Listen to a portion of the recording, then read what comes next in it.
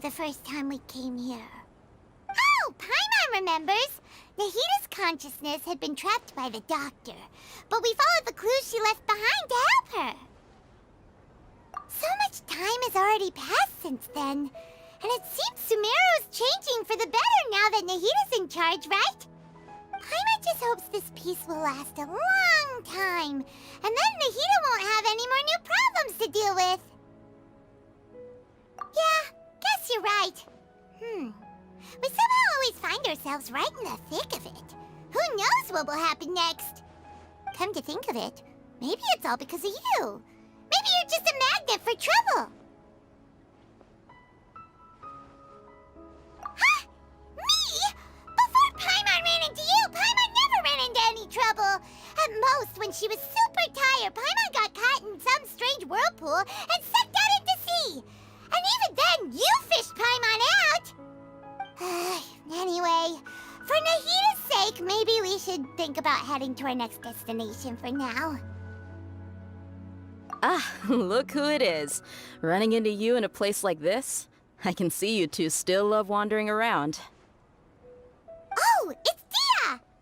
Since when are we just wandering around? We're usually taking care of some serious business. Even though it may have nothing to do with our journey. But never mind that. What brings you here?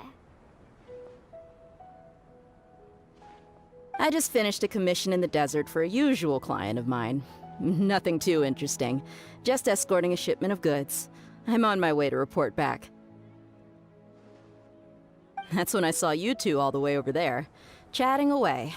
What were you two talking about anyway? Huh? You serious? Can't say I saw that coming. But you are travelers after all. I guess you'd never stay for too long in one place. Bumping into you like this will become a rarity. I'm starting to feel sad just thinking about it. Hey, how about I gather a few mercs to escort you two? What do you say? Thanks, but no need. Oh, Paimon had no clue you'd miss us so much. But don't worry, we'll come back to see everyone when we get a chance. Sounds good. All you need to do to get to Fontaine is cross this stretch of desert and navigate some waterways. Knowing you two, I'm sure it won't be anything you can't handle. So, when are you leaving? Oh, wait a sec. Paimon just remembered there are still a few dishes in Sumeru that Paimon hasn't tried yet. Now, where's that list Paimon made?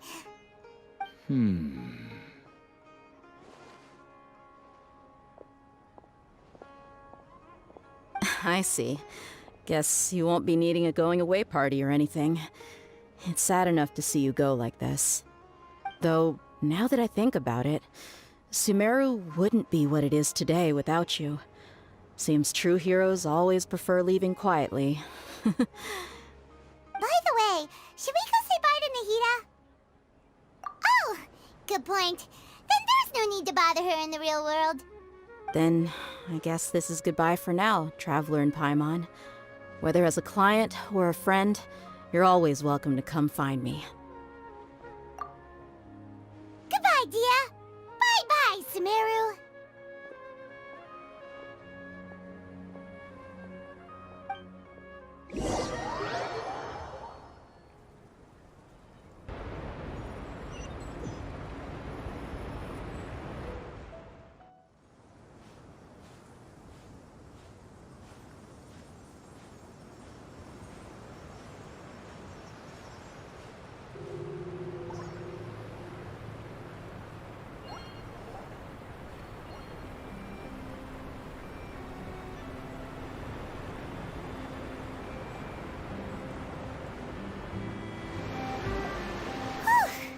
After crossing all that sand and water, we finally made it! Oh, this must be Fontaine's port. Wow, everything looks so advanced in Fontaine. Paimon's heard that the industry here is extremely developed, and there are all kinds of unusual machines. Just seeing the sights as a tourist is nice, but maybe it would be better if we found something to do. What do you think? Good idea! Nahita gave us information. Seeking out the Seven is probably still our best source for information at this point. Yeah, the more we can learn, the better. So, what do you think the Hydro Archon's like? Will we get along? Nahida said that she has a very unique personality, whatever that means. To learn about a nation's god, start with the nation's people. There seems to be some locals talking over there. Let's go see if we can join the party.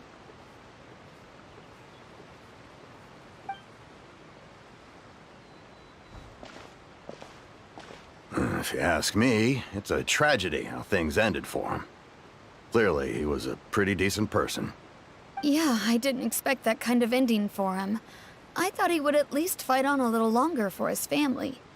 I was expecting a sudden plot twist, but it's a pity that it never happened. Still, his story is quite the tearjerker.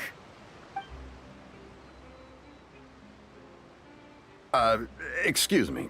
Can I help you two? I couldn't help but notice you standing here listening. Hi. We're travelers new to Fontaine, and we had something we wanted to ask, but you seemed to be really busy talking about some kind of play, so we didn't want to interrupt. Play? Oh, no. We're talking about something that really happened. In fact, it's a case that was just heard a few days ago. Really? Like, a real trial? But the way you were talking about it and the words you used just now made it sound like some kind of story. Well, good tales are often based on true stories, aren't they? And what you see in reality may also be someone deliberately putting on an act while harboring ulterior motives.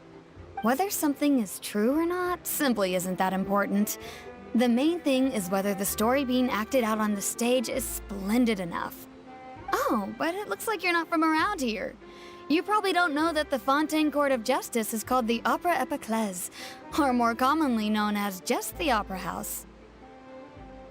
But, shouldn't court cases be treated a little more seriously than that? Not to question Fontaine's way of doing things. It's just that putting someone on trial is usually a very serious thing. No worries. Other visitors to Fontaine have wondered the same thing. You could say that we just don't want to waste the moving stories behind those cases.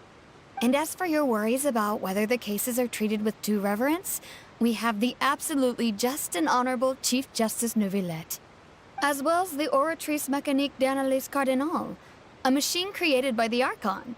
Between the machine and the Chief Justice, false charges and injustice are a thing of the past now. Pure trees? Is it some kind of machine, too? Oh, Paimon's curious. We should check it out if we get the chance. Wait, Paimon almost forgot to ask you our question. Do you know what we should do if we want to meet the Hydro Archon? Oh, that's easy. Just go to the Opera House. Lady Farina practically lives there. You could definitely say it's her biggest passion. Huh. I think what they mean is that they wish to speak with the Archon personally. In that case, I'm afraid it's going to be a tad more difficult. You'll have to make an appointment well in advance, and it'll depend on whether or not she has any time slots available. Huh. Is the Hydro Archon super busy taking care of official stuff? Wait, didn't you say that she's always at the Opera House? No. Lady Farina seldom takes an interest with the nation's affairs. The reason it's difficult to make an appointment is simply because she's incredibly popular. That's right. After all, she is the Archon. Though she may tend to get a little dramatic from time to time, people can't get enough of her. Huh. First time Paimon's ever heard of an Archon being described that way before. Wait! Paimon gets now! The Hydro Archon is kinda like a big celebrity here, right? Yeah, I suppose you could say that. Perhaps you could even say our mascot. Hang on. This is still Fontaine's Archon you're talking about. You should show some more respect. Yes, you're right. I guess I should at least try to be a little more respectful in front of visitors. Otherwise, I might get arrested and find myself face to face with Monsieur Neuvillette. Come on. Sure, there's a lot of laws here, but nobody's going to be arrested for saying something disrespectful about the Hydro Archon. Alright, I think we get it. Thank you! At least we now know that we can find the Hydro Archon at the Opera House. But who knows how long making an appointment will take? Guess we could have a look around the city in the meantime. Hey! What are you looking over there for? Huh. Maybe something's the matter. She isn't going to jump into the water, is she? Maybe we better go check on her.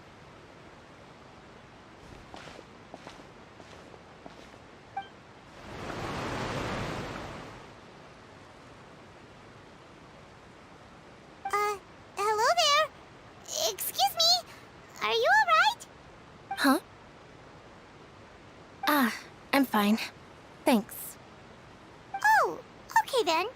We just noticed that you seem to be worried about something. About many things, actually. But there's nothing I can do but just keep my troubles to myself. I was just reminiscing about a place my brother and I would play when we were kids. It was just atop that hill over there. See? You're pointing at the sea. Wait, are you saying that you and your brother lived in the water? No people call the waters around Fontaine a sea. It's actually just an inland lake that's filled with fresh water. And no, I can still see that hill clearly in my memories.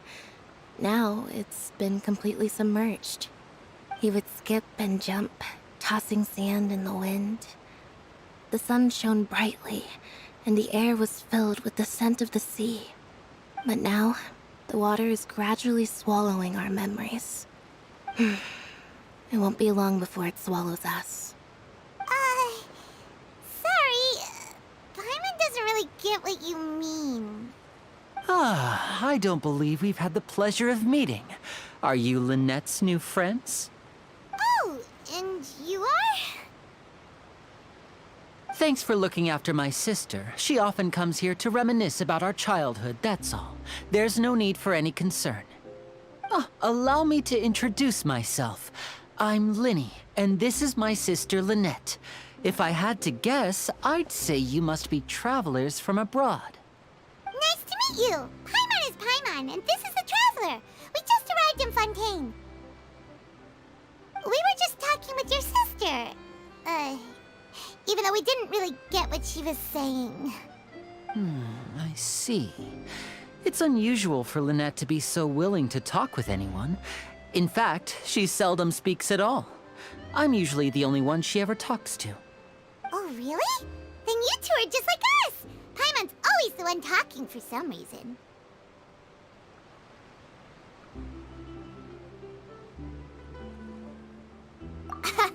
So that's how you think it is? I also think my brother can be too talkative at times. Seems you were right, Paimon. We are quite similar. So, what did Lynette mean just now when she said that the water is engulfing your memories, and that it won't be long before it engulfs you too? Oh, that. It's from a prophecy that's been circulating in Fontaine for some time now. Well, I suppose prophecy isn't exactly the right word, because that implies a certain amount of uncertainty. There's no doubt about what's happening in Fontaine now. Where to begin?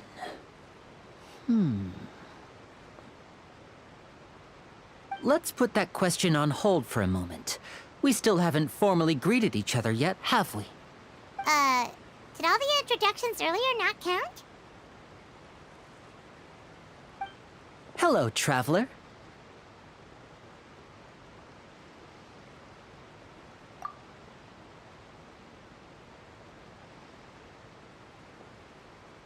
And hello, Paimon. Hey! Why didn't Paimon get a handshake? You're not poking fun at Paimon, are you? Please, don't take offense. Just consider it a sort of etiquette we have here in Fontaine when making new friends. You should remember it. It might prove useful. Oh, all right then. Well, Paimon's just happy to have a local friend now. By the way, we were just getting ready to go to the Opera House to meet the Hydro Archon. Would you be able to show us the way? So you're going to see Lady Farina? No problem at all. In fact, I was planning to go to the Opera House later myself. I'll gladly take you once I finish things here. Please, follow me.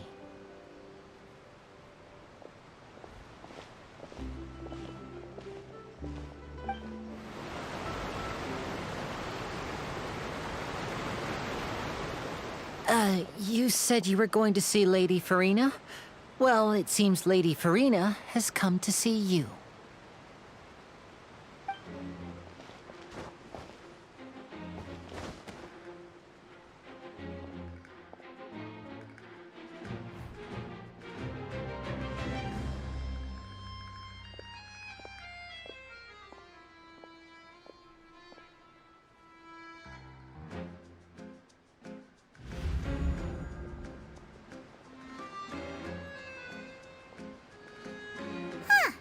So, she's the Hydro Archon? But how did she know we were looking for her? My dear people, rich and poor, those with cup in hand and those with nothing at all, raise your glasses in celebration. If you don't have one, then just raise your hand in lieu.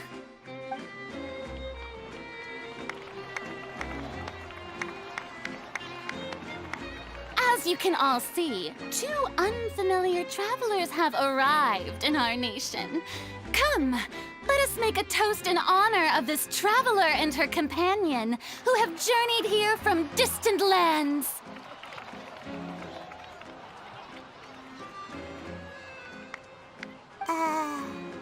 Is she talking about us?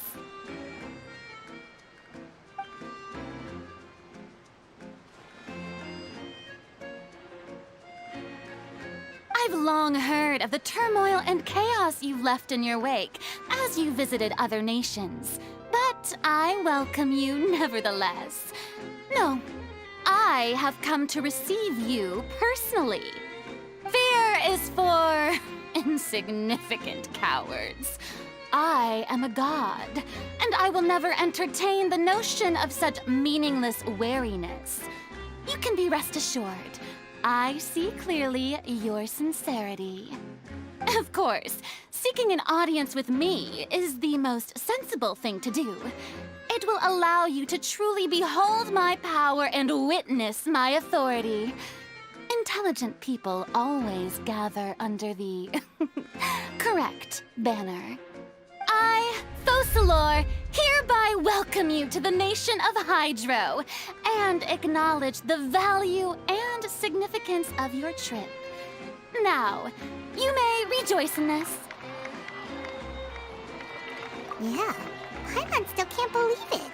Feels like we've only been here for a few minutes. But the Hydro Archon's entrance was, how should Paimon describe it? A little over the top? Miss Hydro Archon? How did you know we were coming? I see.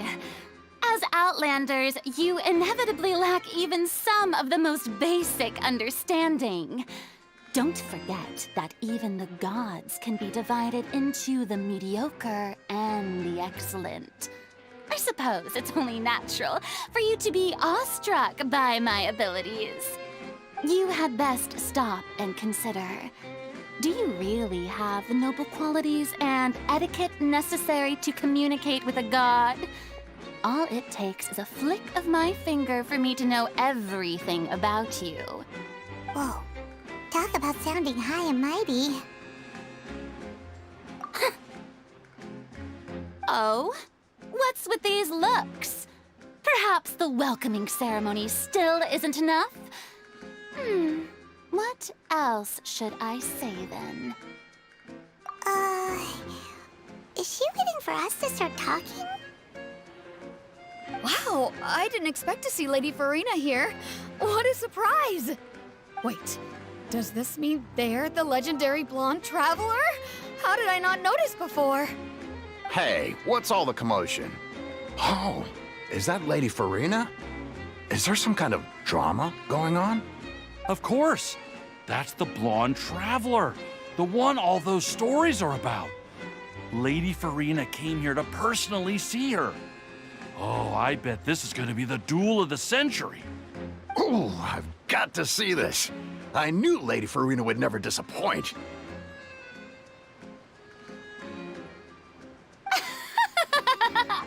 Yes, but don't get too excited now. My dear believers and spectators alike tend to get quite rowdy, and despite the noise, I've come to tolerate all their ruckus.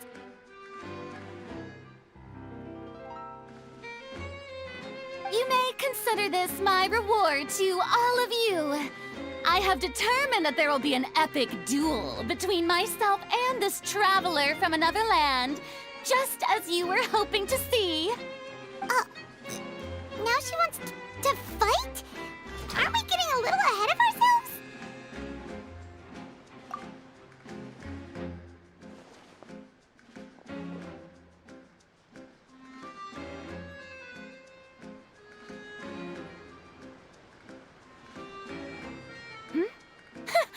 Are you not afraid? Might I remind you that this is a duel against the divine? What are you trying to do, traveler? Provoking a god in front of her people? Stand down, Clorend. I admire her bravery. Few have the courage to draw their sword against a god. She is obviously a true warrior. Unfortunately, people nowadays only crave to be thrilled, and a mere duel will not slake their thirst for excitement. Huh. Yeah, she's right. Just a duel wouldn't be all that interesting. On Araneus, criminals are always requesting duels to defend their honor. I'm getting a bit old, to tell the truth. You see. Then, as the god of justice, I shall face this traveler in another kind of duel. A duel in court! Whoa, all right! Now that'll be worth seeing! Right. This is Fontaine, after all. It's such a grand opera house, it would be a pity not to use it. Why do you care so much about the crowd's reactions? Seems you've spent a little too much time in the opera house. Besides, how exactly do you plan to have a duel in court? You mean you're going to put us on trial? Oh, we have reason to put you on trial. It's obvious, isn't it? According to Fontaine law, no one is permitted to release any flying objects within Fontaine city limits during the first 3 days of each month. You are clearly guilty of violating this law, no? Oh, so that's what they've done wrong. That's our Lady Farina. No one knows the laws of Fontaine like she does. You call that obvious? What kind of law is that? Wait, flying object? You mean Paimon? Precisely! Now, if you two have no objections, then in the name of the Hydro Archon, I order your arrest. My apologies, Lady Farina. I don't mean to spoil the fun, but if you would allow me to interject, I don't think that Paimon here meets the definition of a flying object. You tell her, Linny! Finally someone who's not crazy. How could anyone call Paimon a flying object? Ah, great magician Linny, my beloved citizen. I'll permit you to object, but how exactly do you plan to prove your claim? As a magician who just rained on your parade, I naturally should shoulder the responsibility of saving the show. So, with such an audience gathered here, allow me to perform a trick for everyone.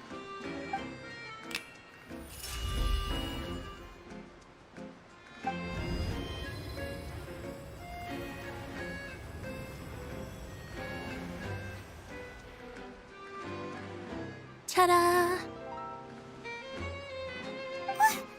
What's that on Paimon's back? Hey, when did you do that?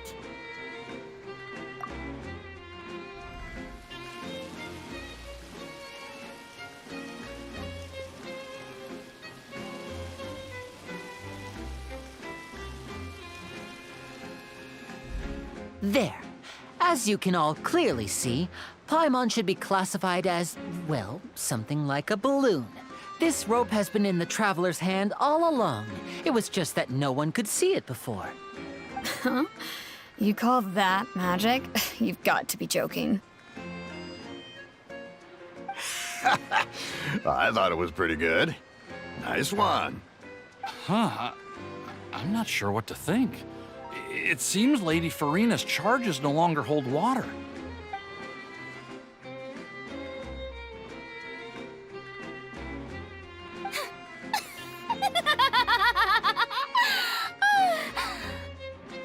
Amusing. Very amusing, Linny. Just the sort of unexpected twist that I enjoy. With you here, today's performance can finally be called complete. Performance? You see all this as a performance? In which case, consider the matter of your trial resolved. The god of justice will not bring charges against an innocent person. But when there are valid grounds, I will not only judge travelers from abroad, but even the gods of other lands. I look forward to seeing your upcoming performance at the Opera House, Mr. Linny and Miss Lynette. That's enough for now. Toodaloo!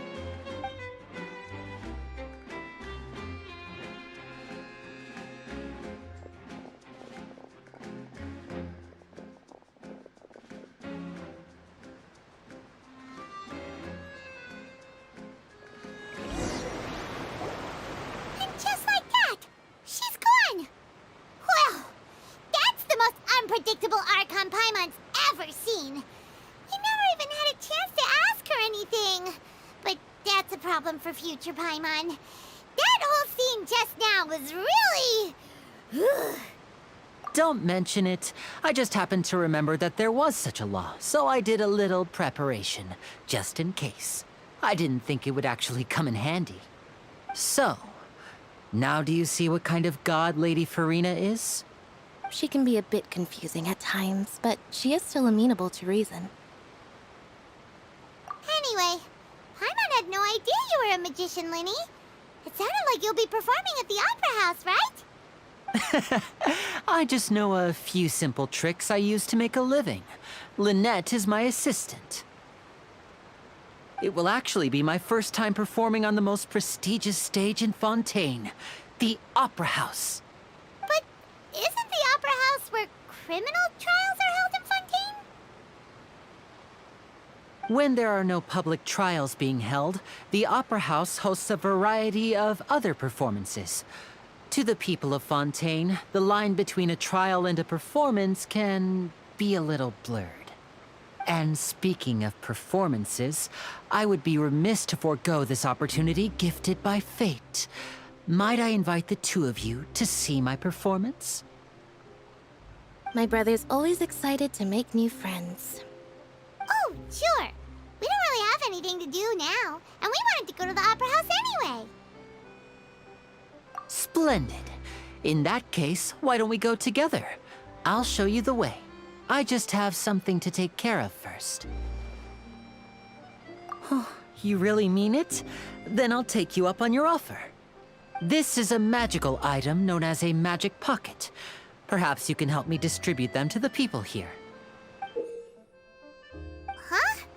What are they going to use it for? About that... You asked me before about the prophecy, right? Let me start by telling you a little more about what it entails. I'm not sure exactly when it began, but a prophecy has been circulating around Fontaine. It says that every person in Fontaine is born with sin. No matter how the Nation of Justice holds trial after trial, this sin cannot be absolved. Until one day, the water levels in Fontaine will rise, and the sinful people will slowly be drowned. In the end, the people will all be dissolved into the waters, and only the Hydro Archon will remain, weeping on her throne. Only then will the sins of the people of Fontaine be washed away. That sounds pretty gloomy. Why are people in Fontaine born with sin? What is that supposed to mean?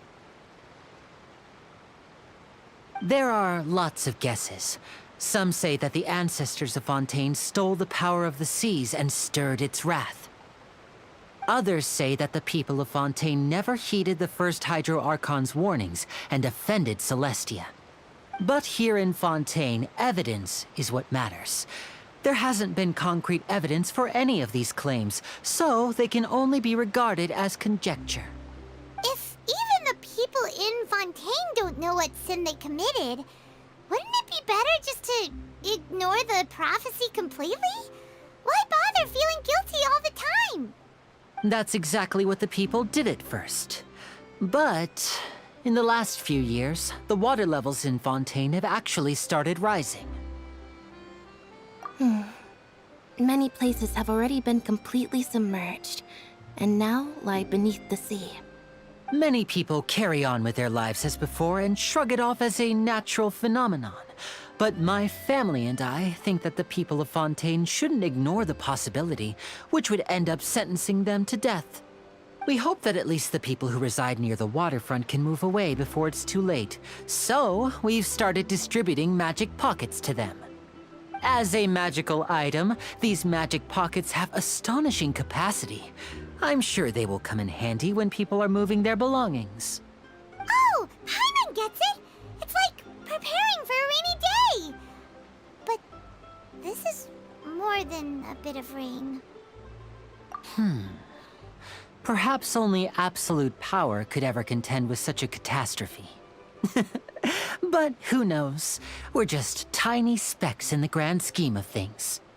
Now, if you'd like to help, then please give these magic pockets to anyone nearby. Be sure to convince them to take it, regardless of what they say.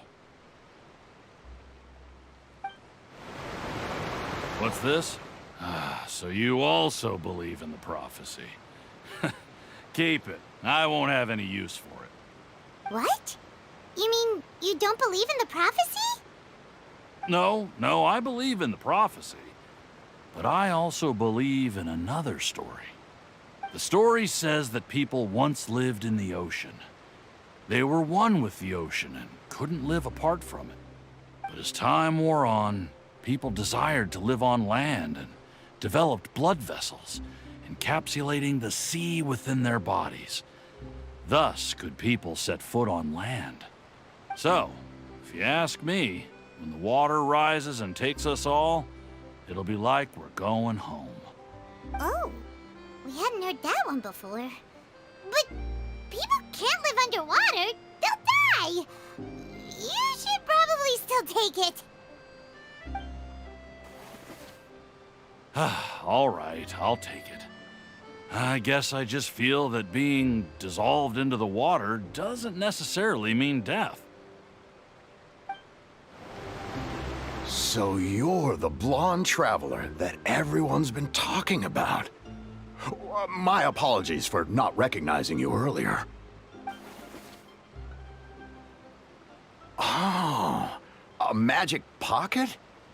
Seems you really thought of everything. I guess it's better to prepare for the worst and hope for the best. Thanks. Please, also thank the magician on my behalf when you get the chance. Huh? I don't want that thing. Way I see it, if the prophecy's true, it's still gonna be a long time before the water can cover everything. Life is all about living in the moment. What use is there in worrying about the future all the time? We'll cross that bridge when we get to it. You should still take it. You never know when it'll come in handy. Oh, all right, fine. Thanks. It's just that if I start moving, that means I've already given up on the life I have now. I'd really rather not. Oh? You already handed out all of the magic pockets? That was fast. So, what did people have to say? I bet you heard some, interesting opinions. Yes, but that will change once disaster strikes. I know they'll change their minds, so it's only right to help them prepare. Is there anything else you need to do before we leave? Yes, one last thing. I have the magic pockets made by a workshop in the court of Fontaine. Since we're out and about, I was thinking about bringing him some more materials. So, you want to collect materials? Just tell us what the materials look like and we'll help. Many hands make light work. Oh, that would be much appreciated. We'll need some Romaritime flowers. I remember seeing them near the waterfront on the east side of the harbor. You made quick work of that. I can tell you're an experienced traveler. I've also finished collecting a few here. Maybe next time you'll feel like helping too, Lynette. No way. I'm in power-saving mode today. Otherwise, I fear I may not have any energy left for the performance at the Opera House. Fine. Though the performance is still a long way off. Now that we're finished here, we should get ready to head back to the Court of Fontaine. So, we're going to the Court of Fontaine before we head to the Opera House?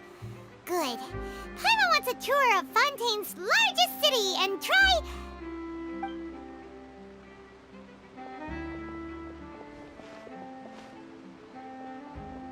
Wait, shh. Have you noticed that person over there? The young girl. Huh? What's wrong with her? Paimon didn't notice anything. She's obviously a thief. Magicians and thieves practice similar methods. We divert attention, and a distracted audience is one that won't discover what you're really doing. Watch her movements carefully.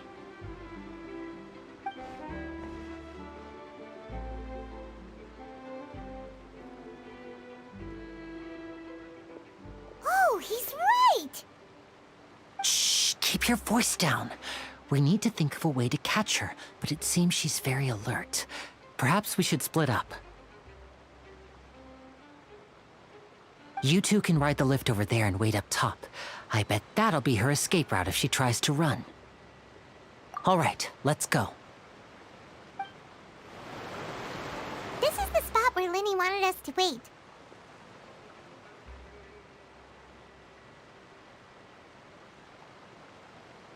Oh, look! Isn't that her?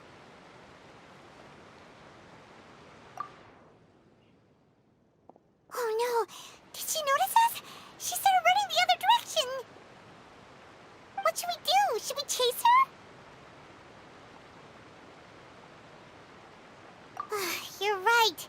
She might also be trying to lure us away.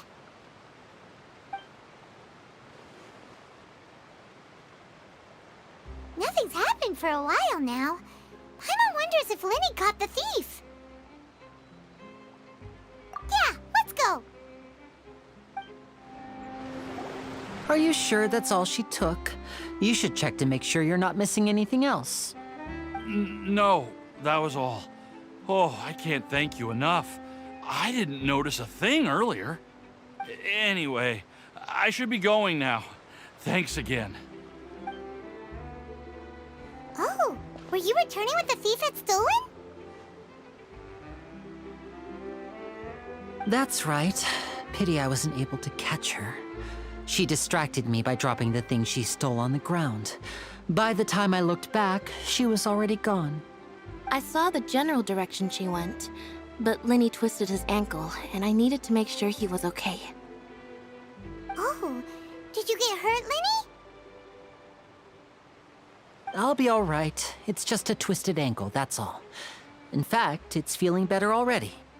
If you want to play at being a hero, at least try not to get hurt doing it. Imagine what would happen if you managed to derail our performance as a result. You're right, you're right. Sorry, Lynette. I have to admit that the thief was even more skilled than I had anticipated. But at least we were able to get the stolen items back, so it wasn't a complete failure. What a slippery little thief. Guess things turned out all right in the end, though. Lily's initiative paid off. All right, let's put this little detour behind us. We should go to the Court of Fontaine now.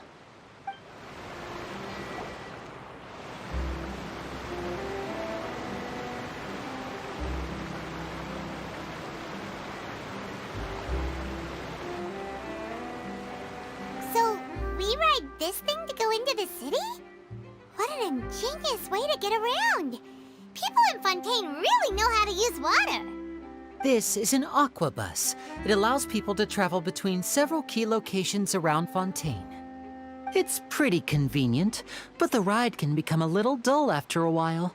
The scenery is always the same. That's why it's better to travel with friends. So you mean it's still boring even when I'm riding with you? No, that's not what I meant. It's just that, well, you don't really talk that much. Besides, it doesn't really feel like a real trip when it's just the two of us. It's the same as being at home. Whatever. Guess that's what it's like to be an older brother. It's about time for us to leave. Let's get on board.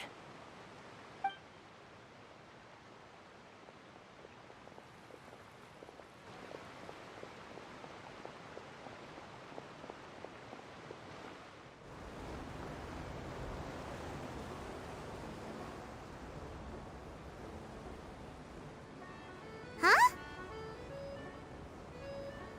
What? Traveler! Paimon! Charlotte! Oh, I never guessed I'd bump into you while riding the aqua bus. In the story of my life, this is big news. What are you doing in Fontaine? I didn't hear anything about you paying us a visit. Yeah, it's quite the coincidence. But as travelers, we're always on the move. It's not surprising that nobody knew we were coming. Though we still have no idea how the Hydro Archon knew about us. Oh, let Paimon introduce you to our new friends! Oh, no need for introductions, Paimon. I would recognize the great magician Linny and his assistant Lynette anywhere. I wouldn't be much of a reporter if I didn't know who they were. It's a pleasure to meet you. I'm Charlotte, a reporter for the Steambird. Nice to meet you. From the Steambird, huh? We've often relied on your paper to promote our performances. It's an honor to meet you. Now that everyone knows each other, Fontaine suddenly doesn't feel like such an unfamiliar place. So, what have you been up to lately, Charlotte? Any big news? Not too much. When there isn't any breaking news, I mainly cover the trials at the Opera House. You can still manage to keep readers' attention as long as you tell things from a clever enough angle, even if it's the same old topics. For example, reporting on how a scammer once deceived vulnerable girls into relationships, or how a financial criminal was once so poor that they ate a single piece of bread for 5 days. Ah, you're right. Seems you know me pretty well. What I'm really after is exclusive, sensational news pieces that could shake the country. These smaller stories are a waste of my talents. Oh, I just remembered. I've been following a case lately. Well, a series of cases, actually.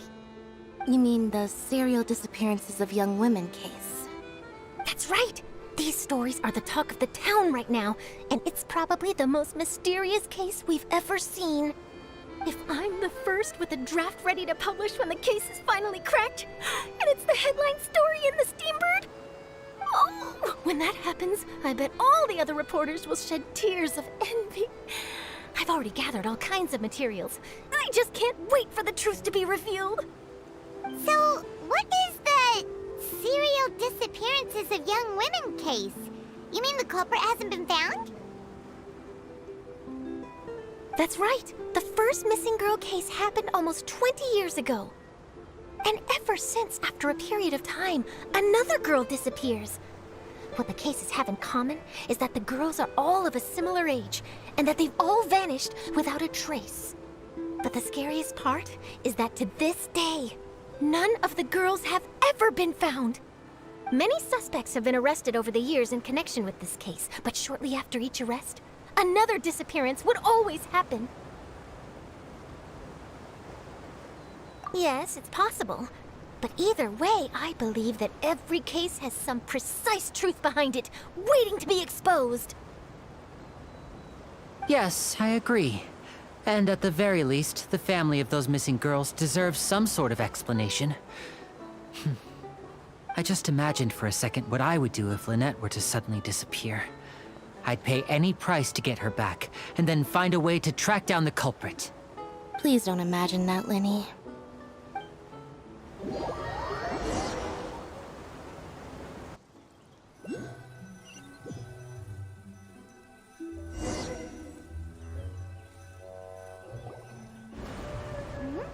Hey, we're almost there! Look!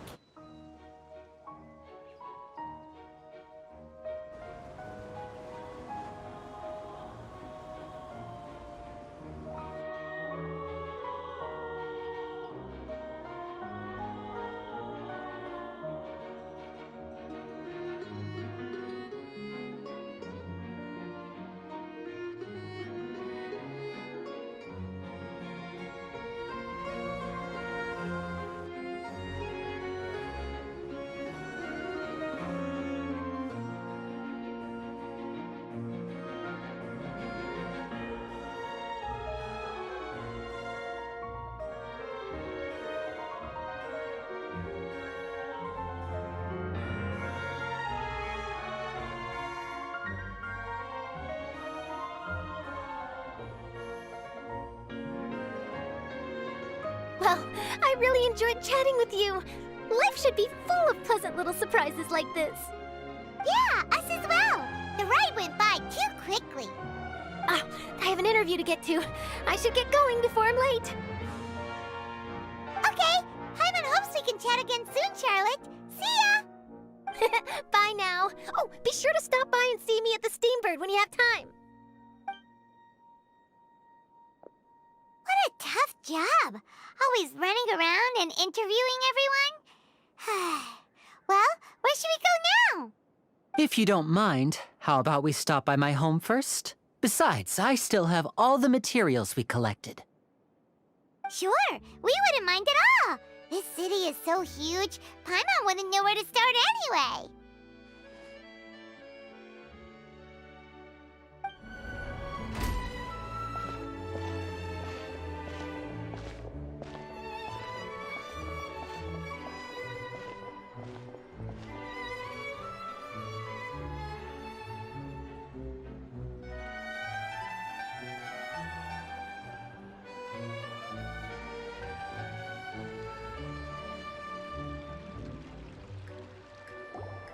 This is our current abode. Ah, Fremine, you're home. Where did everyone else go? I have some new friends that I would like to introduce. Oh, they all just went out a moment ago.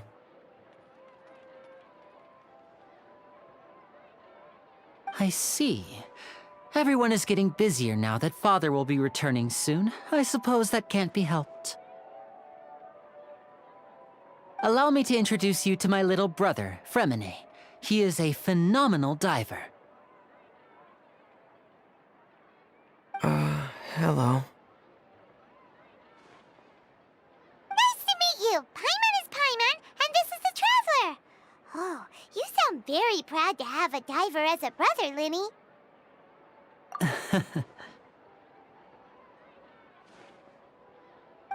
Linny, could you come here for a moment?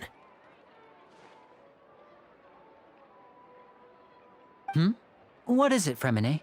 Do you have something to tell me?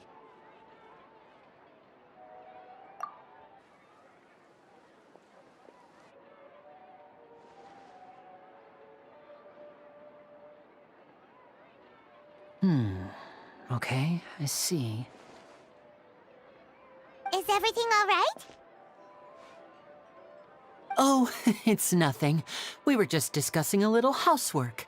Sorry for the interruption. Oh, before I forget, the Traveler and I collected more materials to make magic pockets. Were you able to get any, Fremine? Yes, I went diving and gathered lots of materials. I was about to give them to you. That's our Fremine, always quick with the underwater work. All right, I'll take these to the workshop.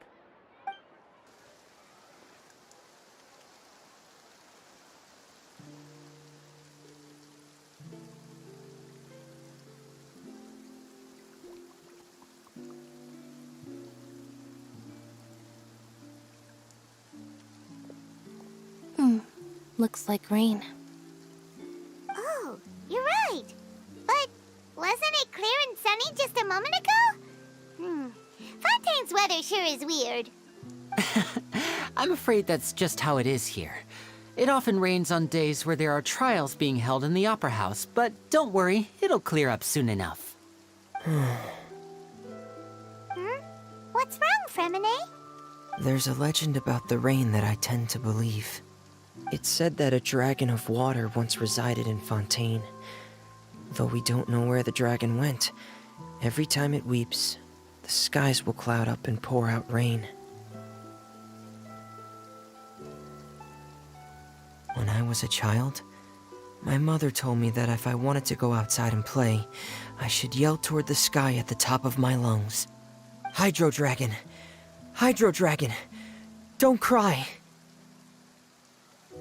If it's an elemental dragon, then having the power to make it rain wouldn't be very unusual. Let Paimon try something. Hydro Dragon, don't cry!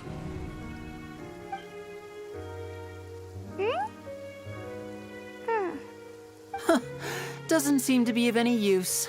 It is just a legend after all. You know, you might be a more popular magician if you understood the concept of romanticism. Or could at least play along. Sorry, it might be because we've never met the Hydro Dragon. Perhaps it can't be comforted by the words of strangers.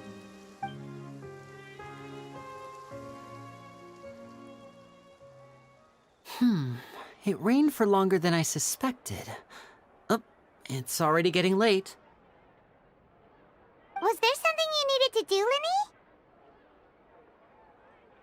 Yeah, some preparations for the show at the Opera House. I need to find a way to catch the last aquabus of the day.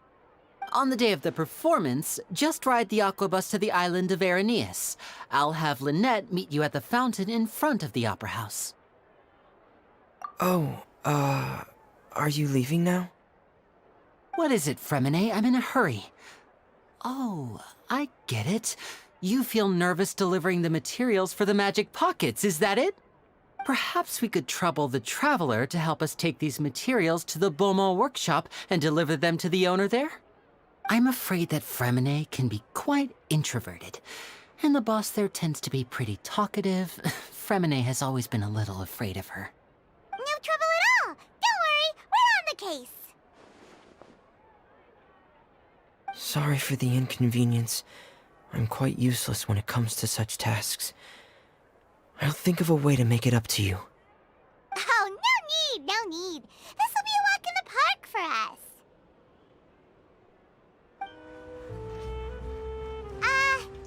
Hello? Is there anyone here? Oh, hello there. New customers? Looking to buy, or do you need something made? Or perhaps you're just looking for a chat with me. Oh, no, we're just here to deliver some materials. Here they are. They're for making, what were they called again? Ah, these must be for magic pockets. I could tell right away. I've already made several orders worth now. No need. They've already prepaid several batches worth. When they told me what they'd be using them for, I even offered them a discount. But they insisted on paying the full amount, saying that I had a business to run. It seems both their hearts and their pockets are made of gold. Whoa. So, is Linny actually loaded? I can't say for sure, but who knows?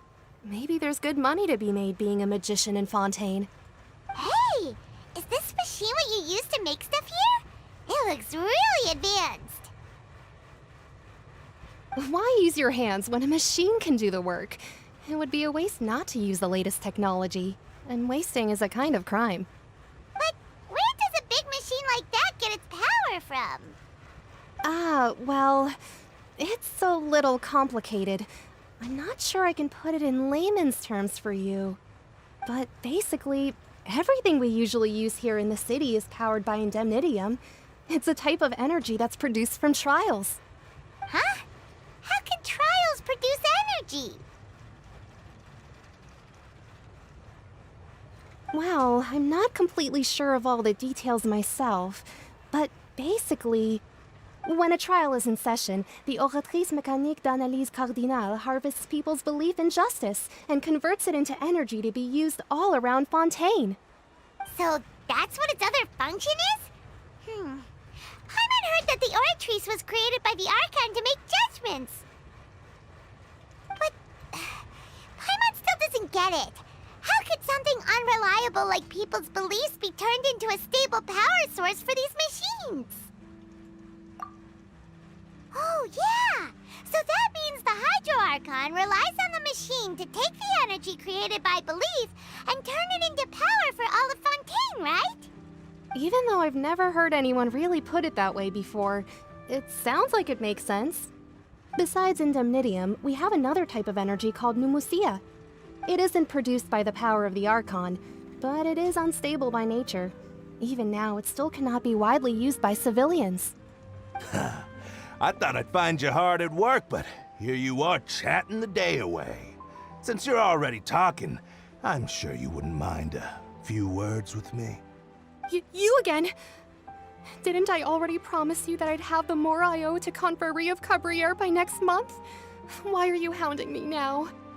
Yeah, but how do we know that you won't go running off by the end of this month? I want 50% today. Wait, no, 70%. Huh? You...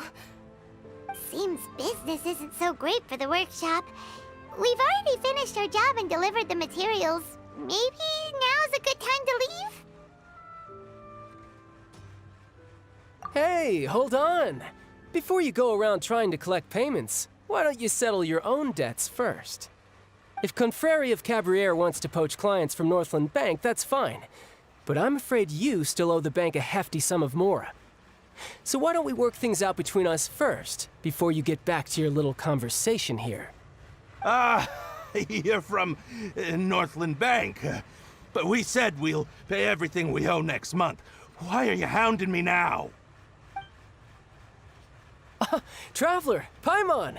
I didn't think I'd run into you here in Fontaine. What are the chances? We're surprised to see you too! What are you doing here in Fontaine? You didn't want to stay in Snezhnaya? Long story short, I've already been in Fontaine for some time now, and honestly, things have been pretty boring. But it seems that fate brought our paths together today. Not only will I have some good friends here now, but ones who always seem to find trouble. Either way you look at it, it seems things are going to get a lot more interesting now. Pretty sure we'd want to avoid anything that you'd find interesting. Besides, our trip here has gone pretty well so far. Right, Traveler? Hey, you, Northland Bank boy. Aren't you forgetting something? Don't interrupt. It's not often I run into the Traveler like this. Why don't you wait for me over there for a while? You kidding? Aren't you the one looking for us? You really expect us to sit and twiddle our thumbs while you catch up with your friends? Listen to me, boy. If you want your mora, fine. Why don't you come and take it? Hey, I just said not to interrupt. Oh, by the way, Traveler, the last time I took Tonya and Tusser ice fishing, Tusser said... Hey! That's way over the line! All right, boys, let's see who has to pay up now! Can you at least let me finish one sentence? Fine. Though the bank told me not to get rough with our clients. You're the ones who started it. This is an act of self-defense. You two will have to be my witnesses, okay? Paimon's sure this won't take long.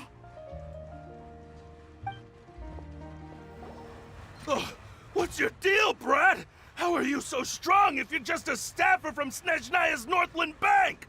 Wait, don't tell me you're... Oh, now you notice. It's a little late, don't you think? Just make sure you understand that you don't mess with Northland Bank. Got it?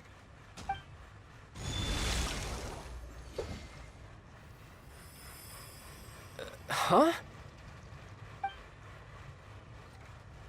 Now's my chance!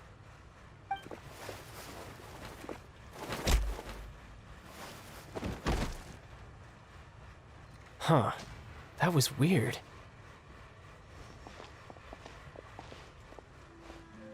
I'm not sure. It's as if I suddenly lost control of my hydro powers when I needed them. Maybe there's something wrong with my vision? Strange. How could that happen? First time Paimon's ever heard of someone losing control of their vision. Never mind. It doesn't matter. If I want to stay sharp, I shouldn't be relying too much on my vision anyway. Besides, I always have my delusion in case I need it. So what are you doing in Fontaine, child? And don't say it's work for Northland Bank. Well, I guess it's because I've been in a bad mood lately. Huh? What kind of reason is that?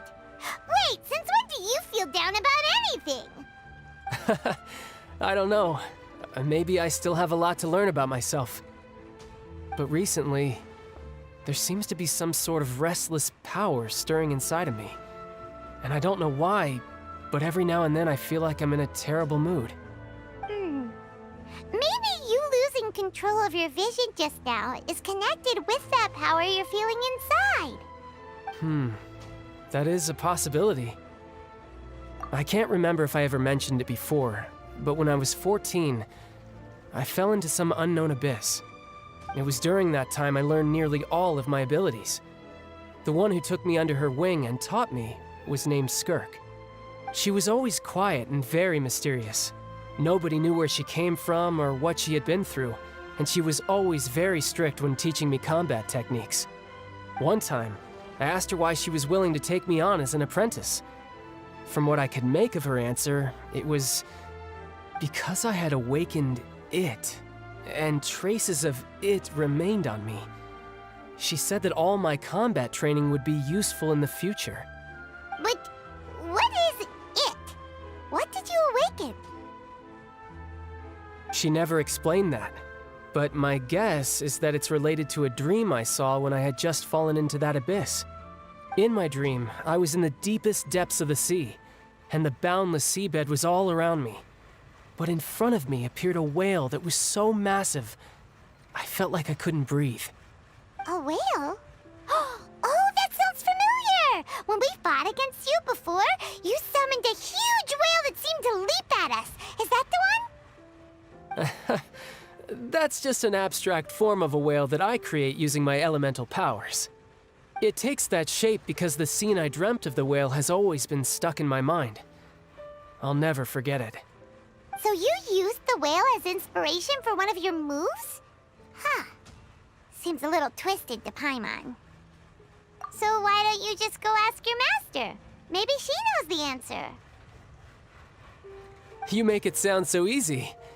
Ever since the incident I experienced there, I've never stopped searching for Master Skirk and that unknown abyss.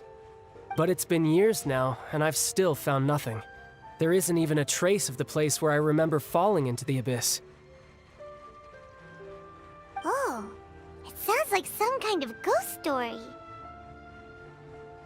Yeah, I'm out of leads at this point, but there's nothing more I can do. It seems that strange encounters in this world tend to be elusive like that. Oh, seems the time really flies when I'm talking with you. I just remembered I have somewhere else I need to be, so I should get going. What? More work for the Northland Bank? No, it's more of a personal appointment. Lately, I've been sparring with some of Fontaine's official champion duelists whenever I'm feeling bored. Official champion duelists? You mean it's their job to duel? Yep, in Fontaine, before a criminal goes to court, they're given one chance to defend their honor by requesting a duel with an official champion duelist. The champion duelists are all-powerful fighters selected from among the nation's best, and the duel itself is a no-holds-barred fight with no specified stopping point. So engaging in such a duel is regarded as a symbol of defending your honor. If a criminal manages to win the duel, they'll be acquitted. But if they lose, they'll have no choice but to stand trial. And the worst-case scenario is that you're simply killed in the duel. Though it's rumored that Fontaine has a death penalty, from what I can tell, no one has ever been officially sentenced to death. So really, the only people who opt to duel are those who have suffered a grave injustice in being accused, or those who greatly value their honor. Otherwise, why gamble with your life? So, do many people actually get out of their trials by winning the duel? Apparently, it's exceedingly rare for anyone to actually win. Fontaine probably enacted this system as a way to show that the nation respects the honor of its citizens. Besides, none of the champion duelists are to be trifled with, which is exactly why I was itching to face them as soon as I got to Fontaine. Apparently, the one I'm meeting today, Clorinde, is the strongest of the champion duelists. I had been asking her for some time before she finally agreed to face me today. Well, that's child for ya. Paimon feels like we heard that name somewhere before. Clorinde. Huh. Oh, before I forget, I want you to have this. Huh? Your vision? You're seriously just giving it away? I'm just worried that it could become uncontrollable again. I'd be pretty upset if it got in the way of my duel, so I think I'll be better off without it for now. Besides, I just need you to hold on to it for a short while. I'll come retrieve it when I have some time later. Paimon knows what you're up to. You just want an excuse to come talk to us again, don't you? Whatever gave you that idea? I'll be in touch later.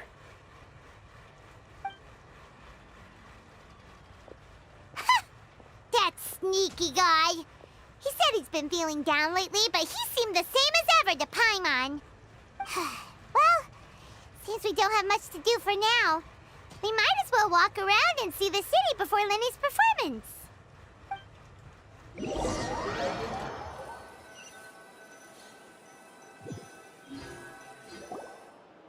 Wow! Who could have seen that coming? The reporter who was barely around for most of the story was the murderer all along! Sorry. Paimon was just surprised, that's all. Whew. Paimon never saw that twist coming. The murder mystery novels here are amazing! The whodunits here in Fontaine are a lot different than the light novels you see from Yai Publishing House. Both have their merits, but Paimon thinks this style of novels are more, well, novel. It's so exciting to reach the moment when the mystery is uncovered, especially in the one Paimon was just reading. You should buy a copy and read it too. Oh, sorry about that. Paimon will be more careful next time. Hey, shouldn't we be heading to the Opera House to see Linny's performance soon? It's almost time for the show to start, so we should get going. Whoa, now this is fancy! The Opera Epiclese. What a place to hold a performance! No wonder Linny and Lynette were looking forward to it. Huh. Looks like there's a lot of people standing around the fountain up ahead. Oh, Archon, please bless us with a bright and healthy child. We pray. I don't know why you always feel the need to ask so much. I'll be happy as long as our child is healthy and lives a peaceful life. I guess if they're our kid, then there's no doubt they'll turn out smart. Maybe this is one of the customs in Fontaine. There sure are a lot of couples here. Vache.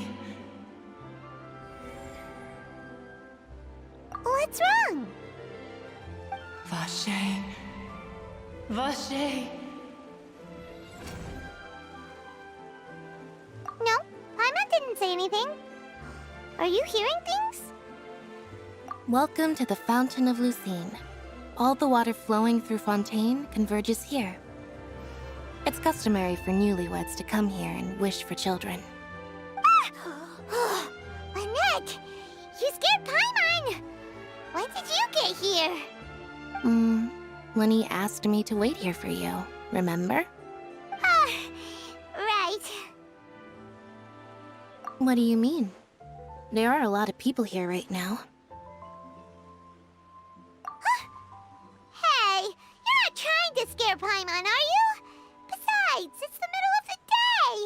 It's not the time for eerie things. I see. I might be able to tell you something that could help explain the voice you heard. In fact, you might not be imagining things at all. I suspect that what you heard is a result of your hypersensitivity to the hydro element. Others in my family have had similar experiences. It's because of her sensitivity to the hydro element? But what would hearing a voice have to do with elemental power? When do you cry, Paimon? Wait, what? What does that have to do with anything? Just answer me. When do you cry?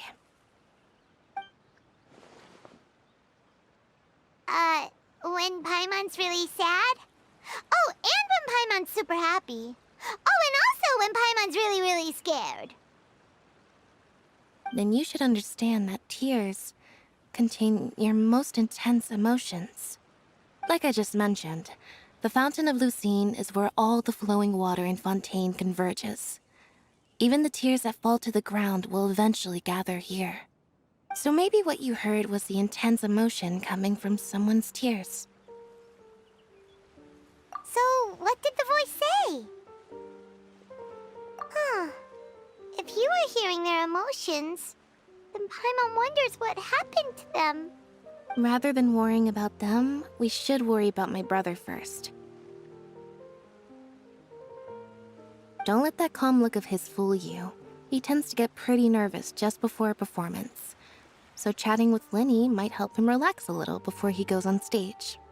Oh, right. That makes sense. Let's go in and see Linny.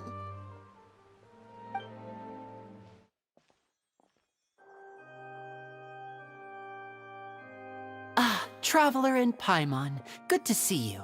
I knew you two would come. Are you kidding? We wouldn't miss it for the world. We've been looking forward to it.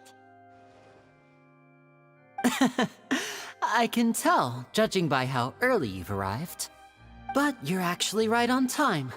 The audience still hasn't started entering the venue yet, which means now is the perfect chance for us to take you to the best seats in the house. Wait just a moment, I'll fetch the tickets.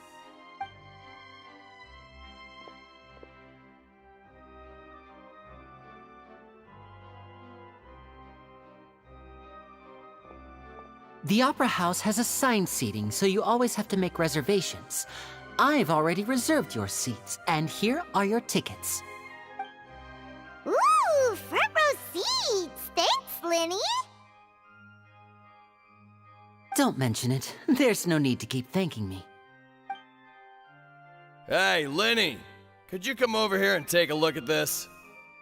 Oh, I'll be right there. Seems there's an issue with the stage props over there. That's Cal, my assistant, calling me. I'll go lend him a hand. Yeah, we'll just go to our seats. You go ahead, Linny.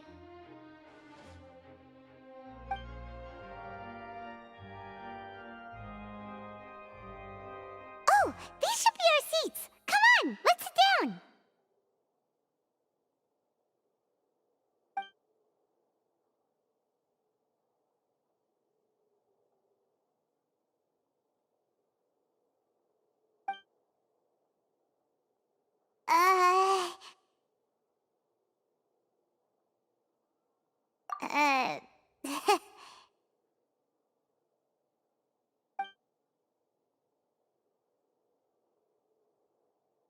Hey, Traveler. Maybe we should strike up a conversation with the person next to us. Since we're sitting together and the rest of the place is practically empty still, it's kinda awkward if we don't say anything. Ah, you little... Of course you put this on Paimon. Excuse me, I did not realize you felt awkward. I am terribly sorry. I would be perfectly happy to chat with you if that is what you would like. Oh, so you heard all of that, did ya? Boy, you sure have good ears. Paimon thought she was keeping her voice down. Wait, that's not it, Paimon's. Sorry. Paimon's the one who was being rude, talking under her breath like that. So, let's talk, but, what should we talk about? Oh, Paimon's got it. You're also here early and sitting in the front. Are you a friend of Linny's too? A friend, you say? Well, if Mr. Linny would like to be my friend, I would be more than happy to reciprocate. Oh, so you're not friends with Linny then? Oh, this is getting more awkward by the second. Paimon nearly forgot to make her introduction. Nice to meet you. Paimon is Paimon, and this is the Traveler. We just arrived in Fontaine. It is an honor to meet you two. I have heard of your deeds across Tevat. And as required by proper etiquette, I will also introduce myself. I am... Oh, Monsieur Nervillet. What an honor it is to have you here to see my show.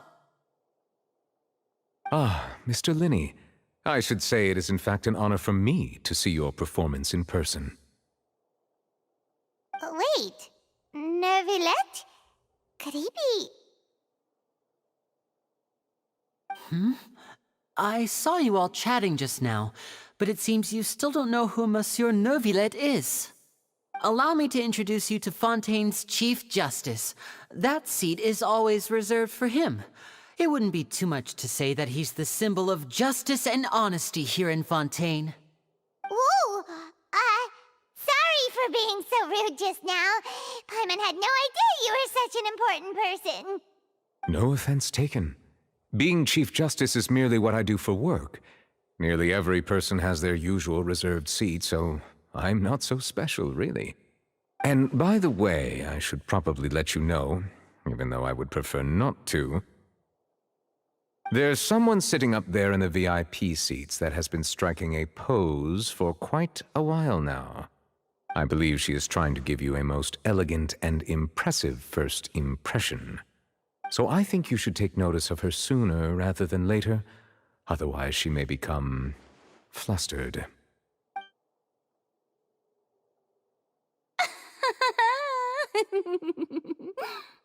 Huh?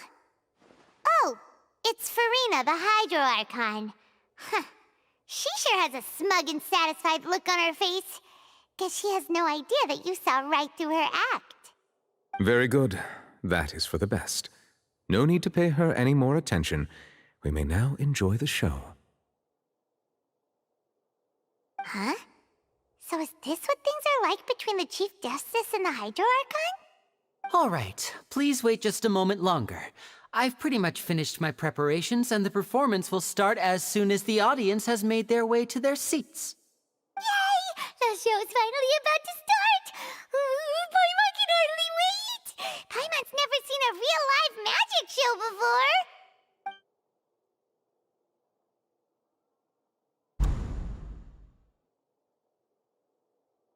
Ooh! They're dimming the lights! The show must be starting!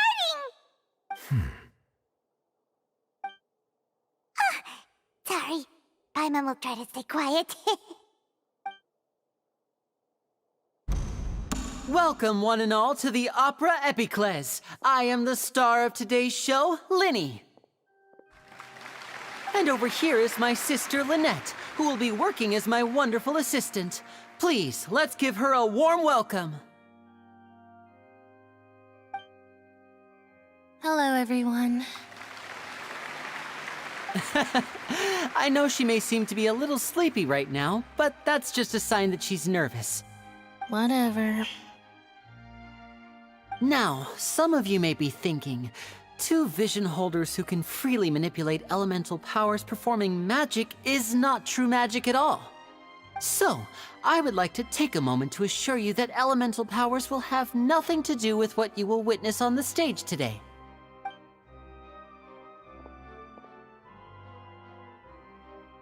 Both Lynette and myself have removed our visions for the show. That way, even the gods won't be able to help us. Oh, good point. That's what makes the show real magic. Now, without further ado, let the show begin. Lynette will now exit the stage to make some preparations. I know you might miss her, but don't worry. She'll be coming right back on stage momentarily. Perhaps in an unexpected way. I'm sure she'll be stealing the spotlight soon enough. Oh, and before I forget, there's one more thing I should say. You never know what can happen in the blink of an eye. A magician's greatest skill is making things disappear or appear. The possibilities are endless.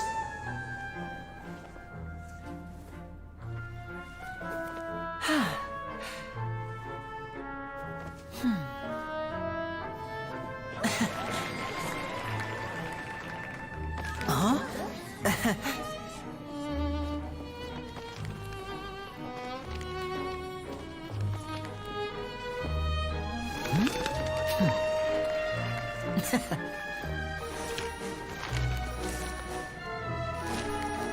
But this isn't what you came for.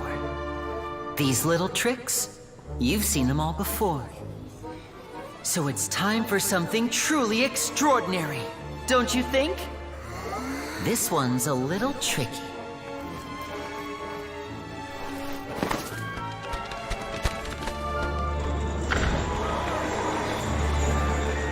Using this water tank, I shall make my sister vanish completely, right before your very eyes.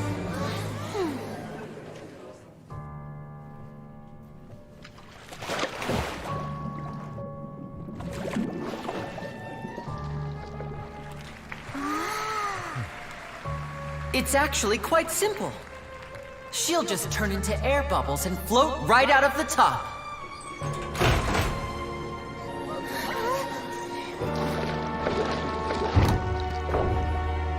Oh no!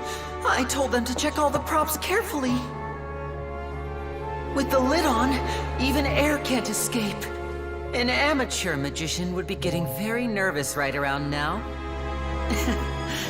Luckily, it's me on stage, so let me show you what a true virtuoso can do.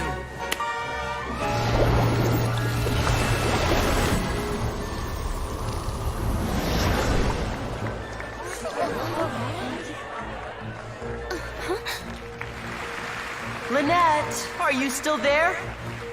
Don't go too far. We don't want to use up all our magic. Hi, I'm back. Uh-huh.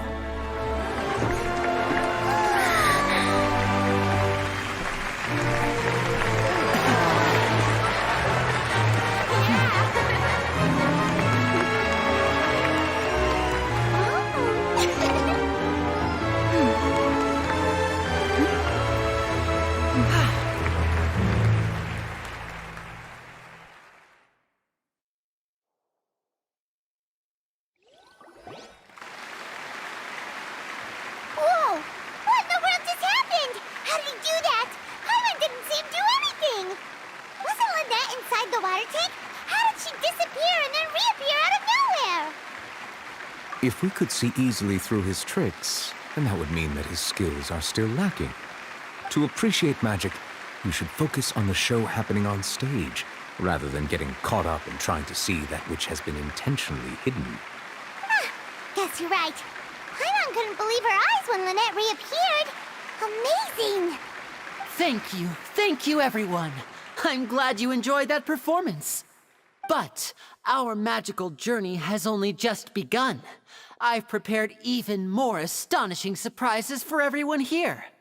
The magic of transformation and disappearance can go far beyond what you've just seen. I'm sure many of you are thinking that escaping the water tank was impressive enough, but Lynette is still my assistant after all. In which case, I have ample time to make all necessary preparations. So, for my next trick, I will require the participation of one lucky audience member. Please, if my assistants could bring out the magical boxes now. There are 2 boxes and only 2 boxes. One is here and one is there in the aisle among the audience. I'm sure many of our clever audience members have already guessed our next magic trick. A swap! Our lucky audience member and I will each enter a magic box. After 1 minute, we will each emerge from the opposite box. Now please, everyone pay very close attention to the box you see here. Don't give me any chance to make a move. Wow, how's he gonna do this? Hey, do you think this is all magic tricks, or does Lenny have actual superpowers? The lucky audience member will be generated by this random number selector. It selects numbers entirely at random. Even I don't know who will be chosen to participate. Now then, let's begin. Let me see. Oh, row 7, seat 3. Congratulations! You now have the chance to experience magic firsthand for an entire minute. Please, come forward. My assistant will take you beside the magic box.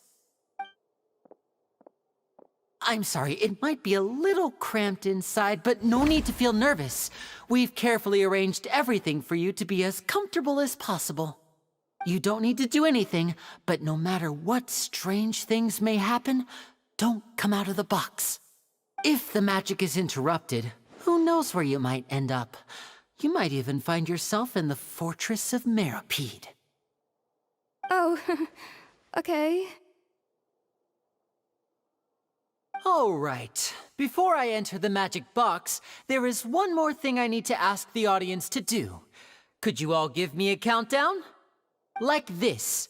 60, 59, 58. Just keep counting down. You can go a little faster or slower if you like.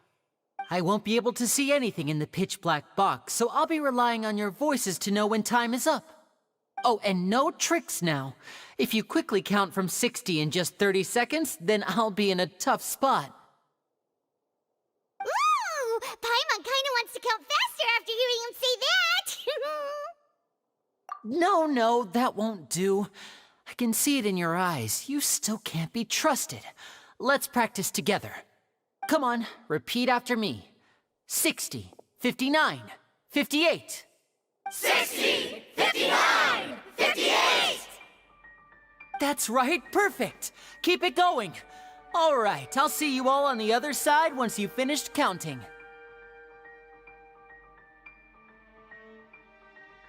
54, 53, 52? Huh? Why aren't you counting, Nervalet? I am counting in my head. I think things are exciting enough in here as it is. Merely a consequence of my identity and personality. Do not worry about me. Just enjoy the show. Oh, alright. You look so serious that Paimon thought you might be feeling uncomfortable or something. 40, 39, 38! Mr. Linney, are you all right in there? Is everything ready? Yes, I'm fine. I'm just double-checking the direction of the magic. It would be a disaster if we get sent to the wrong places. For example, mid-air right above the audience. Even though he's saying that, Lenny doesn't seem nervous at all.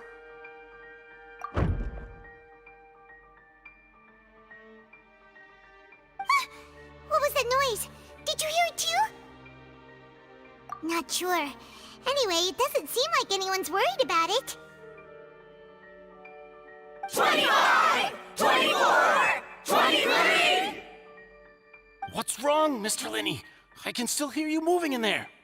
I seem to have accidentally knocked over a decoration. I'm trying to fix it, but it's pitch black in here. I can't tell left from right. Never mind the decorations. There's no time for that. The show is what's important. No, that's unacceptable. I want my show to be perfect. Don't worry, we still have 20 seconds. Hear them counting? 19! 18! 17! It seems things aren't quite going as planned. I apologize, everyone. It feels like you're all starting to count faster, but that's all right. I know it can be tiring to do such a long countdown. 10 seconds and change is still plenty of time. 10! Almost there now. Whew. Swapping two people is harder work than you might think. Even a master magician like me can't guarantee I'll get it right the first time. Hey, wait! Is this the back one? I can't tell. They both look the same inside. Huh? Nope, that's not it. I'll try again. 7! Hey, slow down! Honestly! 5! 4! 3! Whoops! That doesn't count! 0!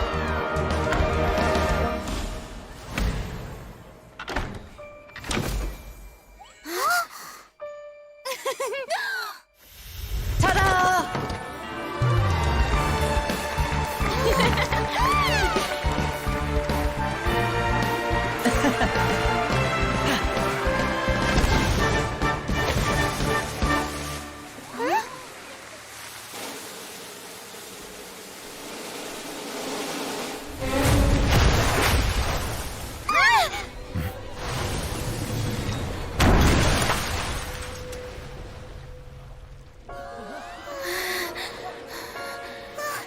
What happened?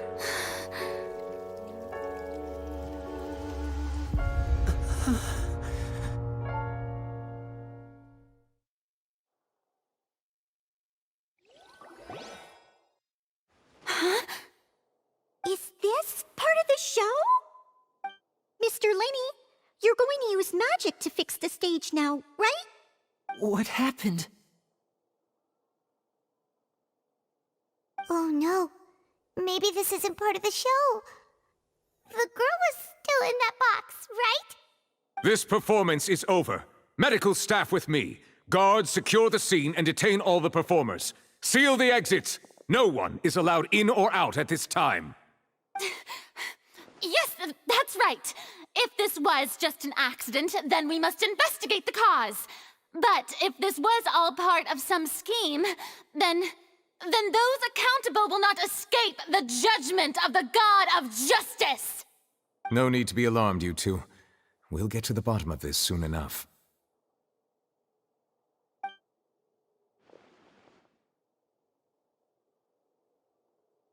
Unfortunately, the person who is in the magic box has been pronounced dead. His name was Cowell, one of the assistants in Linny's magic troupe.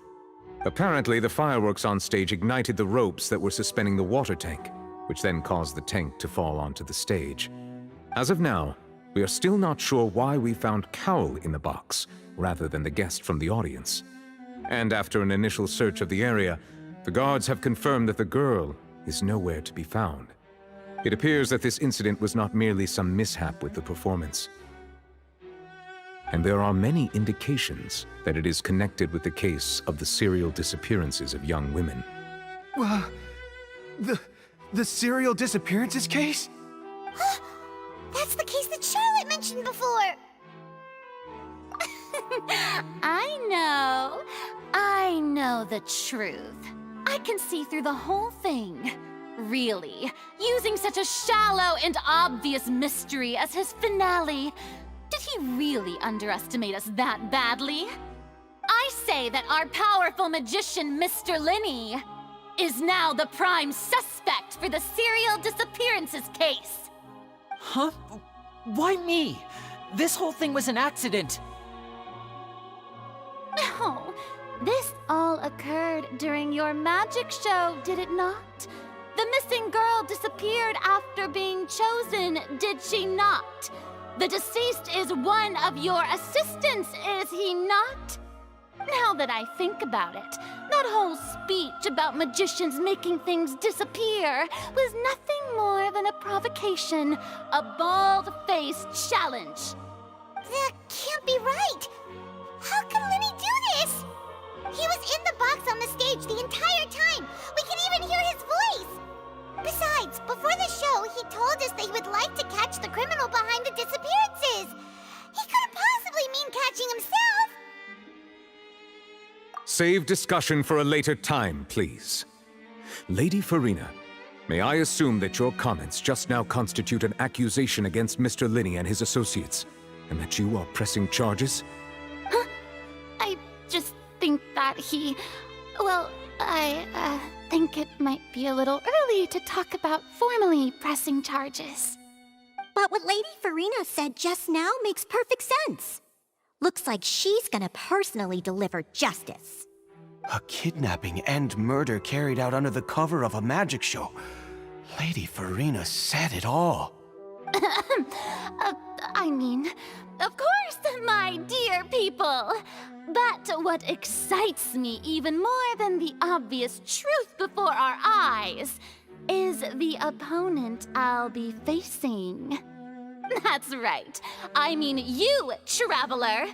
You'll support Linney, won't you? After all, he was the one who helped you the first time we met. Then there's no problem at all. You know, the Traveler and I already had a duel the first time we met. But with Linney's help, our little duel ended in a draw. But draws really are the most boring possible outcome. So, no more draws. Between the two of us, there must be a clear winner and loser. And what better place to hold such a riveting showdown and decide the true victor than here, on the grandest of stages, the Opera Epiclese! Huh. It wasn't a draw. She obviously lost last time. I understand. Charges have now been pressed, and as such, a trial is in order. Well, Traveler, seems Lady Farina has set you in her sights. But putting her dramatic rhetoric aside for a moment, I would like to ask you, are you willing to act as Mr. Linney's attorney and defend him in this case? Very well. The trial will be held a day from now in the Opera House. Both sides may investigate the scene to build their cases and search for the truth.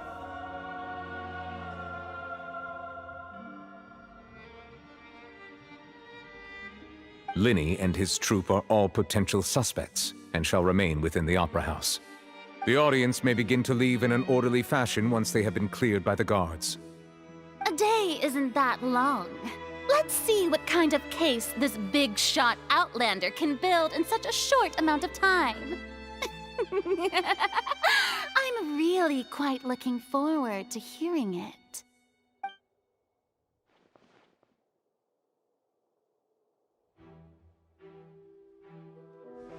Linney!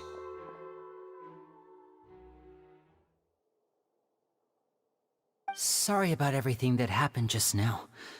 Were you frightened? Of course! Who wouldn't be scared after witnessing an accident like that?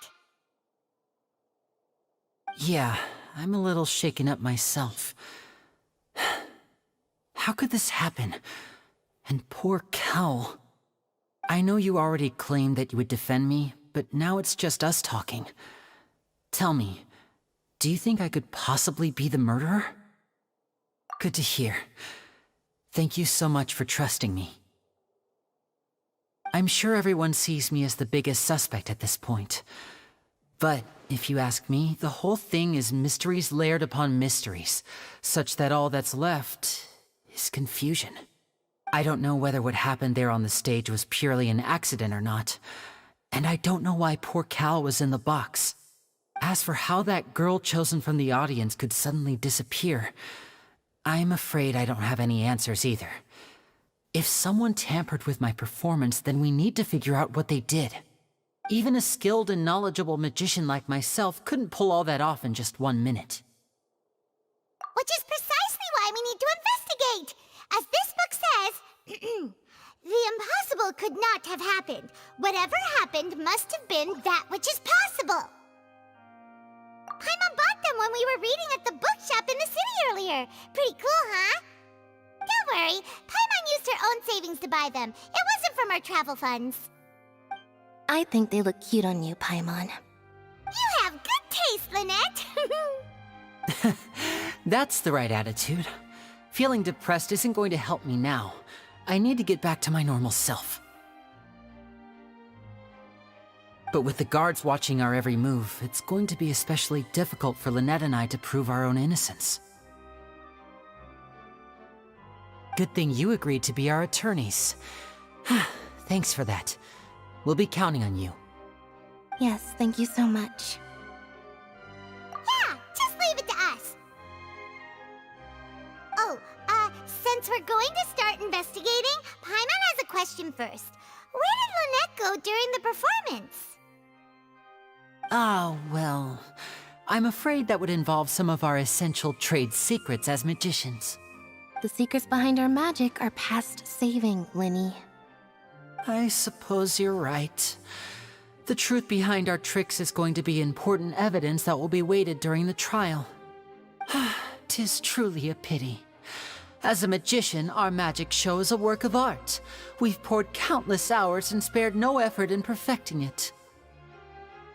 But if revealing our secrets will help you uncover the truth behind what happened, then it will be well worth it. We should go somewhere else if we're going to discuss our magic tricks. We'll go speak with the guards, and in the meantime, you can go investigate the stage and the seating areas. Alright, let's go have a look while the investigation teams are still here. Detective Paimon is on the case!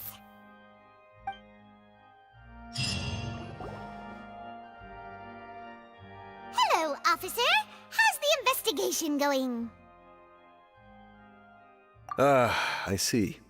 You must be the traveler that Lady Farina mentioned. Listen, I'll be perfectly honest with you. I'd avoid getting mixed up in this whirlpool of a mess if I were you. Huh? What do you mean? Come with me and you'll see. The deceased is one of Linny's assistants named Cowell. Even though he hadn't joined the troupe long, he was hardworking and everyone generally liked him. The assistants are usually in charge of setting up and inspecting the props, as well as assisting with the show and keeping the crowd engaged. As you probably saw when you were in the audience, the water tank suddenly fell and smashed the box with Cowell inside it. This is the real mystery. We've already searched the scene and were unable to find any traces of the girl. However, if you look carefully, the box was positioned directly under the water tank. The ropes holding the tank were then burned by the pyrotechnics on stage, causing them to snap. All these factors lining up so perfectly makes it hard to see this as a mere accident.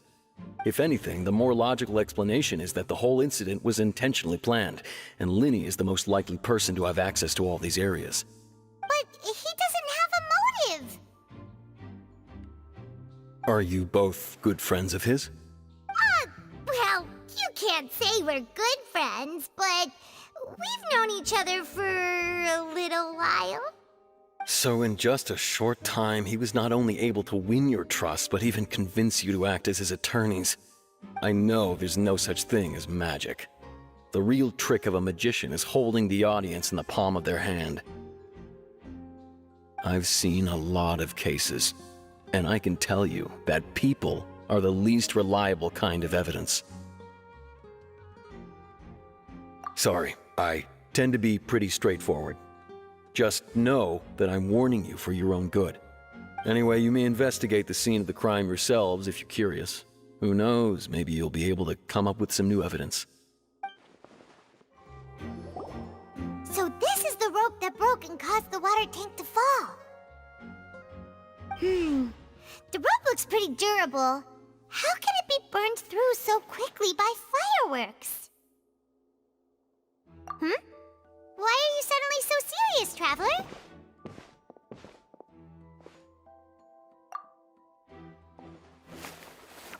Whoa! Look! This bit is made from different material! Most of it was burned away, but there's still a little bit of it left. Huh. So if a rope meant to hold something was made with that kind of material in it, then that means... Wait! Paimon should write all this down! Let's take notes!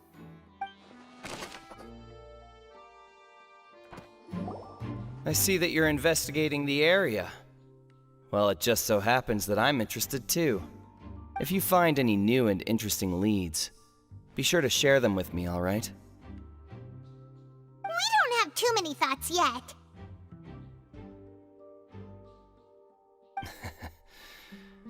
Then why don't I tell you my hypothesis first? The way I see it. And I'll start it with that loud thud. The thud? Oh, you mean the sound that happened during the countdown? Yes, exactly. It wasn't terribly loud, but I suspect that most people heard it. It's just that everyone was awaiting the results of Linny's trick with bated breath, so no one paid it much mind. But now that the incident has happened, the thud has become an important clue.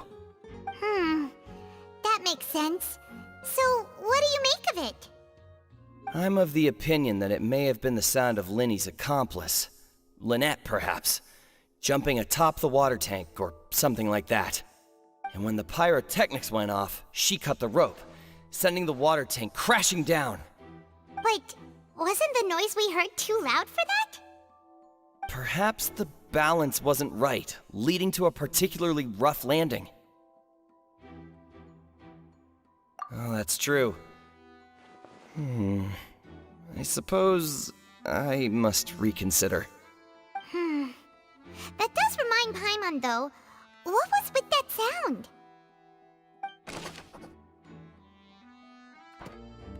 Hello there. What are you investigating? Oh, this location has also been cordoned off because the Magic Troop members are currently considered prime suspects. The investigation team is still collecting evidence. The seats were all booked in advance, so we were able to deduce the missing woman's identity by checking the guest list. Sure, it's not like this is confidential information. We will publish it later anyway when we petition the public to help us find the missing person. Her name is Halsey. She's a painter from Fontaine who's made a bit of a name for herself. Apparently, she wasn't a regular at the Opera House, but she'd been feeling some pressure with her work lately, which made her decide to come see the magic show. The Magic Troop members all claim not to know her, and we have looked into her social connections. It seems that she has no personal grievances or conflicts of interest with the suspects. Simply put, she wasn't related to the Magic Troop at all, which matches the features of the previous serial disappearances. Were the victims of previous cases also chosen at random? That's how it seems to us, in any case. Apart from the fact that they were all young women of around the same age range, there really weren't any other connections between them. Okay then. No need to be so formal. If you do happen to see the missing girl, please be sure to contact us. It is of utmost importance that we get to the bottom of these disappearances.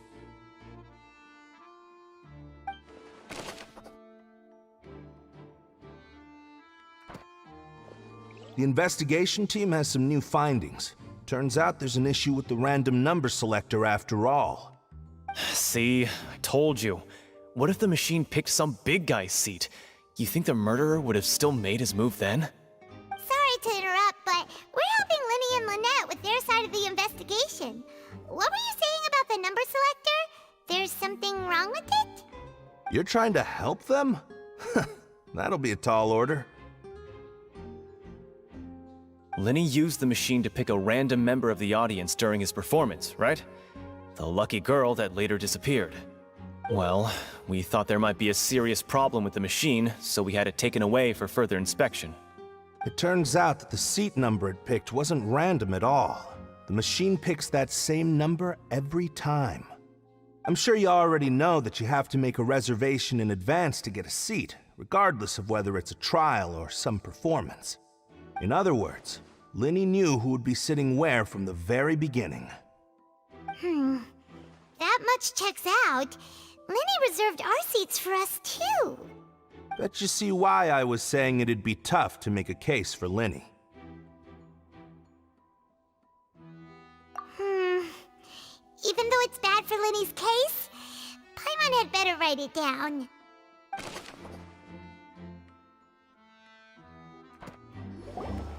Hey, you! Yes, both of you! Over here! I've been keeping an eye on you for a while now. Huh? You mean us? That's right. If I'm not mistaken, you're also among those who wish to cut down the thorns and pursue the truth. No? And by the looks of it, you're not from Fontaine. Well, you're right on the more about that one, but who are you?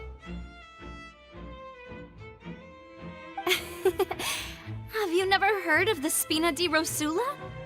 From mediating disputes and providing protection to solving conundrums, you name it, Spina di Rosula does it. And I, Navia, have the honor of being its renowned president. Though those who play by our rules call me boss. I'm Silver, her attendant. Pleased to meet you. And I'm Melus. Demoiselle's various daily needs and affairs are under my purview. Huh? Boss? Demoiselle? What gives with the names? Well, I am the second generation president. Melus and the others are still used to my previous title. My apologies, Demoiselle. Should you prefer, boss, I will endeavor to use that instead. No, no need. You don't have to call me boss. Just Navia is fine. Okay, if you say so. Not that we're members of Spina di Rosula anyway. All merely trifling details. Never mind. Now, back to the situation at hand.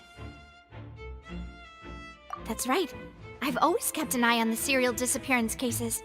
My interest stems from a matter back from my father's time. Judging from the look of things, I find Lyney an unlikely mastermind. Really? We think so too! That's why we're looking for clues now.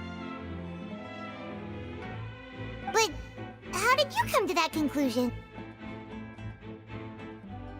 Intuition, naturally. My unparalleled intuition. Farina sure was quick to point the finger at Lyney without any decisive evidence whatsoever, wasn't she? But that's not uncommon for her.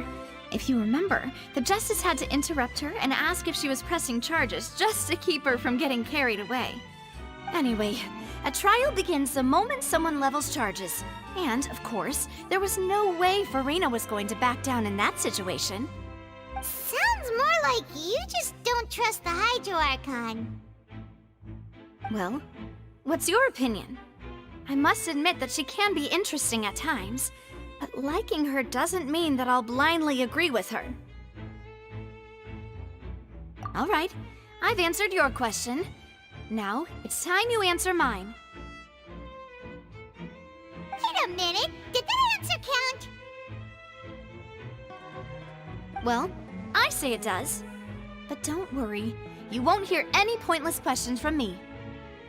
In your opinion, do you think it's right to treat a trial like it's an opera?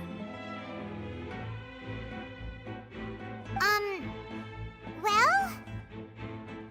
And why would that be?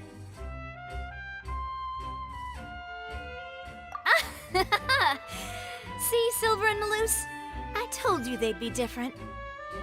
Most astute of you, Demoiselle. I too think that the Traveler's response was most excellent.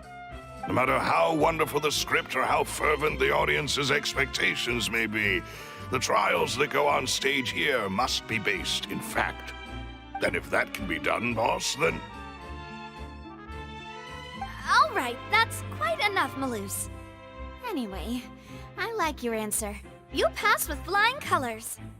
Now, I need to make some preparations, following which our joint investigation shall commence. You two shall be my assistants. Wait! Since when did we become assistants? Oh, well, I can be the assistant. Sure. Or your companion, if you like. I'm really not that fussy. That's more like it. Far be it from me to brag, but I believe that Demoiselle's intuition will be instrumental in uncovering the truth. You wish to save a friend from false accusations, and we wish to unravel the disappearances. In this sense, our goals are aligned. You have a point. You're quite the talker, aren't you, mister? I like you've got something on your mind. I have nothing to add.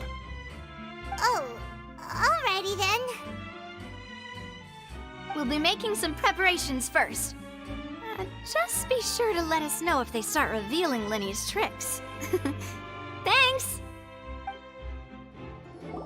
Sorry, but no one can freely enter or exit the Opera House at the moment. If you wish to leave, you must register your identity with us first. No, we're not leaving. We're representing Linny and Lynette as attorneys, so we're investigating the case. Were you always guarding this entrance? Yes! After the Chief Justice gave the order, everyone coming in or out must undergo a strict inspection. So, the missing girl couldn't have left from here. At least, not from that point on. I doubt there was much opportunity then, either. How can you be so sure, Well, because I was in charge of security near the entrance at that time. I couldn't see Linny's performance from here, which was quite a shame. Just my luck. But still, I did not abandon my post, and I stayed put no matter how loud the applause was. If someone had so much as even approached the door, I would have noticed it, let alone if they had tried to leave. We Melazines are good at that sort of thing, you know. So, it's safe to say the girl couldn't have left through here. Alright, thank you for your help. This'll be useful info.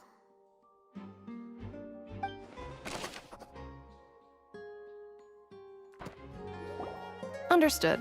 Then I will be going with you. Just so you're aware, I will be monitoring your actions and making notes as necessary. Very good. Thanks for being so agreeable. I'd pull a rose out of my hat as a gift for you if I could. You may spare the pleasantries. I'm just doing my job. You've arrived. Who's this? Me? I'm Spina di Rosula's guardian angel. If you've got a problem, I've got the firepower. Sorry, I got a little carried away there. Call me Navia. I'm a partner of theirs, and will be helping investigate this whole situation. And these are my companions. Would you mind if they join as well? Fine by me. Oh, new helpers? I would be most grateful. Well, let's just say we're tagging along. It's not every day you get to see the secrets behind magic performed on such a large scale. I appreciate your kind interest. Come with me. We'll be heading below stage.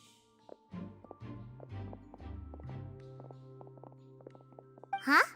Below stage? Yes, a world of secrets is hidden beneath this magic box, prepared specifically for this switcheroo trick.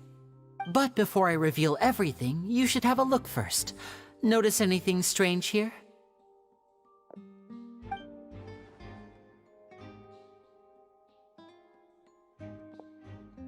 I'm not trying to be dramatic. Remembering the details of a trick will help you understand the methods used to perform it more easily. Huh. Weren't there balloons and other decorations here? Where did all that go? Ah, good eye. That said, you're still far from discovering the answer. The back? You mean the inside of the door? What's different about it? Paimon didn't notice anything.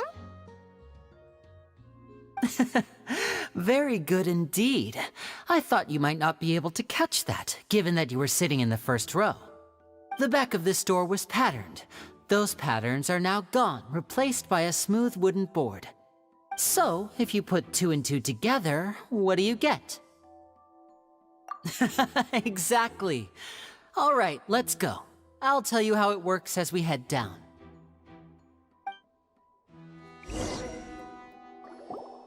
Oh, so there was a passageway under the magic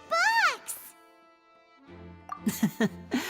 I knew you'd figure out most of it as soon as you saw this place. The 2 magic boxes are positioned right above the 2 entrances of the tunnel.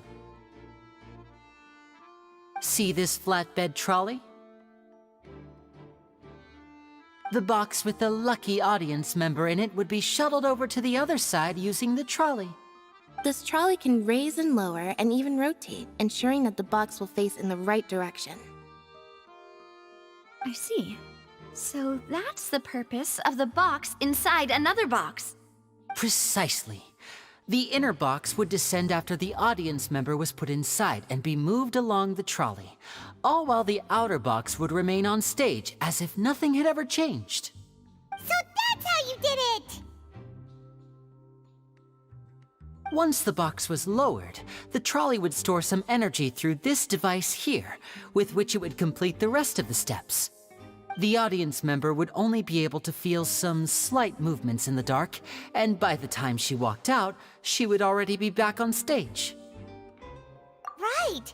You were talking that whole time, and you even came out for a moment near the end!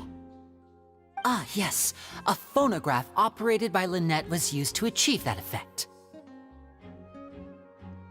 My assistant and I had already scripted our conversation beforehand. When the countdown began, I had already gone to the opposite box via a tunnel using that ladder. And what about Lynette? Where was she? I was in the mezzanine space in the back of the box. Oh, interesting! That's how we were able to coordinate Linny's lines with the assistant. And, by the way, I was the one who walked out of the box at the end. I mean, we are twins.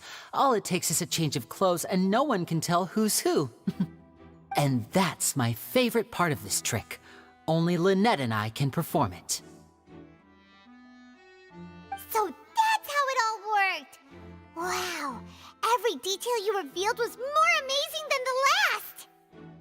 Lynette would briefly walk out of the box and then go back in, jumping into the tunnel and escaping before the box on the trolley could finish ascending. And then I walk out of the other box in the audience area, and the trick would be complete. The operative word here being would. But as you saw, Cal was in the box, not our audience member. She, on the other hand, mysteriously vanished. We really don't know how that happened. If not for that interlude, this would have been an astonishing trick. I probably never would have figured out how you pulled it off. And yet, to think that someone was able to use this magic trick to commit a crime. Could we have a look around? I think we can come up with some more leads. This is the scene of the crime, so Linny and Lynette are not permitted to stay here. I'll escort them back up. Yes, of course. No need to be so strict now. I won't disappear into thin air, you know. Thanks, everyone.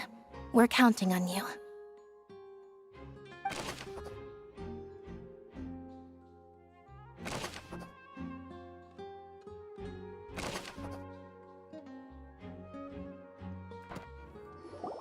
Huh.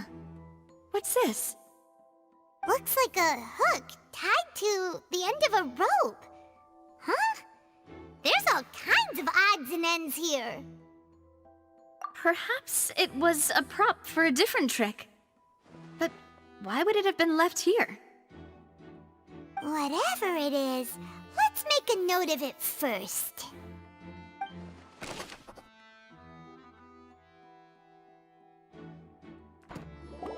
The floor is wet. Please be careful not to slip. Speaking of which, why would there be water here? Oh, Paimon knows! It's one of those tricks where you pour water into a jug and then flip the jug over only for the water to disappear? And here's a broken vase. Huh. Did the trolley knock it down while moving? That can't be. The trolley moves along tracks from start to finish. It couldn't have hit the vase at this distance. Let's note this down too and think about it later.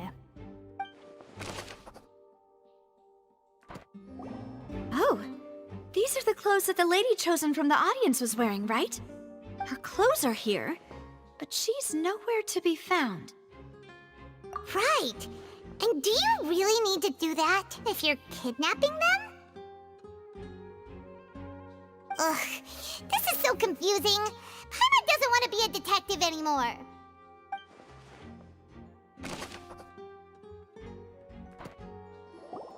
What is this place? It seems someone could fit through here. Huh. Could this have been the suspect's escape route? Alone, perhaps. But if they had to pull another person with them, the space would be too narrow. But there are no other ways in or out of here. Oh, you're right! Let Paimon write that down.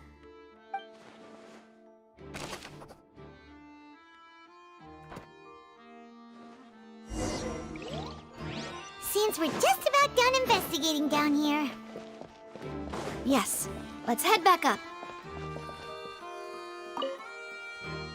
Well, we've ascertained the state of the crime scene. Let's find a place to sort out our findings once Malus returns. It seems to me that there are several things that don't add up here.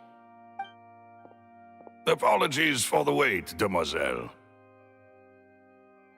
So, what did the guards say? Did the criminal escape through the vent? They believe the odds of that are very low, since the vent leads to the Opera House's basement. The guards have checked the area carefully. No one left through the basement during the performance or after the incident, and no one was found hiding there. So the tunnels become like a secret chamber then! You know, like the kind you usually see in novels. The plot thickens. Halsey's disappearance and Cowell's death are both quite inexplicable. No wonder Farina was so confident in her accusation. All the current evidence points toward Linny and Lynette. In other words, the charges are very likely to be upheld unless we make some considerable progress. Charges and then trial. So if the charges are upheld, they'll announce a sentence? That's right. This is how a trial goes in the Opera House. During the proceedings, the Chief Justice and the Oratrice will hear statements from both sides. That's right. This is how indemnitium is produced. The statements from both sides, the defenses from attorneys, witness testimonies, and even the audience's emotions will all be projected on the Oratrice. To put it simply, it's as if the Oratrice has its own will, and is a judge in its own right. This also precludes any kind of favoritism on the part of the Chief Justice. And not that this has ever happened anyway. Once both sides have finished speaking, the Chief Justice will make his final decision. This, too, will be used by the Oratrice as a reference. Then, finally, the Oratrice will be consulted by officials. The result it returns is the will of justice itself. Huh? So that machine is the one that actually decides? Paimon thought Neuvillette called the shots. In practice, there is very little difference. Both have always come to the same judgment, which is why people have great faith in the Chief Justice. Ah, yes, the guards also asked me to convey that none of us will be allowed to leave this place before the trial. Huh? Why? Because we've chosen to act as the twins' proxies. That makes us persons related to the case. They're concerned that we might be colluding with outside parties, or that we might find outside help to disrupt the case. And even if that were not so, it could prove problematic if we happen to spread key information about the case ahead of time. I'm ready to break out at any time. Whoa, whoa! There's no need for that! Paimon thinks they have a point. That said, are they providing food? Of course. I just hope you don't mind the lack of options. I'm afraid that catering to all tastes is not in the cards, nor is any guarantee of balanced nutrition. In that case, let's just sort out our findings together here. Pity. I was hoping to take you to try some of Fontaine's famous desserts, too. I mean, what better way to properly think through our findings than over some tea and sweets? Huh. Breaking out suddenly doesn't seem like such a bad idea after all. Just kidding, just kidding. Paimon will still do her best, even if there are no snacks. What do you mean, no snacks? Of course we'll have snacks. If we cannot buy some, then we'll simply make some. Huh? Here? But how? Understood, demoiselle. Everyone, please come with me.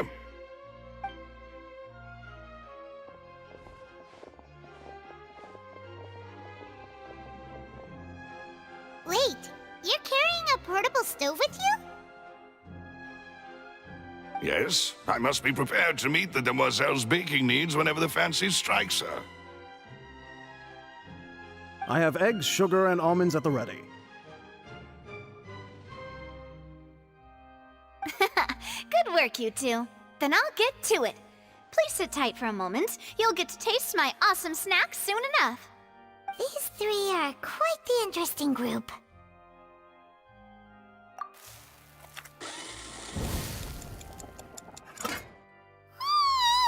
And Paimon thought it smelled good while it was still in the oven! Oh, it's even better now. Paimon can't stop drooling. From the way you had these two guys carrying all that stuff around, Paimon thought you'd have them do more during the baking process. But you ended up doing the entire thing by yourself! Beating the egg whites, grinding almonds, everything! I was applauding. And I was giving encouraging smiles. Paimon was just thinking, aren't you worried about getting your fancy dress dirty beating egg whites and baking like this? Well, I don't think it's carved in stone anywhere that fancy ladies can only read books, sip tea, ride horses, and play the piano. I just really enjoy making snacks. Don't underestimate beating egg whites, by the way. It's a real arm workout. You also need to beat them to just the right consistency, or your macarons will crack. Anyway, give these a try, fresh out of the oven. There's 3 for each of us. Only 3? Well, eating too many sweet treats might send all that sugar to your head. You wouldn't be able to think clearly about the case on a sugar rush, would you? Tea is ready to be served as well. This is Demoiselle's favorite, strong black tea with a floral fragrance that clears the mind and lifts the spirit. No need for concern. I'm merely doing as I should.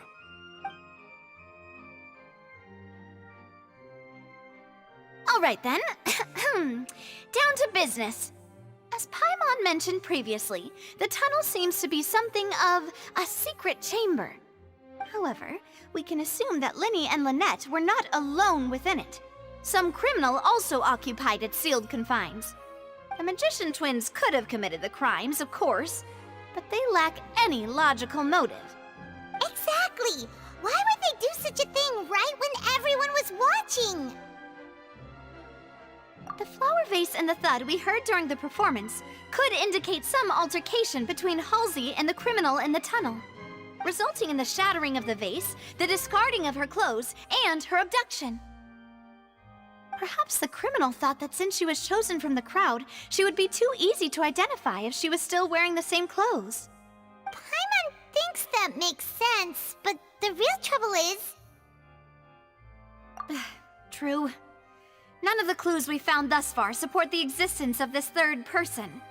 But the only people left to consider are both technically victims, whether it's the missing girl, Halsey, or poor Cowl.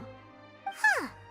Could Halsey have secretly made modifications to the magic props in order to murder Cowl before making her escape? That's right. And even if she had tampered with the setup, she would need to understand the entire trick to pull it off. Nor does she have any motive. The guard said that she has never had any dealings with the Magic Troop's members. Were we not thorough enough in our search? From the sound of things, this is turning into an impossible case. Your macarons are amazing though, Navia. They smell great! They're nice and crisp and super sweet! They are my specialty after all. And I see you've already had 5 of them. What? 5? Oh, that can't be right.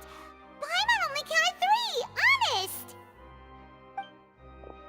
Please don't worry about it.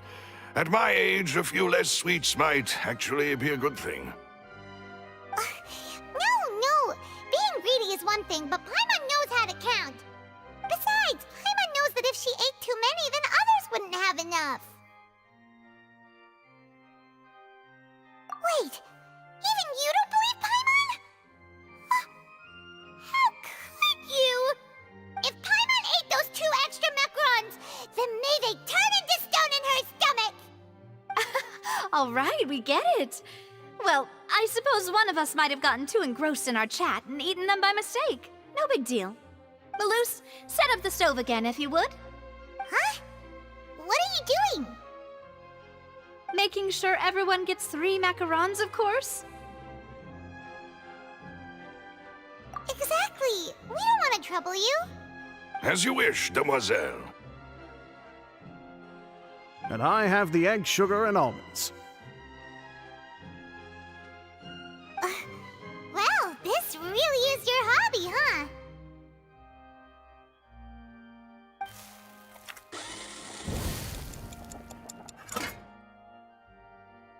Well, that's it for snack time. I'm going to have another look around the area. I don't know what we're looking for yet, but we've still got some time. As attorneys, I suggest the 2 of you think the case over again. It would be awkward if you got all tongue-tied on stage during the trial. All right, thanks for your help and for the snacks. It was nothing. A small task for the Spina di Rosula. Silver, Malus, it's time to go. I'll be back if I find anything new.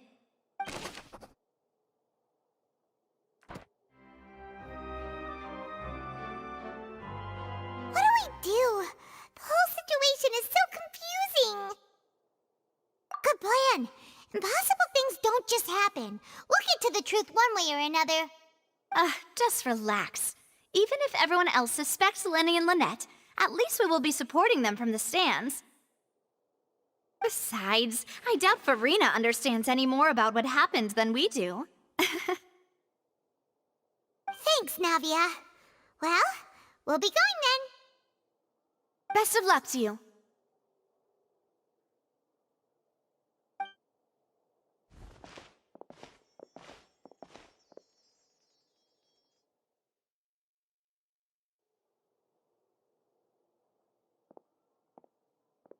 Ah, finally, you're back. Well, how did your investigation go? To be honest, you might be disappointed. No. We're already very grateful that you were willing to help. Well now, don't you all look disappointed? Don't tell me that your investigation came up empty-handed. That was to be expected, of course. The guilty can never produce proof of their innocence. But don't let that stop you. I shall be terribly disappointed should you, my most anticipated foe, concede so easily. Since both parties are present, I declare that the trial regarding the magic show incident is now in session. Firstly, in order for the audience to understand the causes and results of the incident, could we please have Mr. Linney explain the trick? Yes, of course. I will explain while Lynette demonstrates on stage. All the necessary items have been prepared.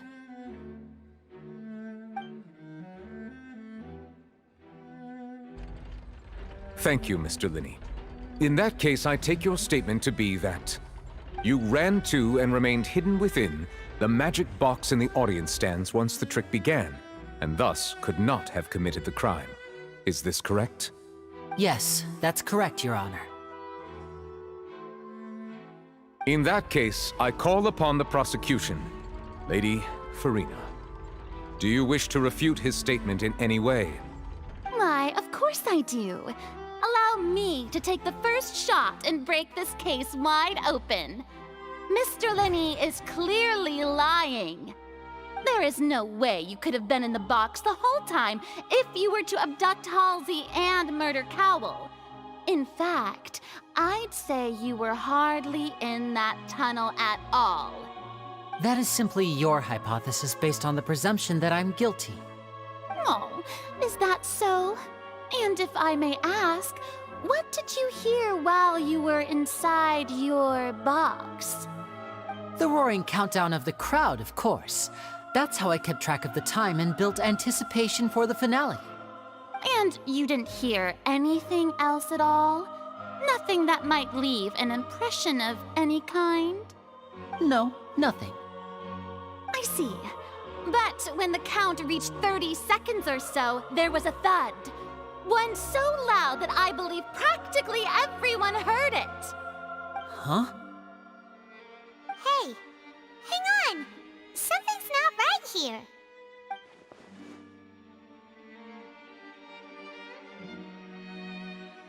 Yeah, I'm sure he could have heard a noise that loud from inside the box. I was right by the box, and I definitely heard the thud. Look at those scales. Could those mean... Well then, ladies and gentlemen, allow me to use the words of the magician himself. You never know what can happen in the blink of an eye. Indeed, it seems his alibi can also collapse in the blink of an eye.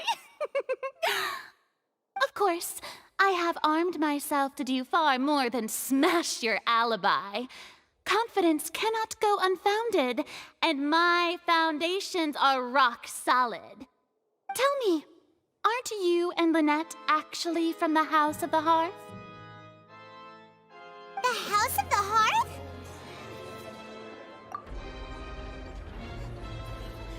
No wonder they did something like this. So the serial disappearances were the Fatui's doing. Now it all makes sense. I've got a feeling that what happened on stage probably wasn't just an accident. That's irrelevant. Our identities have nothing to do with what happened. Indeed. Then perhaps you could tell us everything that happened during that 1 minute.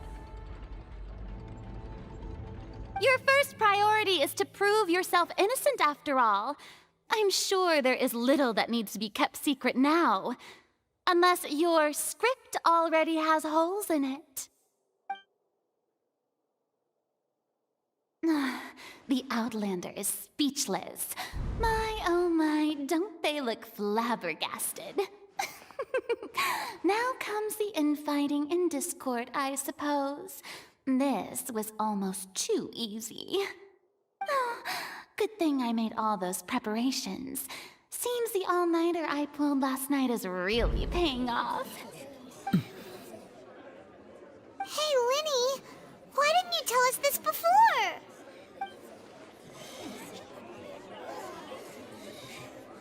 Order! Order! Mr. Linney, allow me to re-establish the facts. Lady Farina has raised 2 points. First, when the thud was heard in the Opera House, you were neither in the box nor the tunnel.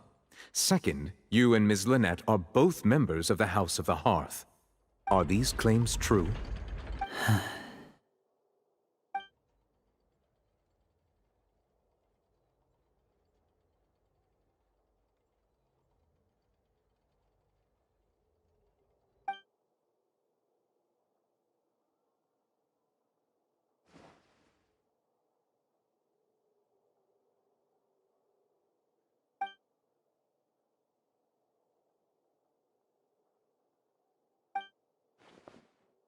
Please answer my question, Mr. Linney.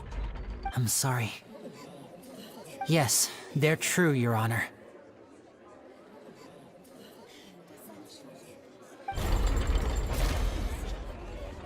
I knew it! Well, that's it. We might as well move on to the sentencing already. What should we do now? Granted. In that case, what is your request? Is that really necessary? They're already as good as guilty. The defendant deceived their own attorneys. What is there left to discuss? Order! Order, I say! Your request is reasonable, and we shall adjourn. This trial will reconvene in 1 hour. So you would stick to Mr. Linney's defense even after knowing what you do now? You certainly have more professionalism than I thought. In that case, my dear audience, Let's allow the joy of victory to steep for a little while longer.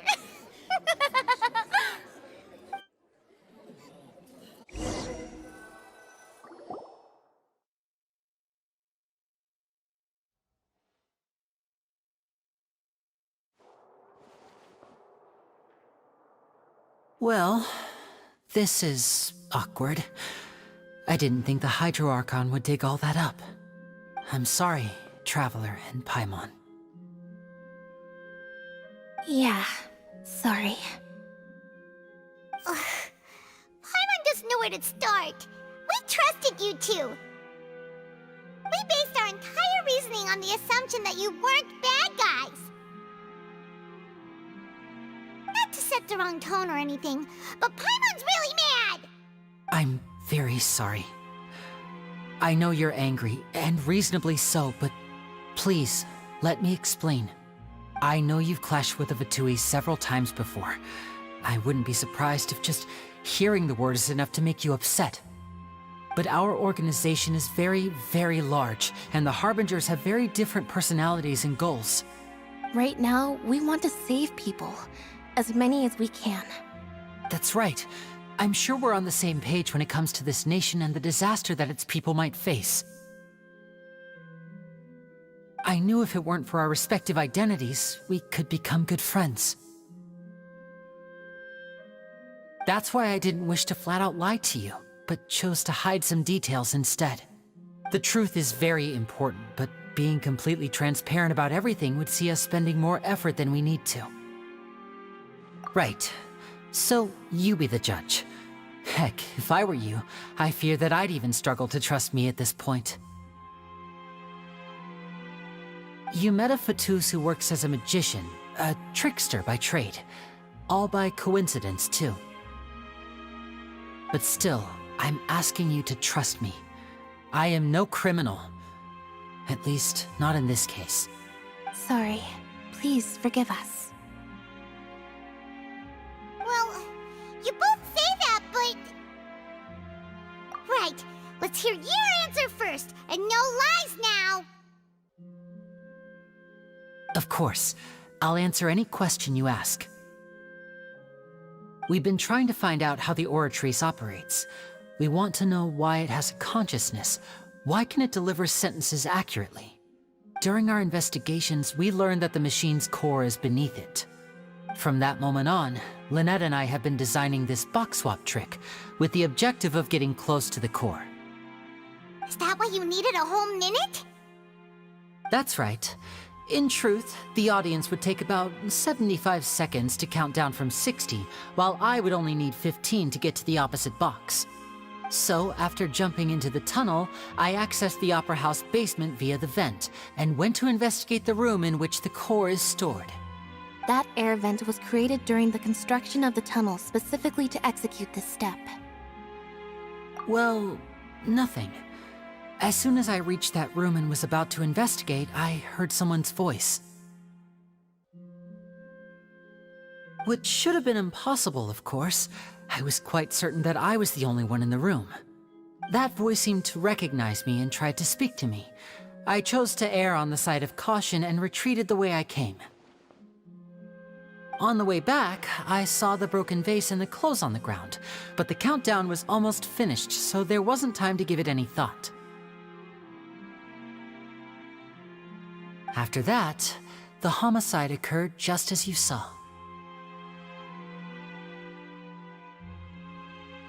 Well, that explains why you didn't hear the thud. Because of that prophecy I told you about, of course.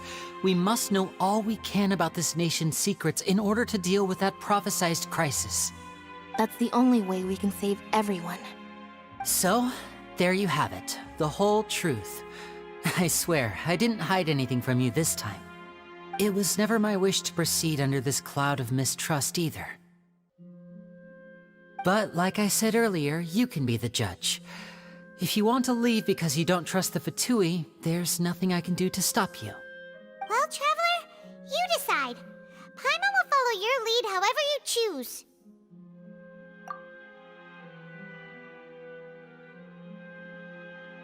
Okay, thank you. Thanks for giving us a chance. The current problem is that the scales are tipped pretty badly against you two. If we want to refute the Hydro Archon's accusations, we're gonna need a seriously watertight defense. Huh? Oh, Paimon thinks she gets what you mean.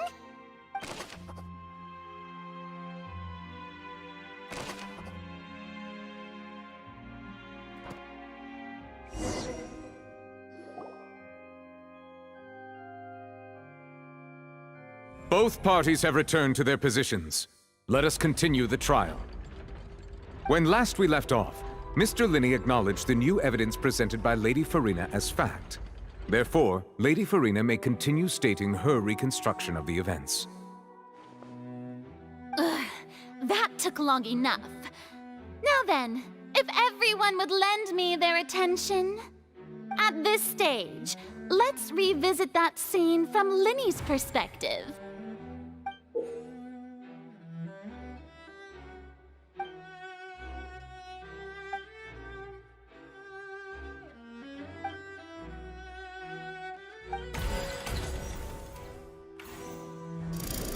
Countdown began, he entered the tunnel. When the flatbed trolley passed, he opened the box and got into an altercation with Halsey, which caused the loud thud. He did not realize that this sound could be heard by everyone in the opera house, which is why he claimed earlier that he could not hear the sound. Finally, he used the vase to knock her out, before making her change clothes to prevent others from recognizing her. At this time, Cowell arrived in the tunnel, having heard that strange noise, and caught Linney red-handed. So Linney proceeded to knock him out too before stuffing him into that box. Afterward, Linney passed the unconscious Halsey to his accomplice through the magic box in the audience stands, before operating the devices such that Cowell's death would be ruled an accident. And there you have it. That's the truth behind what happened. Does the defendant's side have any objections to Lady Farina's description of the events? The key to refuting Lady Farina is the order of events. What Linney experienced and what he saw. Attention! Ace Detective Paimon has something to say! When the countdown started, Linney did indeed go into the tunnel. But he immediately used a vent to access the Opera House basement, which is where the underground core of the Oratrice is stored. Once he reached that area, he heard a voice in what should have been an empty room. Since he felt something was amiss, he returned immediately. The crime scene had already developed by the time he reached the tunnel again, and in order to complete the magic trick, he did not remain there for any length of time.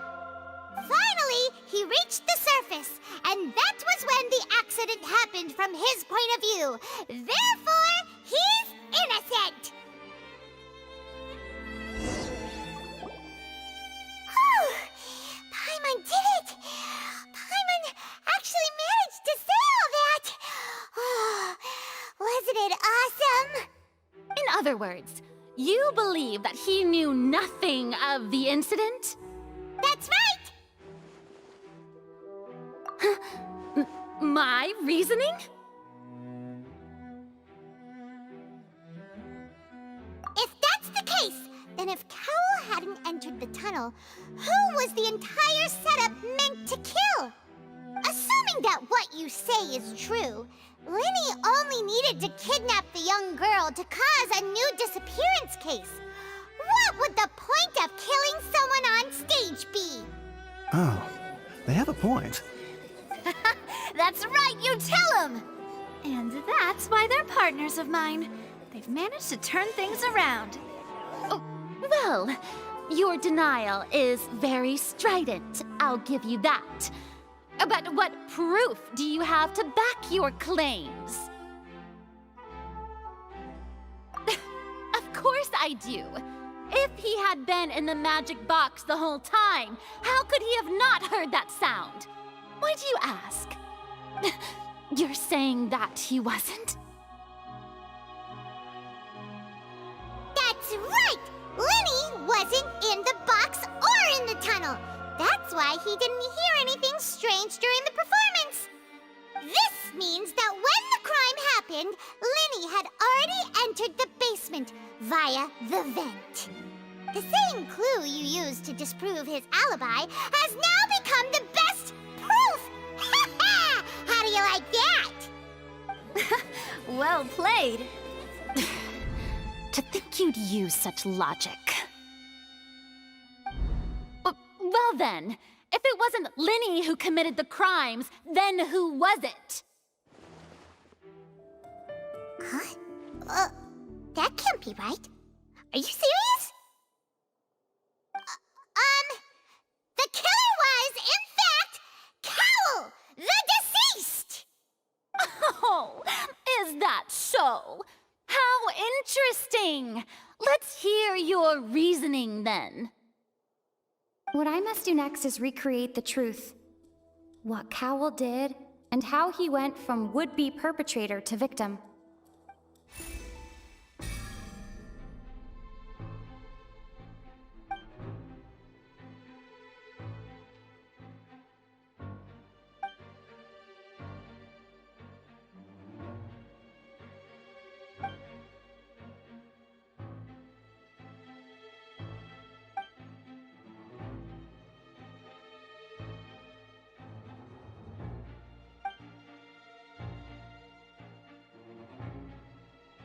What's wrong, Traveler? Are you still having trouble figuring things out? I see how it is. So this was all just a bluff. And here I thought you had something to show for it. But it seems you're still far from the truth. Look, since we're at a dead end, why not consider a different track? Just like the trick as it transpired, the end result must have been utterly different from the magician's initial design. If only we knew how Halsey disappeared.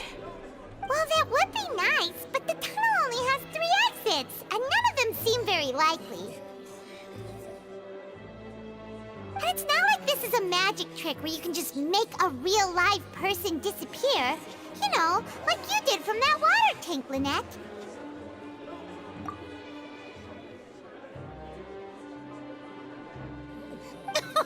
Excuse my interruption, dear opponents, but do you not see that the crowd is growing impatient? There is no greater sin in this opera house than an awkward delay in the performance.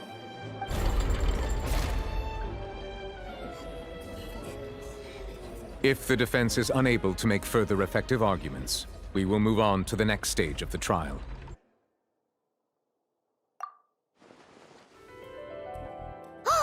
Paimon gets it! It all comes together if Halsey disappeared instead of being kidnapped. Lynette escaped from the water tank, vanishing gradually and leaving only clothes behind. If there's a similar method where a person could be transformed into water... Oh, just a moment, please. I do hope you know how preposterous you sound at the moment. How could a person ever be transformed into water? This is reality we're talking about here, not some magic trick. Must we really? I should think that of anyone. Your friend Linny already knows this truth very well. Magic tricks are ultimately just illusions and misdirection. But Halsey's disappearance is very real. We're talking about 2 completely different things. Even so, I trust the Traveler's judgment. The truth must be out there somewhere.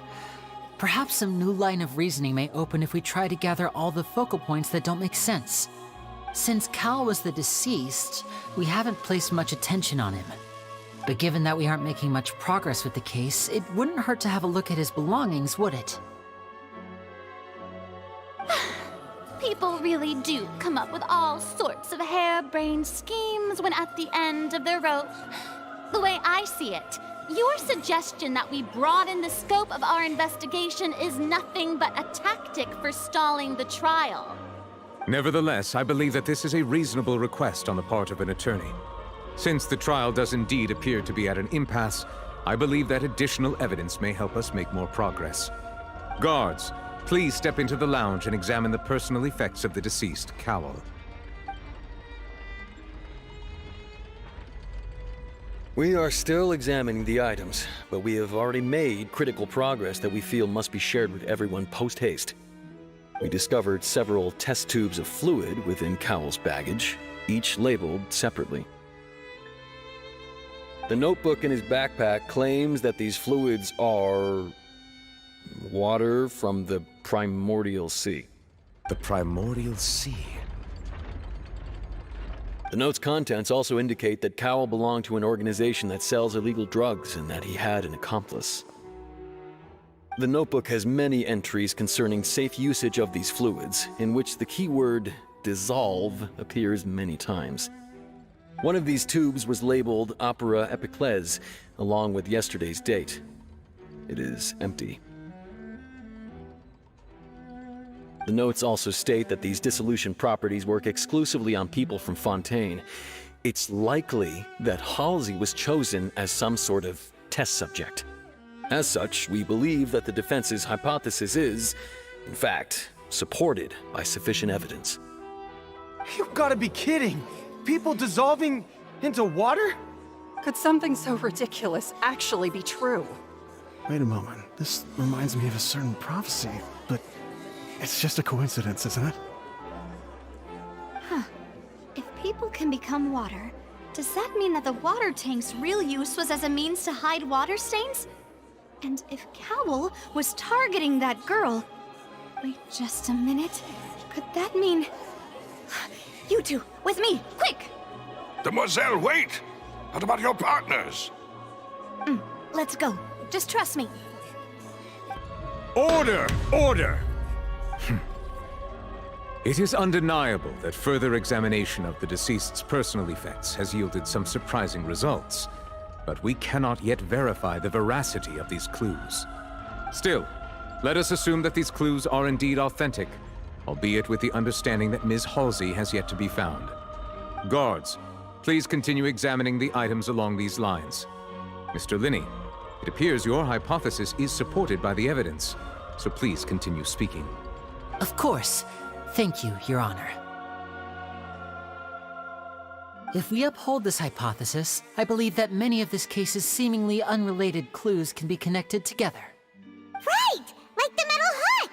That one didn't make sense at all. Let's think about this. Cowell's methods must have something to do with that water from the primordial sea. Ahem! It's Ace Detective Paimon's time to shine again! In the original plan, Cowell would tamper with the water tank rope and the number selector securing his target.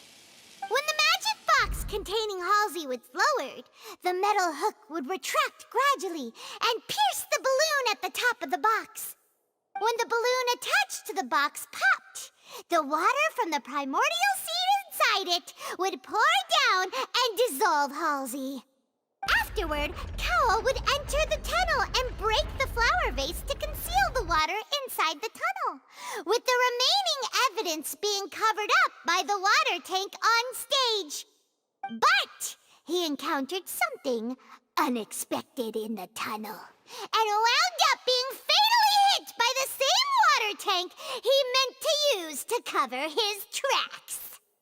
Huh. That does make sense. That actually links together a lot of the more confusing pieces of evidence. Oh dear, what do I do?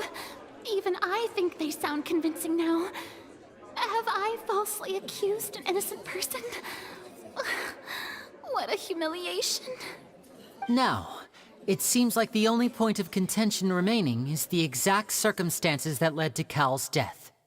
His notes mentioned he had an accomplice who could be related to the situation. On that note, the guards have just contacted me indicating that they uncovered new evidence. I shall now invite him on stage to share it with us. Thank you, Your Honor. We were just inspecting the luggage of the other people involved in this case. And we found an identical sample of the water from the primordial sea among Linny's personal effects. What? That can't be.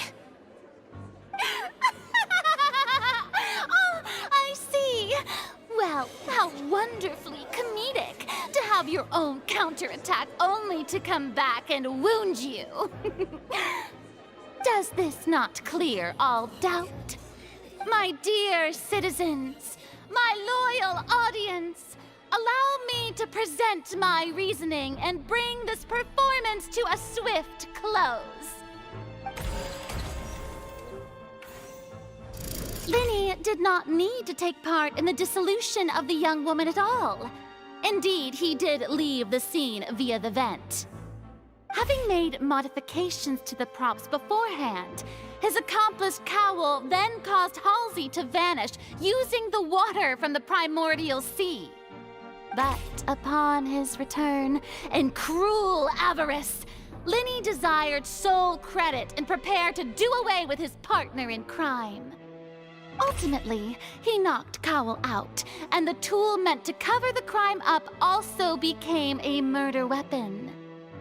Now, as much as I regret having come to such a viciously straightforward conclusion, it does seem that the famed Fatui is quite the cold-blooded and ruthless organization. Am I right, Mr. Linny? We've used up all the evidence we collected. There's no way for us to make a rebuttal here. Is this the end of the road?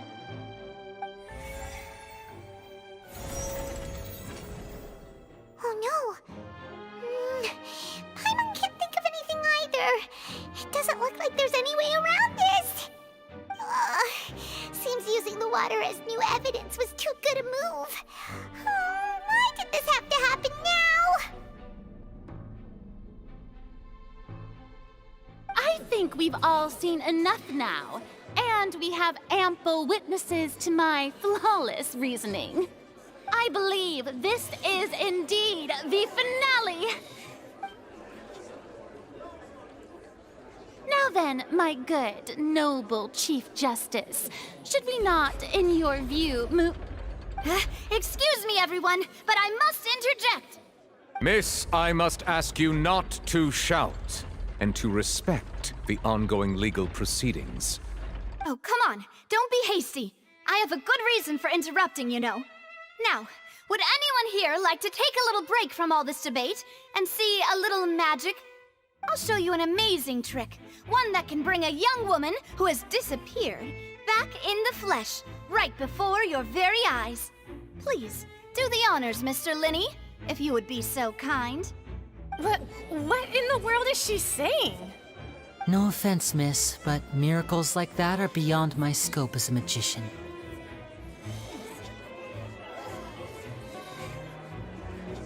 Come on now, don't be silly.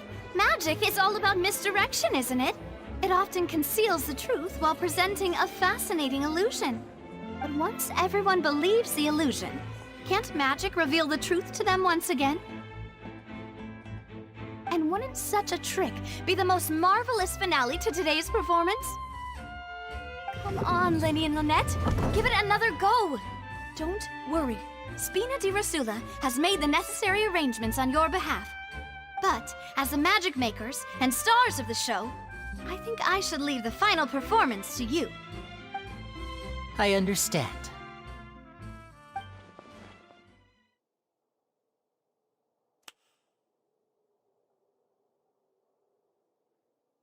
And voila!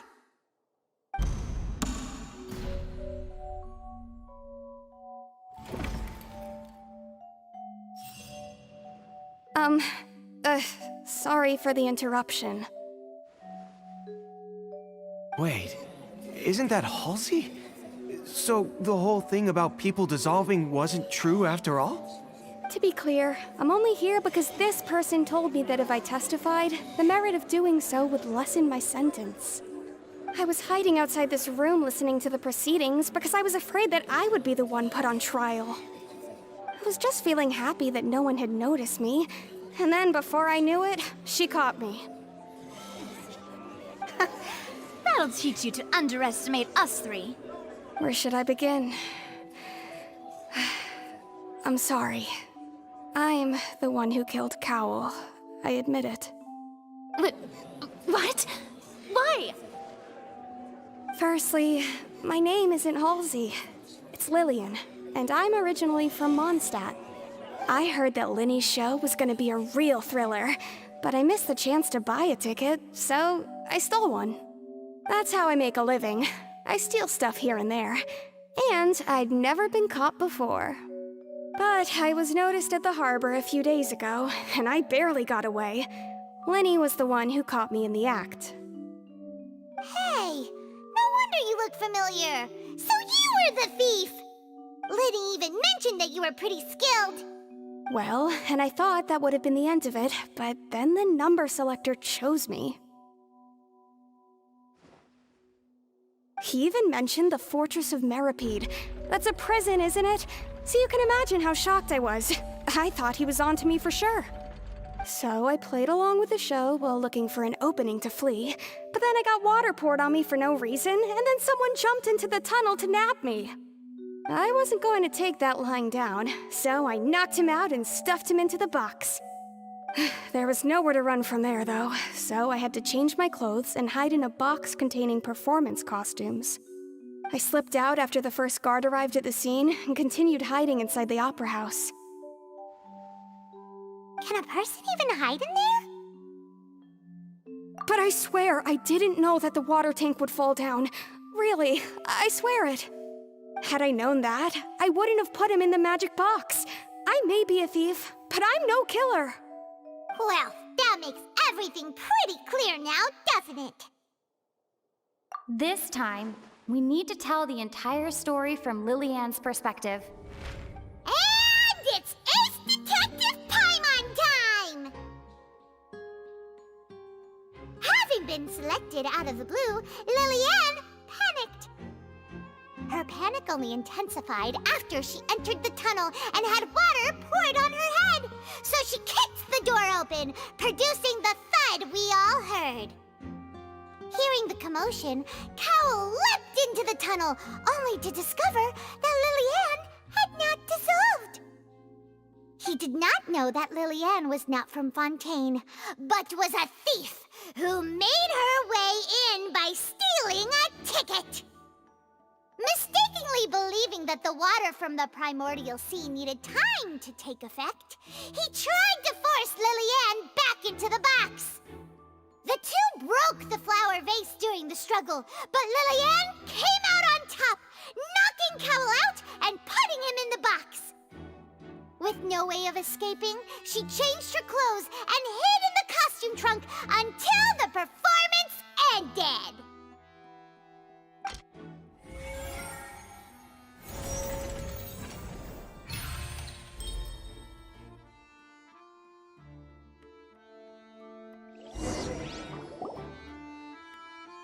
She knew that she would have to go through guard inspection if she tried to leave afterward.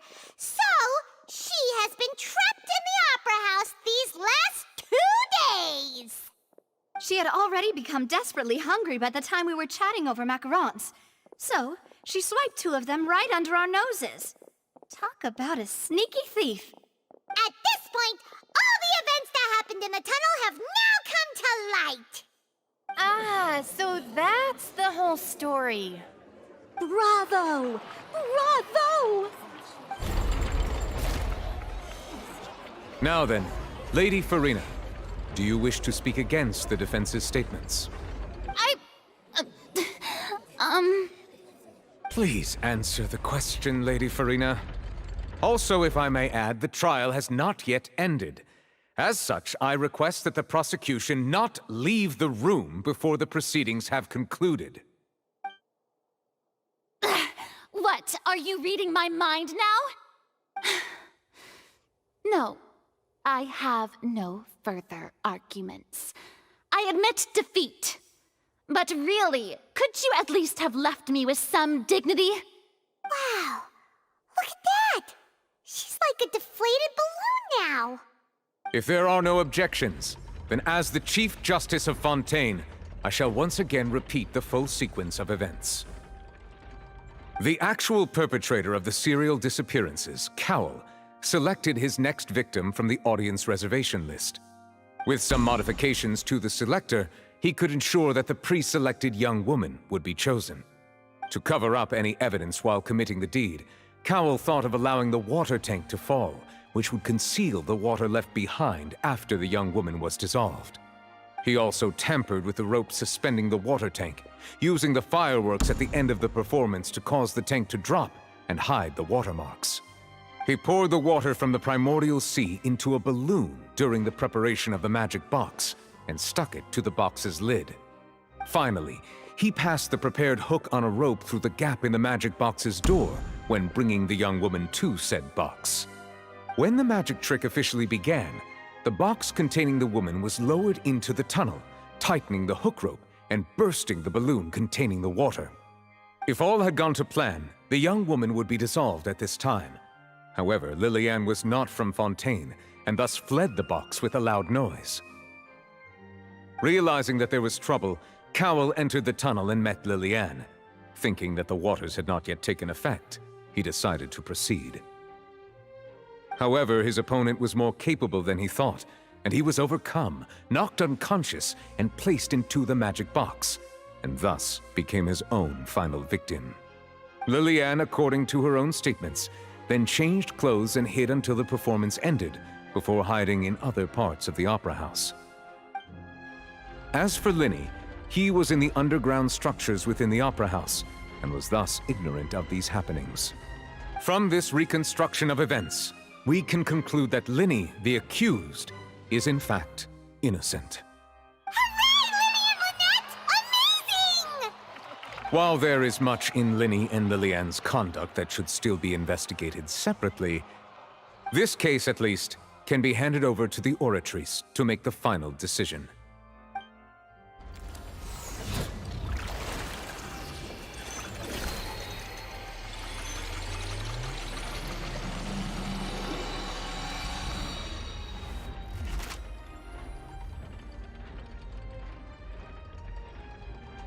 As such, Linny and Lynette are officially declared not guilty.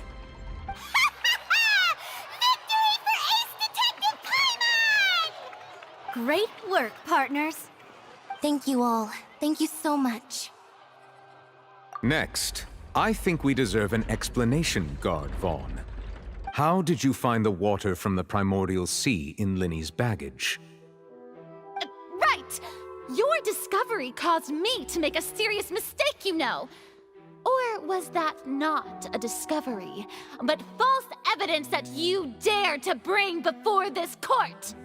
I suspect that the accomplice mentioned in Cowell's notes was not Linny, but you, yes?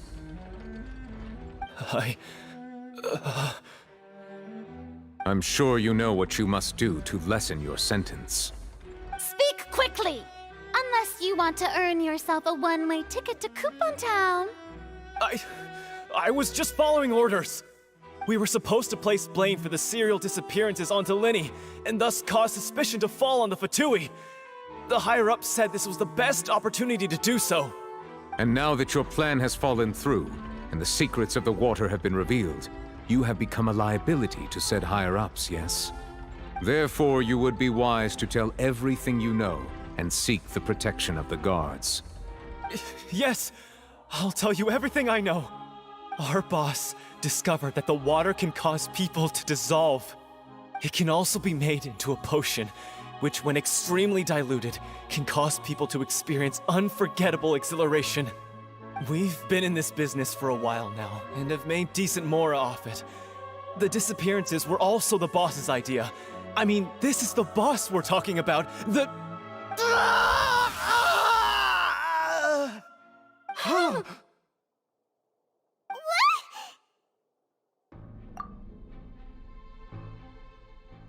And now he can no longer talk.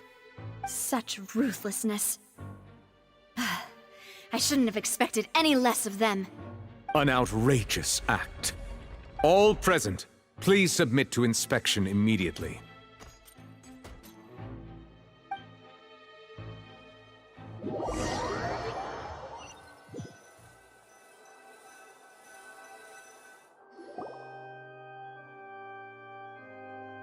So, we're just going back now? That's true, but... Traveler, Paimon!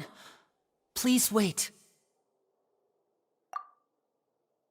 Lenny... I know you may not want to speak to me right now. Maybe you don't even want to look at me. But still, let me thank you again for defending me to the end, even after you learned that I'm a member of the Fatui. I guess. But regardless, I'd like the opportunity to set things straight. I didn't approach you with any ulterior motives or ill intent. I've spoken to you as myself, just plain Linny this entire time. As for why I'm a Fatus, it's because the goals of the House of the Hearth align with those of an orphan like me. That's all.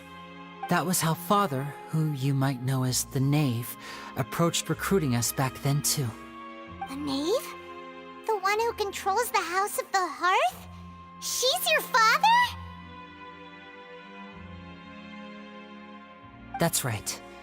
And since we're here, I was wondering, would you mind hearing a story? It's about my past. Back when our parents first died, Lynette and I were left wandering the streets. To survive, I took to surreptitiously observing an older street performer who did magic. It took me several days to figure out how he pulled off his amazing tricks. I took my sister through several streets until we found a crowded corner, and we began to perform magic tricks there. To my surprise, we proved to be pretty popular, and we could at least stop worrying about where our next meal would come from for a time. But I didn't want my sister to remain a street rat together with me forever. Before long, an aristocrat came to me and claimed that he wished to take us in after watching my performances. So you went from orphans to nobility just like that?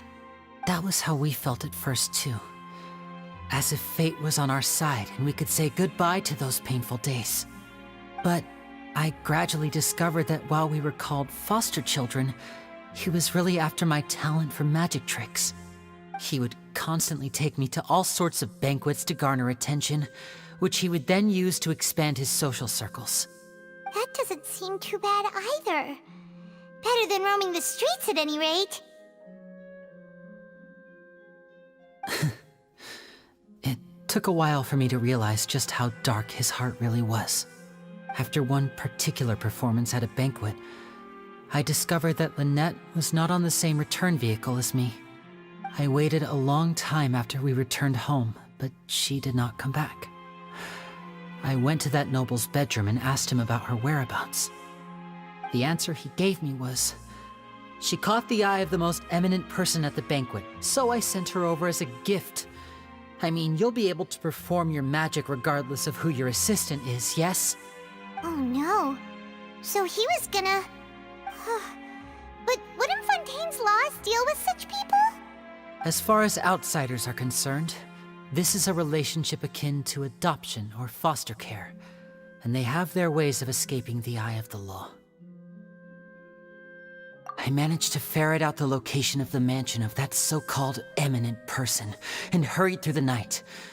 But by the time I leaped over the walls, avoided the guards, and made my way in, all I saw was the moonlit ground covered in blood, and the knave standing there in the darkness.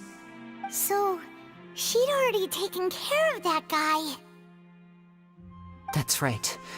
She had rescued my sister before she could come to any harm, and had even discovered several girls hidden in a basement, all of them orphans. Father, I mean, the knave, might have seen something in me, and so she made me an offer. The House of the Hearth welcomes you, for your interests align with ours. Here, none will ever betray you. Indeed, betrayal shall never be permitted here. I was hesitant to trust her. I mean, I had just been betrayed by nobles. But she was also quick to destroy the noble who had taken us in at first, giving us back our freedom. Oh, so that's how the two of you joined the House of the Hearth. She has her own plans. She has gained permission from the Tsaritsa to first use the Gnosis' power once she obtains it. She plans to use it to find a way to break the prophecy and save Fontaine. So, she believes in that prophecy too? That's right. The whole House of the Hearth is currently working to combat that crisis. Today's case has also proven that people from Fontaine can indeed dissolve into some sort of water, thus further supporting the prophecy. All of us house members here, Lady Arlecchino herself included, are from Fontaine. We won't give up on defending our homeland. To us orphans, the only connection we have left to this world, apart from our family, is our homeland. So, from small deeds like distributing magic pockets to huge schemes like stealing a Gnosis, everything is aimed at dealing with that prophecy. It's all right. I understand. The only thing I can do is relate all this to you. I just hope you can understand that even as a member of the House, I have never stopped making my own decisions, and that I believe what I'm doing is right. If you should need anything at all in the future, feel free to find me. I will do my best to help you, as plain Linny.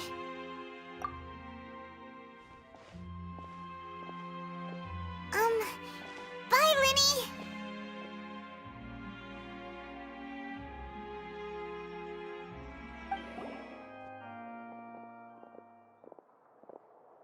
Hey there! What was with the disappearing act you pulled right as the trial ended? Were you looking for us, Navia? Well, this whole thing isn't exactly over, is it? I do feel that we're getting closer to solving the serial disappearances case, though. Don't you think so, too? Huh? What's wrong, my dear partner? Besides, are you sure we're the ones who can crack a case that's been cold for decades now? And given that there's new evidence from the trial, there should be a trail of breadcrumbs for the Hydro Archon's people to follow now, right? Huh. I see. Well, I won't lie. I'm a little shocked to hear that from you. But I suppose you are just travelers who have only arrived in Fontaine after all. Sorry. I might have been too presumptuous. Don't say that, Navia. Ah, and we were having so much fun investigating with you, too. It was like having new waters flowing into a stagnant mire, causing new hope to spring forth, and the reflection in the murk to become clearer. Well, sorry about that. I'm a bit prone to nostalgia. Don't mind me. Wait, shall we have a farewell meal? You know, to commemorate our time as partners? Huh? Do we really need to get that formal? Well, guess you really did treat us as partners, huh? Well, I'd just like to have a proper ending to every important memory. That way there are no regrets later. Anyway, it would just be a meal, so it shouldn't take up too much of your time. You don't have to twist Paimon's arm. If Boss Navi is treating, count Paimon in! Oh, wonderful! In that case, why don't we return to the Court of Fontaine and head to the Hotel de Boer? I believe we'll make it just in time for dinner. All right then, let's have our farewell meal!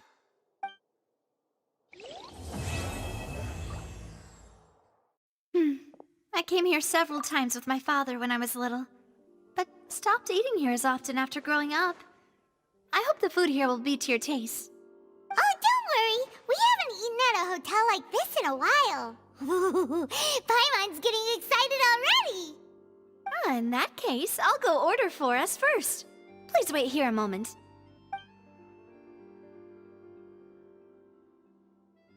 Ooh, everything looks so good! People in Fontaine sure know how to enjoy Why, of course. Go ahead, try whatever you like. If the food's good, I'll make a group reservation for the rest of Spina di Rosula next time. And if it's not? Well, then I'll still bring everyone. Albeit with only one dish per table. You, sure have your own way of doing things. Oh, we called this a farewell meal, but we could also treat it like a victory feast, right? We did just win that case after all. Oh, true. Very true. In that case, boss, we'll have another 2 dishes. Huh? Paimon didn't mean that you had to order even more food.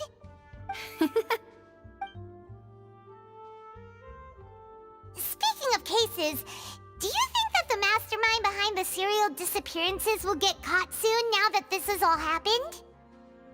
Well, we've certainly taken a big step forward, but I feel that's about it. We know that there's an organization that means to dissolve these young women, but we still don't know what they are really after. If it hadn't happened right in front of us, Paimon wouldn't have ever believed that a person could be dissolved like that. Right? Yet it was because this was such a preposterous notion that the investigation could never really move forward before. Ugh. If only that guy could have finished speaking!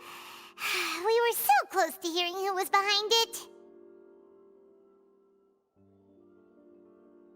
In such investigations, even the smallest step can seem like a yawning chasm if the trail of clues is cut off. To be honest, I don't have high hopes for any follow-up that the authorities might conduct.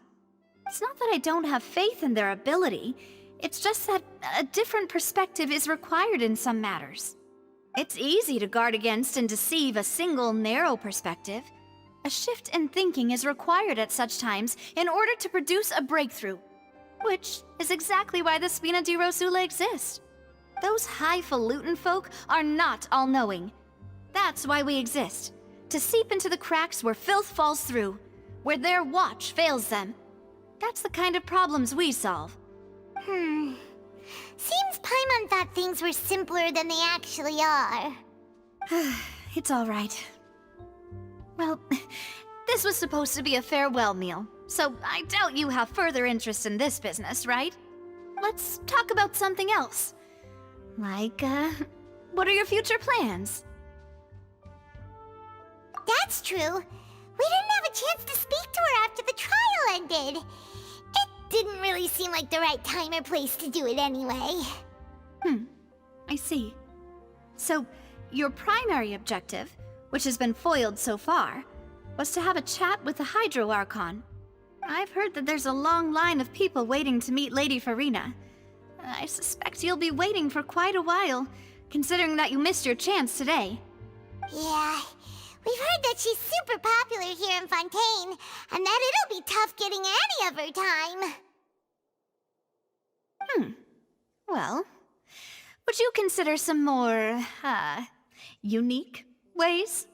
Perhaps even methods of, let's say, questionable legality? Guess that's Spina di Rosula's boss for you. Chock full of sketchy ideas.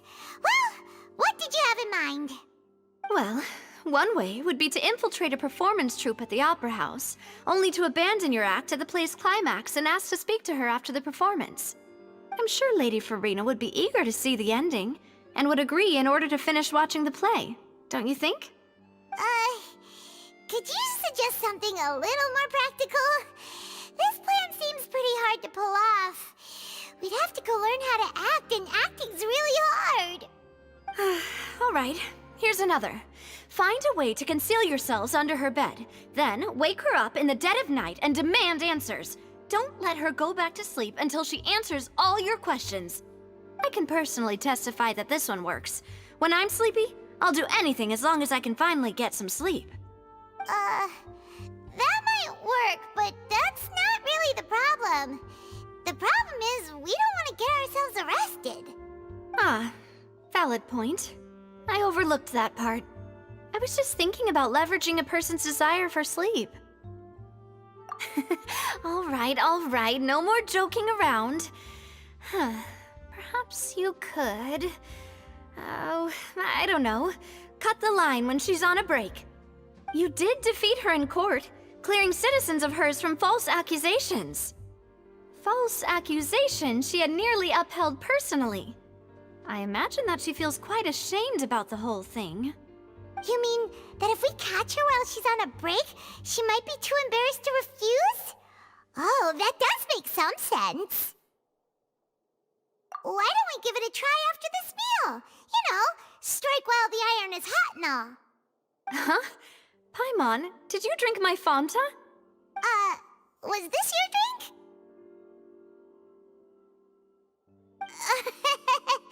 Sorry about that. Paimon wasn't really paying attention and the cup was right next to Paimon. Would you like to order another? No, it's fine. We're just about done here. Alright. Honestly, Paimon wouldn't recommend Fanta anyway. It tastes kinda salty and icky. Is that so? Huh.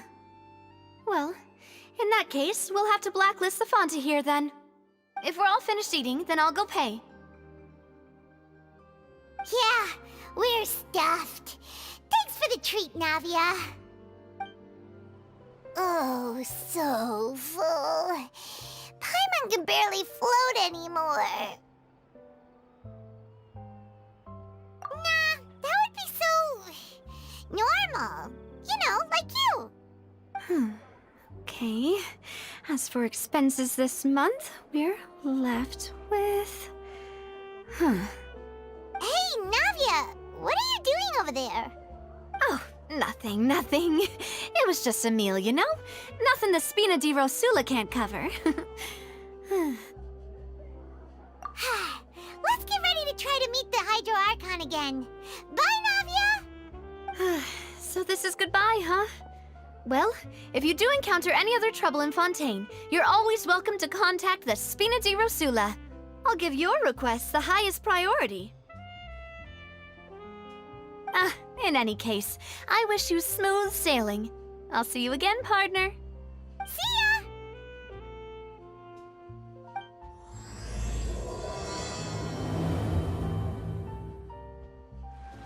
There aren't many people around anymore. Looks like that boat we took to Araneas might have been the last one. Vache. Looks like we're back here again. Huh? Traveler? Are you hearing voices again? Ugh. That's kinda spooky. Are you sure we don't want to come back in the morning? Vache? Vache. Hey, why are you still walking towards it? There might be something nasty in the water. Huh? Hang on.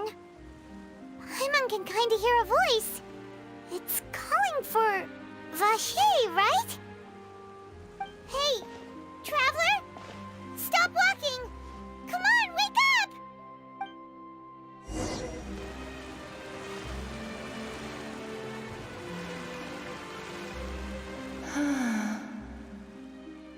Vache, are you my dear Vache?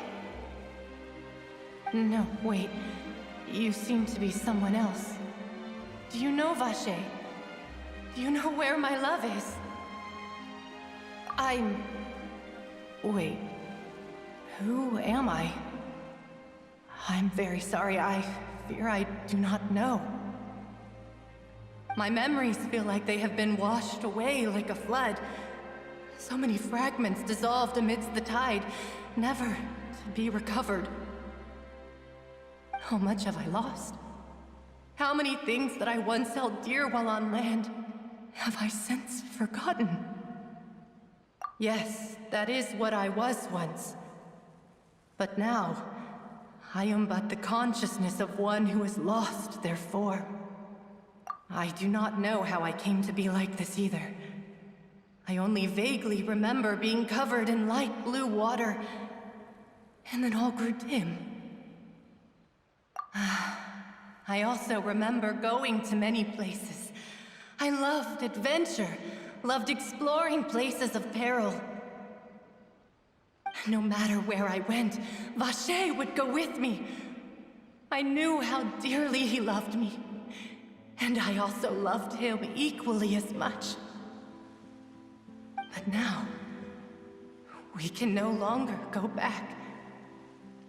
The pain of such parting, I never knew how heavy it could be.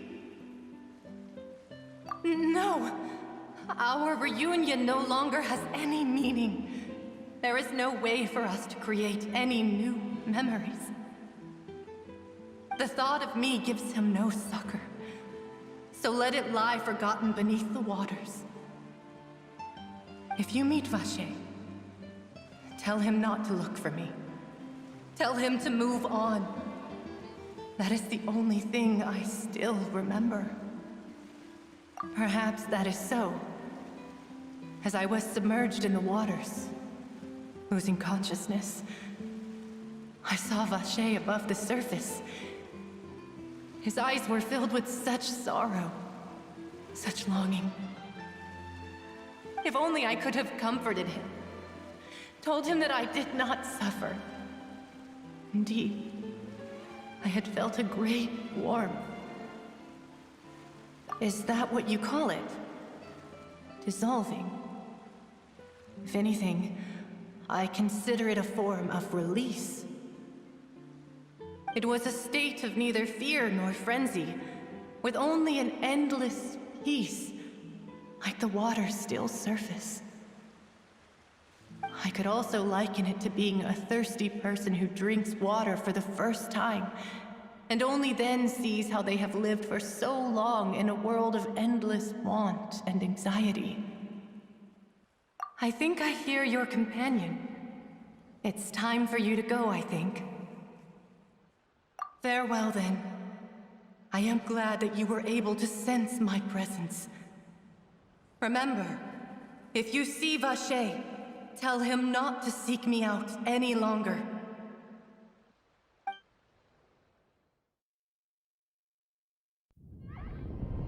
Wake up! Come on, hurry! Navi is outnumbered!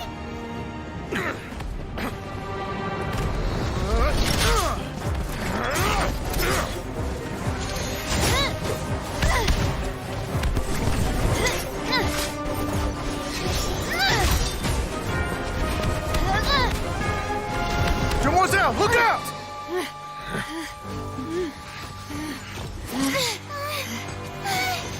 Dear God, it's a whole army of Gardamex.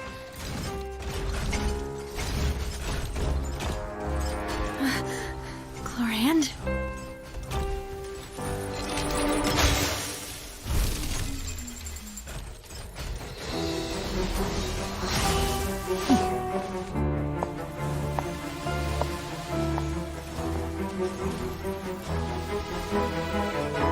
Quick, now's our chance!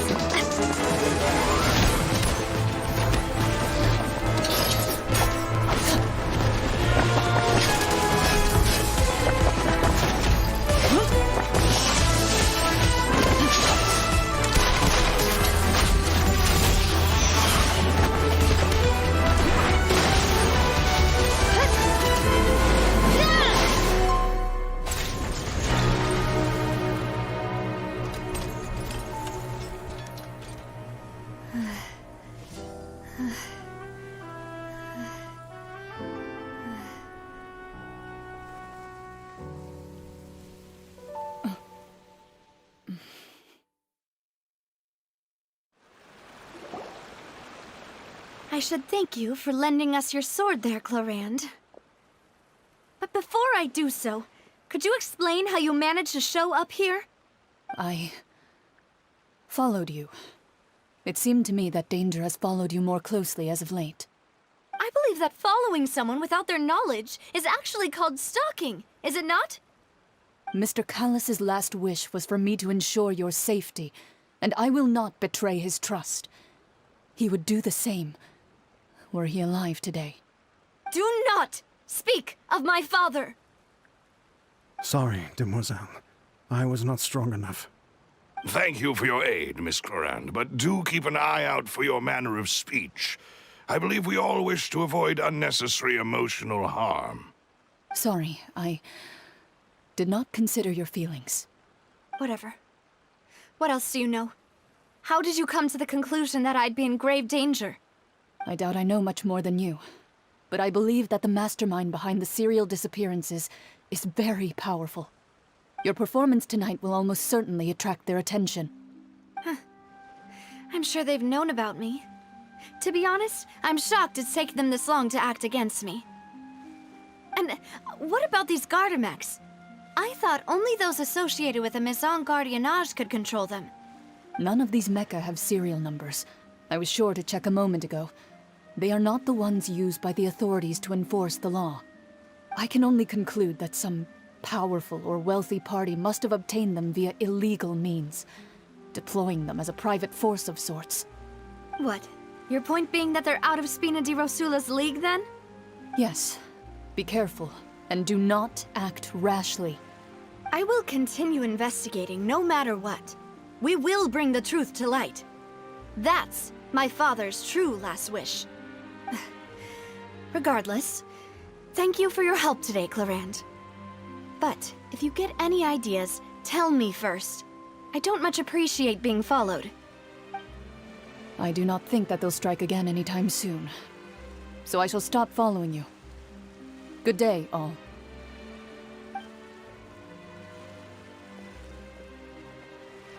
Right. I suppose that's the best news we've gotten today. Demoiselle, I believe that Miss Clarand was being sincere with you. If we tried, we could attempt to thaw relations a little.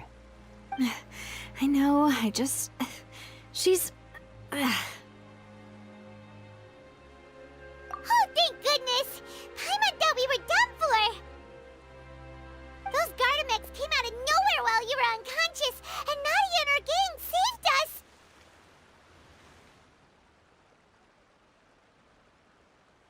Oh, and there was that champion duelist named Clarand who came out to save us too! We got lucky there. Paimon probably couldn't have fought them off otherwise.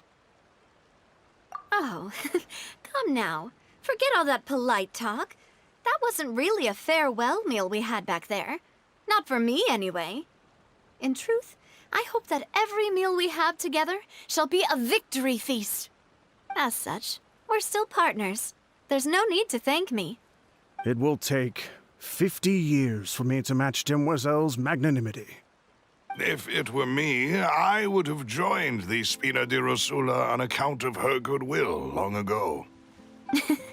All right, you two. That's enough. Actually, Navia, how did you know that we were in danger? You sure did show up in the nick of time. Well, to be honest, you're the one who tipped us off, Paimon. Huh? Really? Paimon contributed somehow? Ooh, Paimon's even more amazing than she thought! Yes, all thanks to you grabbing my drink by mistake. How did that help? After we parted ways, I was on the way back to one of our bases when I suddenly thought of what you said. That the Fanta tasted kind of salty and icky. Fanta only comes in sweet flavors, so how could it have tasted salty? The color of the drink, if I recall, had also been a bit off. So the Fanta had been spiked with water from the primordial sea? Yes.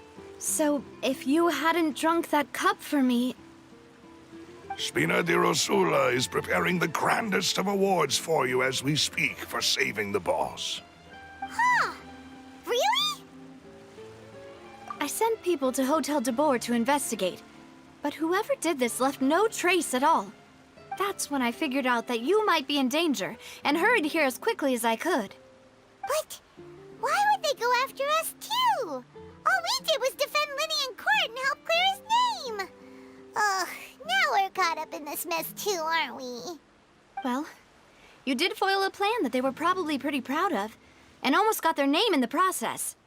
Speaking of which, did anything strange happen when you drank the primordial seawater? Well, it can't be coincidence that the traveler fainted just now. She said that she heard that voice calling for Vache again. Oh, and this time Paimon heard it too, but it was real faint.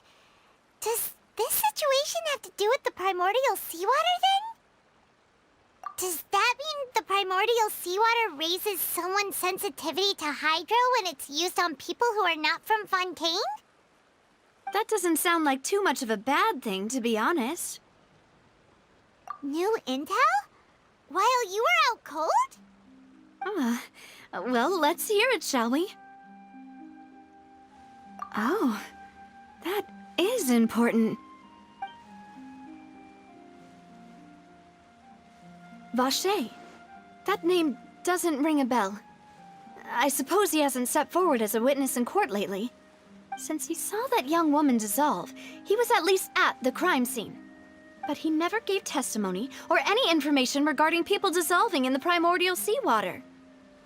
Could he have been threatened?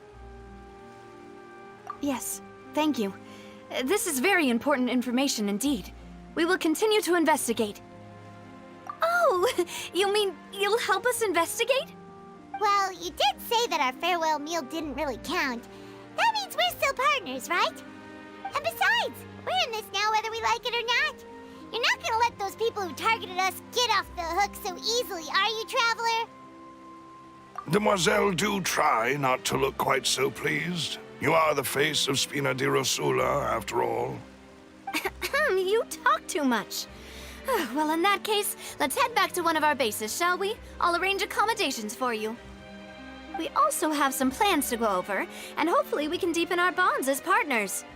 But we'll take that one step at a time, I guess. Don't worry, you two. With us around, our base is definitely secure. It's right up ahead, but let's make sure we weren't followed first. I've been keeping watch, Demoiselle. I haven't spotted anyone suspicious thus far. Very good. But let's not let our guard down for now. I shall find rooms for our respected guests. Thank you, Malus. Now, let's continue, Traveler.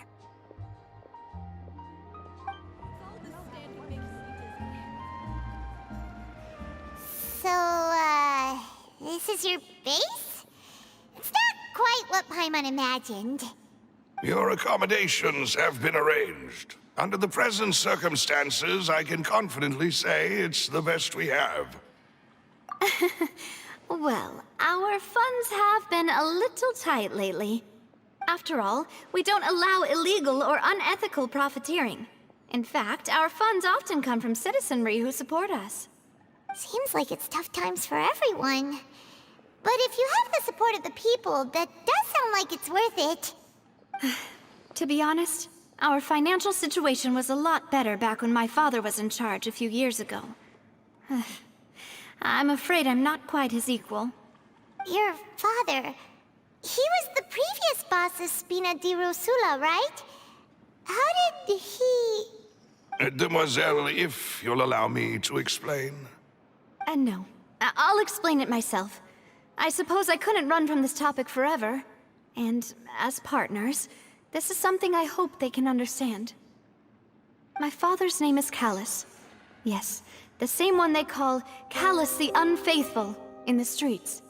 3 years ago, he was accused of murdering his own friend. But he chose a duel to defend his honor instead of standing trial. He died in the duelist's ring. Oh no. But I do not believe my father was a murderer. I'm sure he was set up.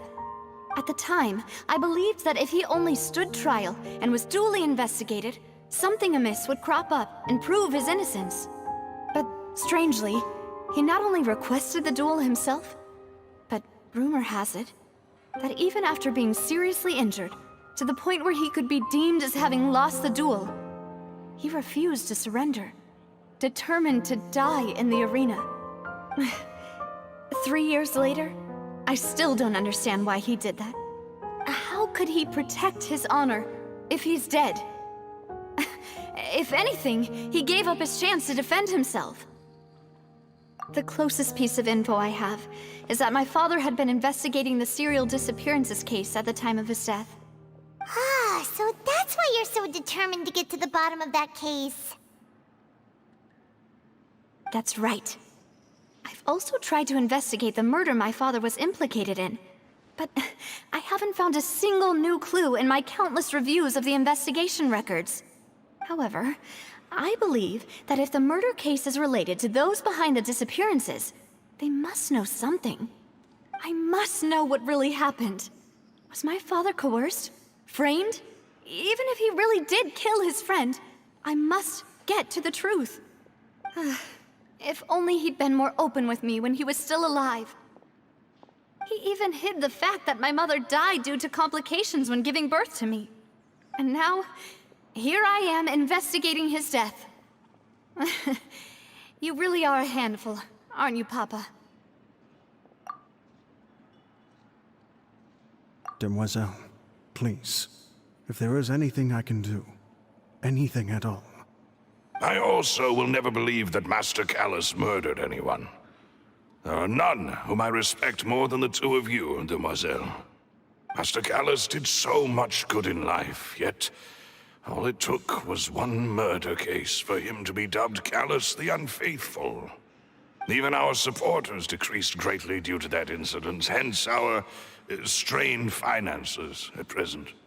Wait, if Callus was such a good man, wouldn't people at least be a little suspicious when he was accused? No. Perhaps people just revel in that kind of drama. It's not something exclusive to people from Fontaine, really. Everyone's like that. People love watching the evil turn over a new leaf, but they also enjoy watching good people fall into an abyss from one slip-up just as much. But how could... never mind. If Callus was really falsely accused, we have to find the truth. He didn't deserve to have that happen to him. There is one other thing. Master Callus's opponent in the duel was Ms. Clorand. Oh, her? Well, then, isn't that as good as saying that she was the one who killed him? Yeah, that's not the sort of thing that you can just let go and move on from. Ms. Clorand has always placed great emphasis on the honorable nature of the duel. If her opponent doesn't yield, she will not stop either. She knew Master Callus beforehand and greatly respected him, but seeing how he was resolute in the arena, there was only ever one choice she could have made. It's not that I don't understand her at all, but I just can't deal with this yet. Don't worry, Navia. Paimon knows how you feel. You don't have to force yourself to do that. Afterward, Ms. Clorand told us that at the start of the duel, Master Callus requested that she ensure Demoiselle Navia's safety. Yes, that is our understanding as well. Oh, Papa. What madness drove you to ask the person who killed you to take care of me?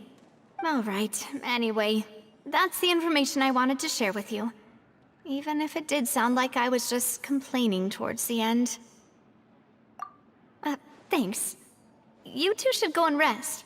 This was quite a day after all. Yeah, Paimon's beat. Please, relax and get some sleep.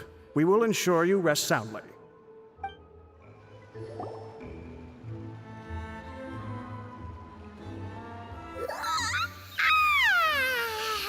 Paimon slept so well. This place feels almost too safe. Huh? Navia? Where did the other two go? I sent them back to Poisson. It's Spina de Rosula's place of origin, and where we have our headquarters. There's not much for them to do here at the moment. Paimon gets the feeling that you're just trying to get them off your back. But never mind that. When did you get back? Were you waiting here the whole time? No, I just returned after going out for a while. I did some investigating yesterday regarding the name Vacher. Wait, so you didn't sleep at all? How could I after having such critical new evidence appear? Guess Paimon wasn't speaking for everyone just now, huh? Unfortunately, this name seems to have been wiped from existence. It doesn't seem to have a match anywhere. I suspect that those behind this have already taken steps to hinder an investigation from this angle. But That does prove that this Vache person is a key witness in the incident. Does that mean we're too late, though? No. There is one ray of hope. One place in Fontaine that they would find almost impossible to threaten, no matter how much they wanted to. And that is the archives kept by Chief Justice Neuvillette. A place where detailed files on all the cases in recent years are kept. If the Oceanid you met is one of the young women who went missing recently, we should be able to find some related information there. So Neuvillette maintains an archive of case files? Whew. Guess that's the hard-working Chief Justice for you. In that case, let's go talk to him, shall we? Aren't you coming along, Navia? Did you get tired? No, it's nothing. Let's go see the Honorable Chief Justice.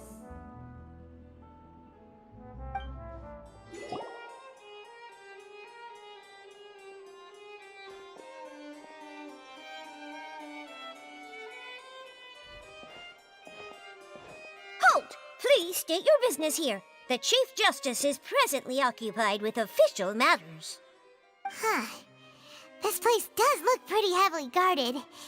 Guess that proves that Neuvillette's files are really secure. Hey, don't you recognize us?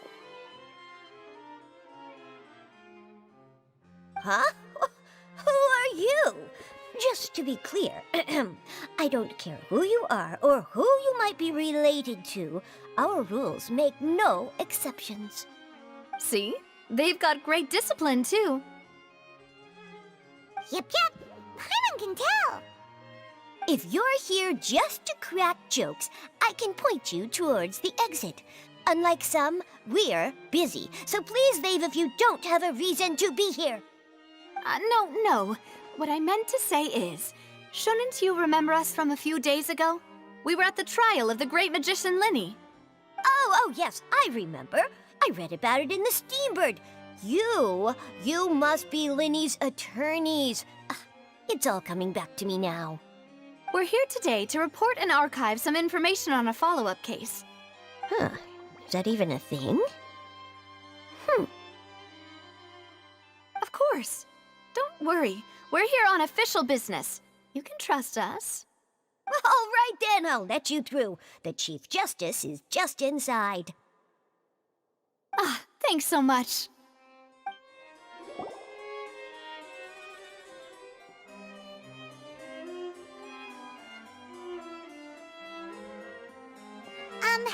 Sorry to barge in, Monsieur Neuvillette.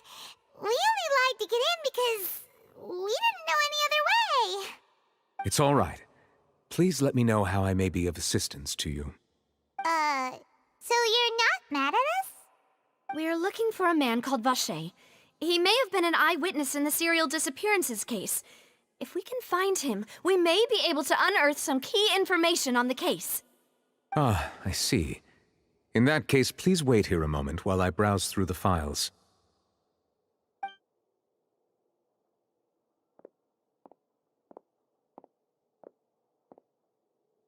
Who knew that Neuvillette would be so easy to talk to?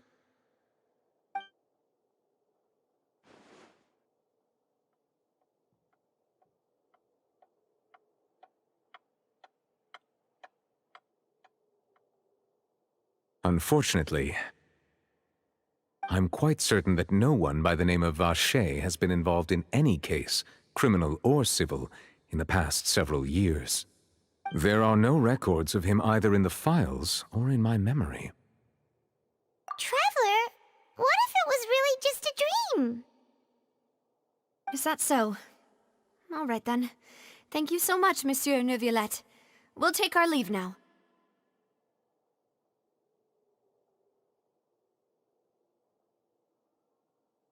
Ahem.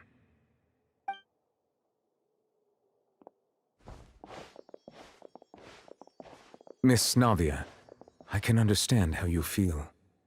Your father, Callus, was a truly exceptional man. We deeply regret his passing.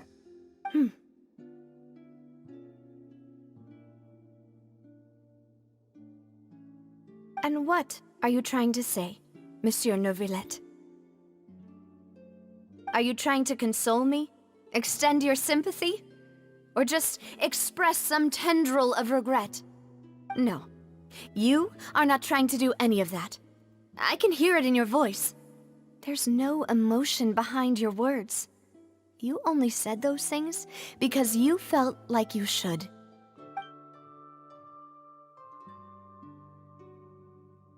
It's just like last time. After my father took his place in the duelist ring, I pushed through the guards to talk to you as a last resort.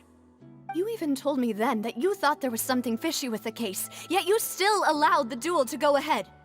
In your eyes, the value of a human life is nothing compared to those cold laws you hold so dear.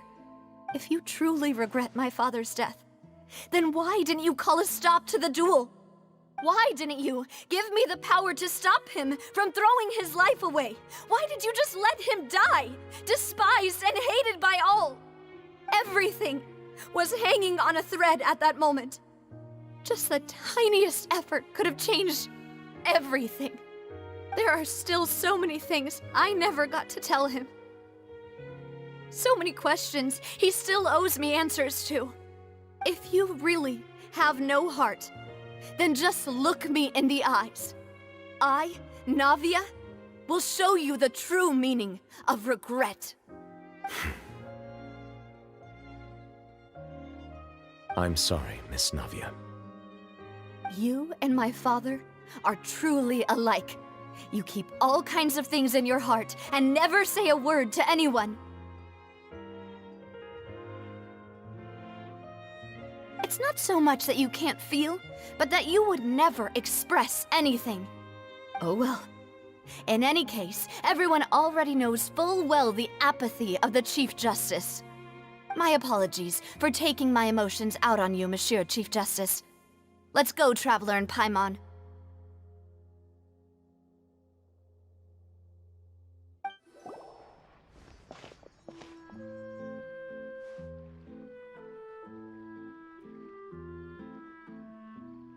Navia, are you okay? I'm fine. Rain. It's raining. You're right. Wasn't it still sunny when we went into the building? And there shouldn't be any active trials today. How strange. Now that I think of it, on the day my father was convicted of murder, it was also raining. What is it? Did you think of something? Yeah, he was outside. It was uncovered and the rain could fall there. Why? Do you think the rain could have affected the crime scene? That thought has occurred to us before. We've even expanded the search area to try to account for that, but didn't find anything of value. Oh? Wait. You don't mean... So you're saying that the true murderer could have been turned into water and then got washed away with the rain? Yeah, and if that's what had happened, then no one would have believed your dad, even if he explained what he saw to the authorities. I really think I found a true genius for a partner. You're completely right. How did I not connect the dots earlier? All right, let's go to Poisson. With this new lead in mind, we'll get to the bottom of my father's case for sure. Yeah, we're gonna make progress for sure this time. Do you want to go with me now? Or do you want to head over by yourself later? Great. Let's go then. Whoa, what a huge ship! Why would a ship be anchored at a place like this? There's no need to be so surprised. While it may look like a ship, it's actually Spina di Rosula's headquarters. My father was the one who asked for it to be built like this. Perhaps our taste in exterior design is the only thing we occasionally had in common. A gigantic and glamorous ship embodies discovery, opportunity, ambition, and conquest. It symbolizes Spina di Rosula's bright and limitless future. And Paimon thought you were bluffing when you said Spina di Rosula had a glorious past. Paimon was confused why a group with such a history would live in the sewers. But now that Paimon has seen this ship for herself, she's been convinced. Well, Poisson is where Spina di Rosula began, after all. It's our main base, our home.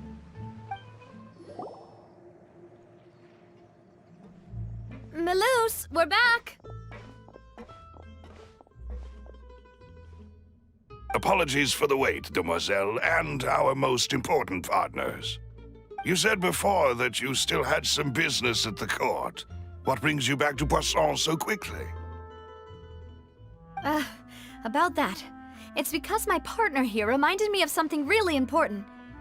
You see, what if my father's case had something to do with water from the primordial sea? You still remember, right, Melus? On that night, it was raining? Yes, the case was quite similar to that of Mr. Linney's. Both were what you'd call impossible murders. Could you tell us a bit more about what happened before? Yeah, of course. Many years ago, something called synth began to gain popularity in Poisson. At a glance, it was a kind of drink that could excite your mood and produce many pleasant hallucinations. Wait! Didn't that guard guy who turned into water also mention that the primordial water could be used to produce some kind of potion? Yes, he did. Considering what we know now, it's almost certain that synth is created using water from the primordial sea. If you drink synth for an extended amount of time, you'll suffer many side effects, such as losing the ability to focus or control your emotions. And if you were to stop drinking it completely, you'll experience flashes of paranoia and anxiety while lacking energy to do anything. It's an extremely dangerous substance. As he oversaw Poisson, my father was compelled to put a stop to synth abuse and called for a complete ban of it.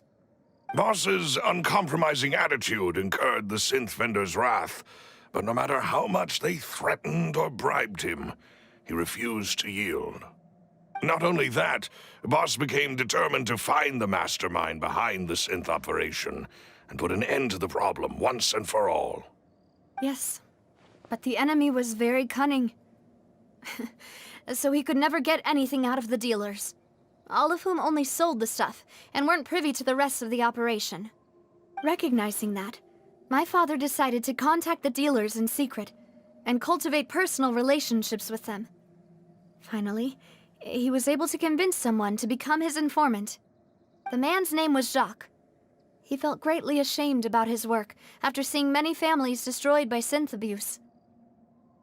That night, my father hosted a banquet at his countryside estate. He planned to meet up and exchange information with Jacques over some food. But then, we heard 2 gunshots from the courtyard. We raced to the scene and found my father, still holding a gun, and Jacques, who was already dead on the ground. Huh? How did that happen? Aren't they on the same side? Sounds just like Lenny's case, doesn't it? In both cases, the culprit seemed obvious, but neither appeared to have any motive at all. Looking back on it, though, I now believe the most important clue was something we all overlooked at the time. There were pieces of clothing left at the scene. Precisely. It's all thanks to you that I made the connection now. Back then, we all just thought they were some costumes that Jacques used to disguise himself at the banquet. But, considering it now, it's almost certain that they belong to a third person at the scene. With one extra person, we'll also need to reconsider why the 2 shots were fired.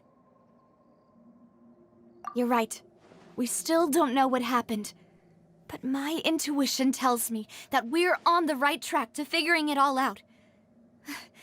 I'm finally headed towards the truth. Jacques was an empathetic man who was infinitely remorseful for his past actions. It's unlikely that he turned on Boss with 0 warning. I think this third person is probably the key to the full truth. On that note, however, even though this will not please you, demoiselle, as your and your father's butler, I must still offer a word of warning. Our opponent is insidious and cruel. They are extremely difficult to deal with, and Boss has already lost his life trying to bring them to justice. Even though Spina de Rosula has lost most of its former glory, Poisson has welcomed a new time of peace, and we have been allowed to live out our lives. There is no need to follow your father's path. It would be both wise and in line with Boss's wishes to step back and give up on the case. If that's indeed what he wished for, then he should have told me that himself. Was I not the closest person to him? And yet, I was the one most kept in the dark. What was the point of him dying without sharing any of the secrets he knew? Did he manage to protect anything in the end? Synth is still here. Callus the Unfaithful is still his epithet. And Spina di Rosula is barely getting by. Nothing has changed. Did he think I'd just accept his meaningless death and live out my life just as meaninglessly? I've never accepted that, ever. Not since that day, and certainly not now. I want to find out the real answer for everyone's sake.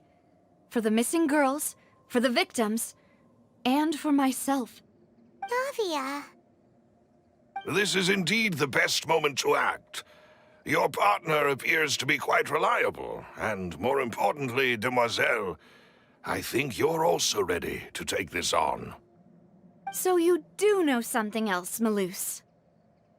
Yes, I do. In fact, even before that banquet, Boss already knew of the connection between Synth and the serial disappearances case. But what drove all the tensions to the boiling point was the revelation that you, Demoiselle, had been selected as the next target to disappear. What? Boss also didn't tell you that he had been diagnosed with a rare illness. The doctors told him that he had no more than 5 years left to live. And the serial disappearances case caused him great anxiety. 5 years was nowhere near enough time to resolve this long-standing conflict.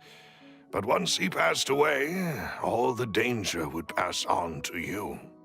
Knowing all of this, he decided to use one final intimidation tactic before his death. He claimed to have already gotten his hands on some key incriminating evidence for the other side, and even told some members of Spina de Rosula about the details. But as long as you remained safe, he would not share the evidence with the public. If something were to happen to you, then he and all those he told would immediately expose all they knew about Synth and the disappeared victims. Right, so nobody would be able to get off scot-free. As we've seen, Boss's tactic has worked. Even though Boss has been gone for a long time, the other side has not tried to take Demoiselle's life. No, I don't believe it. He never appeared to look sick to me. No father wants their daughter to see them weak and haggard, especially someone as proud as Boss. To him, dying in a duel and suffering lasting dishonor as the unfaithful were still far preferable than losing face in front of his daughter. So he chose to die in silence, so that he could protect me. I'm afraid you're not understanding this correctly, Demoiselle. What Boss wanted to hand to you was not a parasol, but a sword. If Boss's spirit could hear you telling me that you want to find the answer for the sake of everyone involved, I'm sure he'd be extremely proud. That fool. Couldn't he have just given it to me straight? No. He might have set up everything precisely because he never thought I'd be able to understand him. Is that the amount of confidence he had in me? And what if I was never able to make it to where I am now? Yeah. I suppose that's true. With the way he'd set things up, if I had wanted, I could have just lived out my life without a care in the world. But thankfully, he rarely talked to me about complex matters, and thus understood little of me as a person. In this case, he really didn't need to give me an easy way out. Malus, what was the key evidence that he shared with you?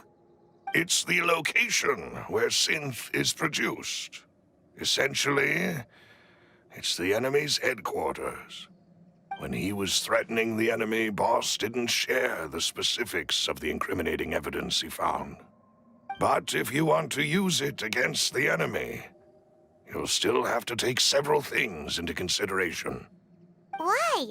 If we know where the place is, can't we just go storming in? You mustn't forget that we're fighting against a mysterious and dangerous organization that's been in operation for decades.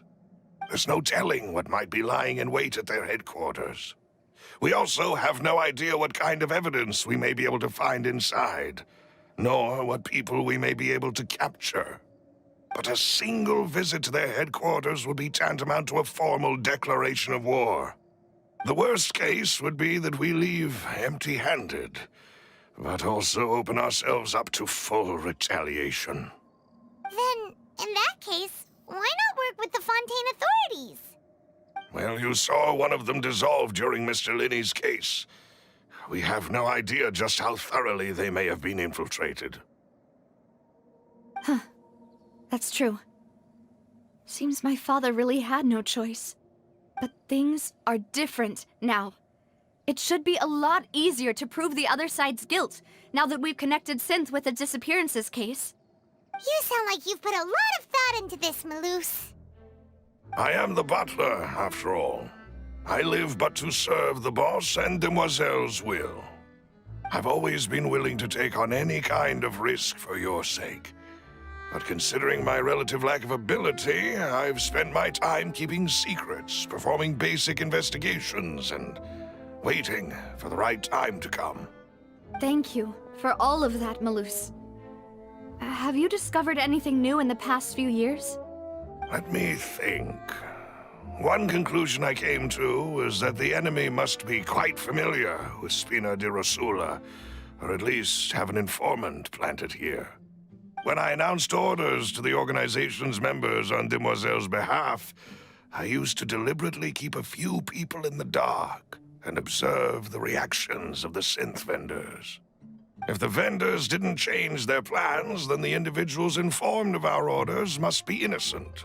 If the vendors packed up and fled, however, then someone must have given them the news.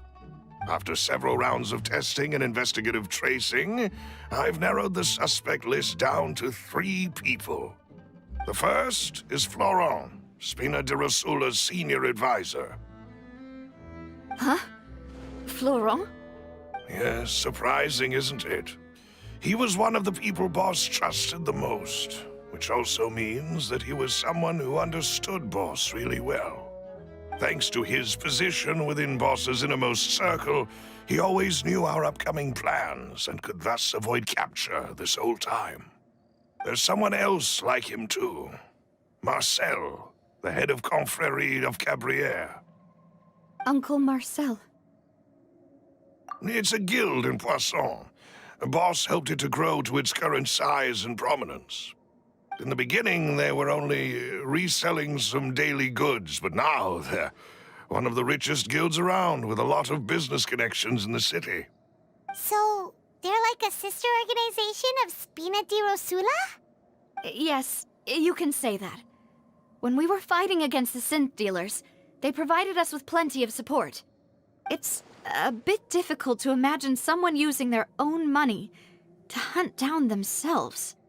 The final suspect is Thierry, the man responsible for coordinating information between Spina di Rosula and the guards.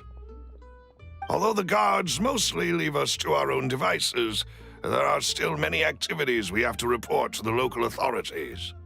Since Thierry is always in the know about our current activities, he could theoretically always plan one step ahead. I see. These are all people who I communicate with quite regularly.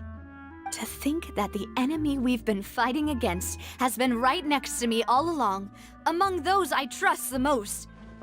It's almost too hard to believe. If you want to investigate them, please take every precaution to not alert the quarry. Judging from our experience, the enemy is extremely cautious. Of course. And thank you, Malus. You've provided us with a lot of great information. You're too kind, my lady. I'm just doing my duty. And before I forget, proving Boss's innocence would also mean clearing him of blame in Jacques' death. After that incident, Jacques' wife and daughter were taken into the Spina's care. They still live in Poisson today. If it might help, you could also pay them a visit. I can make the necessary arrangements. Oh, thank you so much, Malus. You really are the best. A new case awaits, my dear partner. I hope we can work together to uncover the truth and end this case once and for all.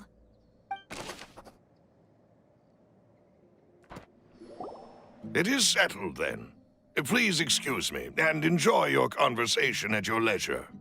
Thank you for arranging everything for us, Malus. Excuse me, miss. Do you need anything from us? Oh. Hey, Navia's all quiet. This isn't like her at all. I'm sorry that I only came to visit after all this time. After what happened, I didn't know how I was supposed to face the two of you.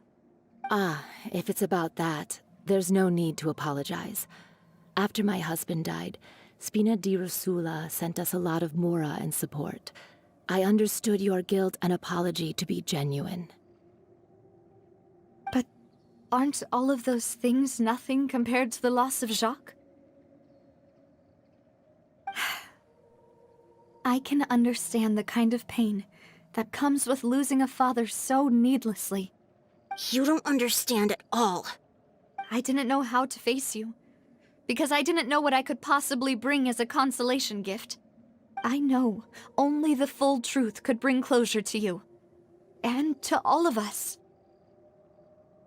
I'm sorry.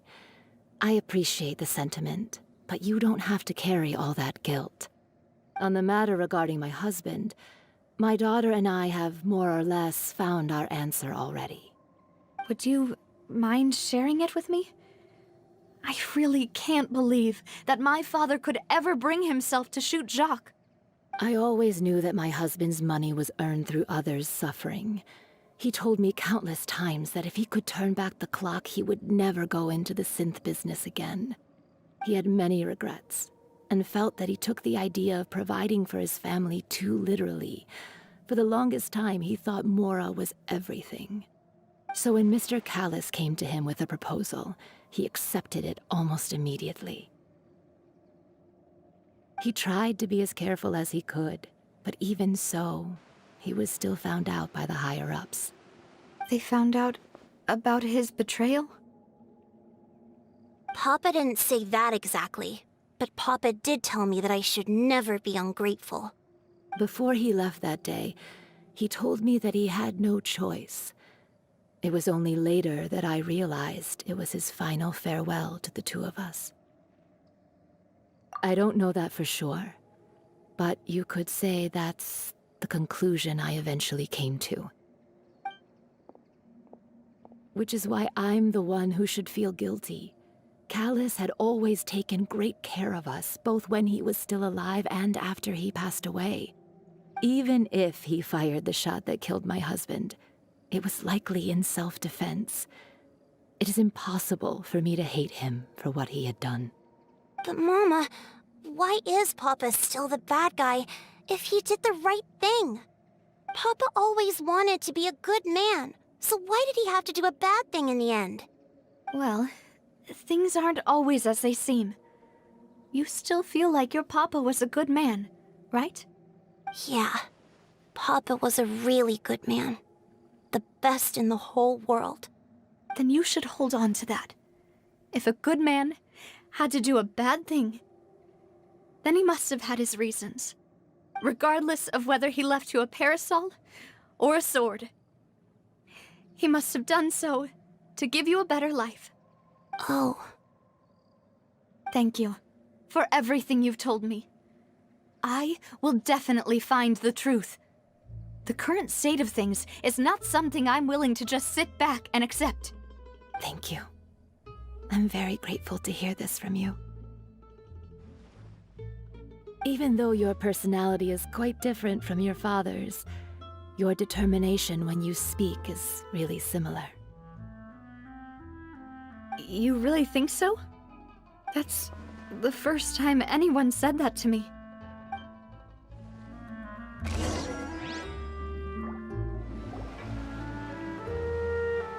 Greetings, boss. How may I be of assistance today?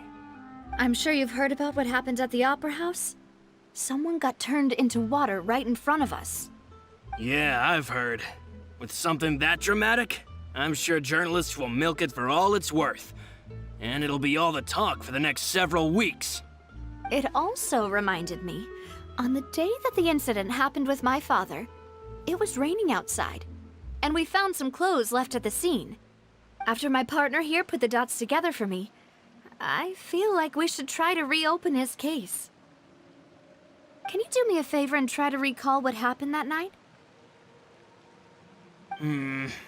Let me think. Mr. Callus was feeling pretty upbeat that day. So he was drinking and bantering away with us at the table. After that, he told us that he wanted to go get some fresh air. So we let him go without thinking much of it. Who knew that we would hear 2 gunshots ring out right after? My first reaction was that Mr. Callus's life was in danger. So I grabbed my holster and made a mad dash toward the scene. But when I got there, it was already too late.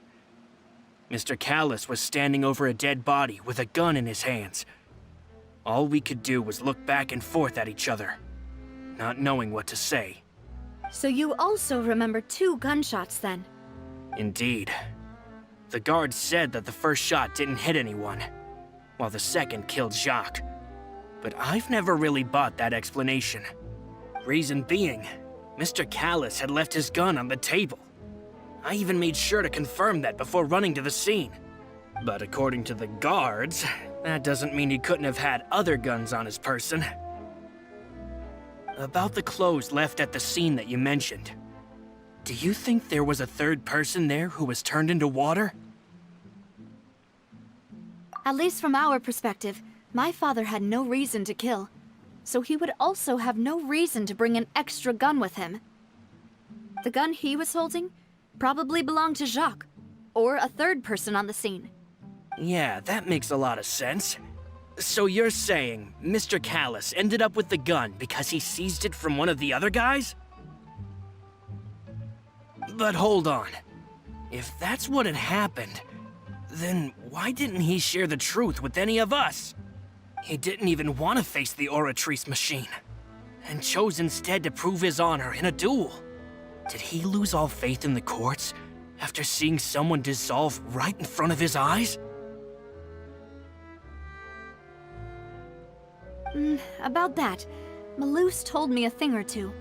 So, I think I can understand why he committed to the duel. I'll tell you everything, once the whole truth has been revealed. I understand. Then, I'll leave Mr. Callus's honor in your hands, boss. And if I may just say one more thing. The whole Callus the Unfaithful epithet has been a thorn in my side since the day it was invented. Many people have laughed at me for still calling him Mr. Callus, even after so many years have passed. But it was Mr. Callus's trust that allowed me to rise through the ranks of Spina di Rosula and live the life I lead today. No matter what others might say, he'll always be the man I respect the most. And he'll always be my boss. Don't worry. I will definitely find the truth. You and all our other comrades at the Spina deserve to know the truth as well.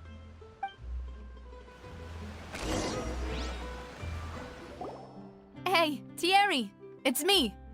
Oh, now, what brings you here, Miss Navia? I've heard that you made quite the name for yourself at the Opera House. Oh, so you've caught news of that already. Oh, okay. Hey, I'm also a member of the guards, you know. The way you make it sound, people would think I was sent off to Poisson because I had done something wrong. Are you sure there isn't a little bit of truth in that? Under normal circumstances, shouldn't you have been called back to the city already? I mean, where I work is really up to me. Let's just say I enjoy the ambiance of Poisson.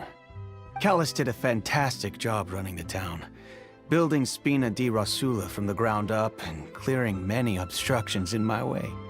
It would be next to impossible for me to find a similarly easy but high-paying job in the city. Anyway, enough chit-chat. Are these two friends of yours? You, here for some formal business? Yes. These two are my partners. What happened at the Opera House made us realize that Linny's case and my father's may be related. We're trying to reinvestigate the details of my father's old case. Ah, I get it. You think there might be more to the case now that we know people can be dissolved into water, right? I was also flabbergasted when I first heard of it. If you want to go through the original files from your father's case, I can help you look for them. That'd be much appreciated. Thank you. Actually, I have another question. Do you have the authority to dispatch Gardamex? Of course. Without them, I couldn't possibly handle Poisson on my own. Why do you ask? We definitely can't use them to forcefully get more evidence for your father's case. Well, you see, just recently, we were attacked by a horde of unnumbered Gardamex in the city. So, if you hypothetically wanted to do something against me, all you would need to do is get rid of the mecha serial numbers and send them after me. Then you think too highly of my abilities. Dispatching mecha is very different from controlling them. If I had to make an analogy, when you order a dish, the chef will make it for you. You can ask the chef to cook, but not to massage your shoulders or carry your baggage. If you try to make unreasonable demands, the chef would just think you're out of your mind and ignore you completely. The same goes for me and my Gardamex. Removing a serial number is also not as easy as you might think. There are a lot of complex steps to it, and it's almost impossible to keep it a secret. So I can promise you, those mecha were definitely private units. They're certainly not cheap. So, whoever their owner is must be super rich, powerful, or both. Now that you mention it, though, being in the synth business would definitely be profitable enough to afford this. Oh, then you're officially in the clear, Thierry. Oh, well, thank you for the vote of confidence, Navia. Jokes aside, I'd like to wish you all the best with your investigation. I'll be staying in the city for a little while, so just come find me if you need any support from the guards.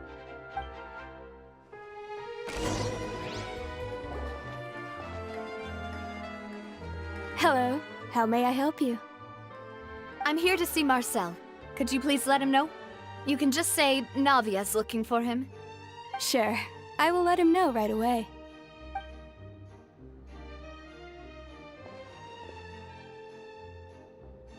Ah, Navia, hello. Sorry to keep you waiting. I'm not as young as I used to be, so my legs are giving out a bit. Oh, it's all right, Uncle Marcel. There's no need to stress. I just wanted to talk to you briefly about what happened in the Opera House. I'm sure you saw everything too, right? Yes, I've never seen anything so strange. Oh, you were at the Opera House too? That's right. I went there with Navia to see the magic show. Who knew it would turn into a whole murder mystery? I also witnessed your marvelous sleuthing work. Quite impressive. To beat the Hydro Archon at her own game on her own turf, I can already imagine everyone in Fontaine discussing your exploits over a few glasses of wine. Oh, Paimon doesn't want to become the talk of drunkards. Apologies. It's just how Fontaine is as a nation. Everyone loves drama and theatrics. Uncle Marcel, you've also noticed that other thing, right? The fact that humans can dissolve in water? Yes, I was reminded of your father's case right away. Is that what you're investigating now? Exactly. I still don't have much solid proof, but I can sense that the other side has already begun to act. Oh, and what makes you say that? We were attacked on Araneus by some unnumbered Gardamex. And there was also an attempt to get me to drink water from the primordial sea. If not for the vigilance of my partner, I probably wouldn't even be here talking to you right now. Oh, you're giving us too much credit. Wasn't it you who protected us?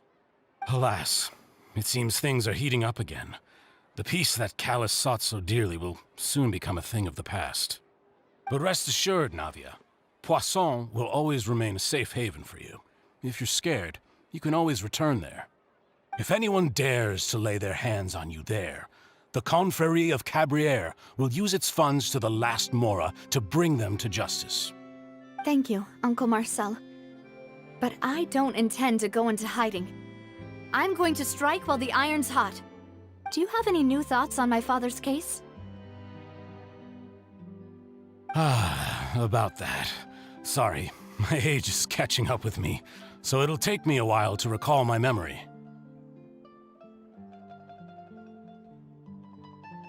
The Confrérie was responsible for that banquet, so I was out and about the whole time making sure things were running smoothly. I didn't even have the time to drink with the guests. Then I heard the sound of a gunshot, and the rest was history.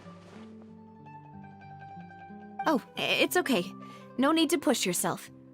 We'll ask around some more, see if there are any valuable clues elsewhere. Sounds good. Just let me know if you ever need Mora. All my wealth comes from Callus's patronage and support. I'll spend however much it takes to clear his name.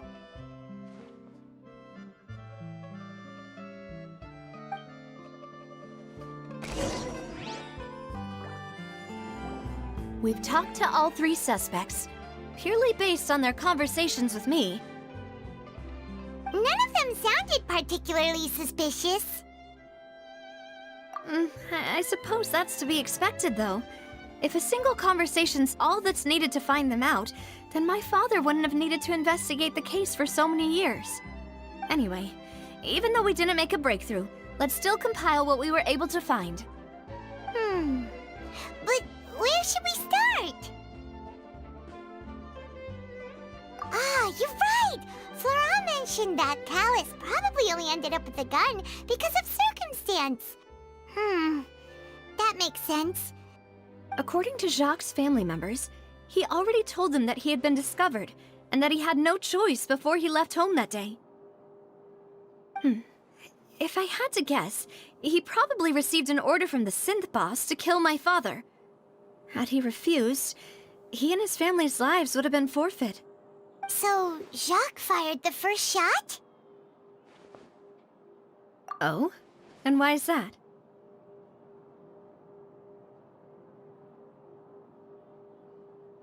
Ooh, that's a good point. Jacques probably already knew that he was just being used as a tool for murder. And once he had completed his mission, he'd be of no more use to his boss.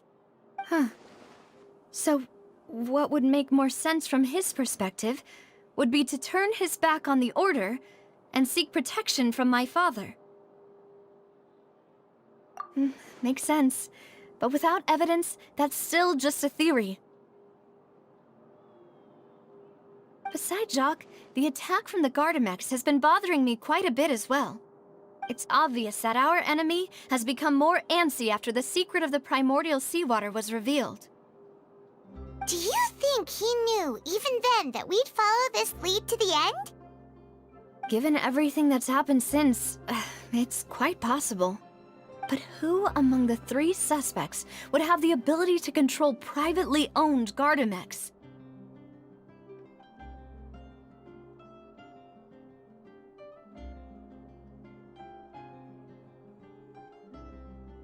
Uncle Marcel? My father did really trust him. And they worked together on a large number of projects. Maybe that's how he got to know Jacques. And with funds from the Confrérie, he could also afford a large number of Gardamex. It's still really hard for me to imagine, though, After all, Uncle Marcel has been around since I was just a child. Also, wouldn't this mean he has been spending a whole lot of mora and energy to fight his own synth business?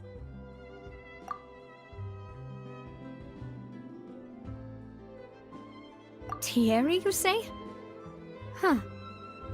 It is possible that he's figured out a way to convert the Gardamex for personal use. But I didn't feel like he was lying when he was talking to us about the mecha. I also don't think he'd be able to keep that kind of tampering under wraps. Yeah, had he actually tampered with the mecha, we'd be able to prove it with a simple check of the guard's inventory. If the mecha were taken from the guards, it should be pretty easy to find out when and how that happened. Florent? It is true that he was closest to my father, and thus had the best chance of learning about his dealings with Jacques. But as Spina di Rosula's advisor, his work mostly deals with personnel and security, so he shouldn't have much means when it comes to finances. So you're saying he's too broke to afford a mecha army? Exactly. He can't. And even if he could, I don't think he would be able to dispatch a whole group so quickly. Who could it be?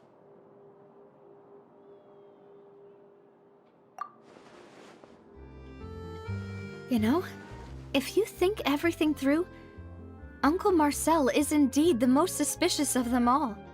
Could we be missing other suspects? Malus didn't know about the people turning into water thing when he narrowed it down to these three, did he? Malus has always been very reliable, and his judgment of others' trustworthiness has been fair and well considered. When he laid out his case for the three, the rationale he gave me made a lot of sense as well. The suspect is knowledgeable about the Spina's internal affairs, has the means to dispatch Mecha to assassinate us, and possesses significant intellect and foresight. Even if I don't want to believe it, I'm starting to see how things could all tie back to Uncle Marcel. Well, we still have another trump card on top of all the theorizing and speculating. Yes, Malus did say that charging straight in there would be extremely risky, but we don't have any other options right now. We need far more solid proof before we can hope to go charging in on our enemy. Navia, here you are. Oh, I've been looking for you. Huh? Aren't you the guy from the guards? Did something happen? Yeah. News came from Irenaeus just after you left. We've got another trial on our hands. Wasn't that place built specifically for holding trials? What's so newsworthy about this one? I know. But they said the person they're putting on trial is a Fatui harbinger called Tartaglia. What? Is that someone you know? Yeah, we know him. Maybe even a little too well. Well, he's been accused of being the true culprit behind the serial disappearances case. It's absurd, don't you think? Wait, how? None of our investigations have had anything to do with him. That's what I thought was strange about it, so I came to tell you the news right away. If the charge against him stands, then it'll be next to impossible to get the guards to support any of our planned investigations. Right, because they'll think they've already found the culprit. Yeah, and it'll be a lot harder then to clear Mr. Callus's name. I understand. Well, partner, what do you think we should do? We still haven't found any conclusive evidence. Huh? Split up? What do you mean? Just as expected of my partner.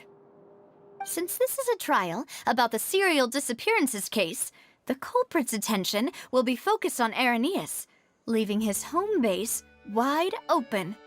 You're right. This is our best opportunity. All right then, let's do this. I'll stall them at the Opera House and charge Marcel as the true culprit. I won't have any chance of making that charge stick, though, unless we find more evidence. it'll be up to you to make it back in time and hand the decisive evidence to me. We'll help you, just like you helped us in Linny's trial. Demoiselle, please allow us to accompany you. I'm ready. Ah, Malou, Silver, when did you two get here? We heard that you'll be leaving Poisson and figured that you might require our assistance. It's our hope that your confidence will be bolstered with the two of us by your side. Thank you so much. Then, let's make haste for Arrhenius. Paimon, Traveler, I'll see you at the Opera House. See you then! Finally found it! Huh. So this is the entrance that leads to the synth production base. It sure doesn't seem out of the ordinary at all. Ah, you're right. An important place like this is bound to have a ton of protective measures and mechanisms. Navia's probably arguing up a storm right now to stall for us.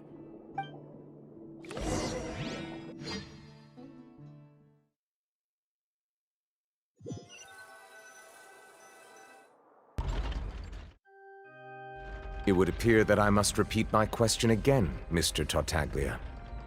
Do you accept the charge that you are the true culprit behind the serial disappearances case? To be perfectly honest, I don't understand your country's complicated court system, or the reason why I'm being charged with something I've never even heard of.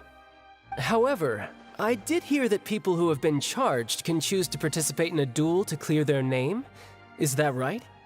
In which case, as long as I accept the charge, I can have an all-out fight with that champion duelist Clorend, right? I've got to admit, that's one of the most enticing offers I've ever received. When I privately sparred with her last time, she was obviously holding back. Real disappointing. Hey! Don't you understand? You're currently the prime suspect for a major case. This isn't the place for you to be looking for fights. Oh? Sounds like the Hydro Archon wants to lecture me on the ways of the Opera House. Then why don't you duel me too? I'm the kind of student that learns best in the heat of battle. No. That's not what I meant. Alas, it would appear that communication with the defendant is going poorly, and we have made very little progress. In that case, let me explain everything from the very beginning again. The goal of this trial is to determine the culprit behind the serial disappearances case. That case had nothing to do with him. You've got the wrong man. Huh? What's going on? Why is she interjecting again? I told you it couldn't be one of the Fatui Harbingers. Miss Navia, this is the second time you've interrupted the court proceedings. I only tolerated your behavior last time because you were able to provide the court with a key eyewitness. But that was an exception rather than standard court protocol. I can very well charge you with contempt of court for your interjections. Oh, please. Did you ever think I had any respect for this place's pointless theatrics? We can put that discussion aside for now. I'm not here to argue with you. I'm here to charge the true culprit behind the serial disappearances case.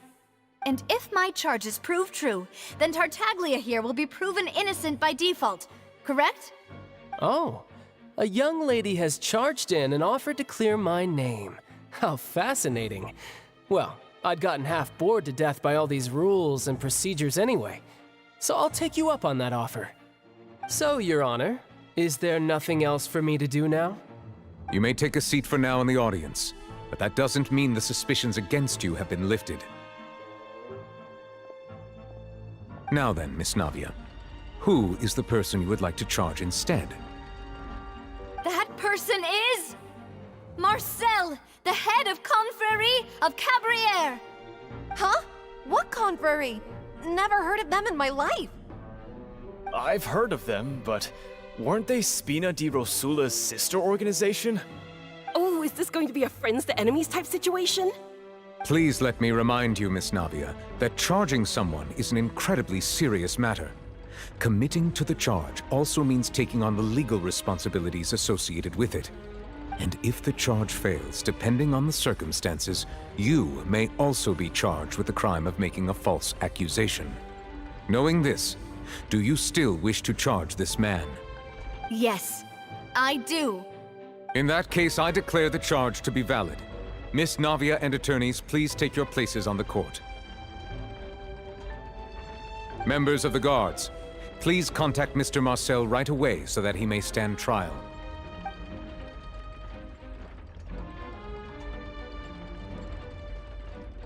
Mr. Marcel, you will not require an attorney.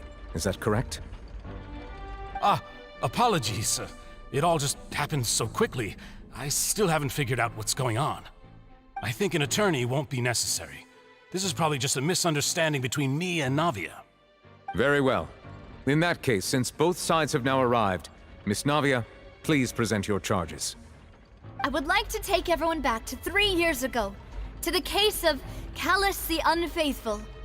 Only through elucidating what really happened in that case can we connect all the dots for the serial disappearances case. Navia, do you really think that I was the one who killed your father? Come on, why would I do that? Callus was my benefactor, and remember, both you and I only ran to the scene when we heard the sound of a gun. If that's enough to make me a suspect, wouldn't that make everyone at that banquet a suspect as well? I think there's no point in getting into the specifics right now. The audience doesn't even have the big picture yet. Even I'm struggling to remember some details of that case. Exactly correct, Your Honor. I must refresh everyone's memory about that case before I can explain my charge and reasoning. I see. In which case, I will recount the findings about that case as originally recorded by Maison Gardiennage.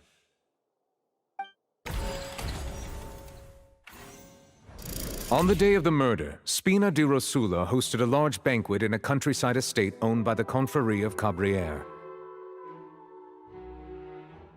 During the banquet, all attending guests heard 2 gunshots from the courtyard.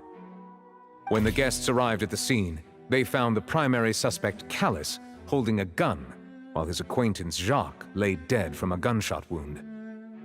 The guards' investigation did not recover any other firearms from the scene. As a result, they concluded that the suspect's first shot must have missed, while the second must have taken Jacques' life. The suspect did not dispute this conclusion, and also declined to defend himself in court. Instead, he chose to prove his innocence through a duel. Callus was defeated by champion duelist Clarande in the ensuing duel, and soon succumbed to the injuries. These are the known facts about the case.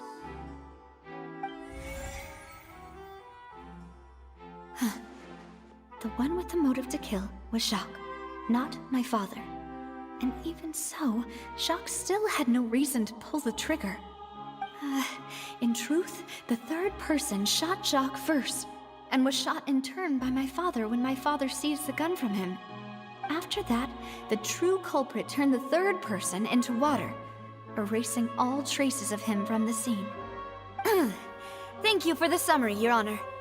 Of course, the guard's conclusion appeared quite sensible to us at the time. However, we should revisit the case now that we've gained new information about the abilities of water from the primordial sea. This assassin first shot Jacques, then turned to shoot Callus, only for Callus to wrestle the gun from him and kill him instead. The testimony of the victim's family confirms that Jacques had thoughts of assassinating Callus when he set out for the banquet. How, unfortunately for Jacques, the true culprit had already considered. A pile of clothing was found at the scene. But now it is clear that the clothes were, since it was raining that day, Realizing this, the true culprit caused the hired assassin to dissolve into water, leading everyone to believe Callus was responsible for Jacques' murder. This is the true version of events.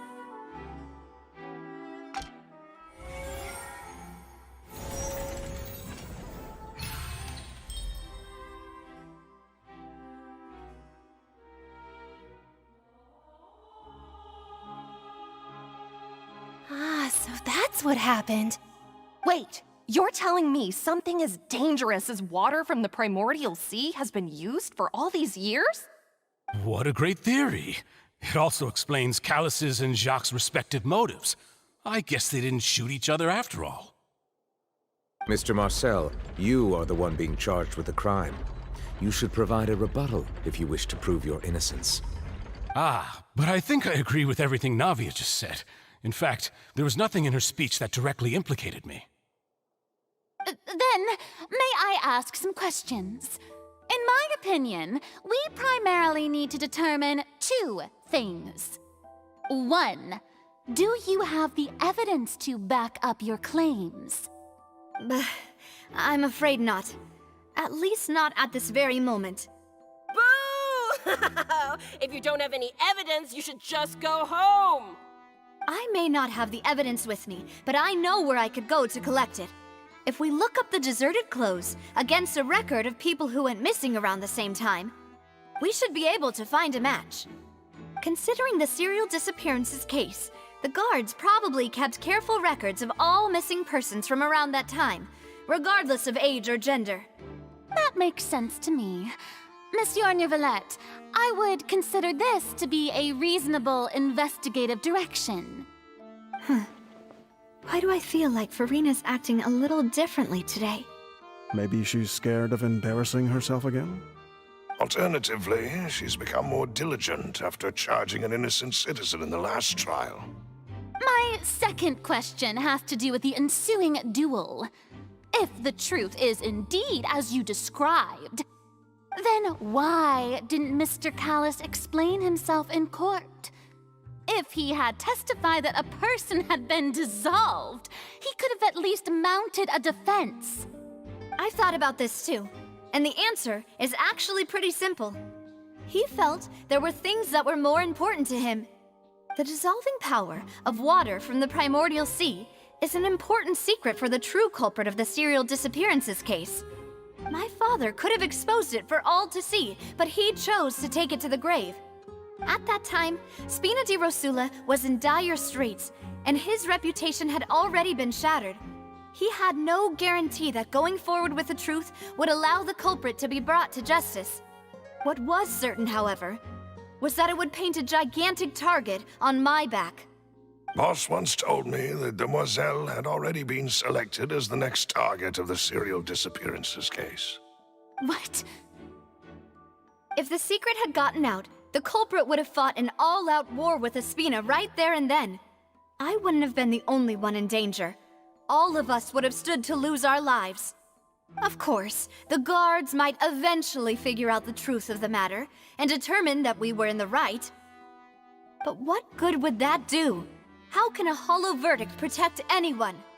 Had this opera house ever given my father any kind of confidence in its brand of justice, Spina di Rosula would have had no reason to exist.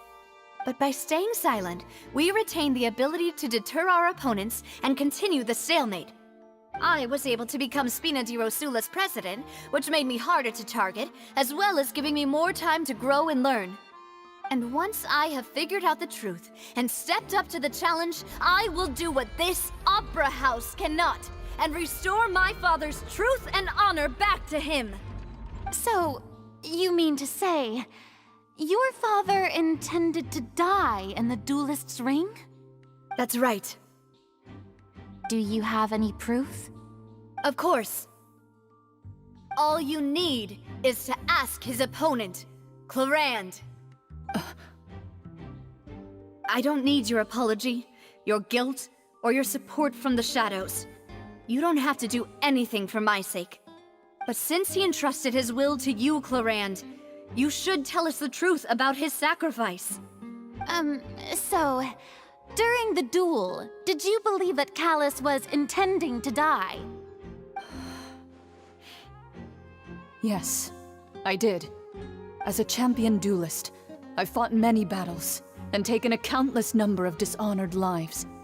In my line of work, I've seen all kinds of people give their all for the faintest hope to continue living. Some were determined, others passionate, and some even manic and twisted. Just one look and I can tell if a duelist is hoping to live or if they're looking to die. I hereby swear on my name and honor as a champion duelist That Mr. Callus never intended to leave the ring alive. Since that's your testimony, I have no more questions. It appears there really are good grounds to reopen this case. I concur. However, Miss Navia, you still have not explained the link between your father's case and the serial disappearances case. Right? What she said was fascinating, but kind of beside the point. Wait, weren't they just talking about the serial disappearances case? Of course, Your Honor. The two cases are connected via a matter of timing. In my father's case, the culprit intended to kill both Jacques and Callus. As a result, they planned to act after hearing 2 gunshots. And at the end of Linny's trial, the culprit also only dissolved the victim in front of everyone because they realized they were at risk of being identified. The culprit could only time their actions so precisely if they were already at the scene. Coincidentally, Marcel attended both the banquet and the trial. So that's why you suspected me. Even after hearing your reasoning, I still can't help but find it a little preposterous. I'm used to it, though. You've always been an impulsive and sentimental child, Navia. It's one of your most endearing traits. No need to appeal to pathos. I won't try to refute your points one by one, but even if everything you just said was true, can you prove that I was the only person present at both events? On top of that, does a person have to be physically present to control the timing? Can't someone remotely monitor the place? Don't know what she can say to that. I know that even with that, you might still think you can reduce the list of suspects with some further investigations until I'm the only one left on the list. Alas, who won't feel at least a little hurt by an accusation of murder from a girl you see as your own daughter? But if I were to dismiss this completely, you'd also think I'm not being considerate of your feelings. Ah well, let Uncle Marcel teach you another lesson. Do you know what the biggest flaw in your reasoning is? I suppose you're gonna tell me anyways. It's timing again. I'm a businessman by trade. From that standpoint, there's no reason for me to kidnap young women. It's a high-risk action with nothing to gain. In addition, I left my home in Snezhnaya when I was young to come to Poisson and work in some trade.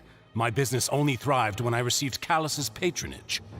But the disappearances began before I ever stepped foot in Fontaine. I do apologize, demoiselle. This was my mistake. No, it's not your fault. I'm sure he had come prepared. Is there anything else you'd like to say? Would you like to check the date of my first business license against the first known case of the serial disappearances? You can also take a look at my border entry records, or ask my friends and family when I left Snezhnaya for the first time. Could those records and testimonies do something to appease the unspeakable anguish in your heart? Seems like she got the wrong guy. At this rate, Navia will be convicted for falsely accusing him. I think you've done a superb job of dissecting your father's feelings as he neared the end of his life. But aren't you going against all of his wishes and expectations right now? He wished for you to become more rational, collected, and conscientious, instead of dwelling only on your own feelings. Once you've learned to be more considerate of others' feelings, and to stop rushing headlong into things, you'd have met most of his expectations. This isn't just about me, and it never has been. The biggest difference between me and the rest of the victims is that I still have the ability to search for the truth, while that same agency has long been taken from them. The people whose families were destroyed by synth abuse, the people who lost their loved ones to the serial disappearances, and the people who suffered tragic ends due to their sense of justice. Many people's images are flashing before my eyes. I'm sure some are coming to those of you in the audience as well. And whose image do you see, Marcel? Is it a man named Vacher?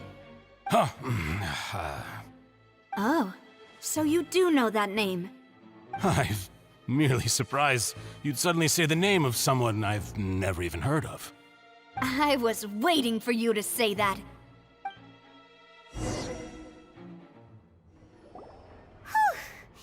After all that, we finally made it to the innermost sanctum.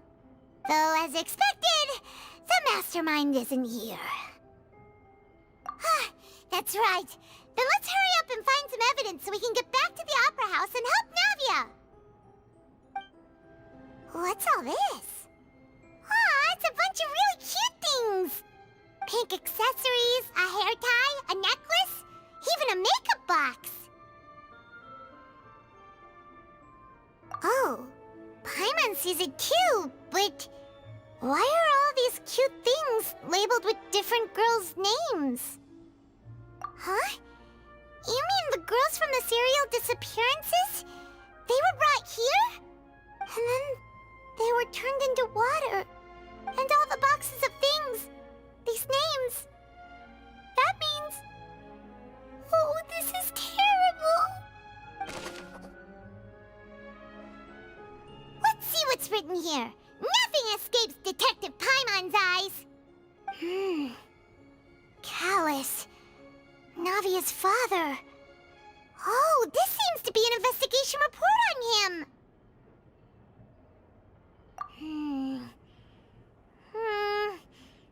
Yep, it's about finding someone to assassinate Jacques and Callus because of a lack of confidence that Jacques himself would go through with it. This should prove the existence of the third person, right?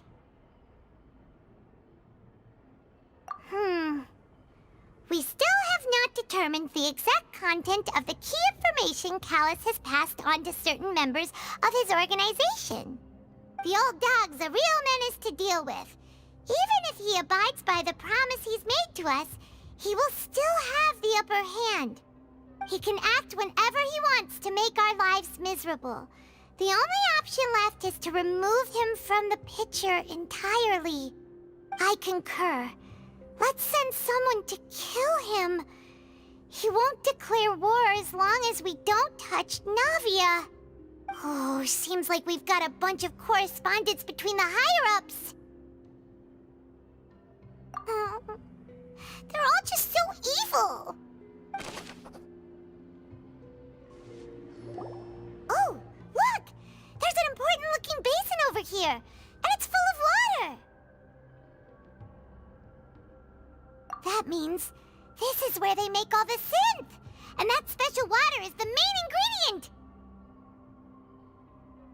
If you dilute it with normal water, you'll get synth, but the pure stuff can dissolve a human.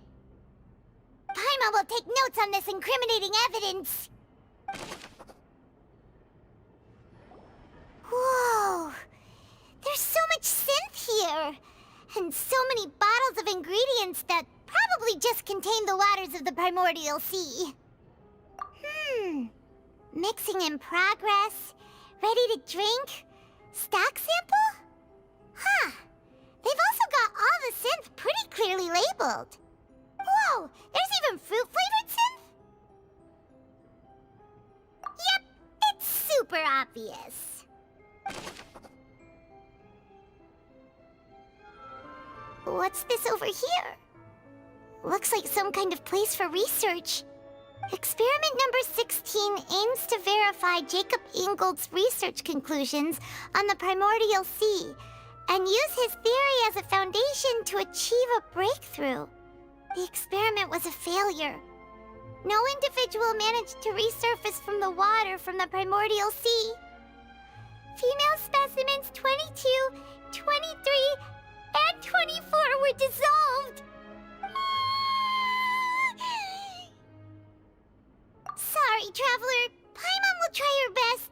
It's just that Paimon's never read something so scary before. How can someone write something that terrible in such a matter-of-fact tone? You read the rest. Paimon's too scared to keep going. So that's why he did all of these experiments. Wait, did he really think he'd be able to find a way just by dissolving people over and over?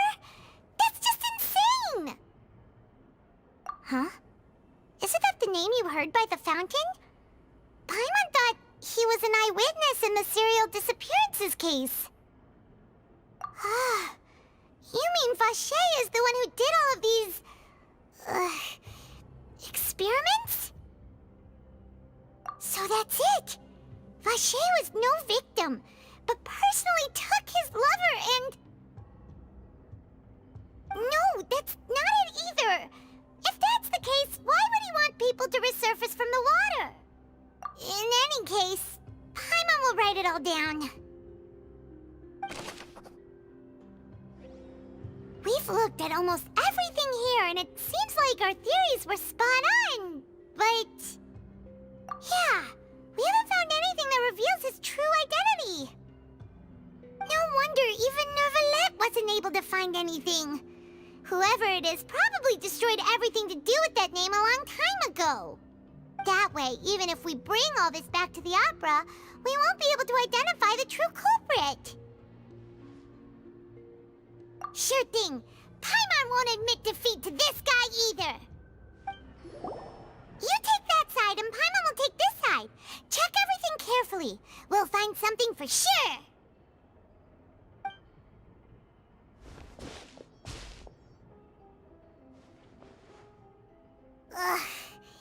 Nothing at all. And Paimon can't even find snacks either. Whoa, really? Let Paimon see. Vignier. Isn't that Vacher's lover's name? Then you found her diary. Let's see.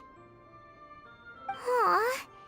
It's just a normal diary chronicling their love story. She was so sweet, too. Oh, Paimon feels even worse for her now.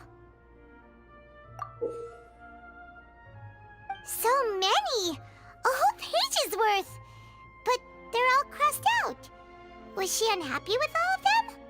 The final name she decided on was... Marcel. Wait, but... Marcel's pretty old.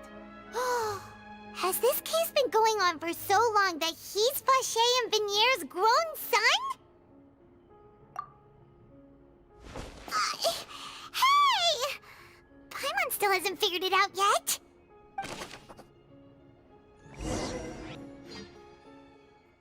And whose image do you see, Marcel? Is it a man named Vacher? Oh, so you do know that name.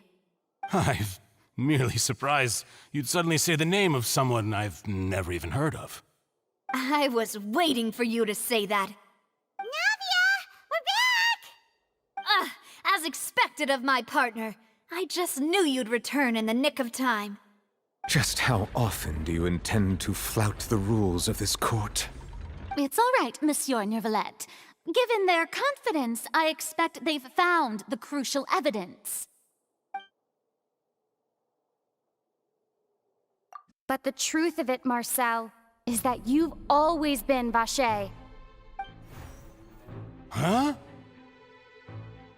We've investigated your lair and we already know everything! After your lover, Vignier, was dissolved, you kept abducting young women to experiment on the hopes of bringing her back to you! You even created Marcel as a new identity and destroyed all records of your past as Vacher! So that's it. Even the villains in opera performances rarely go that far. And with that, Marcel's motive has now been established. This information regarding your past also dismantles your prior timing defense. Well, Marcel, do you know where you went wrong? You fixated your gaze on the lover that passed away, instead of paying attention to the living people around you. So, you never noticed how we changed, or how we grew as individuals. You also never understood Boss's real expectations for his daughter. Or our determination to see things through. Your determination. Mr. Marcel, please speak up now if you would like to defend yourself. Otherwise, the trial will move on to the next stage.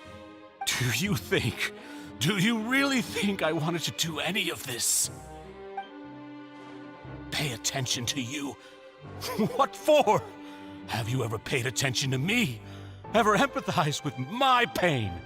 Ever known how it feels to watch the love of your life dissolve right in front of your eyes? No one helped me. No one even believed me. All those decades ago, even the officers from the Maison Gardiennage were laughing at me. They said there's no way a human being can turn into water. So I must have gone mad from grief. Vignier's death was brushed away by all of you as if it didn't matter at all. Well, now you know, don't you? Ha! Well, it's too late now. All those who were dissolved are gone forever. You only have yourselves to blame. You set up this ornate opera house in pursuit of your so-called justice, your beloved drama, while turning a blind eye to the suffering of the people. Vignier is dead. We promised each other that we would always be together. Wherever she goes, I will follow. But I'm not from this blasted place, so I can't be dissolved, no matter what I do. Hey, is that water from the primordial sea that he's drinking?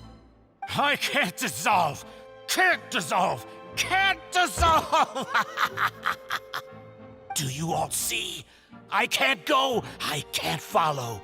So if I can't go where she is, what choice do I have but to try to bring her back?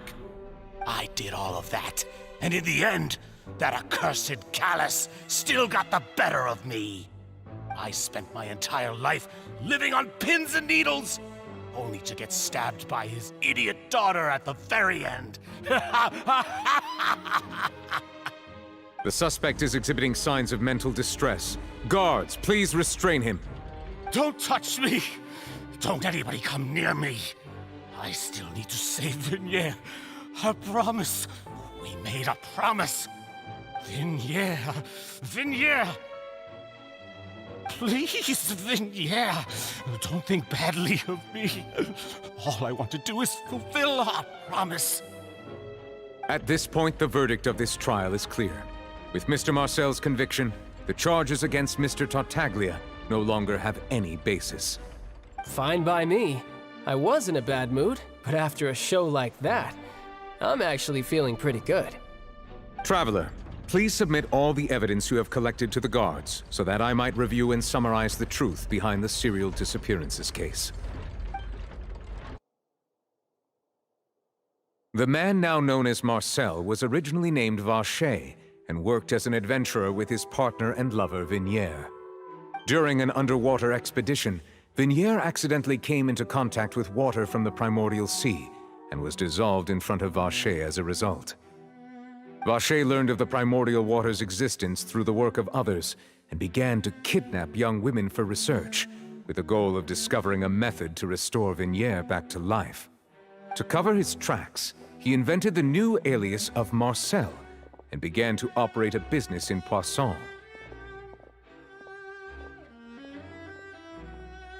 During the course of his research, Vacher discovered that a diluted concoction of water from the primordial sea can induce feelings of euphoria, and began to manufacture and market synth.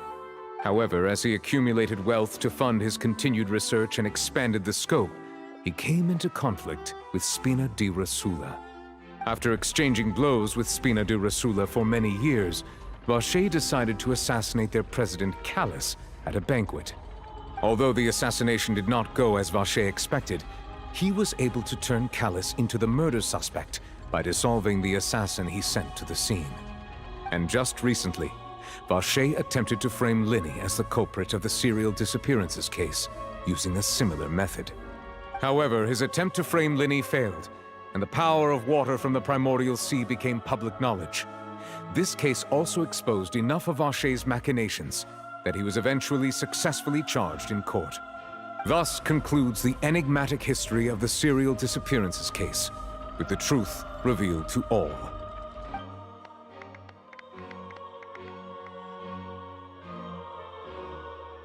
The Oratrice will now deliver the final verdict regarding the charges against Mr. Vacher.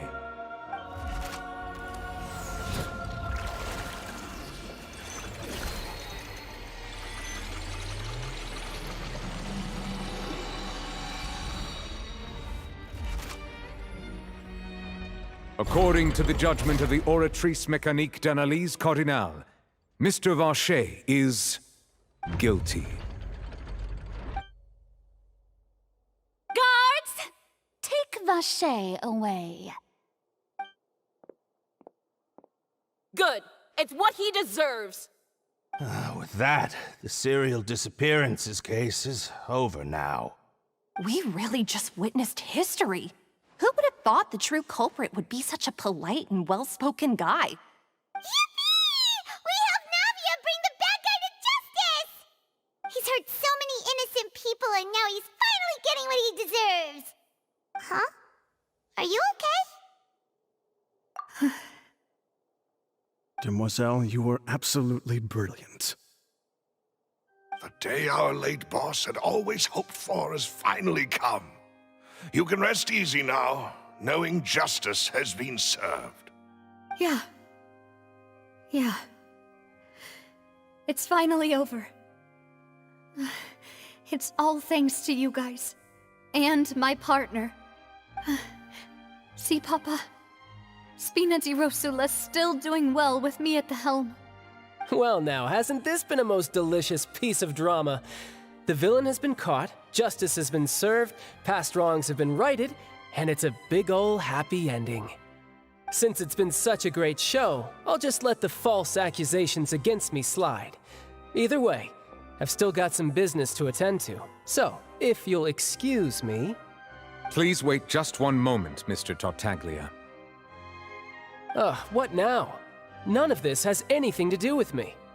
According to court protocol, since this trial was initiated due to a charge against you, a verdict must also be made regarding the initial charge before the trial can conclude.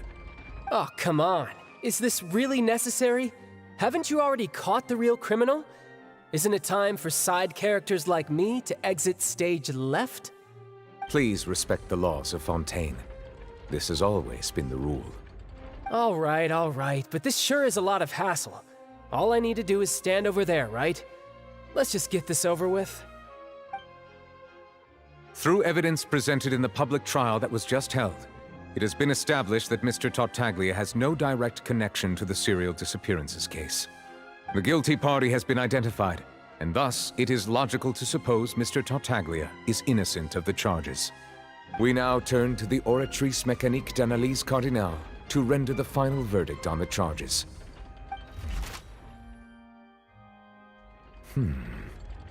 According to the judgment of the Oratrice Mécanique d'Analyse Cardinale, Mr. Tartaglia is guilty. What? Hey! That's not funny! Didn't you just say I'm supposed to be innocent? What's with this verdict? Is your justice machine malfunctioning? Huh? This has never happened before. The Oratrice actually returned a different verdict from the Chief Justice. I mean, have you ever heard of an innocent Fatui Harbinger? Do you think the Oratrice might have just convicted him on general principle? But weren't the charges about the serial disappearances case? No matter what else he's guilty of, it shouldn't affect the verdict in this case, right? The judgment of the Oratrice Mécanique d'Analyse Cardinale is, by law, the final verdict of the court. We must accept the guilty verdict. Guards, please take the suspect into custody per court protocol.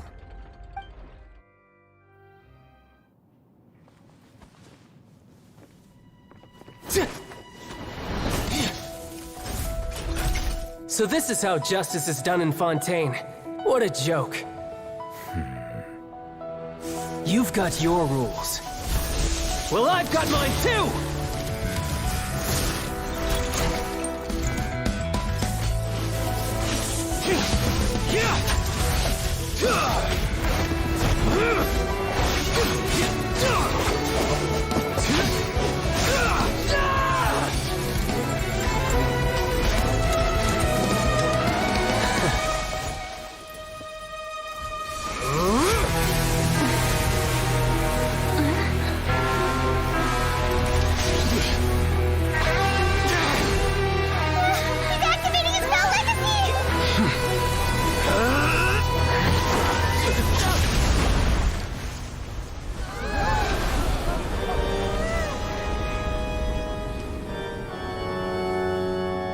I am sorry.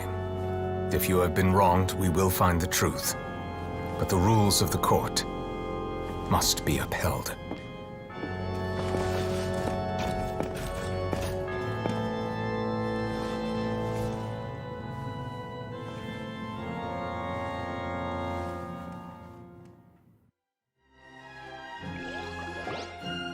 Hey, Monsieur Nouvelette, what's going on? Shouldn't they have been cleared already? Apologies. This is also the first time I've encountered such a situation. However, according to the rules established at the conception of Fontaine's court system, the Oratrice's judgment is the final verdict of the court. All I do is follow court procedure. As for why the Oratrice arrived at the conclusion it did, you should probably ask someone more knowledgeable than me. Why are you looking at me? I had nothing to do with it! I don't know what happened there either! Hey, stop staring at me! What does Lady Farina mean by that?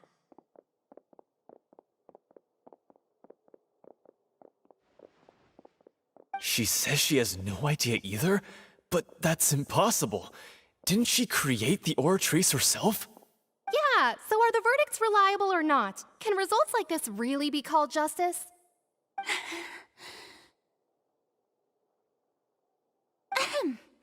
My dearest citizens, did you really think we'd allow an incorrect verdict to be handed out in this court?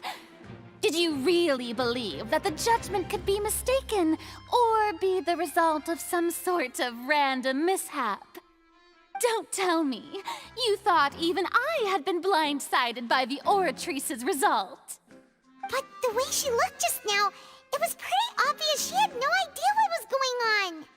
However, given the state of things, I shall give you an explanation.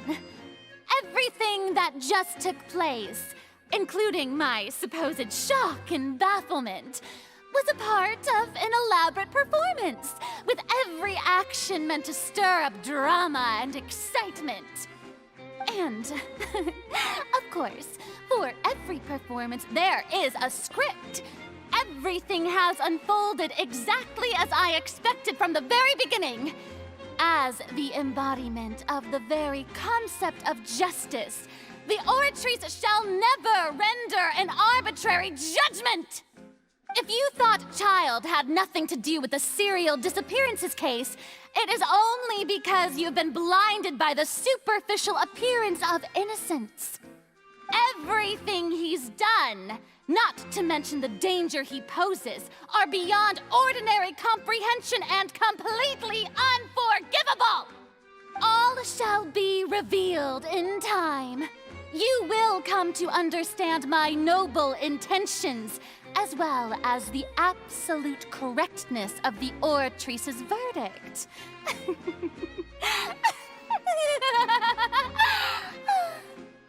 Now, having said that, although I hate to leave things hanging in suspense, it is now time for this performance to end. As the lead actress, I shall be the first to take my leave. Toodaloo! So she chose to make her escape after all, did she?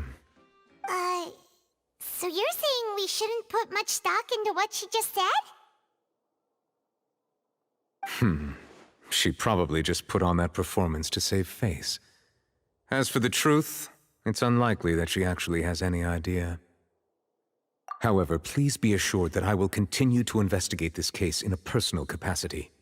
Just as I promised, if the judgment has been incorrect, we will do our utmost to clear his name. All right. Even though we feel pretty badly for him, we'll take your word for it for now.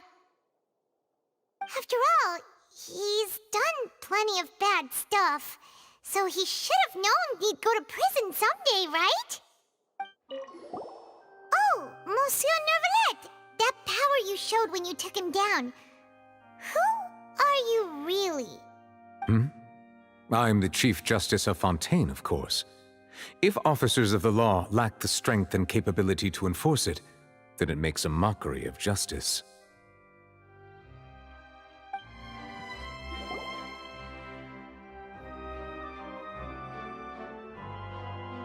Hey, what are you doing? Quick, stop him! Traveler! Hey! Traveler! Marcel! What are you doing over here? Stop resisting arrest! Cease, or we'll add another charge to the list. No, wait! I just want to ask the Traveler something. I'm not looking to run away. Please, just let me ask this one small thing. Go on. Thank you. I was being led away when I finally realized something. Where did you first hear the name Vacher? I erased all records of that name. So, unless... Are you still trying to prove your innocence? Give it up. You've already been convicted. Really? You did? You're sure? You met her? But how could that be? How did you manage to do it? The Fountain of Lucine? Then she's been so close to me all along. And I just never... Please give me a chance to talk to her again. Just let the Traveler take me to the fountain to see her one last time. This is the last request I'll ever make in my life. You can do whatever you want to me afterwards. I don't care. What? Give an inch and you want to take a mile? Do you think serial killers get to make requests like that? Paimon agrees.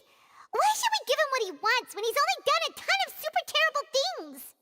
This request, is it worth as much to you as your life? Of course! Wait, no.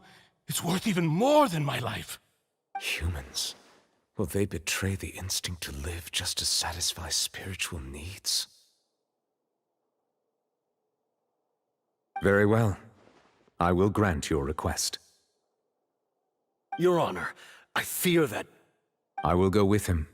You do not need to worry about any escape. In that case, I shall leave him in your most capable hands, Chief Justice. Thank you, Your Honor.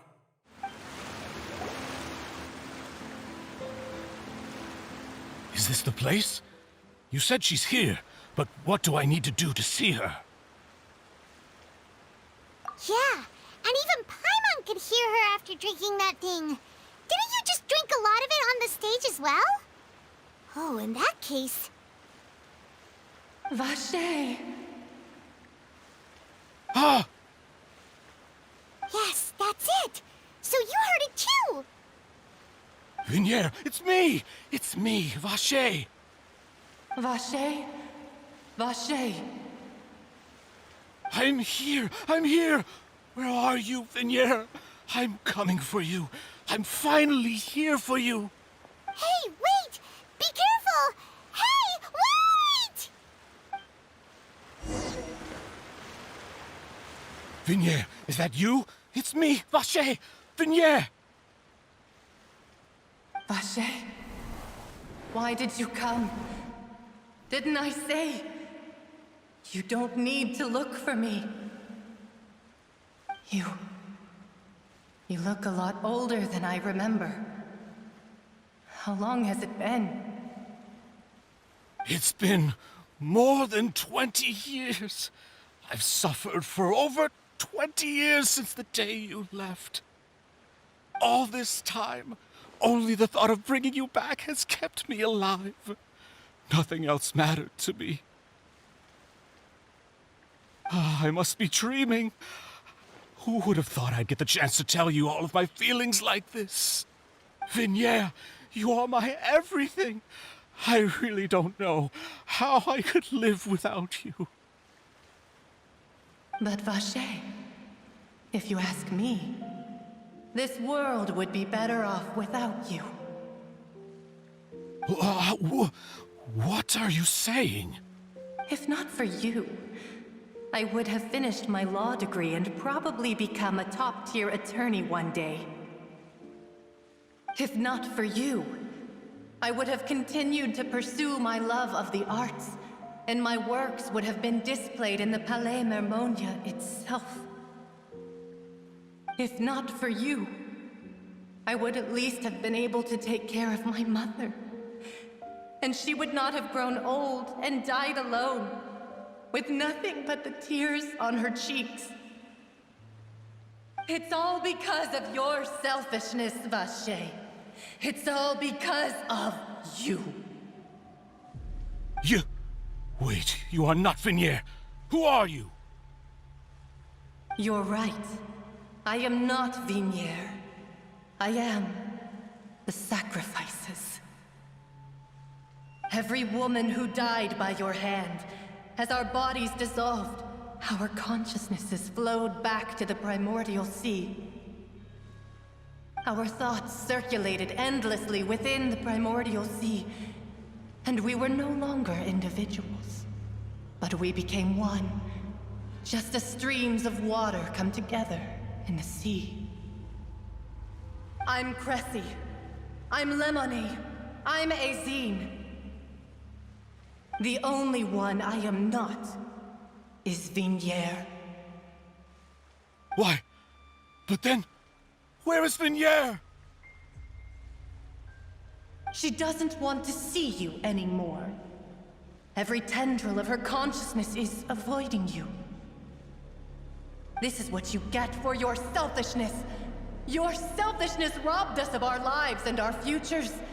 You said time and time again that you'd do any and everything for her. But did you ever consider whether she'd want to see you do the things that you did? If she would despise you for what you became?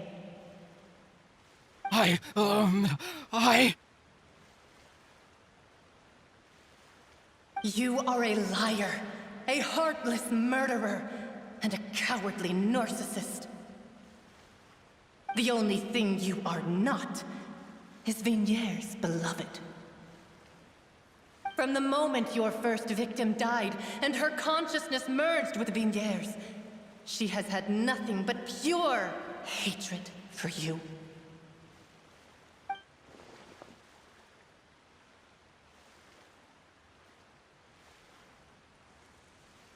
No! Vignier! She can't hate me. Let me see her, please. Have mercy. You still don't understand.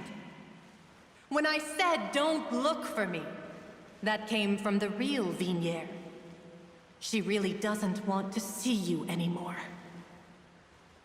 But on top of that, she also said that because it's her final drop of pity for you. She said that because she knew that if you did come here, we will show no mercy to you.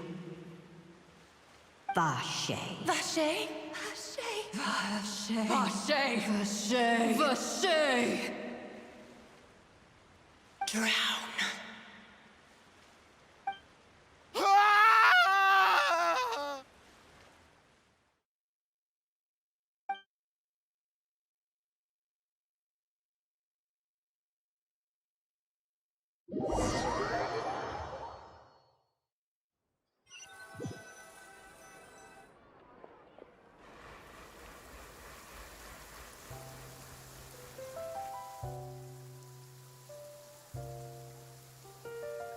Finally, we have some time to do shopping. Gosh, it's really been a long time since we've been able to relax. Huh. Well met, partner. I knew something great was going to happen when I woke up in such a good mood today. Even this weather can't put a damper on the demoiselle's mood. It's a pleasure to see you both again. Oh, hey, Navia! It's been a few days. Paimon's already started to miss you. Oh, now that I believe. I'm easy to work with and always bring home the bacon. Who wouldn't treasure having a partner like me? Sounds like you're really enjoying life these days, Navia. What have you been busy with since the trial? It's just been one thing after the other. I've been making non-stop trips between Poisson and the courts in Sen. Everyone from Spina di Rosula organized a memorial for my father. We never held a memorial when he first died, since everyone knew that even if we held one back then, no one was going to come. This time, though, everyone in Poisson, and even many people from the court, all attended. So his name's definitely It's been the dearest wish of Demoiselle all along. That blasted stubborn fool. I was right to put my faith in him. I'm so glad I didn't give up on the case all those years ago. Oh, by the way, I ran into Charlotte just after I left the memorial service. Well, maybe it'd be more accurate to say I knew she would be there, and there was no way she'd just let me go. Huh? So you know Charlotte too? The Charlotte? Journalist from the Steambird? Yeah, way back when I first became the president of the Spina di Rosula, she was all over me. Wouldn't take no for an answer. I believe the story was called The True Heart of Darkness, Secret Tales of the Yellow Rose. To be fair, though, it was a really flattering feature. So, we've been on pretty good terms ever since. She was trying to lean on our friendship to get me to do an exclusive piece on the serial disappearances case. Oh yeah, she told us about that. She's always been super interested in that case, so now her wish has finally come true too! Anyway, I told her to make sure that when she writes about you guys entering the opera house with the critical evidence, that you both sound really cool. Now that's another thing to look forward to. We trust Charlotte's skills with a pen for sure. Oh, and in other news, I also took Clarand out for a meal. Oh, are you two on better terms now? While you were investigating Vache's headquarters, Clarand gave testimony on my father's behalf. It was thanks to her that we were able to turn the tide. I wanted to thank her. I mean, there's also no point in being awkward all the time, so we took the chance to reconcile with each other. Oh, that's great! Paimon also thought Clarand wasn't actually a bad person. It's always good to have more friends. Anyway, now that the case has finally been solved, perhaps it will slowly begin to fade from the public consciousness. Oh, actually, there's still one last thing I need to do. What is it? I should pay a visit to my father's grave, and tell him the truth of what happened, as well as how it all ended. And on top of that, just how much people still look up to him, to this day. That includes me, too. Miss Navia. Indeed. We want to go too! We also think Callus is a really admirable person. Sure thing. I'd like you two to share the moment with me. After all, without you, there might not have been such a positive ending. And in that case, everyone, let's be off. Considering the recent weather, we'll be lucky if we can reach Poisson before dark. Yeah, you're right. It's been raining non-stop for a few days now. This is where my father's grave is.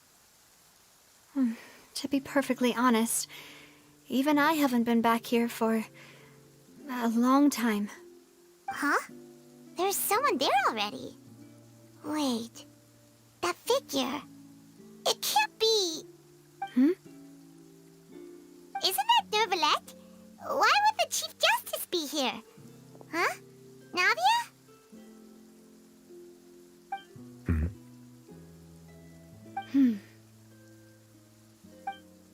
My apologies. I should have asked before coming to pay my respects. Don't say that. Sorry about that. Oh, I was trying to say there's no need for you to apologize. I wanted to show my father how much I've grown, but still, I doubt I've grown to the point that even the Chief Justice would feel compelled to apologize to me over and over. In that case, I will stop apologizing for now.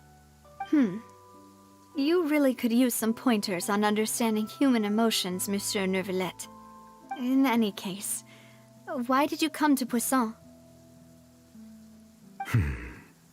Well, ever since that day, I've been turning a question over and over in my head.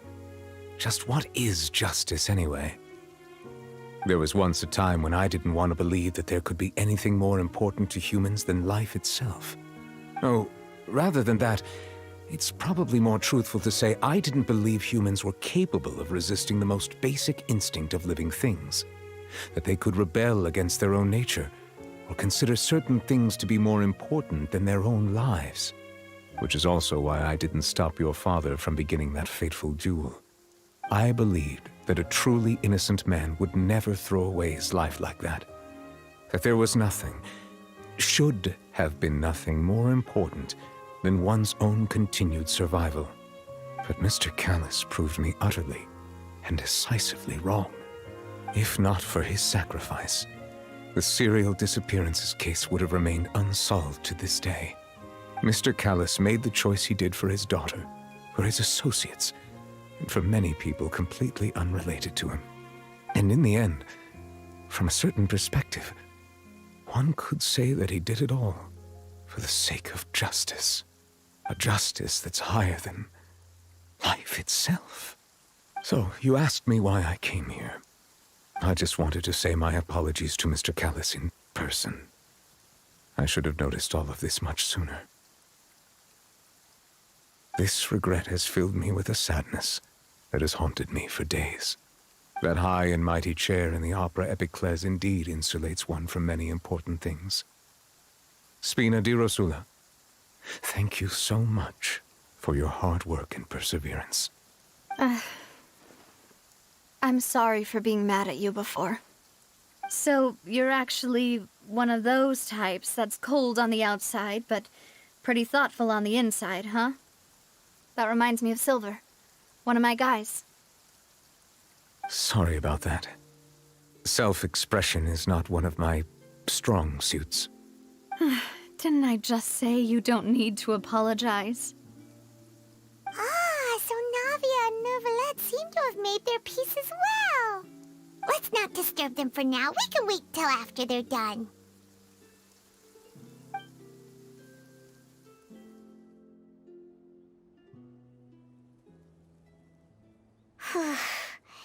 Paimon's never paid respects at someone's grave before. Did Paimon do anything rude there? Huh? Oh, Paimon didn't know that was a thing. But Paimon doesn't know what she would do if she can't fly. Oh no. Paimon hopes Miss Navia won't be too mad. Anyway, Neuvillette is still standing around there. It's not often that we can catch him alone like this, so why don't we go talk to him for a bit? If we can't talk to Lady Farina, we can at least talk to him, right? Oh, it's you two. Did Miss Navia invite you to come pay your respects to her father? Mm-hmm. We ran into Navia on the streets today, so we just followed her here. I see. Then is there something that I can help you with? Well, it's pretty hard to run into you like this since you're usually super busy. So we figured we could try to ask you a few questions, if that's okay. Please feel free. Though outsiders, you helped us solve one of the greatest mysteries in Fontaine, and it would be my pleasure to return the favor. So, at court, the bad guys referred to that special water as water from the primordial sea, but what is it really? Truthfully, that name is already quite accurate. I can only surmise that Vacher and his ilk only learned of its nature and existence after extensive research. There used to be a special sea on the surface of this planet. The nature of its seawater was rather different from that of the sea we know today. Most of Tevat's life forms were first born in that special sea. You could say it nurtured much of the life on this planet. Huh. So it really was where everything began. It makes sense to call it primordial then. But today, the primordial sea no longer exists on the planet's surface. What Vacher discovered must have been some kind of special case, or a remnant from a truly ancient age. Huh. So that's how it is. Oh, you really know everything, Monsieur Neuvillette. But if that's the case, then why would people, at least people from Fontaine, dissolve in that kind of water? Indeed. Why would the primordial sea, which was known to engender and nurture life, suddenly reverse itself and devour life instead? To be frank, that also doesn't match my understanding of this world and its laws. There must still be some unknown secrets around the people of this land. Is there anything else you'd like to ask me about? That the sea levels will rise and everyone will be dissolved in water, leaving Farina crying alone on her throne, but the sins of the people will be finally washed away for good. Does that appropriately summarize the version you've heard? That's right! It was Lenny that told us back then. And that about covers all the main points. Yes, up to the present, I think we reached a point where we have no choice but to confront this prophecy directly. Rumors have it that this prophecy is rooted in the last words the former Hydro Archon left to the world before she passed away. A prophecy? Of the former Hydro Archon? Wow. This is the first time that we've ever heard of it. 2 parts of the prophecy have already proven correct. The rising sea levels and the ability of the people of Fontaine to be dissolved. We should be more vigilant and stay on the watch for further signs. Speaking of the prophecy, Farina has also always taken it quite seriously. Indeed, she has been collecting information and intelligence from across Tevat for this purpose. If the rumors were true, then perhaps this prophecy is the conundrum left to Farina by her predecessor. But with Farina being the way she is, can we really trust her to solve it? Is there anything else you'd like to ask me about? My apologies. My investigation has still not reached its conclusion. However, I still believe the judgment of the Oratrice was not rendered arbitrarily. Huh? But you also said you thought he was innocent. For many years, I have been quite aware that the Oratrice does not simply mechanically repeat the verdict that I give on each case. As a divinely created mechanism, the people's unified faith in the concept of justice is integrated into it.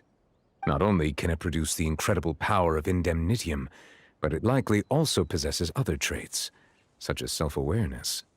Which is all to say, I have been prepared for a situation like this for a long time. Huh. So when Lenny told us that he heard a human voice from the room where the Oratrice's core is stored... I was not aware such a thing had occurred. Perhaps that could serve to prove my conjecture. I will add that to the list of items to investigate. In any case, I am inclined to believe that the Oratrice does have a methodology all its own. We just do not have enough information. Based on Farina's reaction, I doubt even she had any idea what was going on. She managed to bluff her way through it, though, with her time-tested twin tricks of bravado and drama. While we do intend to get to the bottom of this, for now, we regret to say that the Fatui Harbinger will just have to bide his time in the fortress of Meripede. If we did incorrectly convict him of crimes he did not commit, we will most certainly compensate him to the fullest extent allowed by the law. If you ask Paimon, the only compensation he'll want is a no-holds-barred fight with you. Is there anything else you'd like to ask me about? Your sibling, another blonde-haired traveler. I'm sorry, but I've never seen anyone who matches that description. If he ever stepped foot in Fontaine, I'm sure he followed our laws to the letter and had no reason to appear on the stage of the opera Epicles. Is there anything else you'd like to ask me about? Very well. It was my honor to provide you with what answers I could. I very much enjoyed conversing with you. It will soon be time for me to leave this blissful tranquility behind and return to Palais Memoria. You really are super busy, Monsieur Neuvillette. Paimon thought you only came here to pay your respects today because you had the day off. Crime and villainy do not have the day off, and so justice must work around the clock as well. This is merely the nature of a justice's work. All right, you've got a point. Huh? Paimon just noticed that the rain has stopped.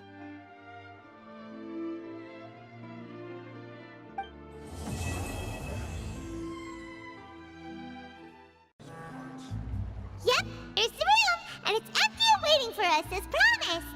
Navia is such a good person. Now that the serial disappearances case has been solved, no one's going to come after us for anything. Even without Silver standing guard, we can just completely relax. Why don't we stay and rest up here for a while? Even machines in Fontaine need to stop and recharge now and then. Oh, come on! This place isn't that bad. Besides, how often do we get to stay in an actual base? Oh, fine. Remember that detective story Paimon read before? Well, the author is about to release a new book, so Paimon wanted to buy it as soon as it came out and have a quiet place to read it. Yippee! Then it's agreed. Come on, let's get some sleep. We'll need to be up first thing in the morning to get in line and buy a copy.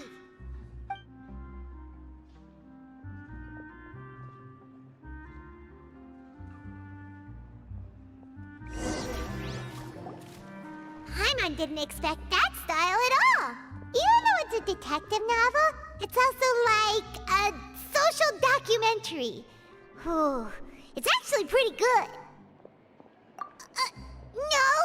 Paimon just spends a bit more time sleeping than you, that's all.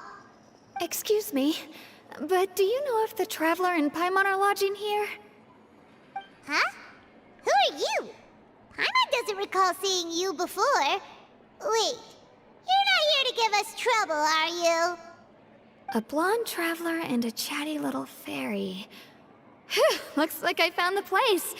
Good thing I asked the Spina di Rosula. Seems they sent me the right way. Hey, what do you mean by chatty? Paimon's always careful not to talk too much. Most of the time, anyway. It's an honor to meet you both. I was sent from the Palais Mermonia. Monsieur Nourilette wishes to see you.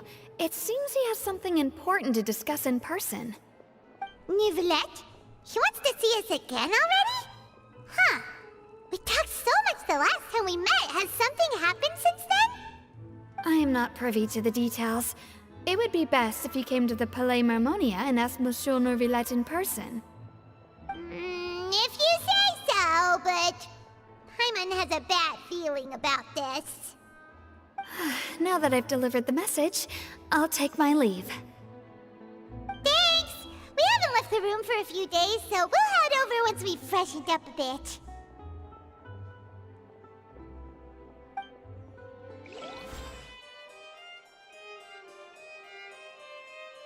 Nourilette! We're here! Did you want to see us about something? Huh? Why were you just standing there? You daydreaming or thinking something over? Yes, I did send someone to fetch you. But as for what I'd like to discuss next, well, I still have some reservations. Given that we've already made the trip here, you should just tell us. Bet you need us to help you with something, right? I do indeed have something I'd like to ask you to do. However, you should wait until after I tell you the details, then decide for yourselves whether you'd like to help or not. The situation is this.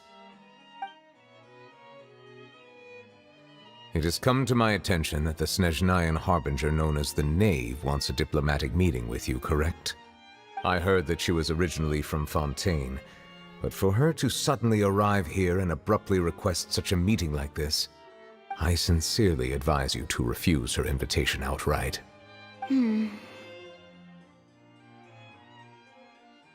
I'm sure you're aware that her purpose is most likely related to Child's recent predicament. We convicted one of the Snezhnayan Harbingers in a court of law, but we have yet to provide any form of detailed report on the matter. This does indeed provide an opportunity for Snezhnaya to put pressure on us. I believe we should adopt an evasive stance until we can provide a proper explanation and have a preliminary plan on how to deal with the matter. No, we shouldn't. I think we should agree to the meeting. Oh? Well, you see, we are the ones that owe an explanation. If we keep putting off the meeting, it could easily result in the problem escalating, right? It's like a fight between two friends. If they don't agree to see each other and talk in person, isn't it possible that the friendship could end entirely? Though diplomatic relations between Fontaine and Snezhnaya could be considered as friendly, It is only superficially so. You wouldn't go so far as to say that our nations are friends, as you did in your example. It was just an analogy. An analogy, okay? Moreover, even if we were to talk in person, if we don't have sufficient information prepared, it is quite possible the result wouldn't be restored relations, but a complete falling out. I don't think we should overthink those possibilities yet. Even if the logic of the divine is not immediately apparent, its wisdom will only be revealed with time. Besides, you'll be at the meeting. If any problems do pop up, you'll have no problem navigating them. I must clarify that interacting and communicating with people outside of court is not my cup of tea. It seems you think too much of me. But more importantly, when did I agree to join the meeting with you? You mean you won't come? No, that won't do. I can't go to the meeting alone. You have to accompany me. I must take you with me.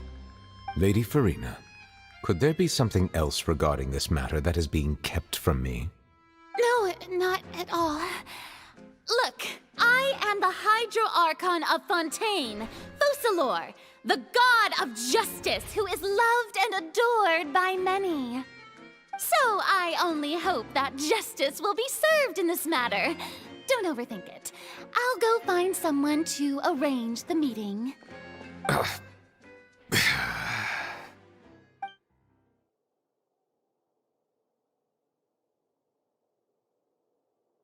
Though it could officially be considered a diplomatic conference, I prefer to see our meeting today as an ordinary tea party. I assume you see it the same way, Miss Farina?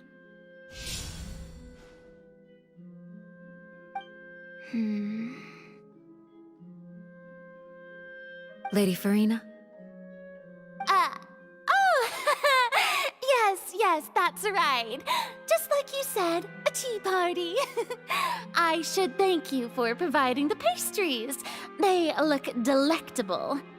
To make this tea party even more lively, I've invited someone else to join us today.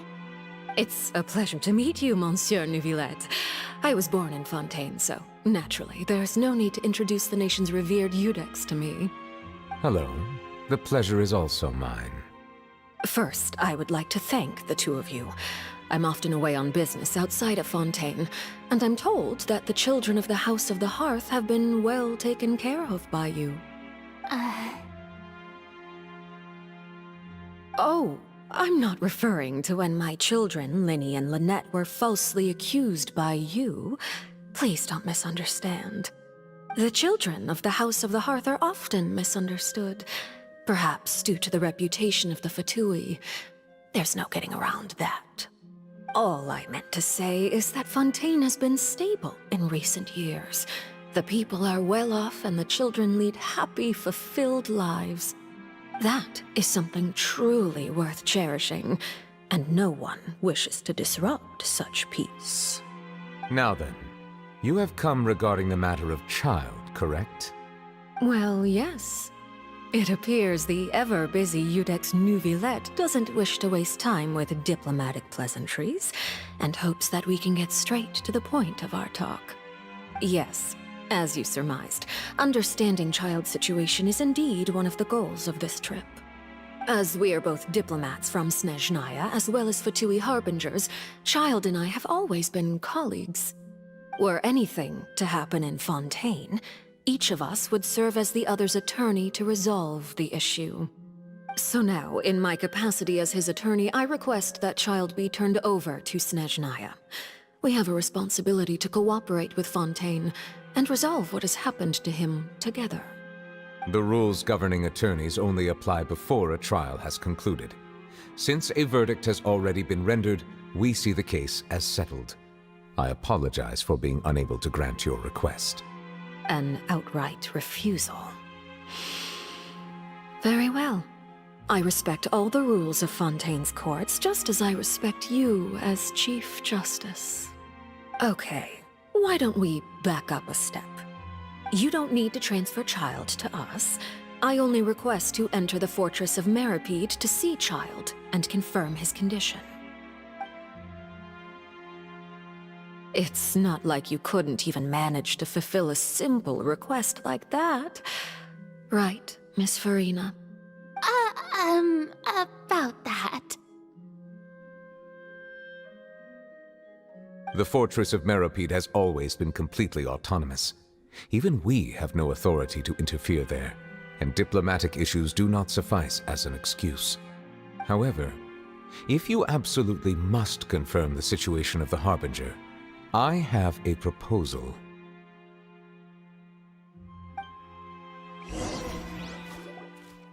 The knave showed up already? Well, Linny did say that Father will be returning soon. We didn't even know that Lenny was from the House of the Hearth at the time, so we kinda overlooked that information. Yes, thank you for your kind advice. I'm well aware of the situation. I also noticed that Lady Farina acts a little odd and unnatural whenever I bring up matters related to the knave. Could the knave be threatening Lady Farina or something? If that were the case, then why wouldn't Lady Farina inform me? And what means could the knave possibly have to twist the arm of an Archon? So maybe that's not very likely. Even though Farina can act a little weird at times, she's still an Archon. In reality, this problem is even more thorny than it appears. According to reports from the Fortress of Meripede, Child recently disappeared under mysterious circumstances. The details are still unclear. We cannot rule out an escape, but there have also been no reports of him outside of the Fortress of Meripede. Special guards oversee the fortress, and its internal systems are extensive. Combined with the special characteristics of the surrounding terrain, an escape should not be possible. I suspect that there's something else behind Child's disappearance. I was only willing to share this information with you because you are friends of Child, and it is my duty to see justice done. So this is what you wanted to see us about before. Yes. I would like you to go to the Fortress of Meripede and investigate Child's disappearance. This was my proposal during our meeting with the knave.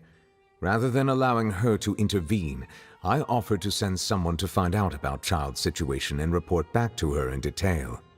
The knave did not seem satisfied by my proposal, but she still agreed to go along with it for the time being.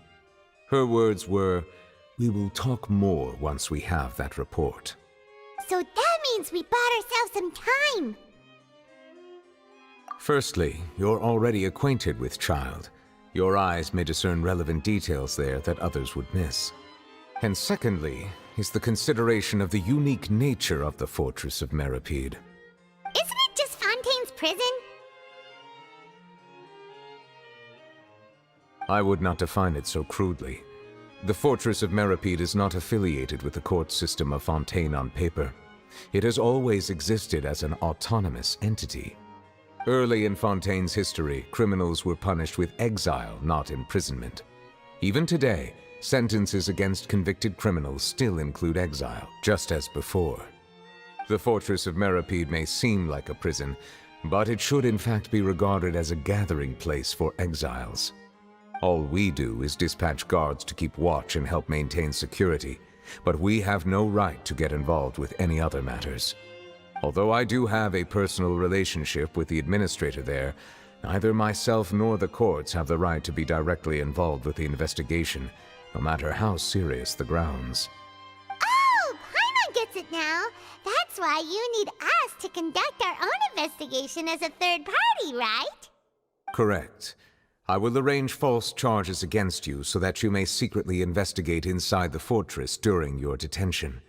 This will save us a lot of unnecessary trouble. So, are you two willing to accept my proposal? Yeah, no matter how you look at it, it seems we're the best choice.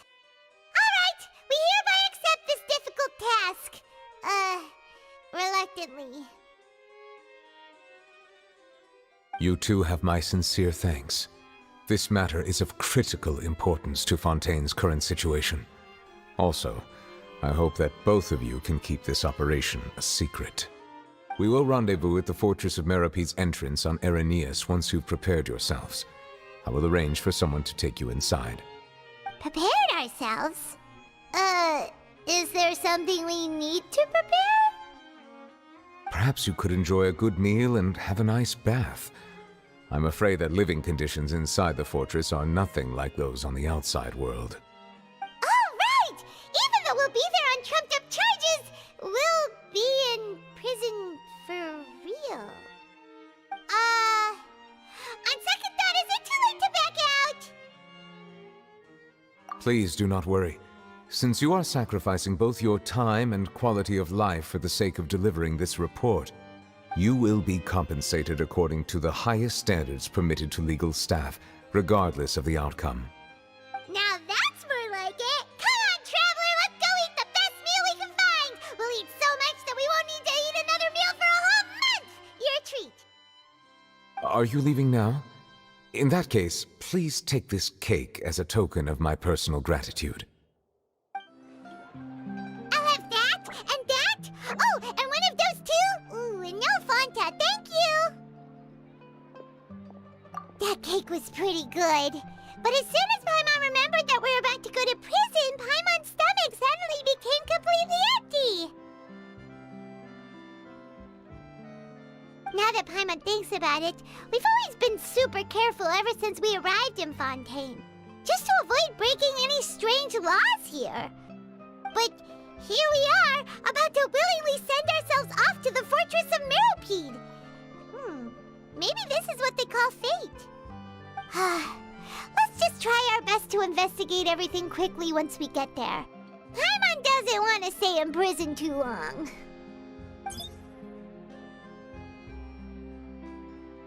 Oh, what is that I hear? Is it the taste of a breaking story? Hey! You can't hear a taste! And what are you doing here, Charlotte?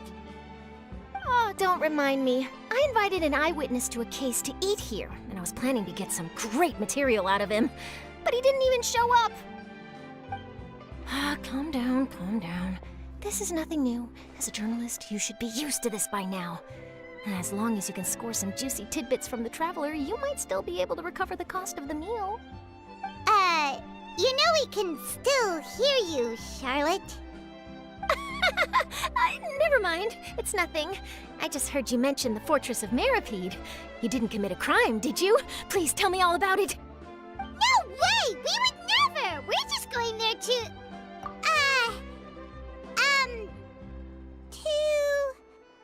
Oh no, Paimon almost forgot that Neuvillette told us to keep it a secret! Huh? You're being arrested for that? Oh, but now that I think about it, I suppose that's not completely unreasonable. That's pretty despicable, almost as offensive as committing theft. You mean Paimon really did something that serious? Sorry, Paimon really messed up. Well, in that case, it's nothing particularly newsworthy after all. Oh, how disappointing. Oh, right, there's still a chance. Since you're going to be at the Fortress of Meropide, would you be willing to help me gather some material for a story? About that, Paimon doesn't think we'll have any time.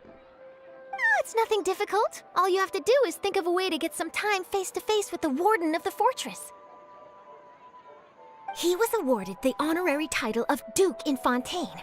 Sounds really cool, huh? Only those who have made significant contributions to the nation have been conferred this title. It's incredibly rare. On top of that, the Fortress of Meropide has never been under the jurisdiction of the courts. Practically nobody, including journalists like me, knows anything about the person in charge there. Oh, if I could write an exclusive article about him, I bet it would sell a boatload of papers. You make it sound easy, but it really depends. Of course, I wouldn't ask you to do it for free, so this meal is on me. All right, you got a deal. We'll do anything you want. Then it's settled. The food should be here any second, right? Huh? Wait, just how much did you order?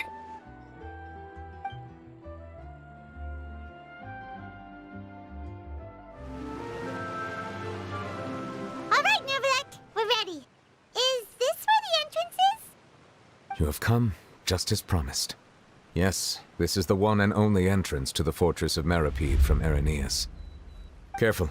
You may want to step back a bit. Whoa! So you have to go down from here? Is the prison underwater? Utilizing both the barrier of the water as well as the fear humans have of the depths, the fortress of Meripede is naturally the perfect place to confine and guard criminals. But do not worry. It is not nearly as frightening inside as you may think. You will see for yourselves once you are down there. Paimon hopes you're right. Don't know about you, but just thinking about being at the bottom of the sea like that gives Paimon the heebie-jeebies. Oh, and there's one more thing. I mentioned that I have had personal dealings with the administrator of the fortress, Writhsley. He's a very shrewd fellow. Yeah, we heard about him too. He's that Duke, right? Correct. He is the highest-ranking manager of the underwater prison. Even though you are going there to investigate at my behest, it would behoove you to avoid any confrontation with him or any of his subordinates. The Duke rarely ever leaves the fortress of Meripede, but that does not mean he is not privy to all that is happening inside and outside the fortress. He is quiet, but not unaware, so please bear that in mind. All right, that's about all the time that we have to talk privately. I'm counting on you two. Don't worry, we won't let you down. Good. Madeline! I'm here, Monsieur Nervalet. These two are the newest convicts, I presume? Don't worry, they won't escape on my watch. Like we would try. Please follow me, you two. I'll process your paperwork for entering the Fortress of Meripede.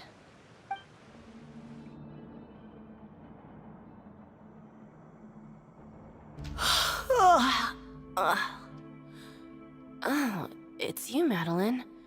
Why'd they make you make the trip down here today?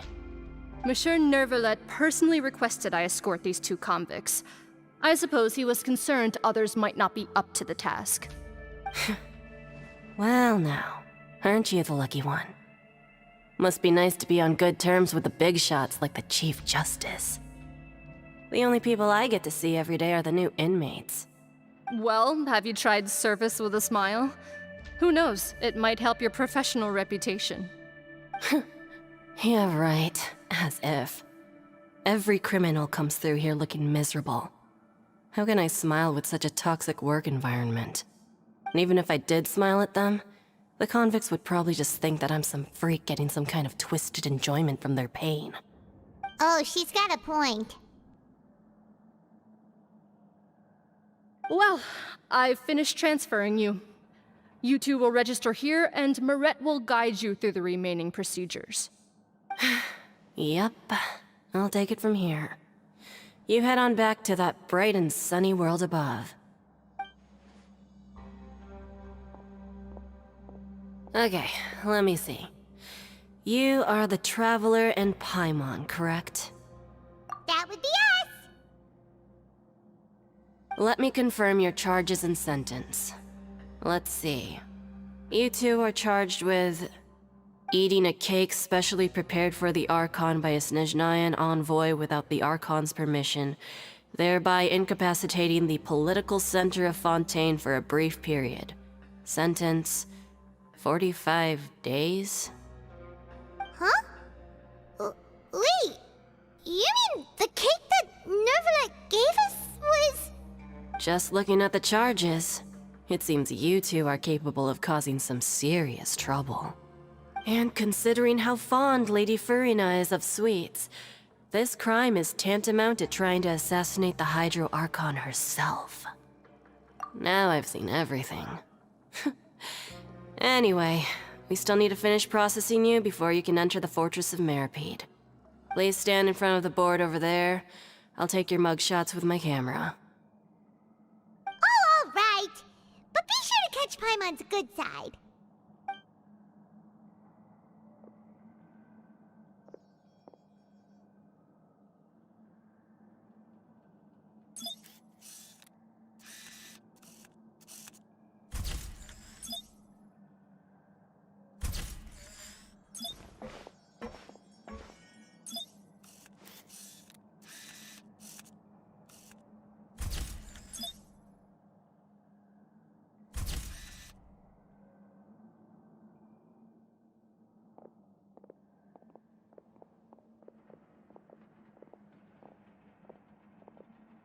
And we're done. Thank you for your cooperation. Next, someone will be along to guide you inside the fortress. Please be sure to cherish this opportunity for rebirth. Huh? Rebirth? Isn't that a little much? We're only gonna be here for 45 days! You two are the new inmates, right? Follow me. Oh, okay! Paimon is Paimon and this is the Traveler! Save it. Not like I'll remember your names. Move it.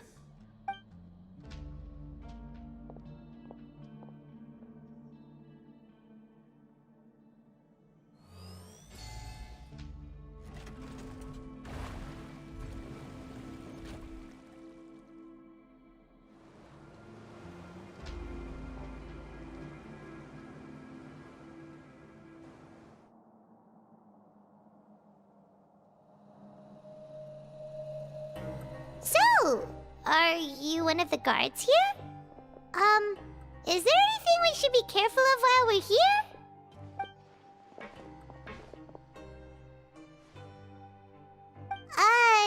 Did Paimon already ask something she wasn't supposed to? Why should I tell you anything? What's in it for me? This is exactly why I can't stand you fish. I wouldn't even be doing this if it weren't for the credit coupons. Credit coupons? Alright, seeing as you're not the annoying kind that's getting dragged in here crying and blubbering, I guess I can tell you a few things. But next time, it'll cost you some coupons. Mora means nothing here. Here, we use credit coupons. Coupons can get you almost anything in the Fortress of Meripede. Desires? Fulfilled. You want power? No problem. Coupons can even change fate itself. So, credit coupons are a currency that can only be used here? It's not as simple as that. Like Moret said, everyone gets a chance at rebirth. No matter how much money or power you had before, it means nothing once you set foot inside the Fortress of Meripede. You have to start over and earn your coupons. Everyone starts from the same place, and you have a chance at a new, less terrible life. I guess that's the real purpose of the coupons. They symbolize true fairness and true justice. And this is also exactly why so many criminals choose not to return to the outside world, even after they've served their sentence. Oh, so that's what the Fortress of Meripede is like. Huh. Paimon was under the impression that it'd be more like a prison. It certainly ain't all sunshine and roses here, but it's also not the worst place to be. You'd better take a good look at the scenery now. It'll be the last chance you get for a while. After being away from the sunlight for so long, even the terrifying depths of the sea start to feel like home.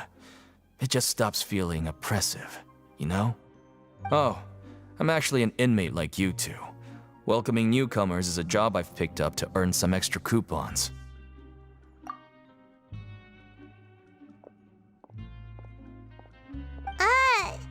Why aren't you answering us again? I've told you enough for free. Any more info is gonna cost you. So all you care about is Mora! Wait, no. Coupons? Almost there. It's down through here. Your turn to give it a try.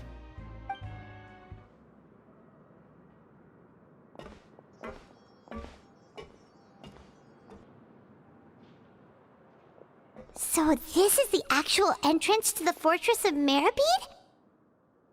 Huh. It looks like there are other new arrivals, too. Oh, they sure don't look happy. Maybe we look too relaxed for fresh convicts. Oh, right. We're on someone else's territory now. We need to think of a good way to act like criminals to get by. If we're discovered, even Neuvillette might not be able to rescue us. Hey! Don't scare Paimon! Oh, Paimon's not ready for all this! Look, I don't really know you, and I have no idea what kind of crime you committed, but... You wouldn't have happened to anger someone important, did you? Someone important? Paimon doesn't think so. Wait, Now's not the time to worry about that. Anyway, it's over there, so you just go on over there by yourselves. I've done my job, so good luck. What was that all about? Wait a second. Are there usually so many garter mechs around here? They're already onto us? Prisoners numbers 7459 and 7560. Welcome. Oh, no need to be anxious. These Gardamex aren't here to attack you. In fact, they're here as your honor guard. When I heard that you were friends of Monsieur Neuvillette, I had the Gardamex come and wait in formation. Wait! You know about our connection with Neuvillette? The seafloor isn't as cut off from the world as you might imagine. However, I'm afraid that I know nothing more than that you are friends of the Udex. And as you can see, committing a crime means being sentenced here, even if you're friends with the Chief Justice. Quite fair. The Duke! Greetings, Your Grace. Lovely weather today, isn't it? Oh, greetings, my good fellow. Well, I'm willing to imagine that the weather is as good outside the sea as you say it is. How great it would have been if only the Fortress of Meripede had been built on the coast, huh? It would have been so convenient to enjoy a nice chat in the sunshine. My profuse apologies. I just got so nervous when I saw you, So this is the Duke. He sure looks a lot younger than Paimon imagined. The Traveler and Paimon, correct? Mr. Deacon here was responsible for your welcome. I trust you were satisfied with his guidance?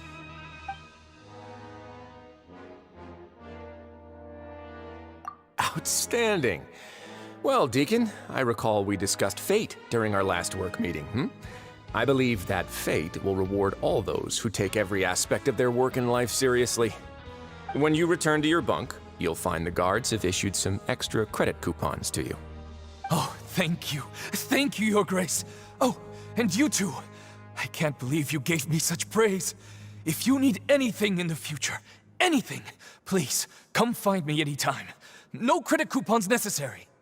Well, I believe that concludes the introductions. We've already taken enough time here. Deacon, if you would. Yes, Your Grace. I'll take my leave now.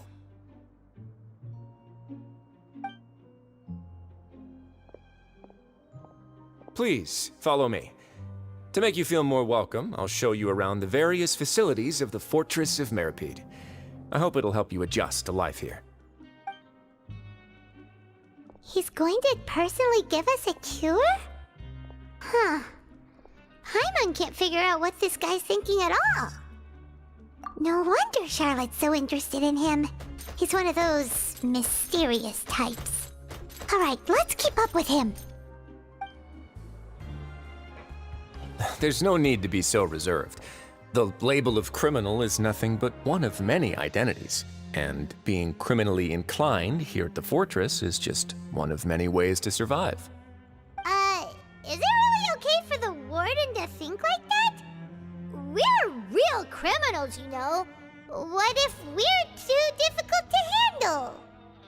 Well, then maybe you'll be able to carve out a name and a place for yourselves in this underwater world, But before you go in swinging, please remember that in the Fortress of Meripede, it's better to not cause trouble for yourself or for the guards. Now, we've arrived at a very important place, the Coupon Cafeteria. You can come here and claim one welfare meal each day. Welfare meal? You mean it doesn't cost anything? That's right. Criminals are essential to Fortress operations, so we must guarantee that they at least have the basic means to survive. But that's not how it was. Back in the day, it cost your reward coupons just to get a cup of water here. For fish like you who just arrived with nothing, you'd have to go to work hungry until you earned enough coupons to eat. It was only after His Grace became the administrator that we got the free meal rule. Now everyone gets a square meal every day, even no-good slackers who've never picked up a wrench in their whole lives. Nobody starves to death here. In the Fortress of Meripede, credit coupons are the only currency, and everything must be purchased. In some sense, you could say using the coupons is a form of trade, But trade is always conducted by people. So if we want trade here to prosper, we need everyone to work hard and live their lives. If nobody could even afford a meal, then the whole fortress would be up in arms. And that would only make things more difficult for me. So, rather than saying that we're giving everyone a free meal here, you should say that everyone's hard work has improved the living conditions in the Fortress of Meripede. Your Grace's reasoning is correct, but what I said is also true. Whatever the case, hard work is rewarded here. You'd be hard-pressed to find anywhere else as fair and reasonable. Right! Paimon sees your point. By that logic, this place doesn't seem so bad after all. Oh, wait, no. We shouldn't drop our guard so quickly. But it seems the inmates really respect the Duke because of his attitude, right? We should still try to verify the truth with our own eyes. Let's continue this way.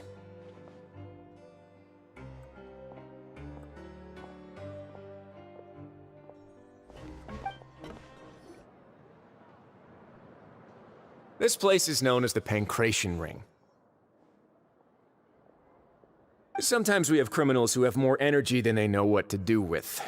Their daily work alone isn't enough of an outlet for them. So, instead of leaving them to their own devices, we've provided them with this dedicated venue. This way, nobody will get involved unless they want to be. Pancration matches? And you can earn extra coupons? Oh, what do you think, traveler? Interested? But I must warn you that your sentence will be extended if you fail to restrain yourself and end up seriously injuring or killing your opponent. So, did you set this place up too? No, actually. I just granted approval for the organizer to use this area to build the ring, and I collect a portion of the proceeds in return. Of course, the fees are also quite useful. Oh. Do you mind if we ask what they're used for? Sure. Ensuring personal safety, maintaining the arena, and resolving any conflicts that arise. Why? Are you interested in how to manage a pancration ring? Oh, no. Paimon was just wondering if that's how you paid for everyone's welfare meals. A reasonable guess. I see you have a talent for entrepreneurship. Oh, you hear that? Paimon has a talent! So we can start a business here? That is something you can discuss between yourselves later. Let's move on for now.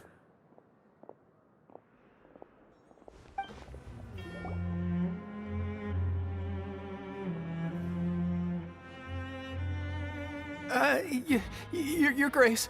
Good morning. I mean, good afternoon. No, wait, what time is it again? What time indeed? Time waits for no one, so it's best to keep an eye on it. My apologies, Your Grace.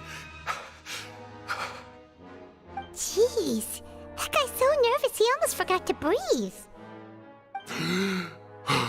Sorry, forgive my manners.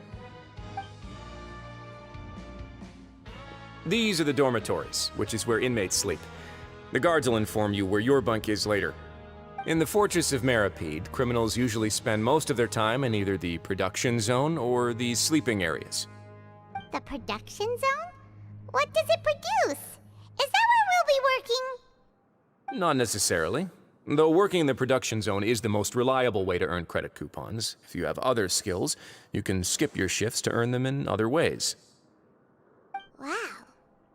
Wait, you're the manager of this place, and you're just telling us to our faces that it's okay to skip work? The fact that the Fortress of Meripede has continued operating completely autonomously is proof enough that most people are willing to work honestly and earn a stable income. As for what we produce, many of the clockwork machines seen all over Fontaine originate from our workshop. Therefore, the Fortress of Meripede is not only a place where criminals serve their sentences, but also a giant machine factory. There's no need for me to get into specifics about the production process now. You'll experience it all firsthand when you report for work tomorrow. Let's move on. The tour continues over this way.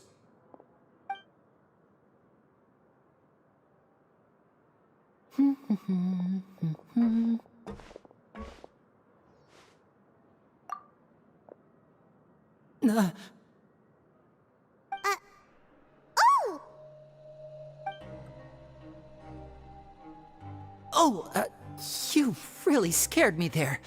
I didn't expect to see you here, Your Grace. I thought maybe I was so tired from work that I was starting to see things. The only thing you should be seeing is the work in front of you. Stay focused and keep up the pace. Oh? Is something the matter? It's nothing. Paimon's just worried about how hard we'll have to work tomorrow.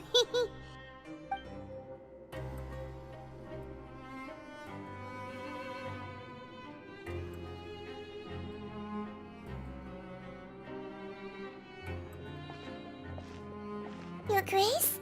What are you doing in the infirmary at a time like this? Oh no, you didn't injure yourself, did you? Not yet, unfortunately for you. But thank you for your concern, Sigewinne. Oh, then you must be here for those two. Allow me to introduce you. This is the infirmary, and Sigewinne here is the Fortress of Meripede's head nurse. Hello, new faces. They call me the head nurse, but I actually handle all the nurse-related work all by myself down here. Since you seem to have some rare downtime with no patients, perhaps you could find the time to join us for dinner? Oh, then these two must be some important convicts. Sure, I'll join the welcome party. Thank you. Your presence will be the pièce de résistance for today's tour. Oh, so the tour part is over now? I believe I've already covered the primary aspects of life here in the fortress. As for your work, there'll be someone else to guide you through the details. Is there anything else? I seldom conduct tours, so why don't you just ask if you have any questions? Well, this is our first time here. Paimon's not sure what to ask. Then let's head back to the coupon cafeteria. Maybe a meal will help you think up some questions. You should at least try to be excited. Our free meals are actually pretty good here.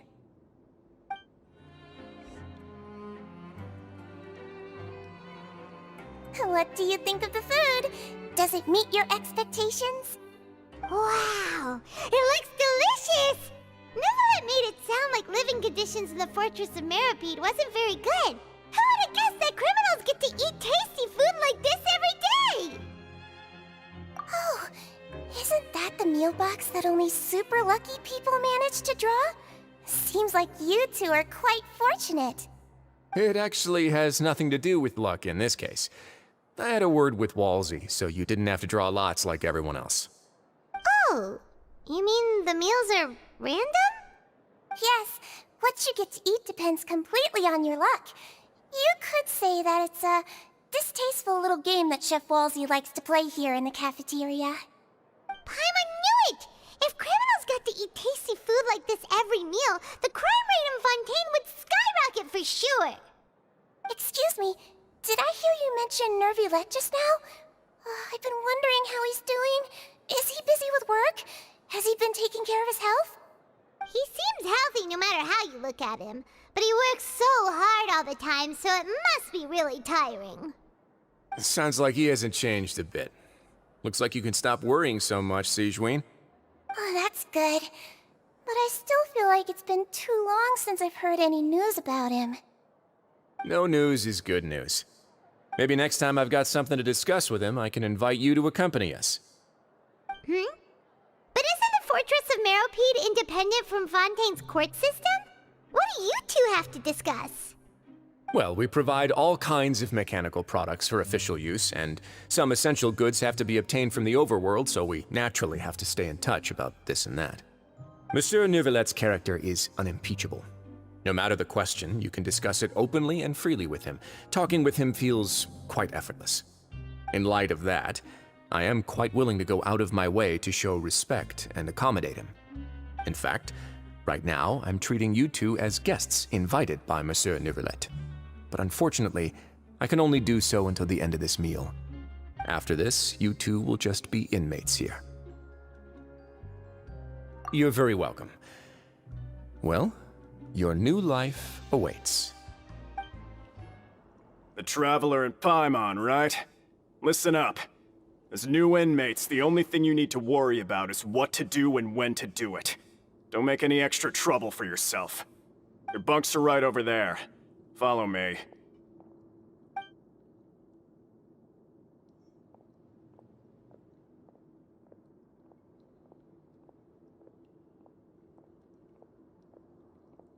Whew. So this is where we'll be sleeping from now on. Oh, Paimon can't believe this! The days of staying home and reading detective stories are like a dream now. By the way, Traveler, we saw a lot of things worth investigating just now. Even though the Duke didn't say it too directly, judging from what he said at the end, it seems that he was only welcoming because we know Novelette. We are criminals, and Paimon did eat that cake, but we're actually here to help Novelette. Is it possible that he knows we're here on a mission? Or is Paimon overthinking things?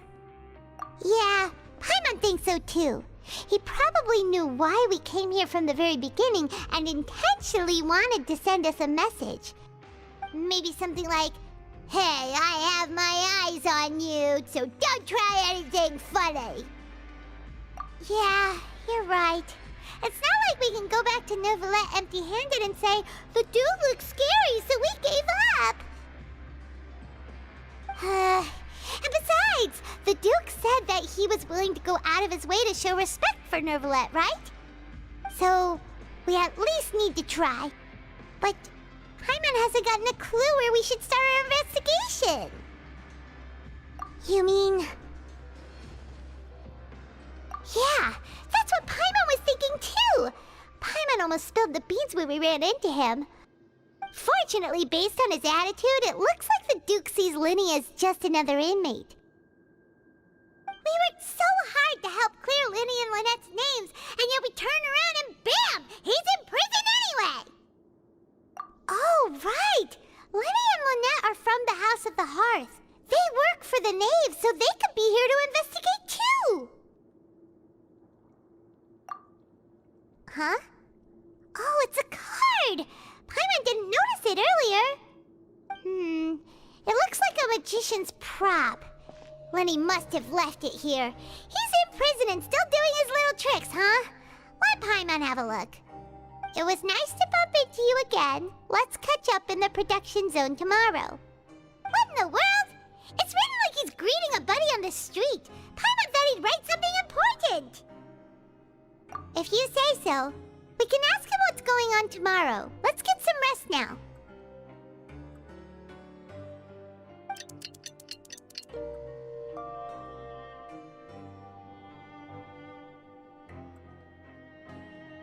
Hey, you're finally awake!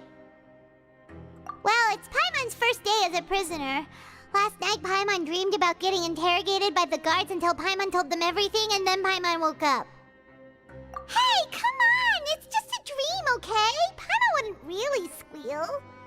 Maybe? Hey, lazy bones. What are you still doing here? If you don't want to starve, then get yourselves over to the production zone. Sorry! We're going right away!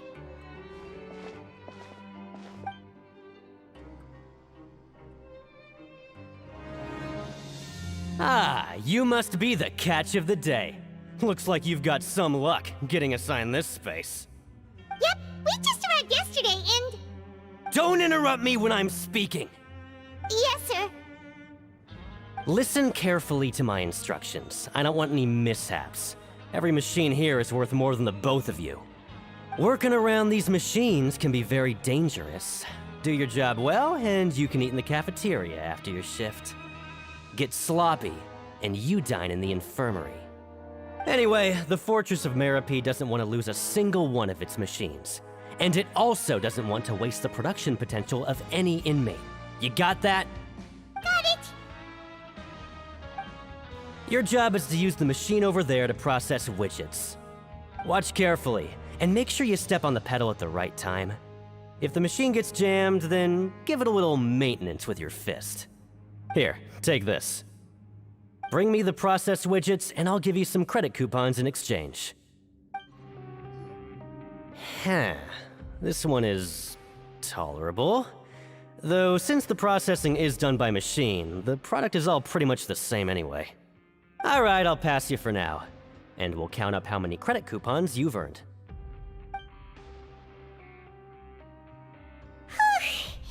Paimon's exhausted. We're done now, right? Oh, that foreman. He's so scary that Paimon couldn't even speak. Ugh. Even though Paimon's starving and wants to head straight to the coupon cafeteria, we still need to meet Lenny first, right? He probably just finished up his work, too. He should be around here somewhere.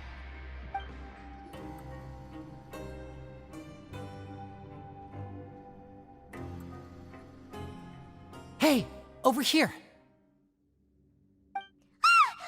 Oh, you scared Paimon! How did you appear out of nowhere like that? Oh, you scare so easily now? Is there something worrying you these days? Oh, you little... The only thing we're worried about was trying to find you. Sorry. Come over here and keep it down.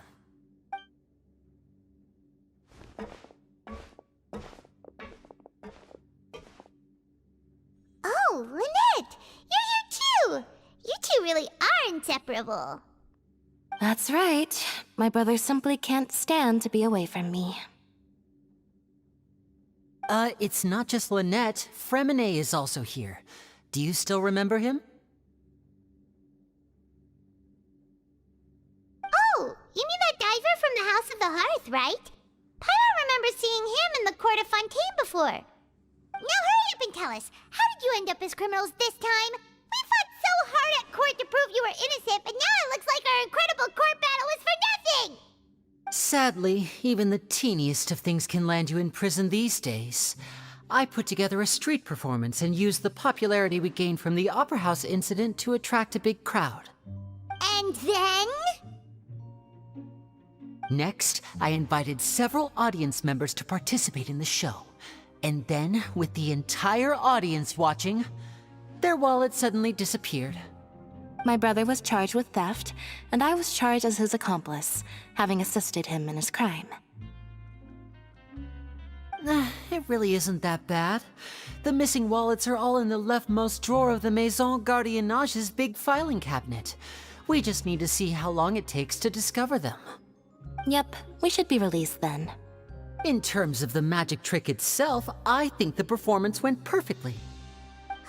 Leave it to Lenny to magic himself into prison. Indeed. Last time I hid my identity from you, I promised that I'd tell you absolutely everything if you were angry about it. No more secrets. So I don't plan on keeping anything from you this time either. At the moment, the House of the Hearth's interests don't conflict with yours at all. We were instructed by the father of our house, the Knave, to come here and conduct an investigation. Told you so! See? Paimon guessed right. As for what we're investigating, perhaps you haven't heard, but the fortress of Meropide hides a secret. Some even say that the entire fortress exists just to protect it. The House of the Hearth has been investigating this for a very long time, trying to uncover its mysteries. But recently, all of our informants, including the ones that had infiltrated the guards, suddenly vanished and have not been heard from since. We believe that this is a direct provocation, and it's the reason why we came here. Father has somehow managed to confirm that Focalors does not have Fontaine's Gnosis. Huh? How did she manage to learn information that important? Father has her ways. Many of them are beyond our imagination, and we've never had the chance to see her at work. But we trust her conclusions. It was this information that led us to suspect that Fontaine's Gnosis might be in the fortress of Meropide and is related to that secret. So it's all about the Gnosis again. Well, that's about it from our side. How about you two? Did Monsieur Nervulette send you here? Bingo! The Knave has been applying a lot of pressure. She wants to know what happened to Child, so we came here to investigate. Traveler, are we allowed to tell them? You don't need to worry too much about that. She's just asking for a report on Master Child's predicament as a means of pressuring you. Father used this situation as a pretext to negotiate with two high-ranking officials in the court of Fontaine. She actually just wants to be able to make concessions on this matter for gains elsewhere, almost like a bargaining chip. Sometimes you need an excuse to do things you otherwise couldn't. And a harbinger is more valuable than you might imagine. Of course, it's not a complete farce. If we do manage to find out what happened to Master Child too, then diplomatic relations with Fontaine could improve, and Snezhnaya might even be able to adjust its stance a bit. Is it just Paimon, or does it feel like we're the only ones who actually care about Child's situation? The relationship between the Harbingers must be as bad as ever. I wouldn't go that far. Father just has different standards than we do when it comes to what can be sacrificed for an advantage. By the way, I have a suggestion. Why don't we team up? Even though we have different objectives, we're both here to investigate the fortress of Meropide. It would be more efficient for us to work together. As you know, the House of the Hearth has many reasons to seek the Gnosis, but our highest priority remains resolving the prophesized crisis. You can trust us on that.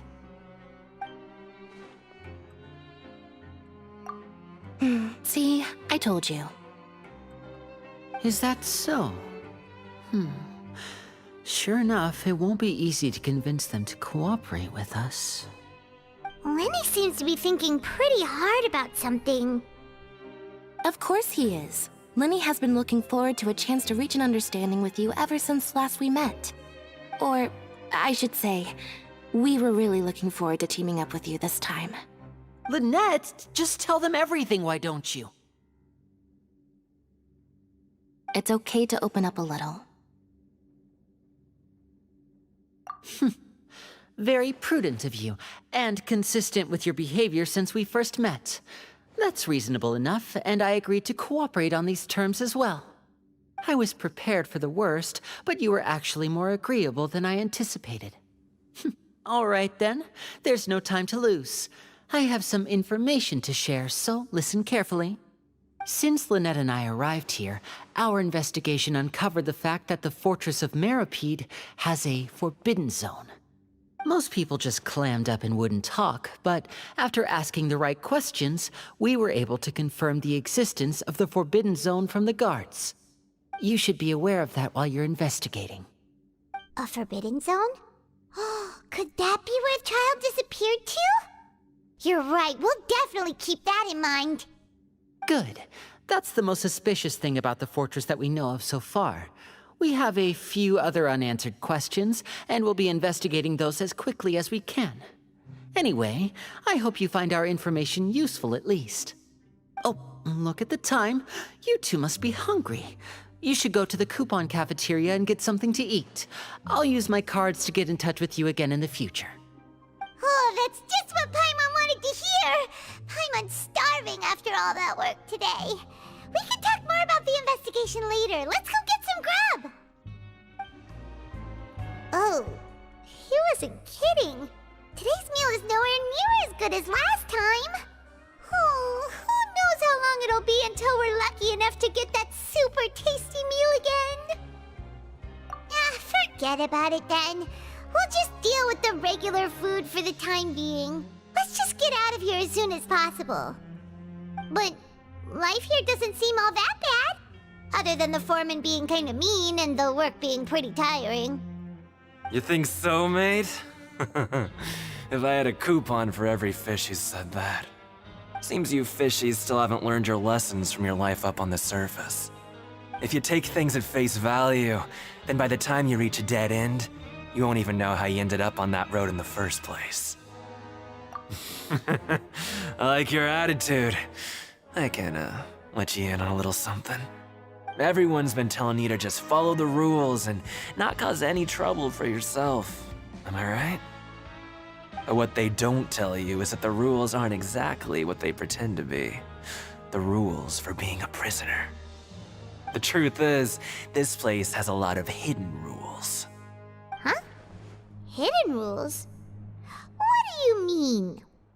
Not everyone knows about those rules, but whether you know them or not, once you break one, you might encounter something even worse than death. Really? Oh, now you're really scaring poor Paimon. Don't joke around like that! Of course. And I'd say that just disappearing would be one of the better outcomes. Oh, you mean that if there really are hidden rules, then Child's disappearance might have something to do with that? In that case, would you tell us some hidden rules? We definitely want to avoid breaking them. Come on, mate. This is valuable information. The difference between life and death. Do you really think you can just ask and I would tell you? Paimon understands, but we don't have many credit coupons yet. Yeah, I know. Not like I'm going anywhere. Just come talk to me after you've saved enough. Moreover, you're new fish, freshly caught, and completely out of your element. What'd be the point in even telling you anything before you've gotten a handle on your new lives? Come and find me once you've been here longer. I'm usually around the Rag and Bone shop. Just call me Vidoc. Bye-bye now.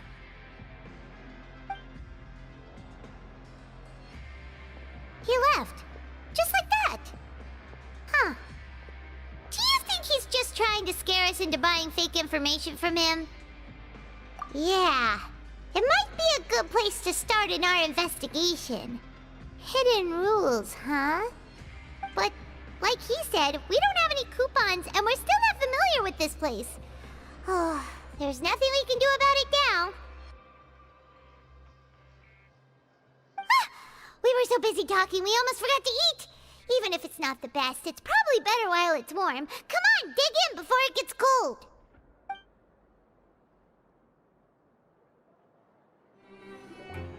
So Paimon just confirmed with the guards that our shift is set for every morning, and we're free to do whatever we want all afternoon.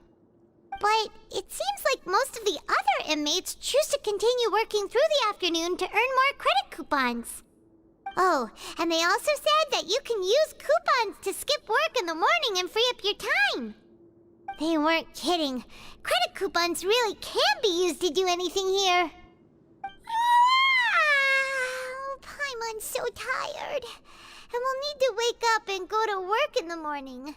Without any credit coupons, it's not like we can really do anything else. Nighty-night, Traveler. Paimon hopes we can keep making progress on our investigation tomorrow.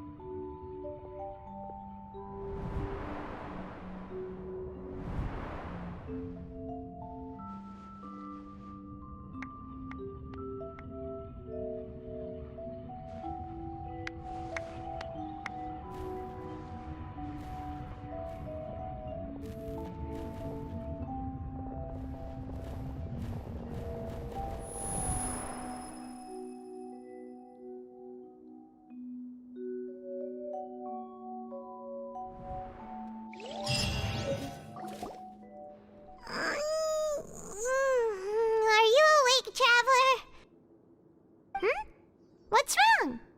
You seem to have something on your mind. Did you dream about something last night? Is that even possible? Unless it wasn't an ordinary dream? Oh, Child's vision! So you had it with you this whole time? Maybe the vision connected Child's consciousness to yours. And our investigation has its first major breakthrough! Good thing you brought the vision with you here. So what did you see in the dream? Do you know where Child went? Huh. Okay. Well, hopefully it'll be a bit more helpful in the future. What's more important now is that it's the start of another new day as prisoners. Let's do our best to earn more credit coupons. What's the plan for today? Huh? You want to spend our coupons on slacking off already? We'd better go to work and earn some more coupons first. We'll have more room to relax once we've got some spare coupons to fall back on. Let's go! It's time to start working. If that guard Fielding catches us skulking about, he's sure to give us an earful.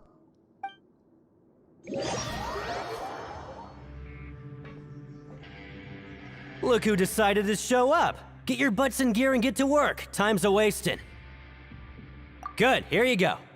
Remember to give me the widget once you've finished processing it. Paimon's beat. But after so many shifts, it seems we're really getting the hang of it now. Hey there, fellow shift mates. I saw you finished your work, so I thought I'd come over and say hi.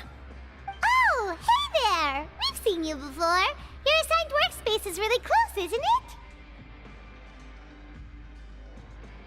it? That's right. The name's Rowan.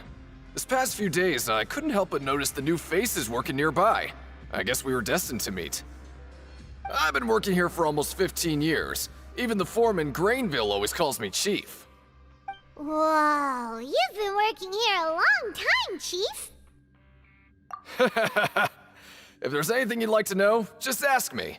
I know the work here in the production zone better than the back of my hand. All right, Chief. We'll be sure to come to you first. Did you just ask about the rules? Pretty sharp for newcomers. You've already heard about the rules, huh? Who'd you hear it from? All right. Seeing as I'm the one who came over here, you're already calling me Chief. I guess I can tell you a little. Truth is, you two keep working like this, you might be putting yourselves in danger. Huh? Wait, there's even a rule about that? What would have happened if you never told us about this? Well, it's usually not that easy to break one on accident. The conditions of the hidden rules are usually pretty specific. But once you do break one, bad things happen. If you work continuously in the production zone for 3 days, and if all you do besides eating and sleeping is just work, then something bad will happen during lunch on the 3rd day. Huh? Like what? Oh, don't scare Paimon! If I knew that, then I wouldn't be standing here talking to you, now would I? You mean, even you have never tried working 3 days like that before?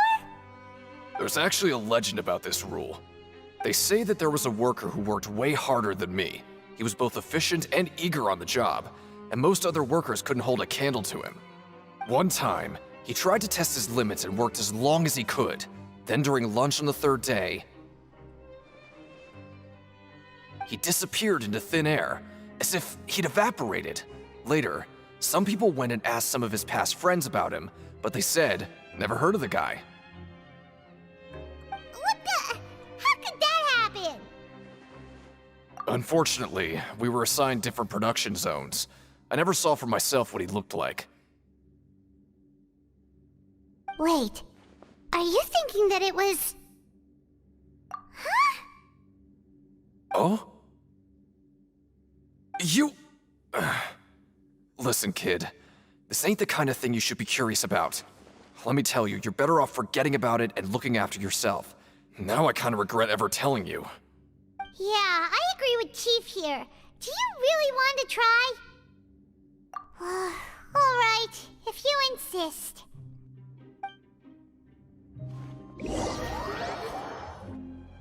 Oh, just a regular meal set. Guess Paimon shouldn't get her hopes up. What would you like to do this afternoon? Knowing Child, he must have been there all the time. Oh, you must be the Traveler, huh? Sorry, mate, but competitors as strong as you are prohibited from participating. I don't make the rules, mind you, but I was given very specific instructions. Even convicts value their lives, don't they? I hope you can understand. But we have a game here that'll let you show off your strength, and you'll even earn some credit coupons in the process. What do you think? Interested? And if we lose the game, will it cost us credit coupons? Of course. That's the cruel reality facing every competitor in a place like the Pancration Ring. Okay, great. Let me walk you through the rules. The targets in front of you will pop up one after another. You'll need to hit the targets in the same order that they popped up. If you can complete a few rounds in a row with no mistakes, then you'll win credit coupons. But the second you mess up the order, you'll lose. Game over. The game costs 300 credit coupons to have it go. So, you up for it? Thanks for your patronage, mate. Now, let the game begin. I'll be. They weren't exaggerating about how strong you are. Don't worry, I wouldn't dream of shortchanging you. Here's the credit coupons you won. Put them somewhere safe. We woke up so early today that Paimon's been nodding off all afternoon. Good thing it's finally time for bed.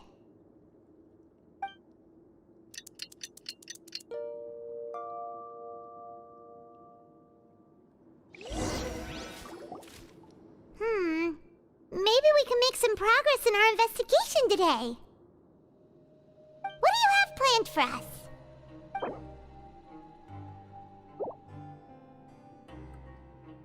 But Paimon really hopes the foreman will be in a better mood today.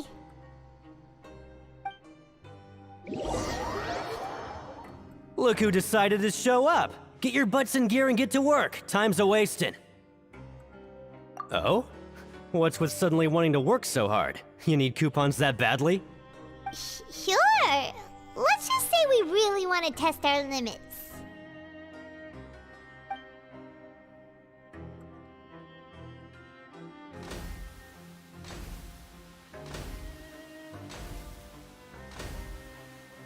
Nice! We did well today. Let's keep it up!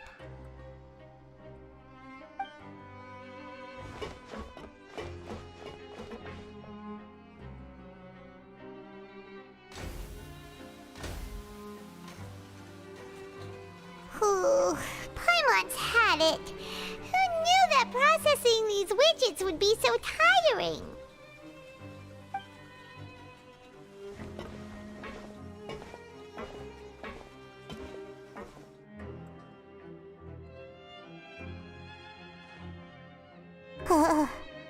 That's it.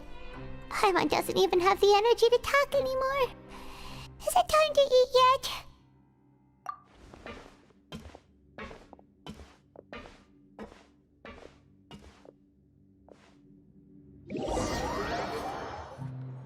Oh, Paimon's exhausted.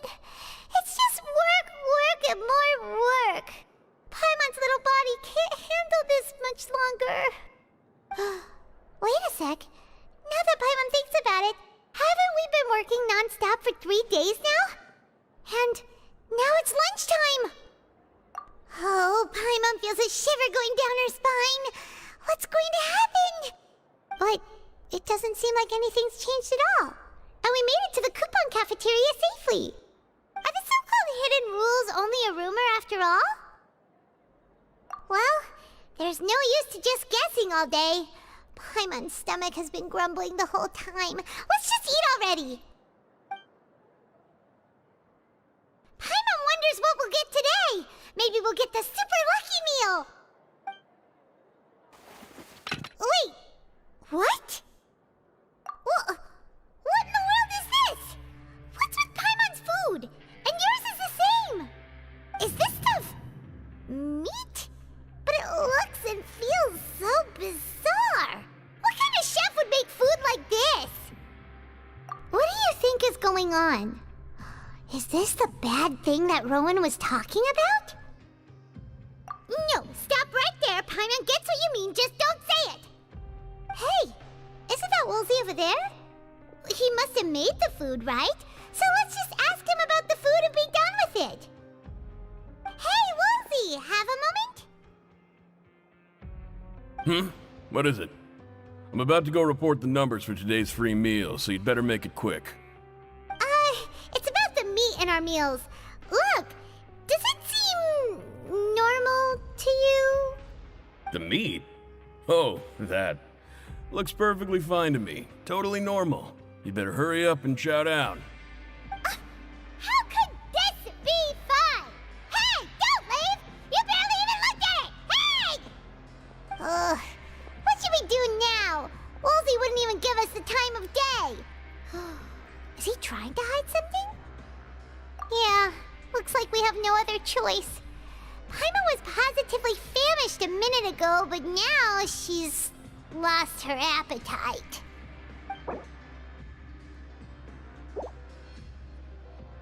What would you like to do this afternoon?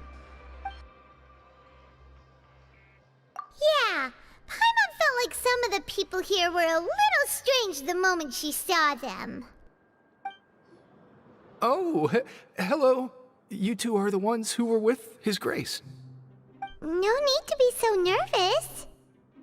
Sorry, I couldn't help but think of His Grace once I saw you, and I...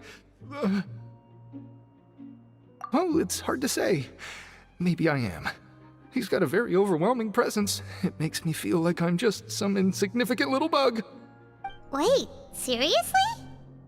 Oh, I'm always indecisive, and I tend to make a mess of things. It's like a reflex. I just instantly start to tense up the moment I see a smart and capable person like His Grace. What? Please, don't say anything like that out loud. How could you possibly think something like that? Hey, it's the Traveler and Paimon. No need to tease me, okay? I won't trip on the same step twice.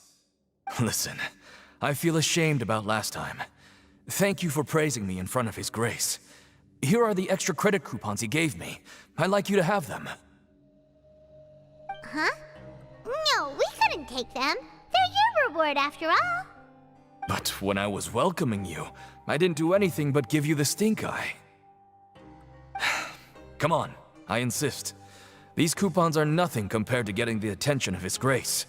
I won't take no for an answer. Siegewing? Aren't you supposed to be in the infirmary? What are you doing in the production zone?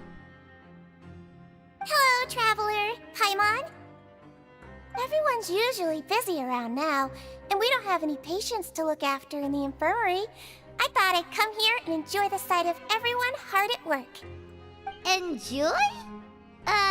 What's there to enjoy here? It's really worth watching.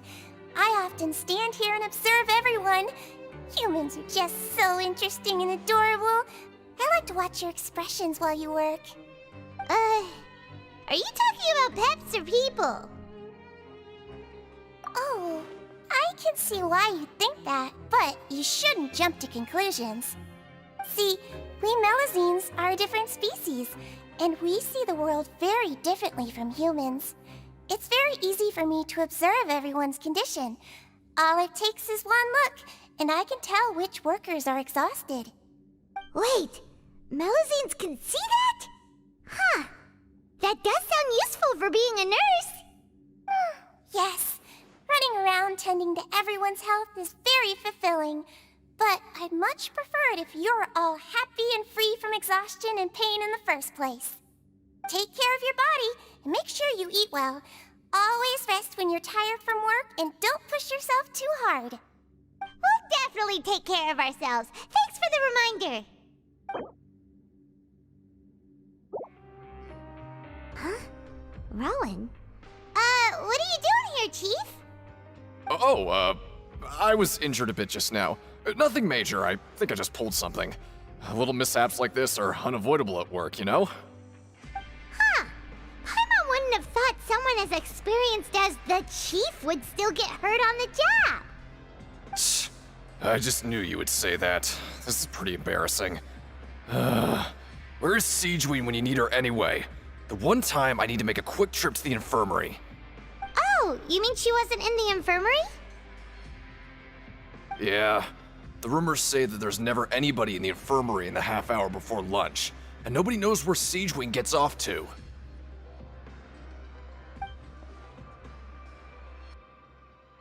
Huh. That's actually really strange. Siegewing's always super dedicated to her work. Where else would she possibly go? Forget it. I can take care of a small sprain like this on my own anyway. No need to trouble her.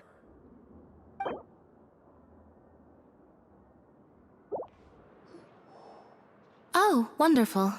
I was worried that you'd be busy trying to earn reward coupons all the time, but it seems like you haven't neglected your investigation work after all. Paimon likes having more coupons, but no one wants to work all the time. Have you also been investigating the area, Lynette? No, I was just slacking off, and you happened to catch me. My brother is still obsessed with anything remotely related to the Forbidden Zone. But knowing him, it won't be long before we get more leads. Oh, before I forget, this is for you. Huh? Credit coupons? Why are you giving us these? I've been here longer than you. Coupons aren't a resource in particularly short supply. What is in short supply are interesting people to talk with. Aw, that's so nice of you, Lynette. We'll be sure to make good use of these coupons then. Thanks a bunch! Hey, look! There's something here! Looks like a research notebook. That suspicious guy peeking into the infirmary just now. Are they a fan of Siegewing? He must have dropped this. Let Paimon read it real quick. The Melusine perceive the world very differently from humans. There are significant deviations. As a result, their sense of aesthetics and beauty is also very different from that of humans. This must be taken into consideration when giving gifts. Ooh, this all sounds pretty serious. He sure did his homework.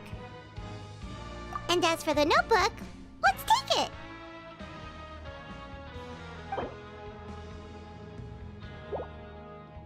Oh, you want to stop investigating and go rest? Okay, you should rest up. We'll be back at it tomorrow. So after working a few days straight, we got some strange meat in our lunch. What was that all about? Has our investigation turned up anything useful recently? Really? Then it looks like that part of the investigation has hit a dead end. Well, we'll keep searching for more clues tomorrow. Good night, Traveler.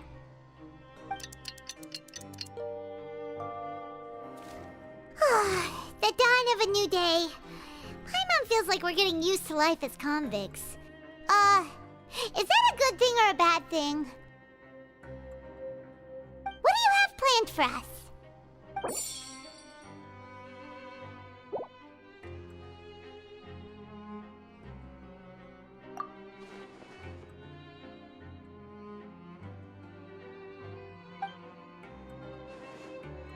After working here so long, we're really starting to get the hang of it. But doing the same thing all the time can get old pretty quickly. How are you holding up? Yeah, it's good to kick back and relax once in a while.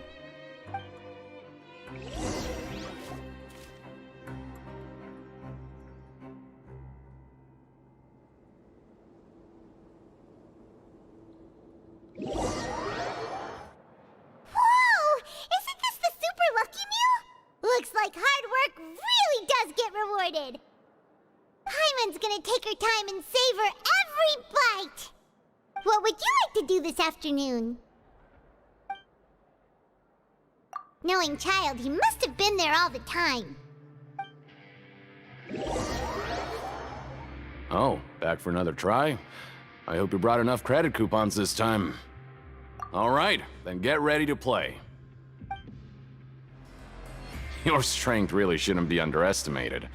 Now I get why you're prohibited from participating in any official fights. Nobody who values their life would be willing to get in the ring with you. However, You two haven't tried betting on the outcome of a Pancration match yet, have you? Just go talk to Rusimov. Buy a ticket for whichever fighter you think will win. There's a big payout if the fighter you support comes out on top. But we don't know anything about the fighters. How can we possibly know who to support? That's normal. Just watch a few matches and get a feel for the fighters. It won't be long before you can pick winners in your sleep. He's got a point. Why don't we give it a try? If we have enough coupons, we could probably bet at random until we figure everything out. Bet at random, huh? Well, how should I put it? It's not like you can't do that, but I'd advise you to give it some more thought first. Huh? We shouldn't get too carried away. What's the problem? What? Never even picked a boxer before, and you already know about the rules? You're not just strong fighters. Seems you're pretty perceptive, too. Might as well tell you about it, since you already know that much. Plus, I think you've got the potential to be one of my greatest customers. I think I can let you in a bid. Besides, I don't want to risk ever losing a customer like you. Is it that serious? Okay. The hidden rule here is, if you buy both boxers' tickets and support them both, something bad will happen the next morning. So the rule is that we shouldn't pick both boxers in the same fight. But if anyone actually did that, wouldn't they be guaranteed to lose coupons? Who would do that anyway? And what do you mean by something bad will happen? How would I know? Not like I'm stupid enough to do that. But I've heard a story about the rule. According to the rumor, there was a masked boxer who possessed incredible skill and power. None of his opponents even stood a chance against him. However, in the final match, the organizers told him to take off his mask. He refused and never showed up to the fight. And after that, he was never seen again. Some say he died, or that he was taken care of by the event's organizers. But everyone remembers that he was someone who cherished honor above all else. In his eyes, supporting both boxers in a match would dishonor the competition itself. So you mean it's like a curse? He'll take vengeance on anyone who does that? No, he was always wearing a mask, like he was intentionally trying to hide his identity. I don't even know anything about his past. Traveler, do you think that boxer was... Huh? We will? You're not serious, are you? Look, here I was just trying to be nice and warn you, yet here you are trying to break it on purpose? Yeah, it sounds pretty scary to Paimon. Seems you've made up your mind. Just be sure to protect Paimon, okay? Betting on both fighters will set you back about 3,000 credit coupons. If you have enough, then go ahead and give it a try. Just don't come running back to me if something happens.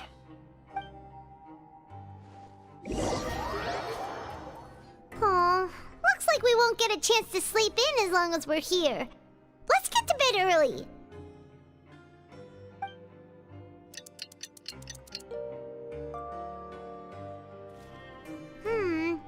Maybe we can make some progress in our investigation today.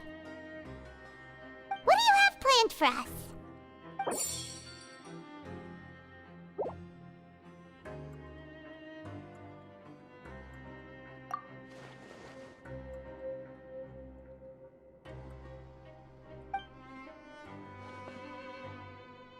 After working here so long, we're really starting to get the hang of it. But doing the same thing all the time can get old pretty quickly. How are you holding up? Yeah, it's good to kick back and relax once in a while.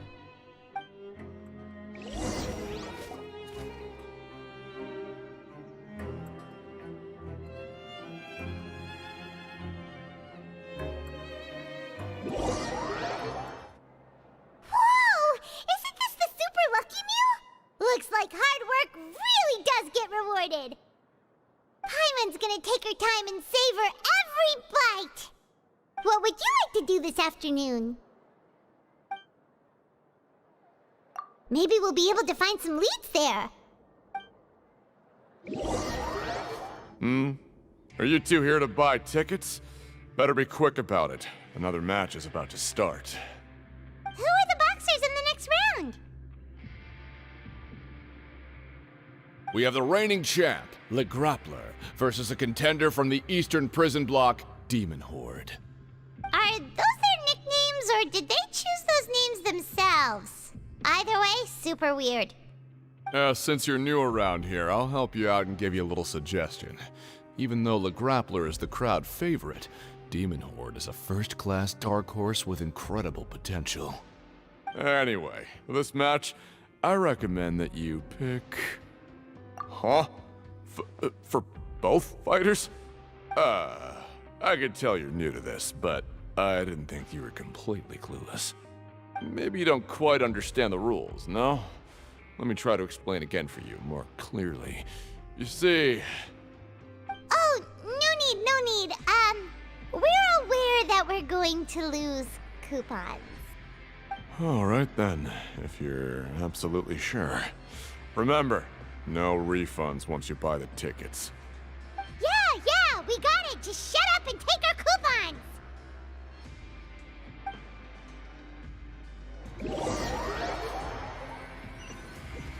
Seems we had a productive day. Hope we can make even more progress tomorrow.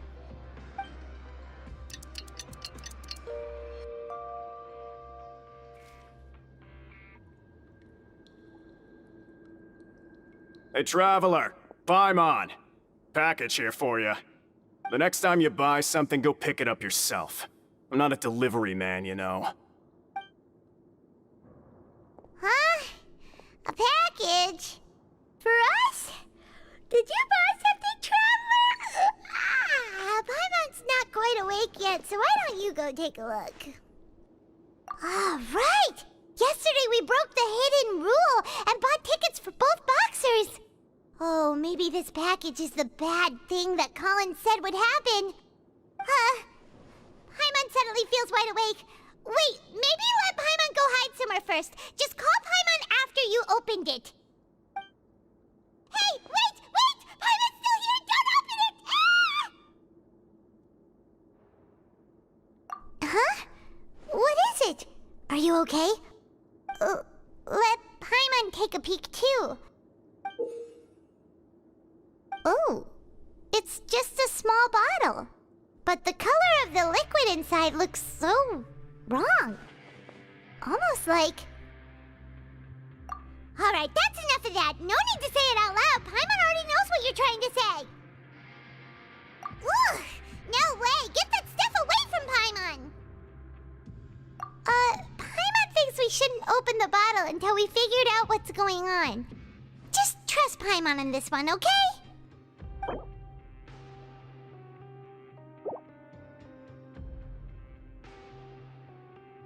What do you have planned for us? Though it feels nice to slack off a little, less work means less coupons. Let's make the most of our morning.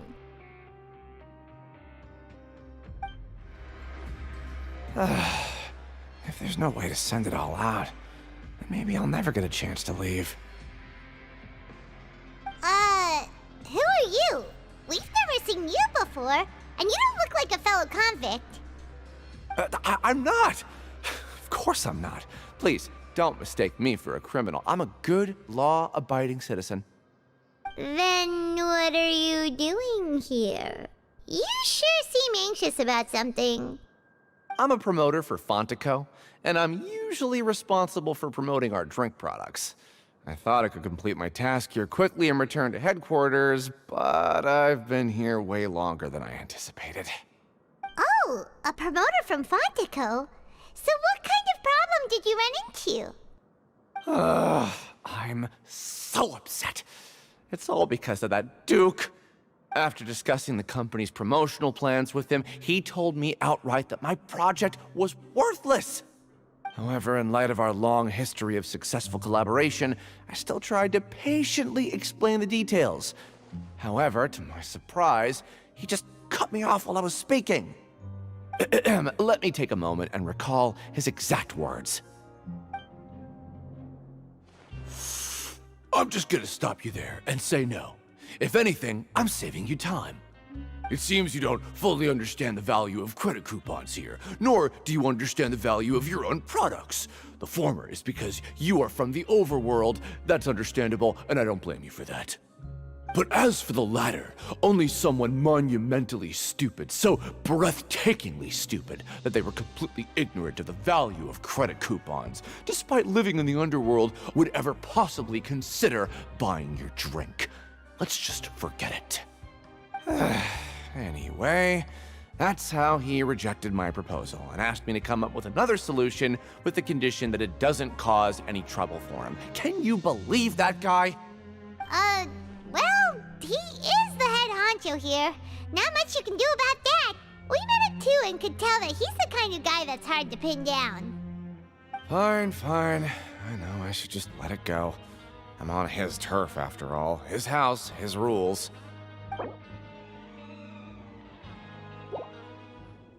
Hey, I heard you crazy fools really did it. You bought tickets to support both fighters, didn't you? Well, did anything happen? Well, the next day we received a mysterious package, but we still haven't made any sense of the contents. So it is real. You didn't become cursed or anything like that, did you? Are you both still okay? Wait. Are you sure that it's still you controlling your bodies right now? Paimon's not sure. What do you think, Traveler? Is Paimon still Paimon? Oh, okay. Well, that's good. Yeah, you two don't seem to have changed at all. But I wouldn't let your guard down just yet. Still, I didn't expect you would actually do it. You'd actually throw away coupons like that just to satisfy your curiosity? Even if we bought tickets like everybody else, it's not like we could hope to earn any coupons. When it comes to things like this, it's always the organizer who makes the real profits. Hey, just what are you trying to imply? The Pancration Ring is an honest business, and we really don't make much from selling tickets. We make so little that even the current tournaments can only be held thanks to funding from the producer of Fanta. Oh, so it's the company that manufactures Fanta sponsoring the events? Paimon thought all of this was thanks to the Duke's support. Let's just say it's a mutually beneficial arrangement. They reached out to us first, hoping to promote Fanta products in the Fortress of Meropide. Anyway, you try and take extra good care of yourselves these next few days, you hear?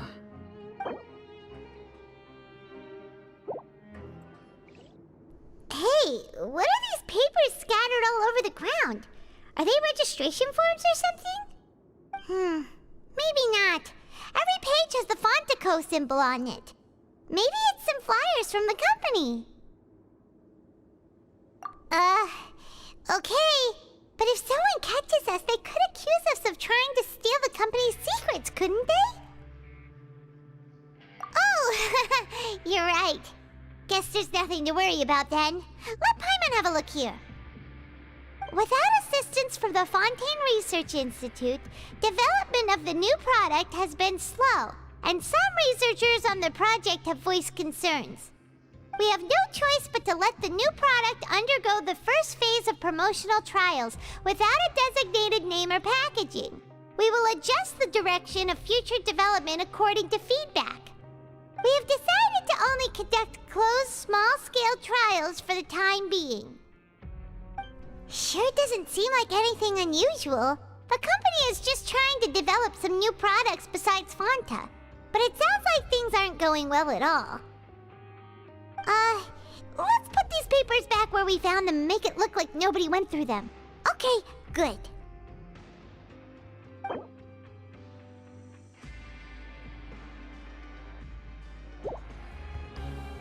Huh. We ended up here without even thinking about it. Want to grab something to eat? Alright. But remember that we bought this time with coupons, so let's make better use of it next time.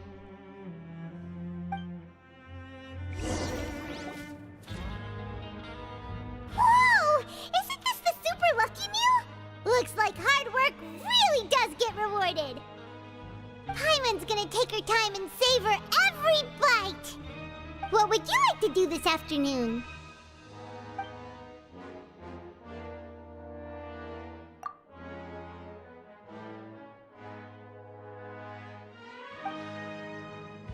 After working here so long, we're really starting to get the hang of it. But doing the same thing all the time can get old pretty quickly. How are you holding up?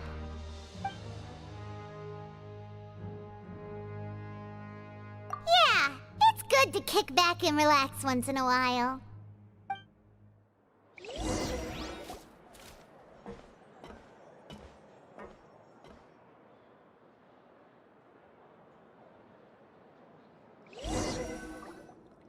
A mysterious box? A bottle of crimson liquid? Paimon still doesn't know what to make of it. Do you have any ideas, Traveler? Really? Then it looks like that part of the investigation led us nowhere. Well, maybe we'll have better luck tomorrow. Good night, Traveler.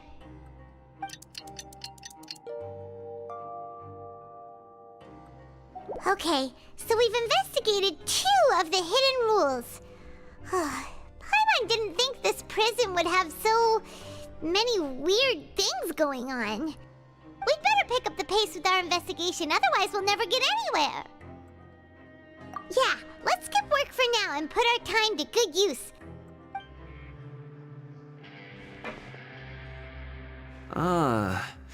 Seeing you at this time must mean you've already saved up a lot of credit coupons.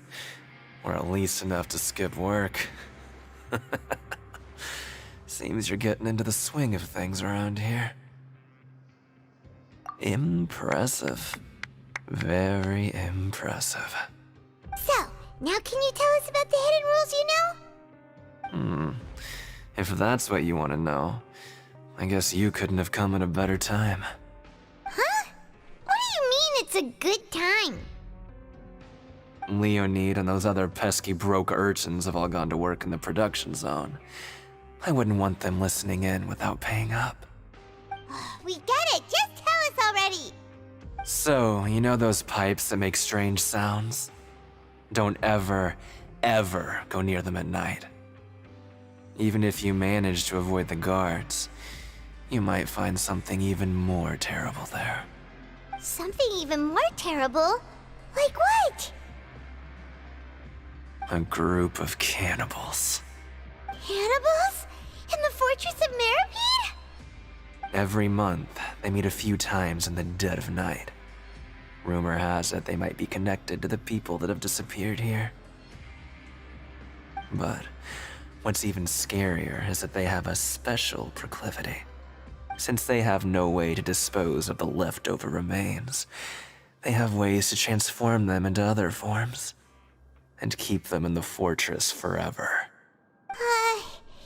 Paimon might already know what you mean by other forms. So that's what's going on here.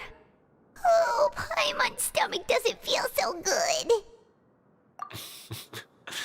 You two look pretty skeptical. No matter. Learning the truth behind dark secrets isn't necessarily a good thing. I've got things to do too. I suggest you just act like I never told you anything. Traveler, can we just trust him on this one? Oh, Paimon doesn't want her blood and flesh entombed here for all eternity? Oh, so that's how you see the situation. Huh. You know, Paimon does feel a little better about it now. When will all the secrets end?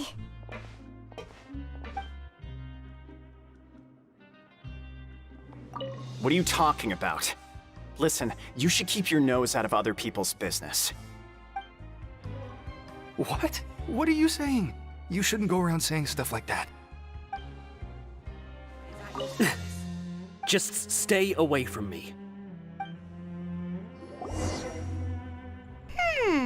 Their attitude sure is suspicious. Like they're trying to avoid us. But if they're being so obvious about acting weirdly. Do you think they might just be trying to lure us in? Oh, this is all getting way too creepy for Paimon. So you mean we still need to investigate some more? Okay, if you say so. Hello, Fielding. What do you want? Criminals like you ought to be working right now. Catch my drift. We just want to ask you a simple question. Have you ever discovered anything odd during your nighttime patrols? Why are you asking about something like that? Whatever happens at night isn't your concern. All you need to worry about is getting enough sleep. Well... right! We've heard it happens a few times every month. Paimon has sensitive ears, so it makes it hard to sleep. Really? I see. But it's not like I'm on duty every night. And now that you mention it, I recall my colleagues talking about something like that before. They say that strange things tend to happen at night on pipe cleaning days. Lots of us don't willingly take those shifts. So, what happens at night on pipe cleaning days? They just conduct regular cleaning of the fortress's drainage facilities. There are 3 pipe cleaning days per month, and it just so happens that today is one of the scheduled days. You can try to confirm the sounds tonight if you want, and if they're real, then I can report the issue to my superiors for you. Oh, okay. Then we'll keep both ears out tonight. If that's all, then I'll be leaving now. I advise you not to try anything funny, though. Even if I'm not on duty tonight, someone will still be watching you. Don't worry, we don't want any time added to our sentences. Oh, he left. So what do you think about the pipe cleaning days he mentioned? Right, both are a possibility. But Fielding did say that tonight is a cleaning night. Paimon knew you would say that. Alright, sounds like we'll be up all night tonight then. Paimon just hopes the guards don't catch us.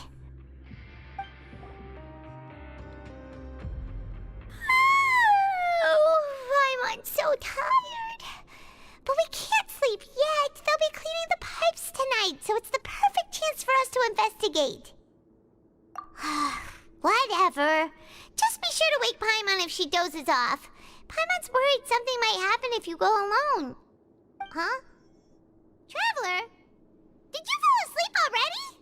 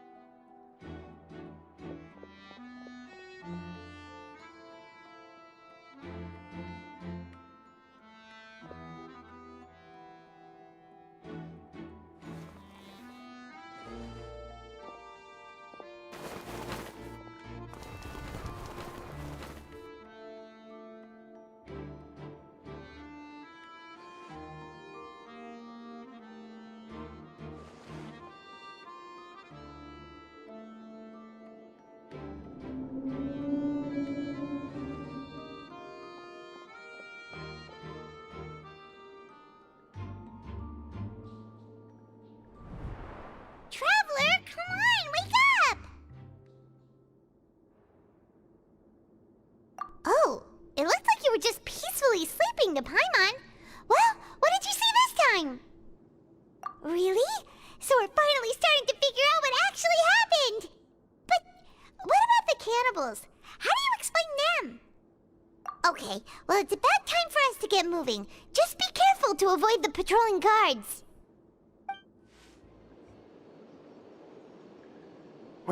I know you. You were the ones we saw. Huh. You've got guts showing up here. You know who we are, right? You'd better leave now. Ain't nobody coming here to save you. What'd you say? Yeah, so what if they were? If you push us, we can make those rumors a reality at any time.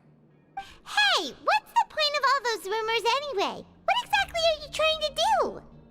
I don't have to tell you anything. If you turn around, go back to the dormitories, and act like you never saw anything, then I'll pretend that you never showed up here. Yeah, scram. Nothing worth seeing here. Huh? What did you say? Isn't that exactly what Boss said when he left? Hey, do you know our boss? Whoa. We had no idea our boss was such a big deal. He always kept his identity a secret. So, did he have you come here to find us? Oh, so you're Child's crew here? Seems like he had no problem fitting in. We're the only ones who heard him say those words when he left that night. So, unless he somehow told you those exact same words after that... All right. I guess that's proof enough for me. I believe you. Wow, those dreams of yours sure come in handy. We gave him the business for a while, and would always give him a hard time when he first came to the Fortress of Meripede. But here in the fortress, the strong will always earn respect. He was working the longest hours and racking up wins in the Pancration Ring. You could always see how amazing he was, even when he was teaching us a lesson. So eventually, we all decided to follow him. But one day, he suddenly told us that he had to find a way to escape this place, no matter the cost. He said it was because he heard that call again. And as his crew, if the boss wants something, then it's our job to get it done. So, we got to work, and used the hidden rules that were here to make up and spread the rumor about the cannibal rule. We just wanted to give him a better chance of escaping on a night after the pipes had been cleaned. Oh, thanks to your rumor, nobody would want to come anywhere near here, prisoner or guard. Wow, it sure is easy to exploit people's fear of the unknown. But hasn't Child already escaped?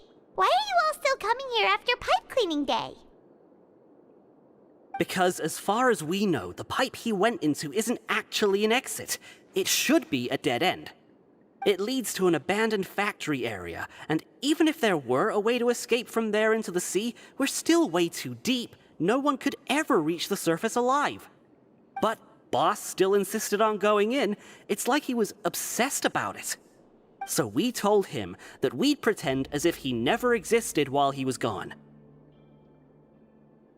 And that if he wanted to come back, he should wait for nighttime on a pipe cleaning day. That way, we could meet him here and help cover the whole thing up. So you come and wait here through the night a few times a month just because of that promise? Yeah, but it's been so long now. We already know in our hearts that he must have managed to escape somehow. Is it also possible that something unfortunate happened to him? Nothing could ever defeat Boss or slow him down. It's one thing we know for sure. Okay. Paimon was just brainstorming possibilities. Alright. Keep quiet and follow us.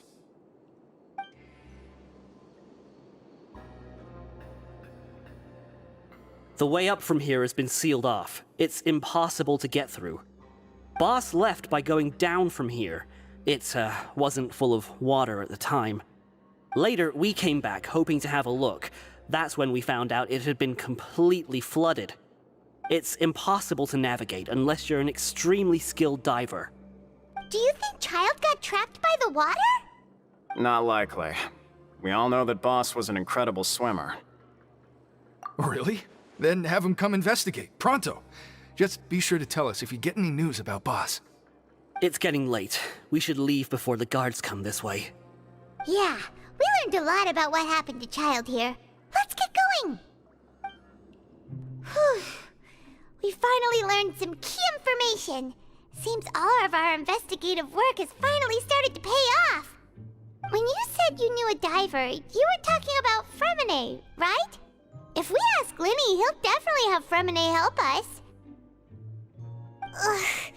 Why is Child like this? What was he doing going into the pipes? Not making our jobs easier, that's for sure. Fortunately, though, it seems like it's only a matter of time now before we find out what really happened.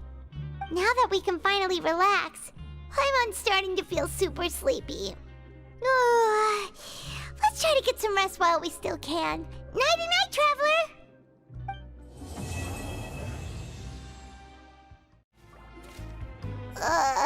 It's morning already? Oh, Paimon still needs more sleep. Huh? Wait, look over there! Isn't that... It's one of Linny's cards! Let Paimon see what's written on it. Maybe you haven't heard, but today is the monthly free day. Everyone has the day off today, which makes it the perfect time to do some investigating. It's been a while since we last talked. Have you been making any progress lately? Let's meet at our usual spot in the factory area before lunchtime. I have new information. Ooh, today's our lucky day. We have the day off. From the sound of it, Lenny's been making progress with his investigation. Wonder what he's discovered. We still have some time before we meet up. Let's talk with the people here for a bit more before we go.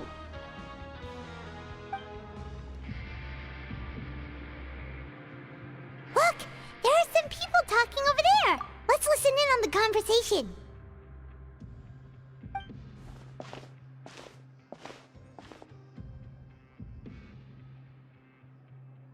If you ask me, those pompous parasites on the surface act like they're all a bunch of aristocrats.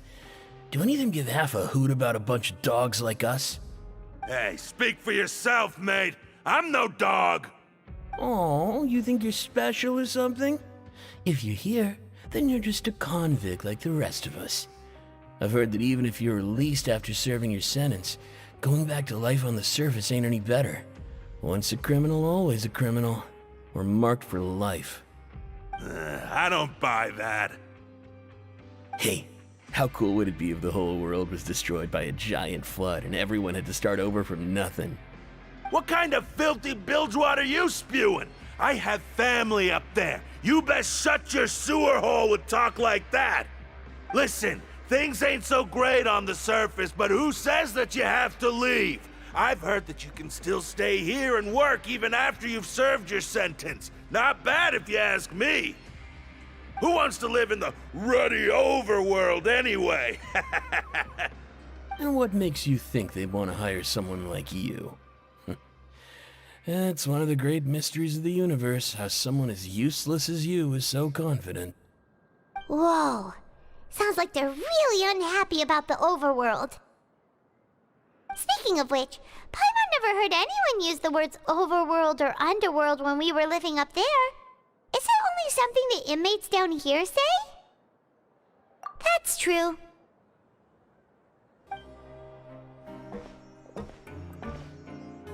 There's a group of people over there. Let's go listen in. So I said, that's not a faucet. Hey, who are you two? Why'd you come over all of a sudden? Oh, sorry for eavesdropping. Sounds like you were talking about something private. What's the matter? They're just looking to join in on our fun, that's all. Hey, don't pretend like it's okay for them to just interrupt us like that. Yeah, fine. You're lucky we don't mind extroverts that much. You hear that, Quisto? What nice! Your expressions tell me you're looking to hear some juicy info, am I right? But before that, it just so happens that I know you two. Really? Are we that famous? You're kidding. How often does anyone get a personal tour led by His Grace himself? Practically everyone was talking about it. Word has it that you also caused quite the kerfuffle.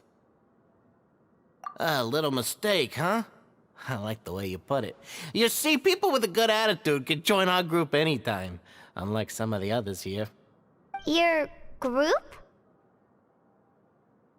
I'm Quisto, and this is Lavaroon. People usually call us the Bombshell Bros, but don't worry. We're not playing with bombs or anything. It's just that our information is always so explosive, and we blow minds on the regular. So, you two really like to gossip? Whew, you sure know how to embellish. No. You don't get it. Knowing intelligence will make things better for you here. For example, knowing who's working with whom, who has the latest rumors, who's not getting along. Wouldn't you like to know all that? Whoa, all this info's worth something, you know? You should prove you're worthy of it. I don't mind him. Quisto's always this way. Just play nice and say something to massage his ego. The welfare meals. Talk about the welfare meals. Right. That meal we had yesterday was super delicious. Paimon can still taste it whenever she closes her eyes. Is that so? To tell you the truth, I've been helping out with making those welfare meals. I've been working as a kitchen assistant for about a month and a half now. Oh, so you're the one who made those delicious steaks. Amazing. You could be a professional chef. You are correct. I am a true professional. In fact, I even went to culinary school. But enough about that. Since you like my cooking, I guess that means we share similar tastes. Listen carefully. This little bombshell will help you learn what's really going on here in the fortress.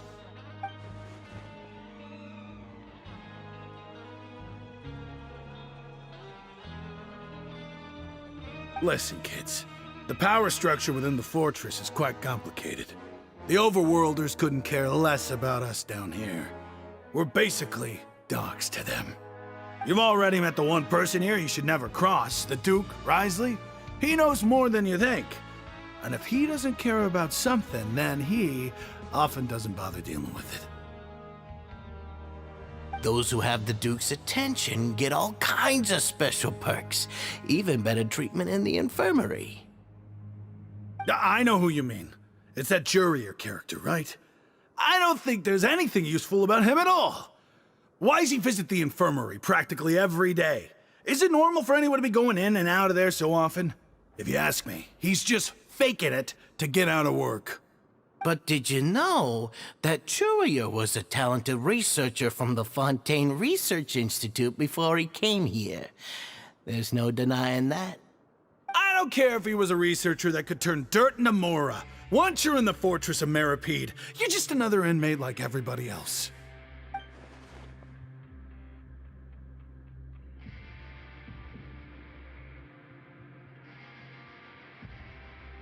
Speaking of which, the last time I saw him, he was passing by in the corridor with Lorvine. I also heard they started arguing in the library and got into a fight, right? Guess that's just how terrible of a guy he is. You mean he hit a woman? Wow, I never imagined he was that bad. But that Lorvine's also quite the odd one, you know?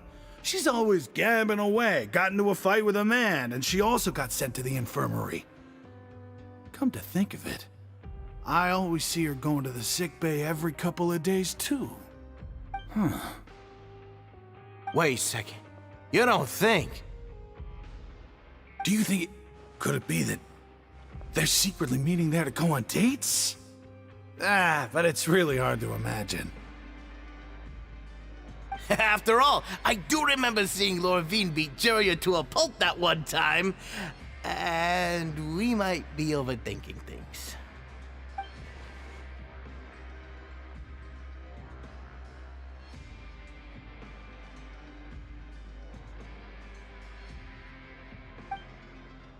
Hey, you over there?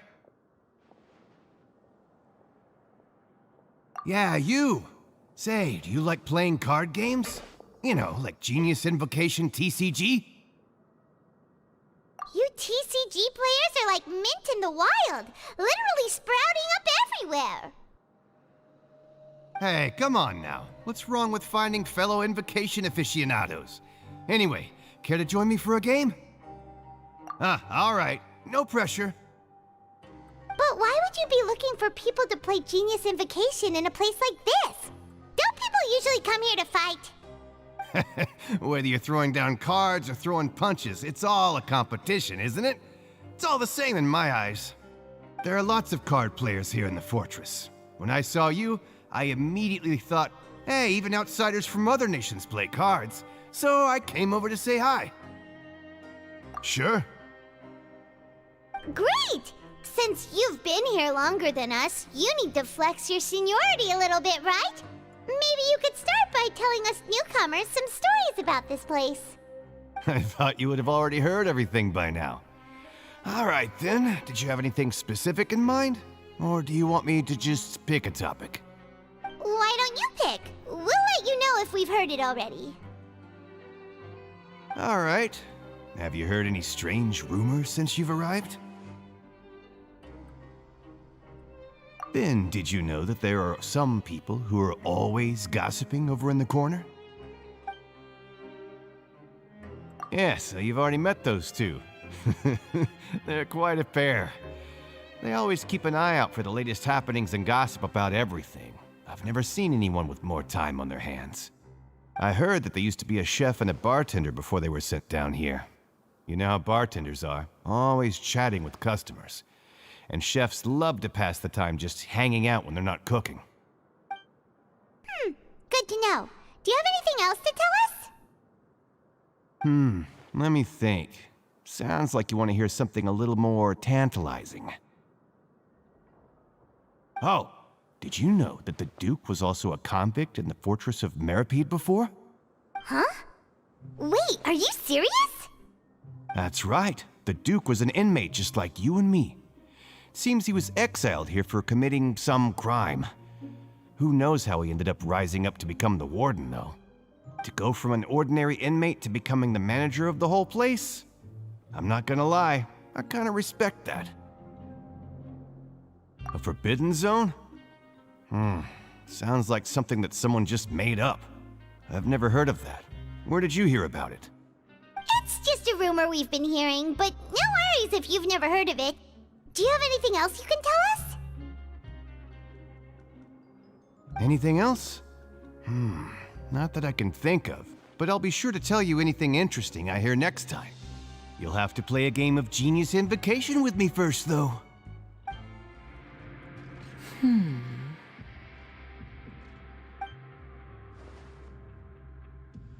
Huh?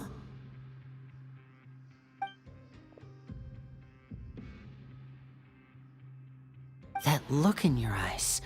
You found something? Hey, this is no time to be modest. Just tell him we found a boatload of information. Oh, as expected of the legendary duo, you have my full and undivided attention.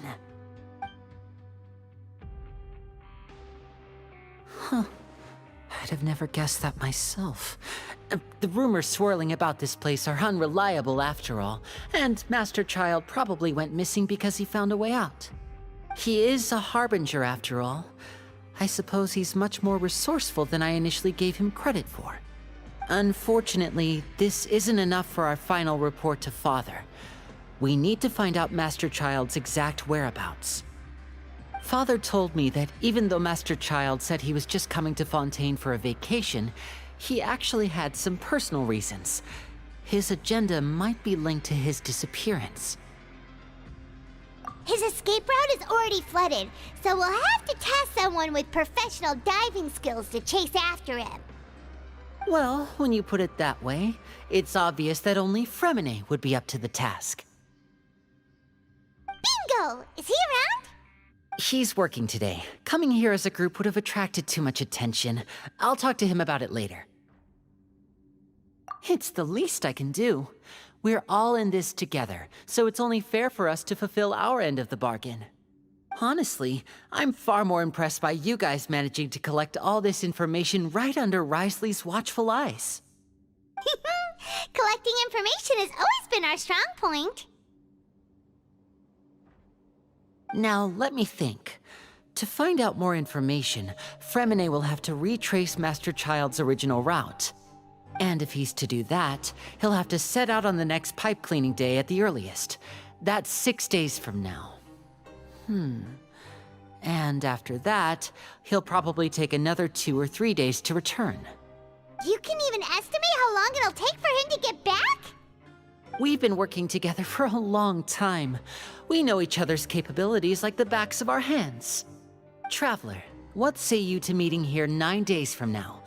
We'll be able to pick up Fremine while we're at it, too. Oh, and there's just one last thing we'd like your help with. Though we can just sit back and wait for Fremene's report on Master Child's whereabouts, we still need to make more progress on the investigation of the Forbidden Zone. Fremene's no master of disguise, Lynette's still working on getting intel from the other areas, and I'll need to spend some time helping Fremene prepare for his diving mission. So, you are the only ones we can count on. What do you want us to do? Will it be hard? Well, I won't call it easy per se, but I think you'll be able to pull it off. Listen carefully. You'll need to find an excuse to get into the infirmary and investigate the room and environs. You've mentioned several sketchy-looking people always meeting at the infirmary earlier, so it probably has something to do with the secret we're hoping to uncover. You've already met the head nurse, so she'll be less suspicious of you. Investigate the internal structure of the infirmary and any active dealings within, and pass those on to me alongside anything else you're able to discover. But also, there's no need to take risks. Don't forget, safety always comes first. My apologies. I just started rambling out of habit. It was almost as if I was talking to my younger sister. But that's not a bad thing, right? All right, then we'll head out as soon as we finish our prep. Let's go our separate ways for now, then. Don't forget, we meet here again in 9 days. Stay safe.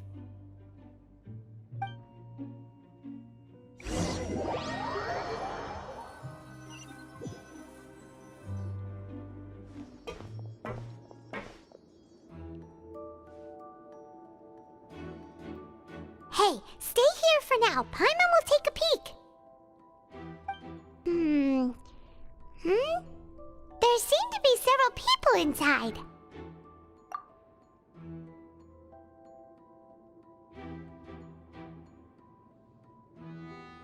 Right. I feel like this... It's not impossible. Oh.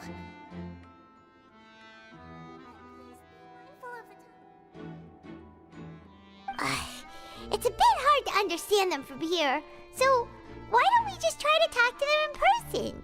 Let's go as soon as you're ready.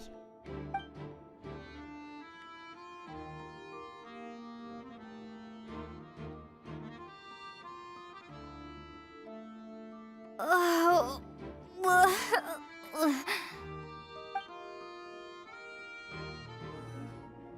Someone, please help! She's sick!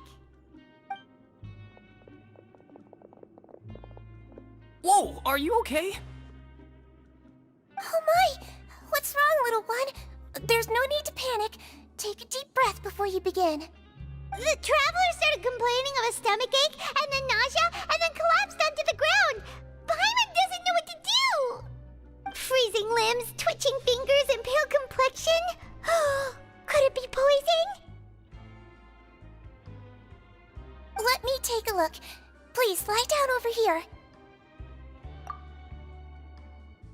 Don't worry, I'll get you to the bed safely.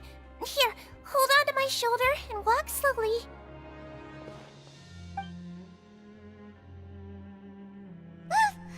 You can do it, Traveler! Don't apologize. You're sick after all. Now, please relax. I'm just going to do a preliminary checkup on you.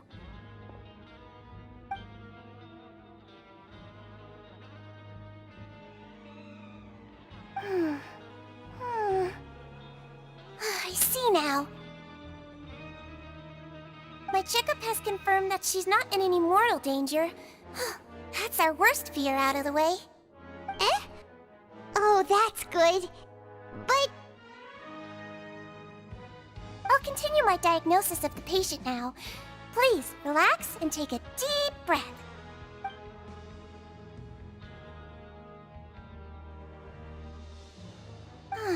Don't sense serious damage to your organs either. Does it hurt when I press here? And here? Huh? But based on my initial checkup, there shouldn't be a problem here. Oh, how strange.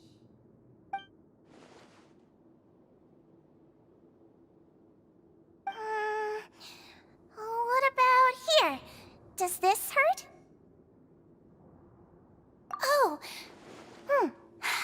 understand. So that's what it is. I think you just ate something that disagreed with you. That's all. Nothing too serious. Outside of a pretty bad stomachache when it decides to act up. So that's what it is. Thank goodness it's not anything more serious. And there have been other inmates complaining about the food recently. I'll inform our head chef, Mr. Wolsey, of this problem as soon as possible. Congratulations! The health risk is incredibly low, so you should recover within a couple days. Why don't you take a rest here while I go get some medicine for you? Miss Levine, I'll have to trouble you to help me look after this new patient while I'm gone. Very well. And she hopped away just like that.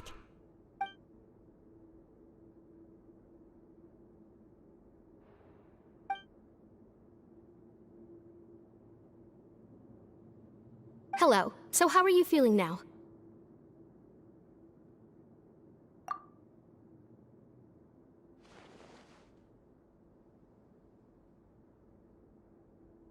Her stomach aches really bad. She was stumbling about the whole way here, so Paimon's really worried. If Miss Sijuin says it's not a serious problem, then there's no need to worry. She's the best medic we've got down here. But it also looks like she's the only medic you've got down here. Well, that's true. What do you mean, that's true? That's really misrepresenting the situation. Of course I can't speak for the whole fortress, but it's not like everyone imprisoned here is useless, you know? Though they may have committed crimes and gotten locked up here as a result, they still know a thing or two about medicine, and they help Miss Sijuin take care of the sick and injured. Yeah, you're right. But did you have to lecture me about it in front of another patient? Aren't you a patient too? Where did all your energy come from? That's correct. Sorry, I got a bit ahead of myself. Are you two also sick? We've been sick a while. I come back every once in a while for checkups, and to pick up the medicines Miss Sijuin prescribes for us. That's just the nature of chronic illnesses. As for her... you could say she fancies herself as Miss Sijuin's capable helper because she learned a bit of medical knowledge ages ago. Please watch your mouth, Mr. Jurier. Don't forget that you are the primary reason I have frequent heart palpitations. Hey, don't start arguing now! Please, keep it civil at least.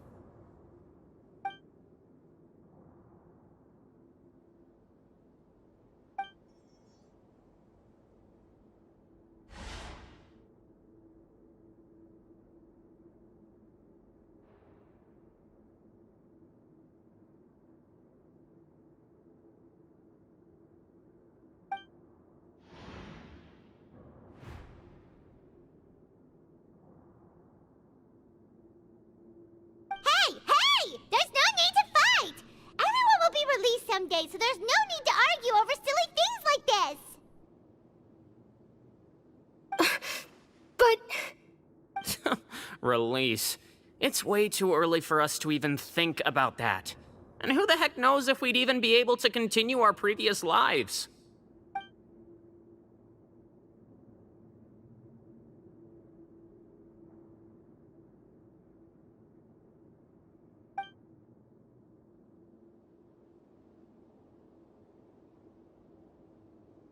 Please allow me to end this boring and useless conversation.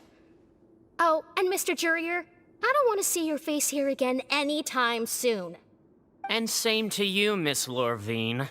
Anyway, that was more than enough rest for me, so I'm going to get out of this excessively noisy place. See you later, everyone. He just slowly walked off like that? That's just what he's like. I'm sorry you had to see all of that. I'm Lorvine, and that's... Well, his name is Jurier, but I hope you'll never have cause to remember his name. You really can't stand him, huh? I mean, can you blame me? Who would like someone who's as arrogant and obsessed with weird research topics as he is? But there's no need to keep dwelling on him. I'll accompany you two for a while.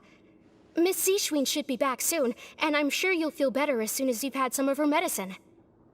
No, it's nothing. I'm back! Did you rest like you promised? Thank you for getting our medicine, Miss Seashween. Did you all cooperate with your bed rest? I trust that nobody got up to walk around. Good. Here, this should be 2 days' worth of medicine for you. Take 1 pill now, and then continue your bed rest.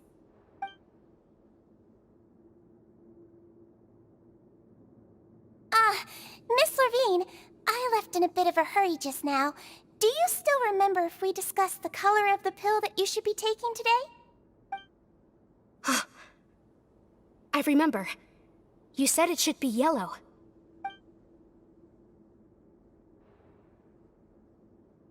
Yellow, huh? I understand. These are yours. Please, make sure to go to bed early after taking them tonight. You'll benefit from a good night's sleep. All right, then I'll also be on my way now. I hope you feel better soon, too. See ya! I'm going to fill out your medical record now. You're widely known as the Traveler, right? I just want to double-check a few details, if that's all right with you. Those two made quite the commotion just now, so why don't we let the Traveler rest? Paimon can answer the questions instead. So her primary symptoms are abdominal pain, with secondary symptoms of nausea. Is there anything else? That's it. All right then. Is there anything we should know besides to take the meds?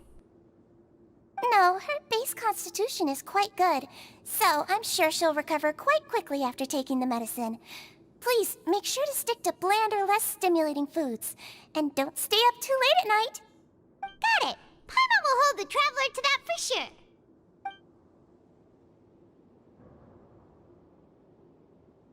Oh, you're going to take a nap already? Okay then, you get some rest.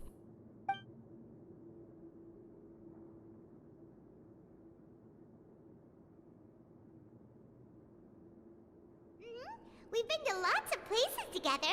She may look a bit under the weather now, but she's actually super strong. Oh, so you're the best of companions. Well, don't worry, she'll recover soon.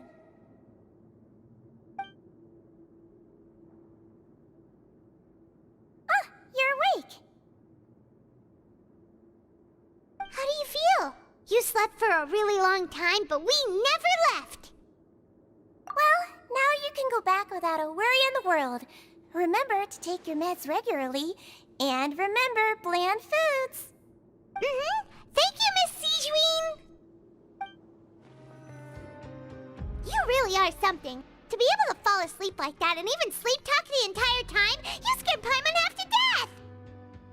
No, but you kept mumbling things along the lines of, Pyron, don't take my grilled fish, and put down the Adeptus Temptation now! Paimon talked with Seashween the entire time you were asleep. She seems like she's just a sincere nurse, and Paimon didn't notice anything unusual in the room. Are you sure we're not going off track with the infirmary?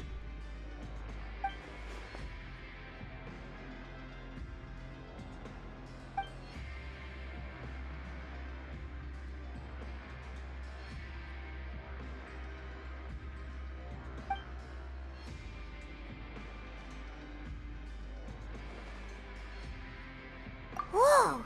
You really are super thorough! All those tiny little suspicious things that Paimon didn't even pick up on! We've gotta give the info to Linny!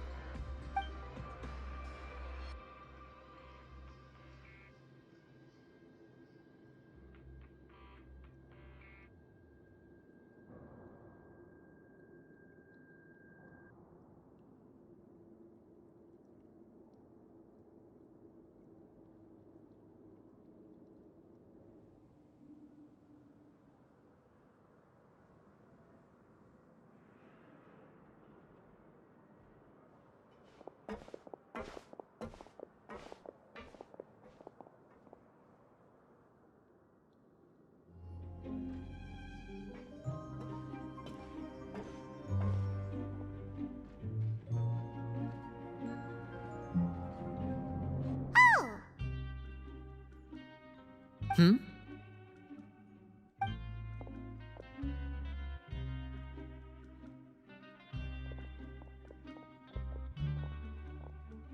Did you two run into any trouble over the past few days? No, we just worked our shifts according to the schedule. Nothing weird happened. That's good. That means you didn't raise any suspicions when you infiltrated the infirmary. We've taken a look at the slip you've sent. Fremine successfully left the grounds via the pipes 2 days ago, and as of last night, Lynette has also infiltrated the infirmary after faking an illness. Wait, why is she getting involved as well? You already went above and beyond when you scoped out the infirmary. To put it more bluntly, even if we were to view that as something you did in exchange for Fremine's help, you've already done more than enough. Infiltrating a guarded stronghold is a different kind of job from a one-off investigation. We want to avoid using the same faces over and over and reduce the amount of suspicion that will fall on any given person. Lynette also felt like you have already taken the first step for us, so she should be the one to finish the job. So that's what Lynette thinks. Oh, Paimon hopes everything's going well for her. Then, let's go check on Lynette before Fremine returns. If everything went well, then she should be wrapping up her investigation right about now. Is now really a good time to go over? According to my observations, Sigewinne always spends around half an hour away from the infirmary right before lunch. Lynette knows this as well, so this should be a good time to meet up with her. Also, I'm her brother, remember? It's only natural for an older brother to care about his younger sister's well-being. Okay, then let's head over right away! Lynette should be here right now. Huh. Strange. Lynette? As expected, Sigewinne isn't here, but why isn't Lynette here? No, Lynette rarely deviates from the plan. We agreed that if she were to make changes on the fly, she'd find a way to let me know. Unless... Let's see if there are any clues around here. We can look while we wait for her. Who knows? Maybe she'll be back soon. Okay.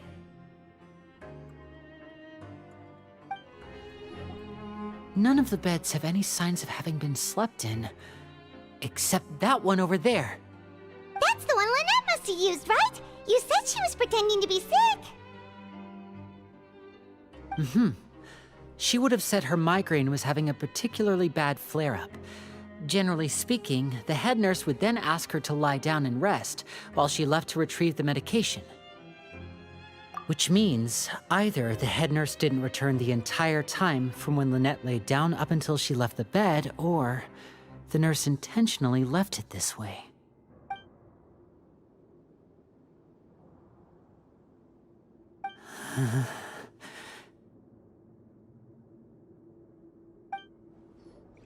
There are some books here and a few files.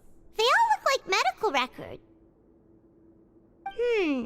Advanced nursing, how to raise the spirit of your patients, a quick guide to the psychology of emotions, and the meaning of laughter. These sure are some interesting books. Who knew Sigewinne would be interested in these kinds of things?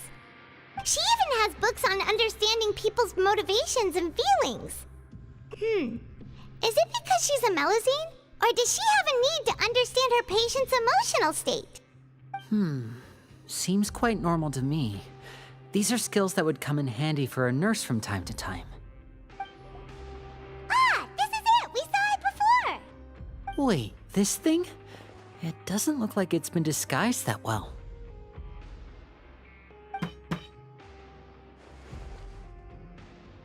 The space behind it is empty.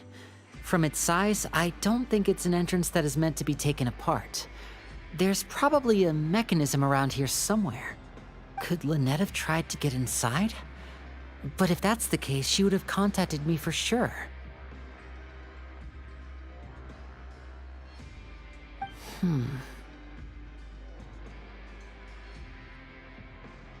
Let's look around here for some more clues.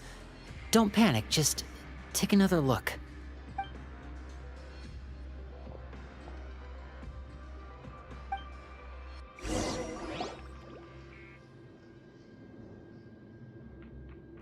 You guys, there's a slip of paper over here! A slip of paper? It's right over here, and there's a bunch written on it too. It reads, "Out of respect for your usual practices, I'll use a piece of paper or card as the medium to pass on my message. You may consider this as me giving you my best regards." This is... Is that all? The back. This is... Show me! Now!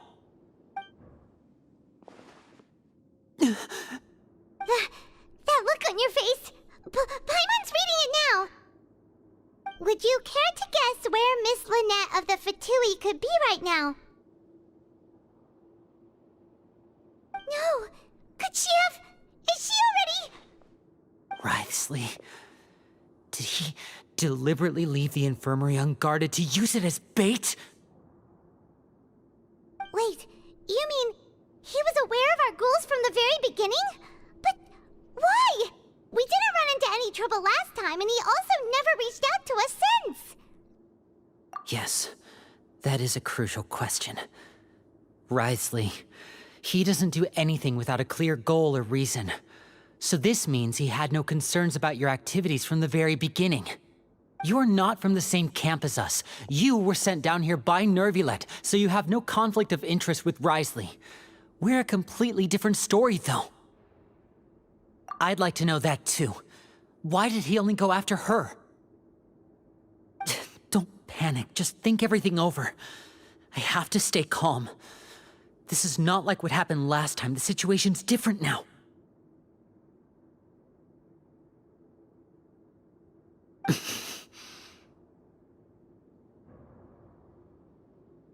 Wait, you're right. Wait, but that means...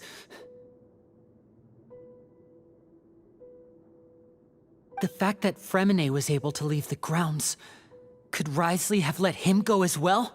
But what does he gain by letting Fremine leave like that?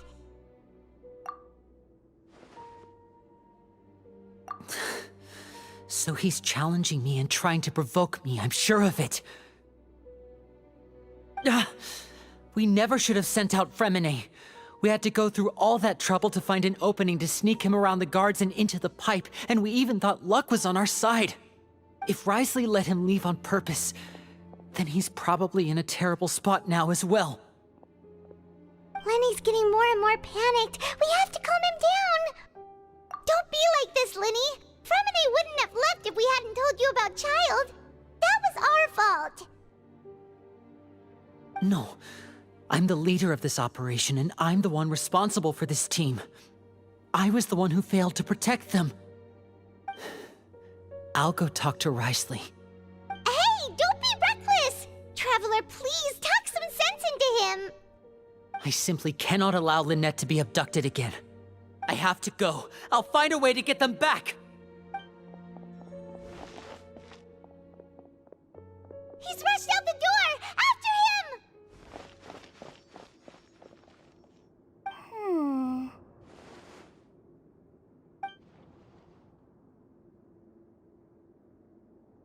Right. I feel like we still have some room to make changes on these details. It's not impossible, but it'll require extensive testing. Is that so? Very well. Then please be mindful of the time. Huh? Is someone? Pack everything up. Whoever's outside is eavesdropping. They'll probably come in once we stop talking. Someone! Please help! She's sick!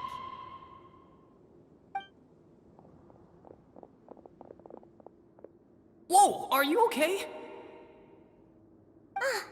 These two.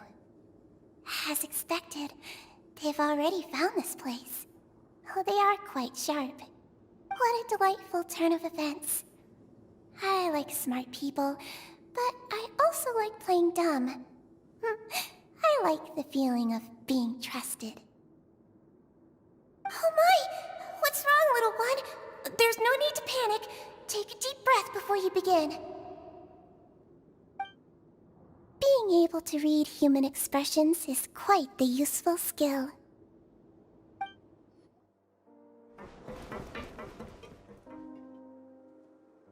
Come out and face me, Risley! Aren't we at an administrative office space? Why don't you at least try to follow even a couple rules from the fortress's indoor management regulations? What did you do to my sister? I ran into the young miss at the infirmary. I'd heard that she was suffering from quite the migraine, so I decided to invite her over for a cup of tea. I do have some teas in my collection that can work wonders against such an illness. Stop joking around! Where did you take my siblings? I have also heard that your performances are quite the spectacle. Miss Lynette would sometimes enter a box filled with water, only to emerge the next second from another place altogether. Maybe she'll appear behind you right now if you were to turn your head. Is he trying to trick me into turning my head? No, he's probably not looking to attack me right now. All of the hostages are in his hands, and he's even in the mood for small talk. That means Lynette is probably still alive. You knew we were investigating the infirmary from the start, so you deliberately aroused the Traveler's suspicions and baited us into continuing our investigation, just so that you'd be able to kidnap Lynette. As for Fremine, no, you probably didn't even interfere with Child's escape. You let him go, so you could purge the Fatui members that we had planted into your ranks. There was no need to do so. The Fortress of Meripede is a pretty pleasant place. Most people enjoy their lives here. The only ones who act differently are those with personal agendas. It was quite easy to identify your colleagues. You removed our original members and spread the news of Child's escape so Father would assign our team to come down and investigate. Fremine has also fallen into your hands, right? If you're oh so omnipotent and so in control, why would you need hostages? One correction. Lynette is in my hands right now, but Fremine is not. He's not? What do you really want? Linny! Oh, wonderful. Everyone is here, so I'll only need to say this once. Thank you so much for cooperating with me. Eager and to the point, I see. Alas, only Miss Lynette is currently having a cup of the fortress's finest tea. Although, as per your original plan, Mr. Fremine should also have returned to the fortress by now. But he has neither shown up within my gates, nor has he been taken into any kind of custody. So where do you think he may be right now? Wait, you can't mean... you locked him outside in the sea? I closed the fortress's gate to the outside world. That's all. Fremine's a star diver, so he should be fine, right? No, we're still here, so he'd definitely try to find a way to come back for us. So we can't assume he might have made a break for the surface. But why would I do this, you may be asking? To have an audience with you, of course. My intel tells me that Mr. Linney is a great magician, so it's only natural for me to want to have some cards of my own when it comes to negotiating. Besides, I do recall you mentioning to Miss Lynette that you've always wanted to have a face-to-face meeting with the Lord of the Fortress of Meripede, regardless of whether it was in a personal or a professional capacity. Well, you got your wish. So, you've been keeping tabs on us before we even set foot in the fortress. Some of my folks just happened to hear a thing or two, that's all. In any case, I will be straight with you. I was willing to play dumb and turn a blind eye, so we had a pleasant few days playing games together here. But once you started focusing on the Forbidden Zone, all of that changed. Mr. Linney, the cards are stacked against you right now. Miss Lynette is in my hands, and Mr. Fremine is still slowly being pickled out there in the brine. You know just as well as I that he cannot last out there forever. You need do but one thing to guarantee their safety. I would like you to contact your superior, and ideally invite her over for a cup of tea with me. You want to see Father? But why should she bother giving you an audience? Well, if she cares for the well-being of her dearest children, she should have plenty of motivation to join me for a parents' evening. I've heard that the bonds between the members of the House of the Hearth are like the bonds of family. I don't see why she would refuse. Why did you think Father sent us to handle the Fortress of Meropide? This place is basically a no man's land. It wouldn't be fitting for anyone as important as a Harbinger like Father to come here in person. Oh, I see. So it's because she doesn't care for my place here. That's such a shame. After all, I've amassed quite the tea collection. I was looking forward to sharing it with her. Both Monsieur Neuvillette and Lady Farina have already received many samples as gifts. Was this the extent of your master plan to get to Father? No matter how much pressure you may put on me, I won't allow you to use us to blackmail her. You people really are difficult to get along with. All I'm asking for is a face-to-face conversation. Does she truly have no interest in the fortress's secret? Mr. Linney, you have one last chance to invite your father here. If you refuse... Linny! Instead of asking why I'm doing this, why don't you try to see things from my perspective for a second? From the very beginning, the Fatui has been actively infiltrating my fortress. I gave you a warning by cutting off the first few operatives I found, but that only caused you to double down. Had you given up on the fortress then and there, I'd have no reason to want to talk. Mr. Fremenet left the fortress on his own, and Miss Lynette tried to pry out my secrets right in front of me. No matter how you look at it, the responsibility for this falls on you. I shouldn't ask Father to do anything because of us. 6, 5... Wait, 2, 1. Time's up. It really is a shame, Mr. Linney. Risley! Negotiations have broken down. Please leave, ladies and gentlemen. It's time for my afternoon tea. Yeah, listen to the Traveler. If you can't talk to Linny, can you at least talk to us? You do realize that I'm only letting you go because of Neuvillette, yes? You're here helping him out, and I've already done my best to stay out of your way. But that doesn't mean you can just do whatever you want. The fortress may be small and remote, but it still has its own set of laws.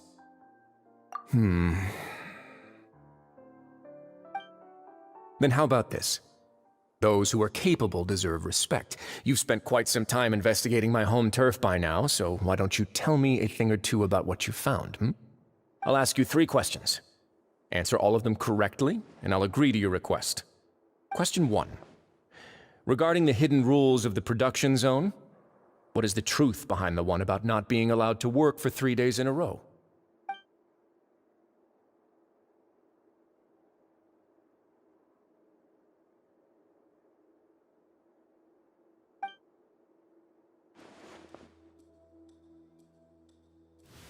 So that's what's going on. Paimon understands it now. Who would have guessed? The hidden rule of the production zone.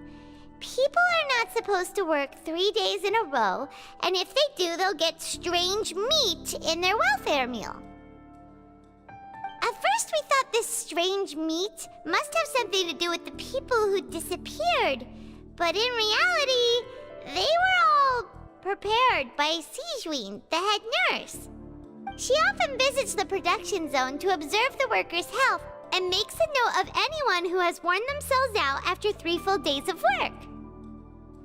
Out of her sense of duty as the head nurse, as well as her genuine concern for the workers' health, Sijwin visits the cafeteria right before lunch and cooks an extra dish for those who can use the stamina boost. Sijwin has only the best intentions with her surprise gift and doesn't want anyone to find out about what she does. However, unfortunately, Melusines as a race perceive the world differently from humans, and their sense of aesthetics is even more alien to us. The recipients of her lovingly prepared special meals cannot taste the care within and usually just freak out. Are we on the right track? Not bad. You've uncovered Sijwin's secret and even guessed her intentions correctly as well. It's nice to know that her efforts have not gone unacknowledged. All right, now for my next question. There are also some hidden rules in the Pancration Ring, including the one that you're not allowed to support both sides of a fight. Why is that?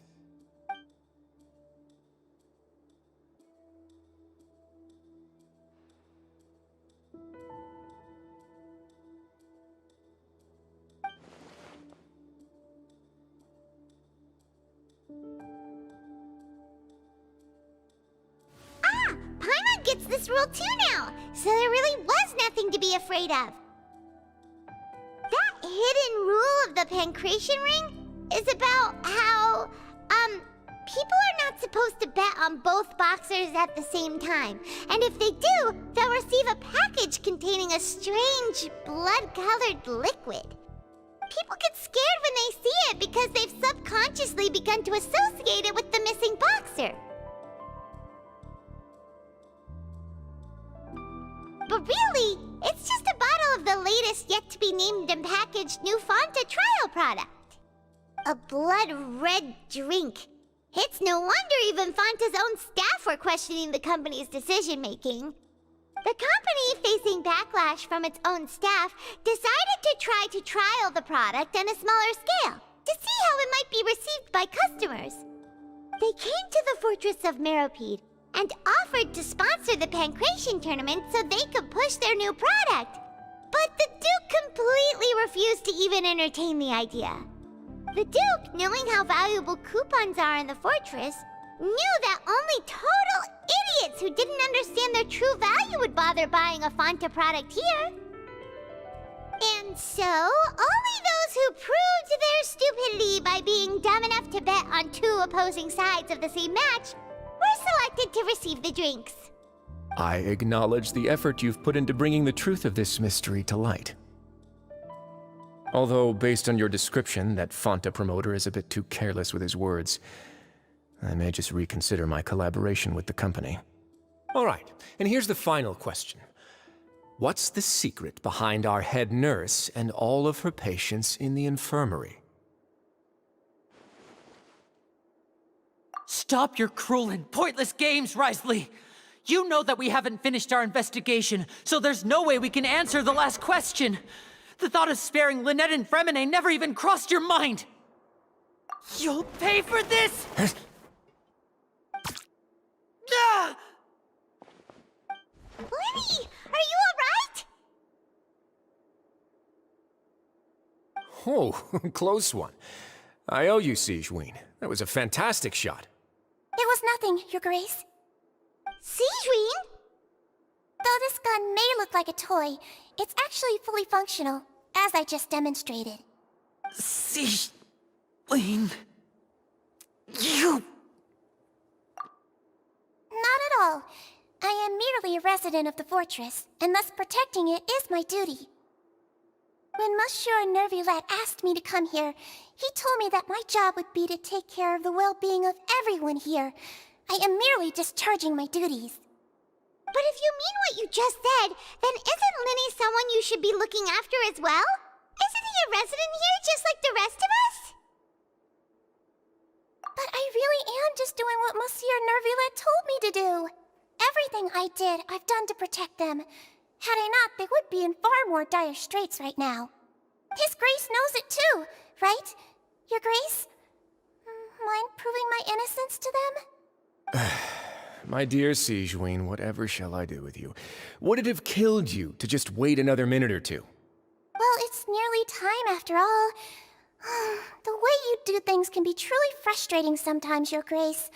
I figured I should try to talk some sense into you. What are you talking about? What time? Take me if you want. Let them go. How touching. Can you just give me one more minute? Don't be like that, Your Grace. All right, everyone, calm down. 2 more visitors will be arriving any time now. I'll go get a cup of tea. Miss Sigewinne, I leave Miss Lynette in your care. You... What are you doing? I believe I hear footsteps.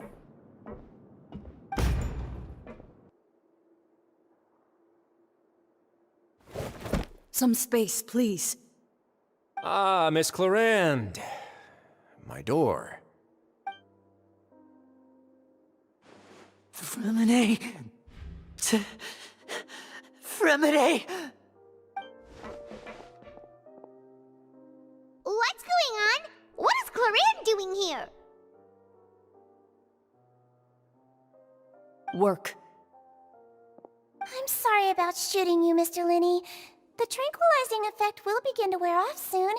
Please take it easy in the meantime, though. What happened to Fremine? Wasn't he diving just outside of the fortress? Why is he looking like this?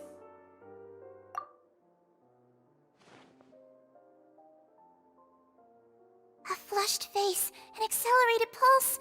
He must have consumed primordial seawater. What did you say? Please, make some space. I'll need to give Mr. Fremine a more thorough checkup. Your Grace, I'll leave the rest to you. I'll talk to Clarand while you get Fremine to where he needs to be. Everything else can wait.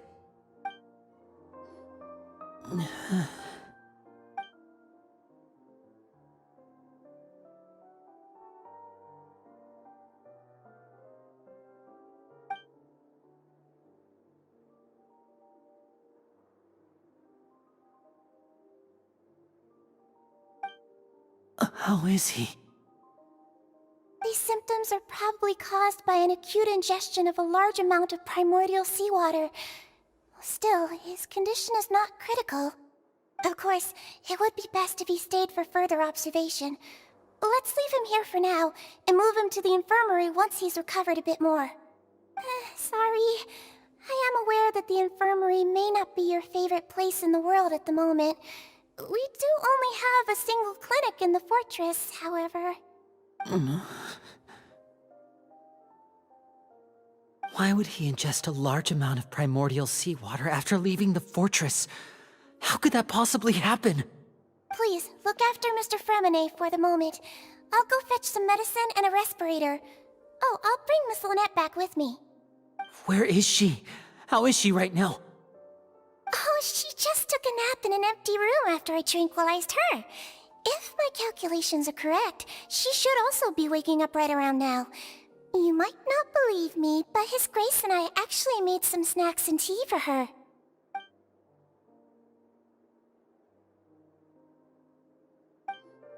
What's that look on your face? I thought I made good time on the way back. Oh, I'm just admiring your punctuality. Had you arrived just a few minutes later, Sigewinne may have been forced to shoot Mr. Linney again. How's the situation out there? The water has changed. It's pretty much as expected. The concentration of primordial seawater has increased significantly. I was only out there a short time, so it wasn't too bad. But if one were to stay for any significant amount of time, well, you can see how that boy's doing. Where was he when you found him? The abandoned zone at the end of the pipes. A good distance into the water. Closer than I thought. He must have recognized it early on and tried desperately to swim back. Locking the door was necessary. I don't think we could have saved two. Well, I did try to convince him that I had my reasons. Never seems to work, though. It would probably work on Neuvillette. He has a knack for picking out who had good intentions, even when the outcomes were all terrible. It's a bad sign if you're having to plead your case to Neuvillette. Want some tea? Not particularly. If you want to drink some that badly, just say so. Fine, I'd like to get some tea. Want me to get you a cup too, since I've already made it? Might as well then, I suppose. Actually, do you have a towel? I would like to dry my hair.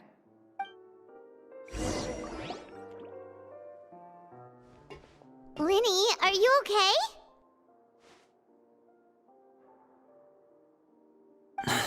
I'll be fine. They're all here now. Don't worry about me. Are you sure? You don't look alright. My hands and feet are still a bit weak, but that's probably just the residual effects of the tranquilizer shot. I'm back, everyone. Lenny! Oh, Traveler, Paimon, you're here too. Freminet? Is he... He'll be fine. But for now, please help me lift him up.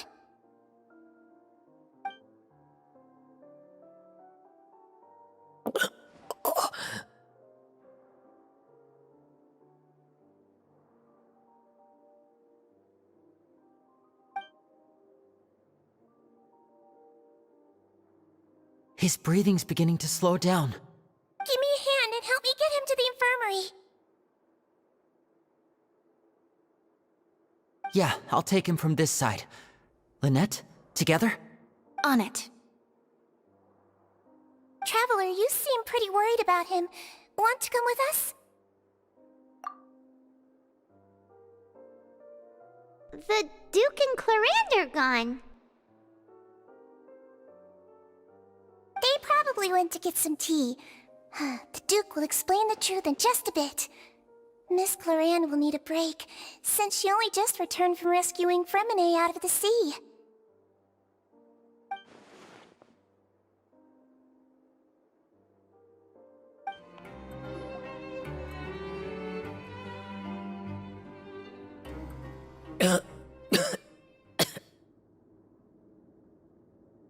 He's awake.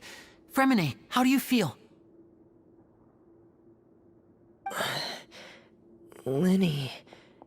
Lynette. We're all here. Where am I?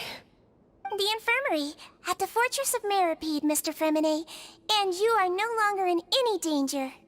How do you feel? Don't push yourself if you're not feeling up to it. Traveler. Paimon. It's been so long.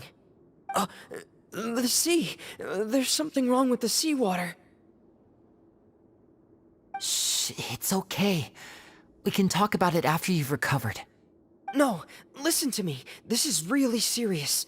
There's primordial seawater mixed into the regular seawater. I don't know why it's there, but no one should touch it. Pipes. Right, the pipes. It's all coming back to me now.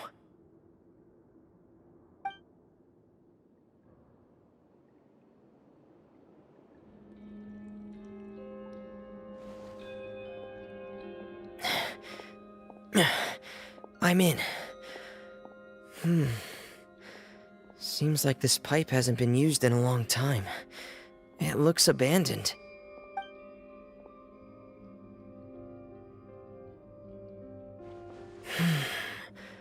Where could Master Child be? This is where the water starts. Okay. Master Child probably dived into the water. I'll go take a look as well. Wait. What the?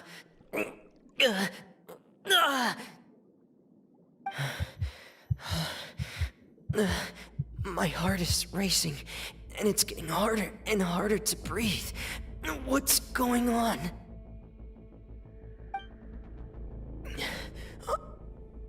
No good. I have to get back. They still don't know anything about what's going on. If I turn back right now, I should still be able to make it.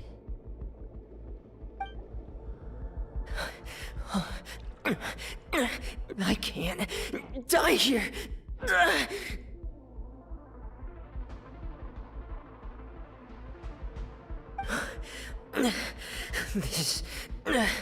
This is bad. I'm feeling worse and worse, and I'm still underwater.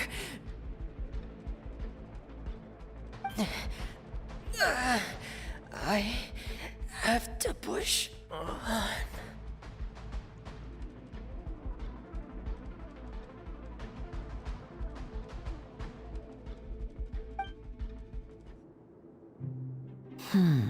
So, in other words, the trail you were following vanished, and you had no idea where Master Child could have gone, but there was also no obvious place for him to have disappeared to. That's right. I tried my best to swim back, but I had already put some distance between myself and the fortress, and I just couldn't find the strength to keep going. I probably passed out some time after that, and you know the rest. Miss Clarande brought you back, but we also don't know why she just suddenly appeared at the fortress, or why she went out to save you. Miss Clarande, you say? I must go thank her in person. You're still too weak, Fremine. You can go after you've had some more rest. Miss Lynette is right. I believe Miss Clarande will stay here as a guest for another few days, so there's no need to hurry. A guest?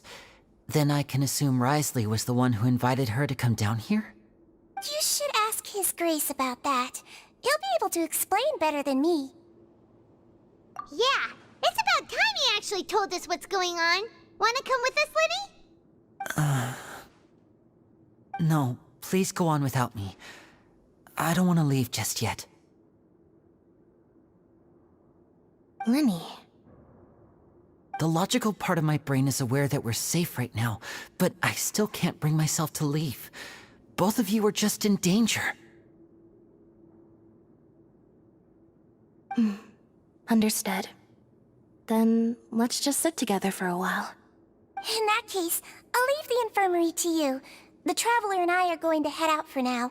As long as you stay in here, I don't think you'll be disturbed. Thank you.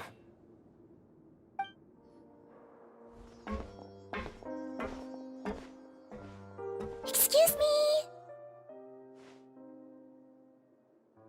I take it Mr. Fremine's condition has stabilized? Of course. I wouldn't have left the infirmary otherwise. I've been expecting those two, but might I inquire as to the purpose of your visit, Miss Sigewinne? I wanted to check up on Miss Clarande. How are you feeling? Mostly fine, I think. If you don't mind, I'd like to perform another quick physical exam. It'll just take a few minutes. All right. Thank you for looking out for me. I'll take my leave for now, then. Well, want to explain yourself, Risley?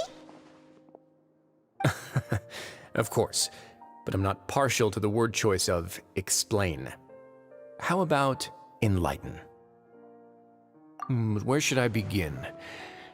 How about you start by asking me any questions you have? You can start with whichever one you'd like to get answered the most. Then Paimon will begin. Did you know about Lenny's goals from the very beginning? No. I just knew they were Fatui operatives sent to the fortress by the Knave. As for their specific goals, I only figured those out as you made progress on your investigation.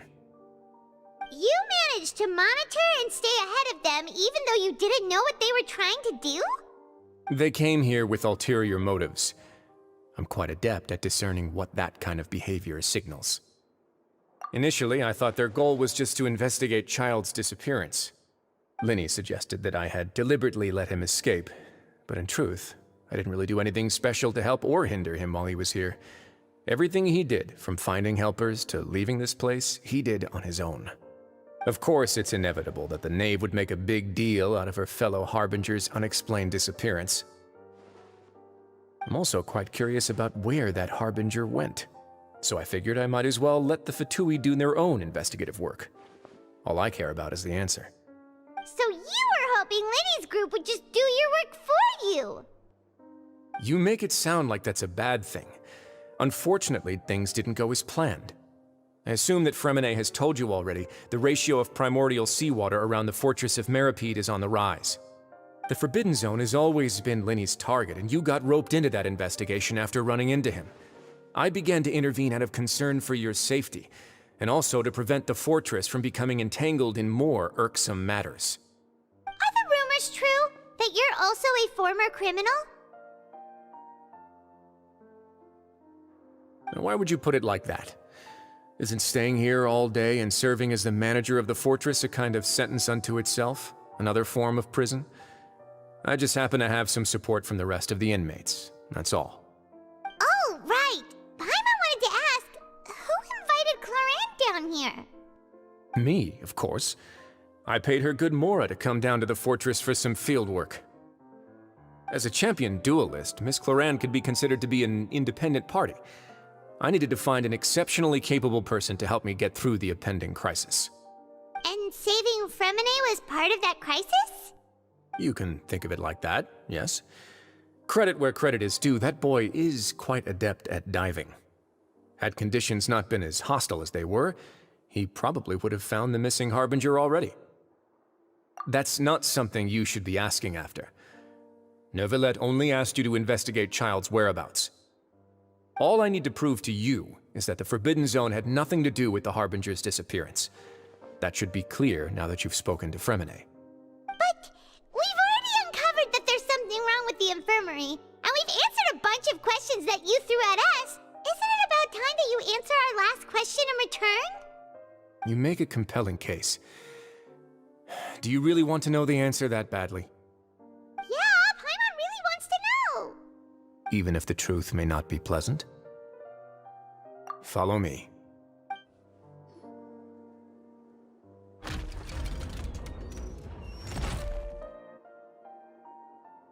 There's a hidden door here?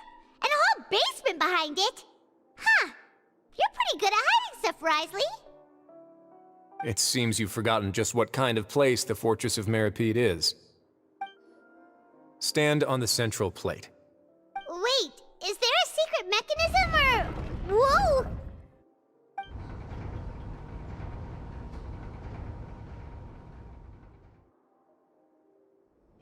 So, this is the Forbidden Zone?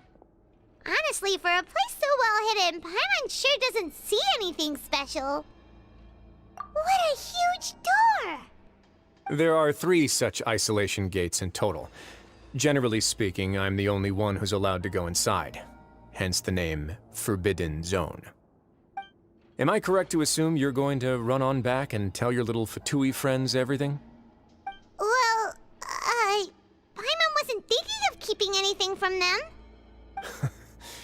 Well, I'd advise you wait until you've seen the whole truth of this place for yourself before deciding whether or not to tell them.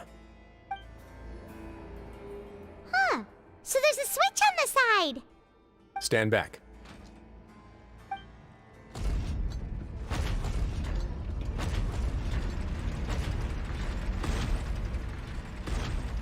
Whoa! They all just went up one by one! Go on, have a look.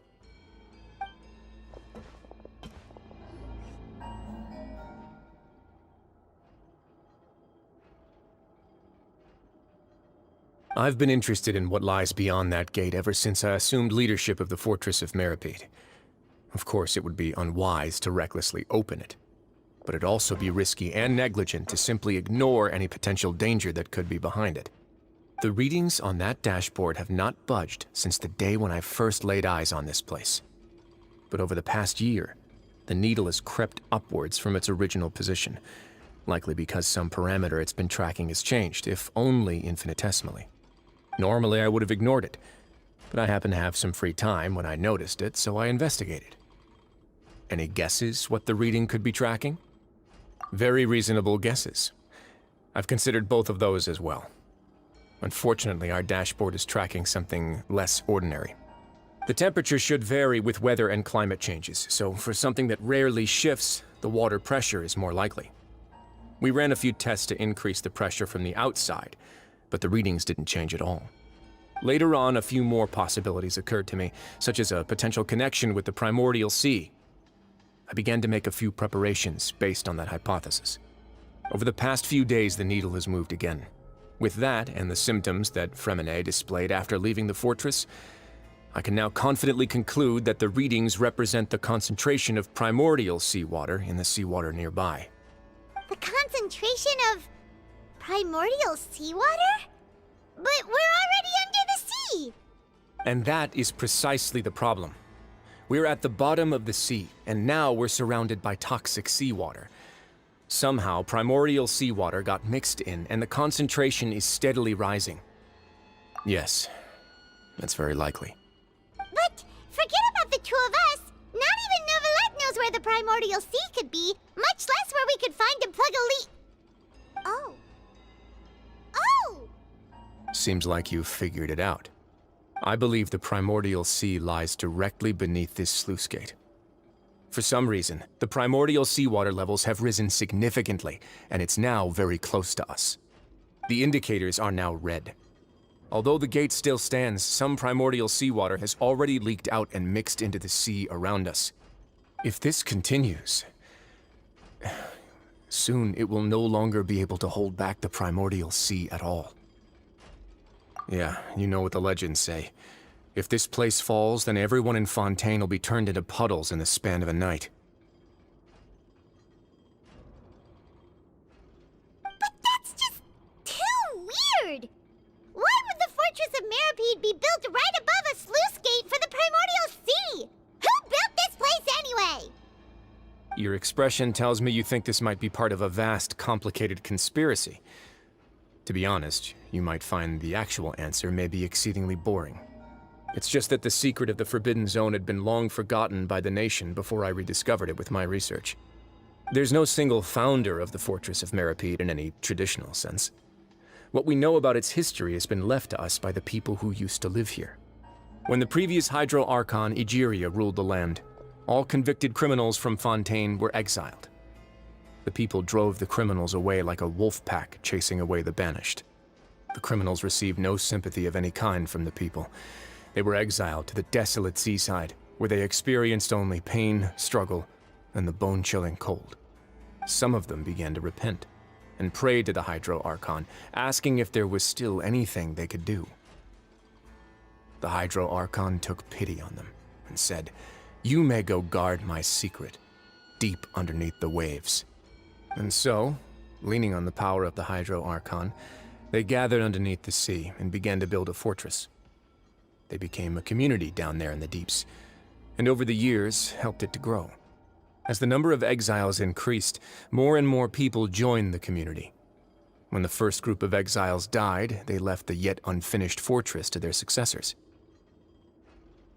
The Hydro Archon continued to lend her support, allowing the fortress and what it stood for to continue growing ever larger. Before long, this dark underwater fortress became the sinner's only home. And with that, the people here stopped referring to the fortress as a prison. They saw themselves as repenting sinners who would regain their freedom once they had sufficiently redeemed themselves. But as time went on, people also realized that the fortress was a lonely place. Once they had gotten used to life here, they could no longer feel comfortable living in the overworld. Once they had finished serving their sentences, some people left and some others chose to stay. They'd find some idle position and let their withered souls fade away with the ancient secrets of the past. After many, many centuries, few people still remember the reason for the fortress's founding. Now they just see it as an integral pillar of Fontainian society, as the place where criminals deserve to be sent. Now and again, researchers manage to break one law or another and live out their days in the fortress. I learned all this from an elderly historian. Everyone else just thought he'd made it all up. But now you know every part of that history is true. Indeed. It's just as the prophecy says. If this gate fails, then everyone will be dissolved into the sea. To be frank, not really. But sadly, that hasn't stopped this prophecy from proving all too accurate. Prophecies are troublesome things. Just hearing one will create the first wave of panic. Seeing signs of it will bring about the second, and actually witnessing it in real time, the third.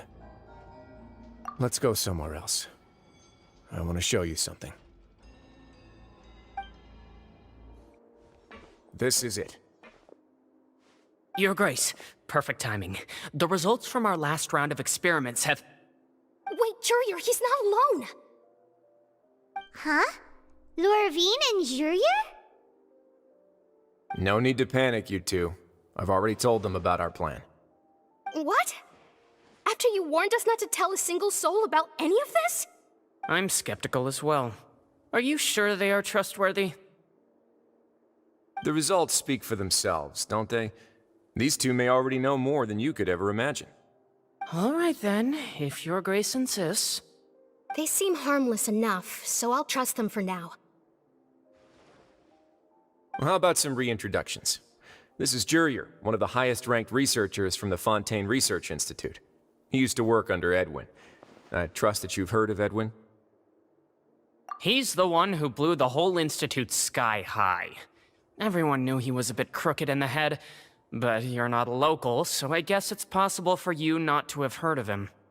Edwin's main areas of research were archeum and gravimeters. As his assistant, Jurier is quite familiar with them as well. I hired him to be my technical consultant. You want to blow up the fortress of Meripede? Ah, what a lovely idea. I'm already imagining it in my head. Gotta admit, I'm tempted as well. Guys, focus! Focus! That taskmaster over there is Miss Lorvine, and is also one of my technical consultants. While Jurier used to be Edwin's assistant, she used to be Jurier's assistant. Ooh, are they together? See, everyone keeps asking this question. Are you too sure you're not a couple and just using your work as a convenient cover? Your Grace, I am not in a relationship with this man. If I dated her, I'd officially be madder than Edwin. Jeez, forget I said anything then. Follow me. Whoa, there's another door that goes right up. Your constant amazement makes it seem like the fortress can do anything. But Paimon really thinks everything's super cool.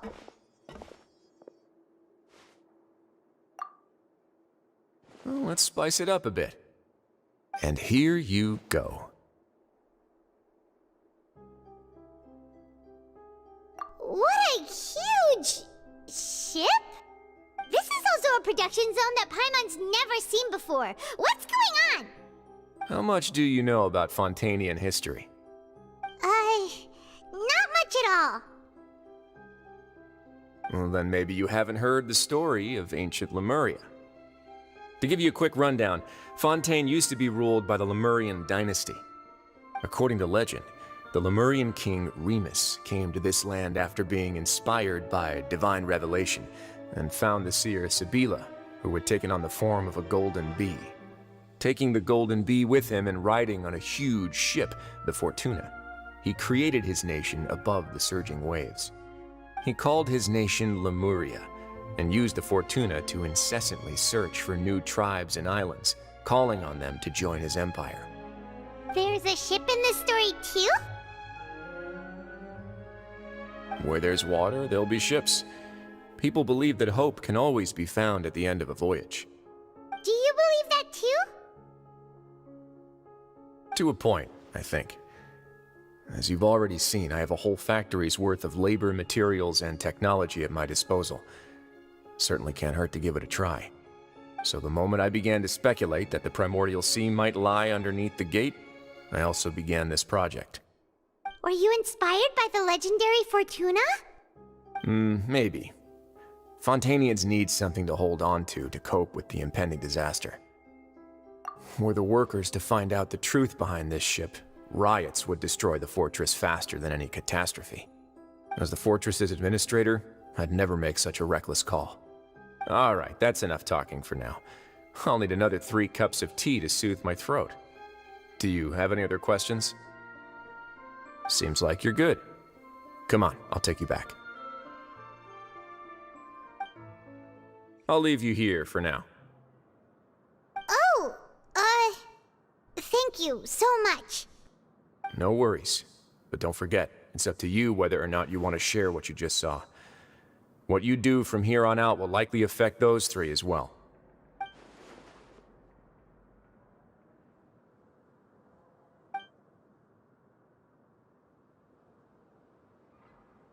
Yeah, we'll put a lot of thought into it for sure.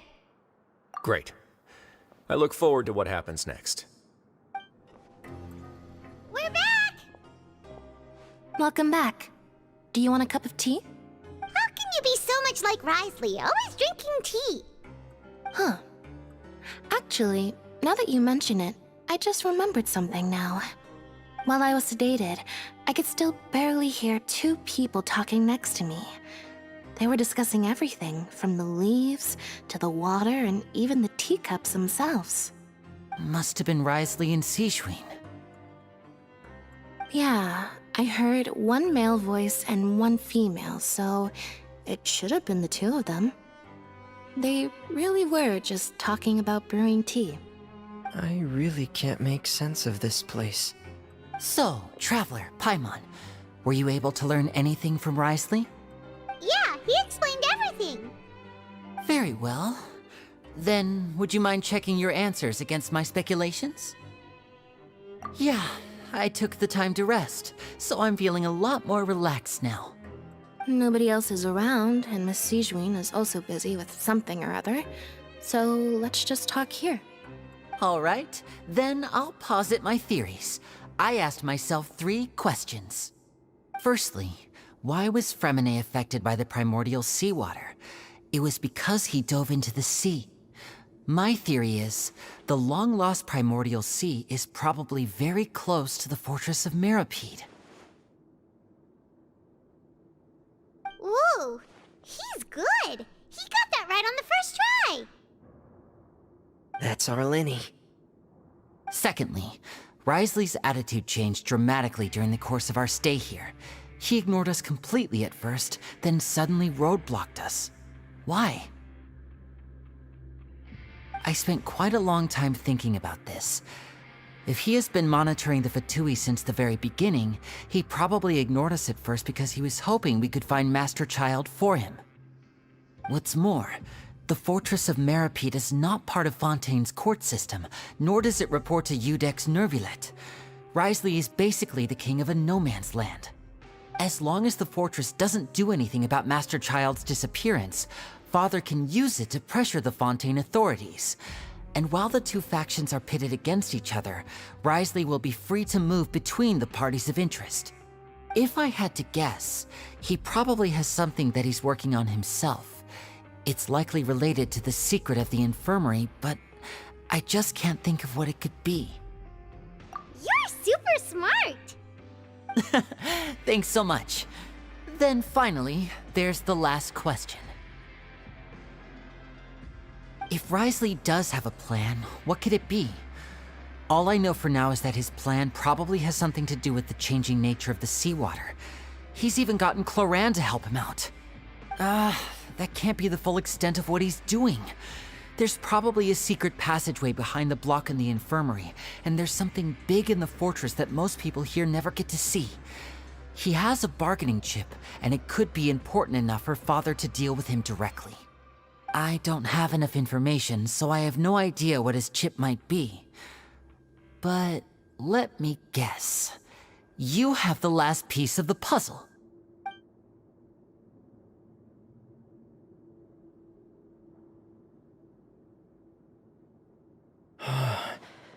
I can't believe it. The sea will engulf everyone, just like the prophecy said. Could Risley have wanted to meet Father to figure out a way to deal with this crisis? If you remember, I once mentioned that Father sees the House of the Hearth as her base of operations, and she truly wants to resolve the crisis. But how could Risley have known that? Or perhaps he didn't know, and just wanted to bring Father over to his side? Which could be why he said he just wanted to negotiate. Yeah, that makes sense to me. I understand your concerns as well, Traveler. I'll figure out a way to pass this on to our father. No matter what, we're on your side. The 2 of you have already aided us far too much. We probably wouldn't be standing here right now if not for you.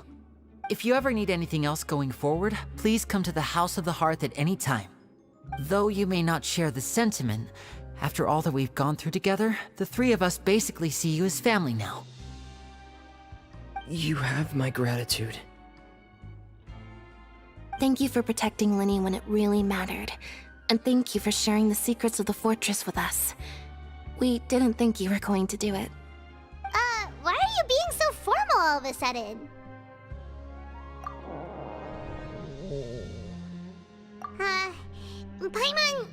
Paimon's hungry. Oh, you've done so much already. Go get some food. Alright I'll catch you guys another time. It's time for dinner. Welfare meals now being served in the coupon cafeteria. Come on, let's go pick up ours as well. Traveler and Paimon, over here. Are you here for dinner too, Miss Sijwin? Mm-hmm. And I'm taking the opportunity to prepare Miss Cloran's dinner as well. Huh. You're right. She's actually sitting in the fortress cafeteria. What would you like to eat? Yep, you can. I've already talked to our chef, Mr. Wolsey. It's all on me today, so you can get whatever you'd like. Me too! Don't forget Paimon! No problem. Just leave it to me.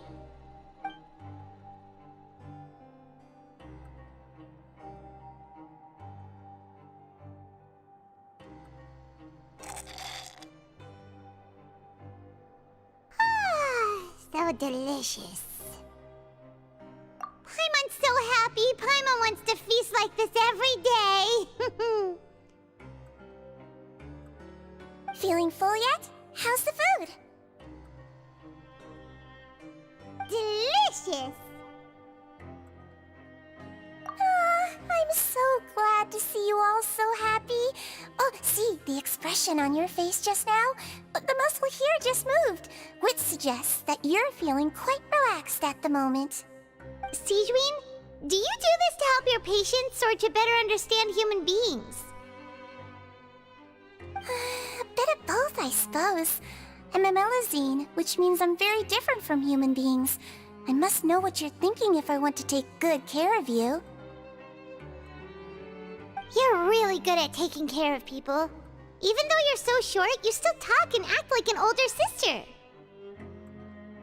Really? You're reminded of an older sister?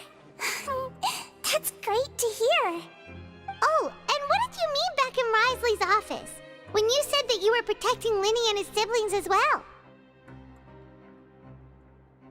Oh, that. I just asked His Grace to look out for those children, especially that diver boy. I was getting a bit worried after hearing that something was wrong with the water. Thankfully, Clorand is very strong and managed to save him in the nick of time. His Grace also sealed the pipes after Clorand left, to make sure that Linny wouldn't impulsively chase after his brother. Although the path was blocked, we still stationed some guards there to stop anyone from approaching. They were instructed to only open the door once Miss Clorand had returned. Oh, and I was keeping an eye on Mr. Linny as well. We had to press him, but we couldn't allow him to be in any real danger. You were all super considerate and really thought everything through. It's just what we do down here at the fortress. At least this has been His Grace's style for as long as he's been the leader. Oh, I really wish Monsieur Nervula would come down here more often too. I feel like he'd like it here, with all the darkness and chaos.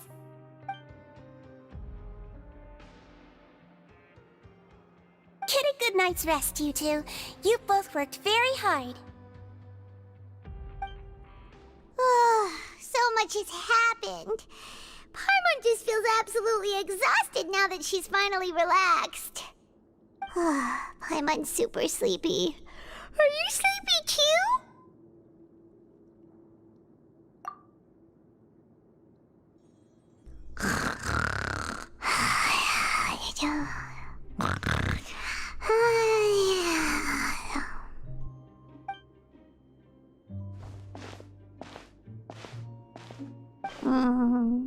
Delicious.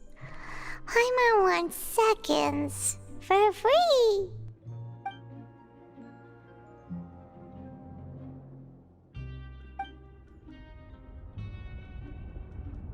Out of my way! Get out of my way! What happened? Why is everyone running? No idea, but something must have happened. Stop asking! Who's yelling? Paimon still wants to sleep.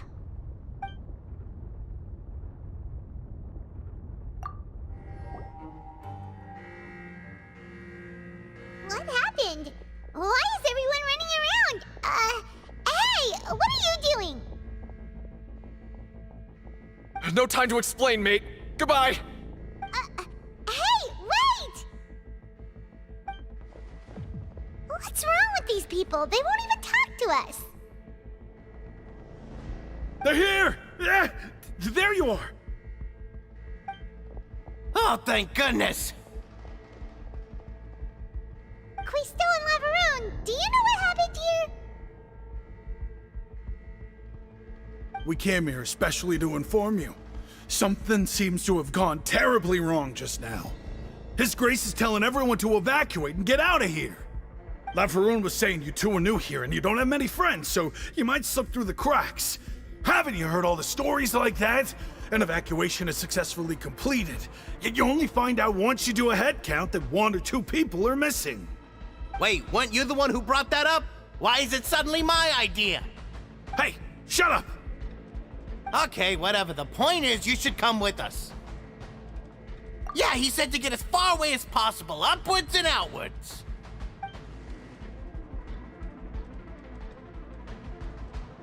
Oh no, it can't be that thing! Whoa, wait, what? What? Hey, where are you going? We have to go find the Duke! You two just go and get out! Go on without us! Hey, hey!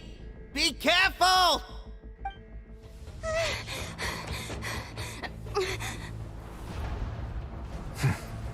They're here. Just like I said. What happened? Huh.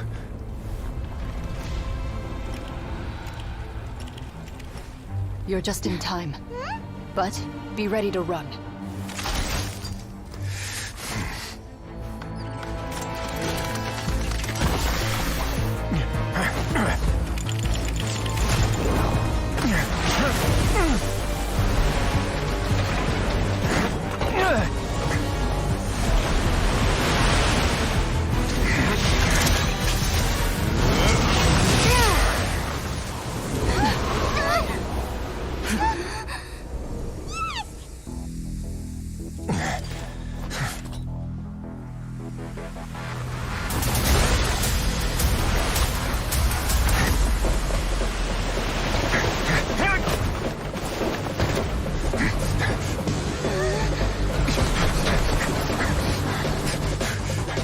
Three, 2, 1.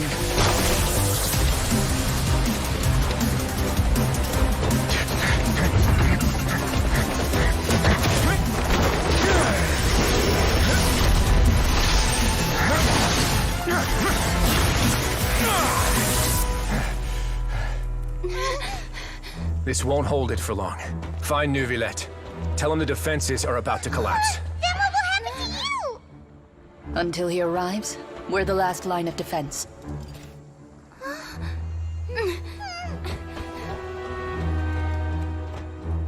The gate. How long do you think it'll hold? That depends on us.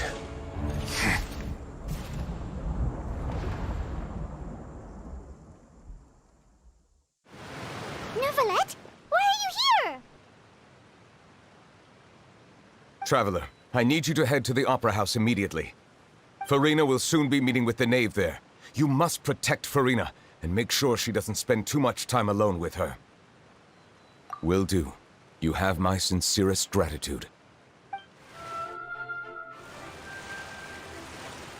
Look! There are a ton of Fatilian Palais Mermonia people over there! The knave is probably here already. We need to hurry! Are you two the Traveler in Paimon? Monsieur Neuvillette has left instructions. Please follow me. Though I'm sure he's already explained, this should be a mostly cordial conversation, unlikely to give rise to violence. But it would be most appreciated if you could protect Lady Farina to the best of your abilities.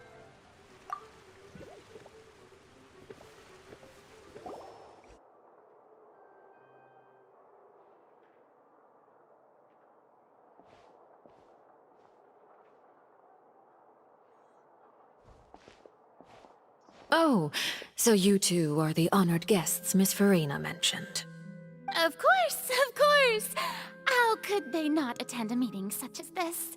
I must always have 2 or more guests at my dessert table. Otherwise, the occasion would be too lonely and unbecoming of my station. It is my pleasure to make your acquaintance, traveler. I have heard much of your accomplishments. I am the Knave, one of the 11 Fatui Harbingers.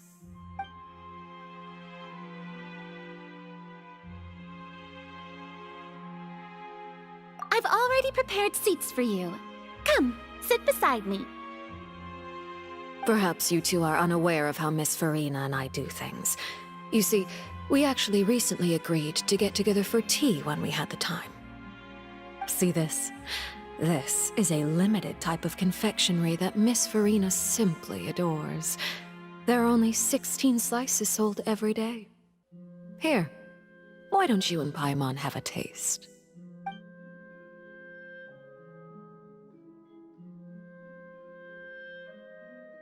Traveler, what do you think of this cake?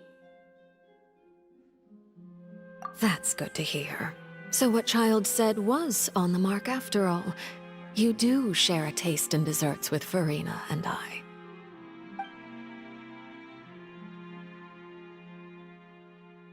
I wonder how he's doing nowadays. You must have heard, right? He's suddenly gone missing. I'm really worried about his safety, you know. Here's to hoping that he's an excellent swimmer. Since we're talking about him, I feel like I should add something. His martial prowess really looked certainly pretty impressive, yeah.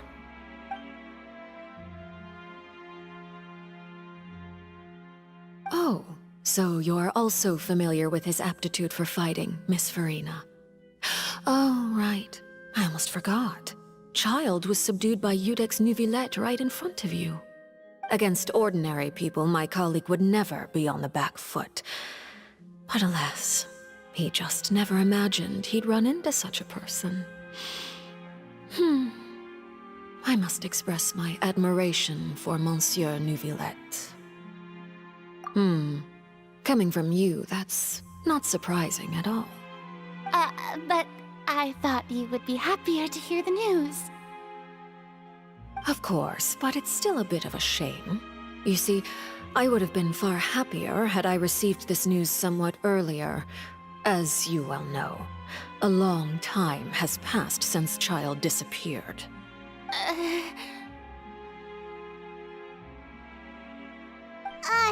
Well, in any case, there's no need to worry. We know for sure that Child is still alive. Oh, and just how do you know that? Because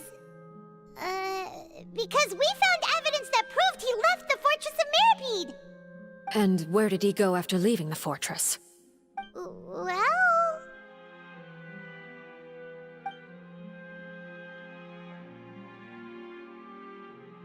The Fortress of Meripede lies deep beneath the waves. Unless he pranced right out of the main gate, he must have had to swim for it. Do you have any proof that he surfaced safely? Ah, that is good news at least. His sister Tonya sent a letter to Fontaine not too long ago. Since he was unfortunately unavailable, I picked it up on his behalf. Do you have any idea how he usually writes back to his family? Dear Tonya, your letter made me feel like we were still enjoying our time in Snezhnaya together. I'm currently admiring the scenery on the streets in front of the Opera House. Is it something like that?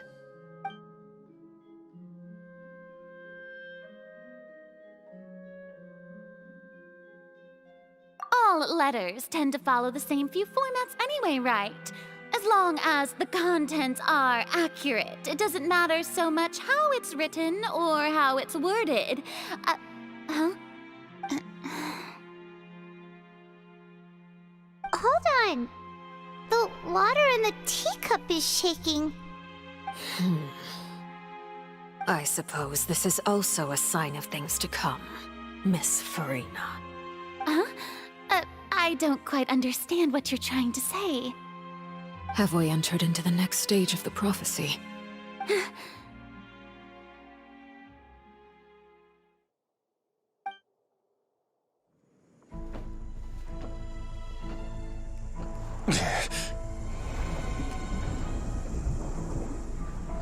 My thanks to you both. I will take it from here.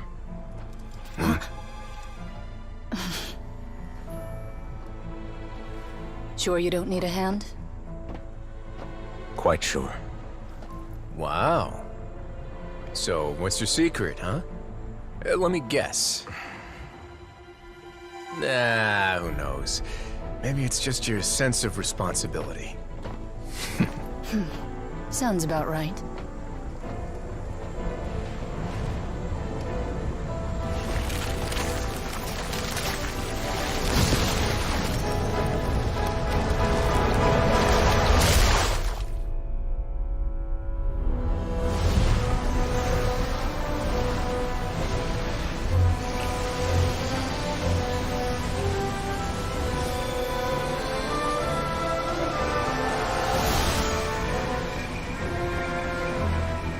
Day may come when the prophecy is fulfilled, and the waters burst forth. But it is not this day! This ancient power could easily obliterate an entire race.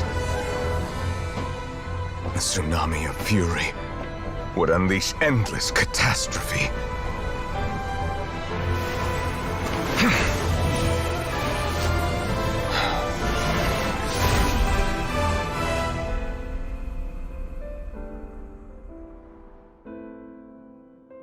This sentence is too severe. Forgive me for overruling it. All right. Seems like the problem inside has been suppressed. Let me guess, we're safe for now. Indeed. But only for now. I win this bet. You owe me a present. Very well. It was indeed just as you said. You made a bet? We made a bet on the size of your entourage. Cloran thought you wouldn't come down by yourself. I figured you would have at least brought a few people along for appearance's sake. It appears I underestimated just how confidential the mission was. Shouldn't you have gotten used to confidential missions by now? That's just how the courts operate. So what gift must the loser give? Tea? He already has tons of tea in his office. I'm thinking about a set of legal codices. That wouldn't happen to be a dig at my lack of legal awareness, would it? Well, I'm sure His Grace doesn't consider the fortress to be outside the law. I was under the impression the residents of a place like this would be uninterested in the legal codices. That was obviously a joke. Anyway, you've still got some unfinished business to attend to in the overworld, correct? No need to stay here if you have a pressing matter. We all know you can't leave Palais Mermonia for long. Thank you. I hope everything went smoothly with the Fatui Harbinger.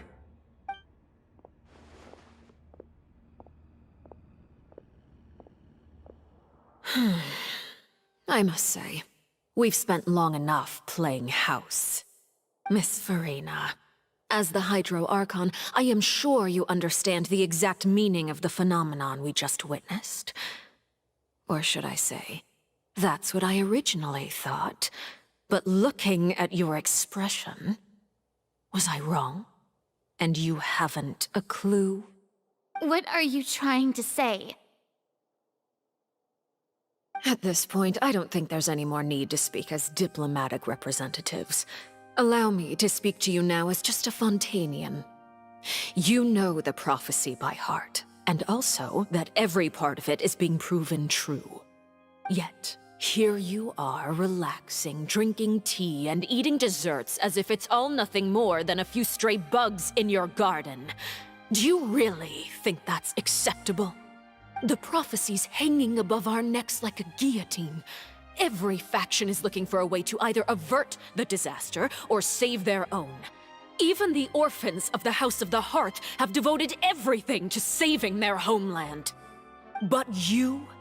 It beggars belief just how nonchalant and carefree you have been. From the very beginning, you, the god Focalor, you have utterly failed to take action. You're wrong. I've never ignored the prophecy, nor have I just been passing the time in self-indulgence. Retract your accusation and stop doubting the wisdom of the gods with such absurd conjectures! I am not alone in my doubts, you know. All the children of Fontaine may be harboring the exact same thoughts right now. Oh, great Hydro Archon. How are you going to save them? Save us? How are the people you've sworn to protect supposed to survive in a land that will soon disappear beneath the waves? I have my ways, and I've been working on them for all this time. Even if you look down upon me, you have no right to judge me! Fontaine will be saved. Even if I still cannot see the true future right now, as long as I continue on as I am, I will be able to hold my head up high!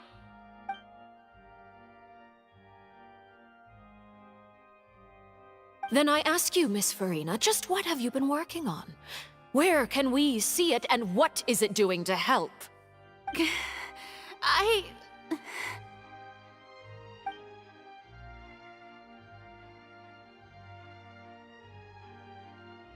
My machinations are just like the prophecy itself. They will only reveal themselves at the fated time.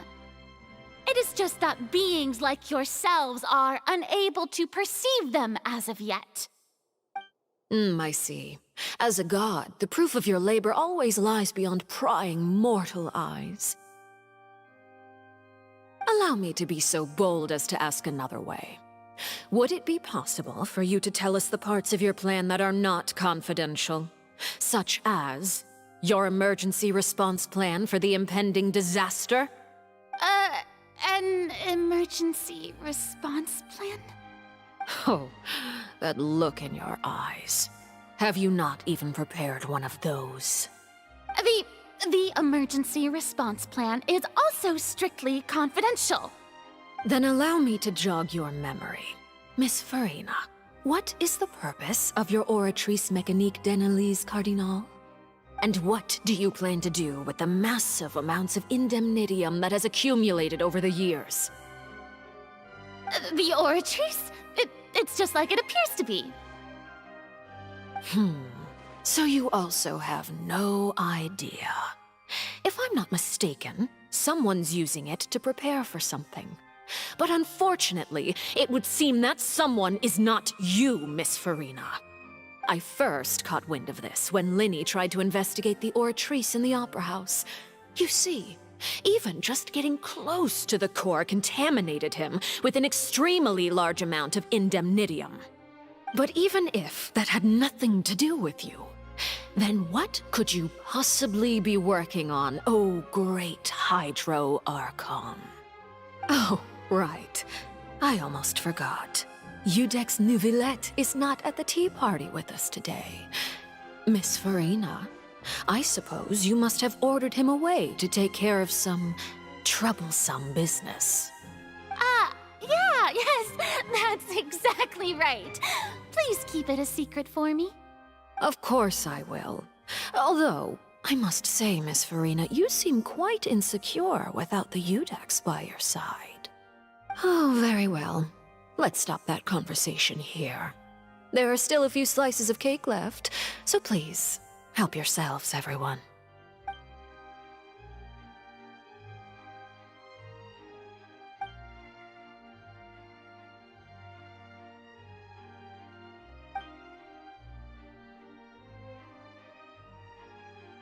Traveler, I heard that you were recently commissioned to handle a few matters on behalf of the Udex. Why don't you take an extra slice of cake? Those who work hard deserve gratitude and praise. You too, Paimon.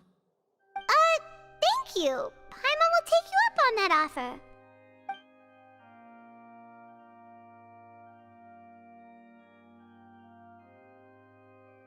Oh, Paimon's super full. That cake was great.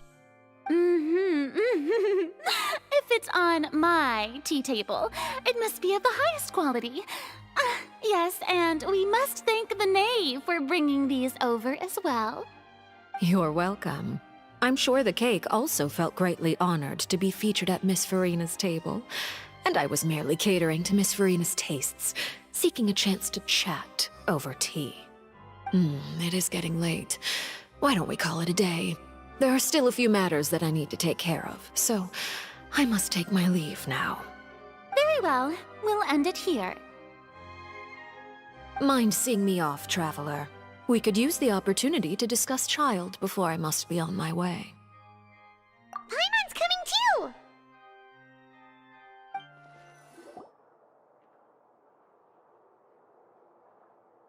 I'm glad that you were willing to come with me. Of course, Child was just an excuse.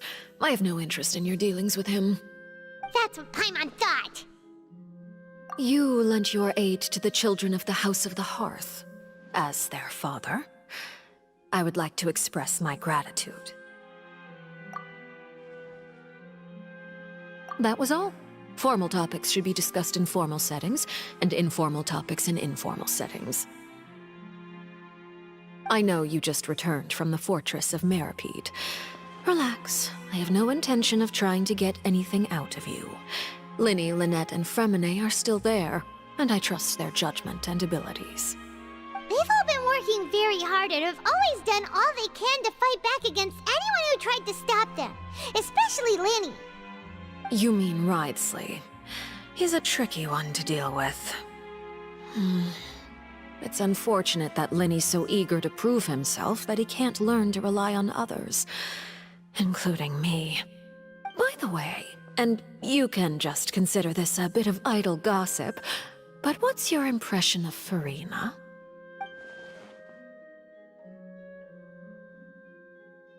You are outside of our disputes, and the freest person in all of Fontaine, able to move around most easily.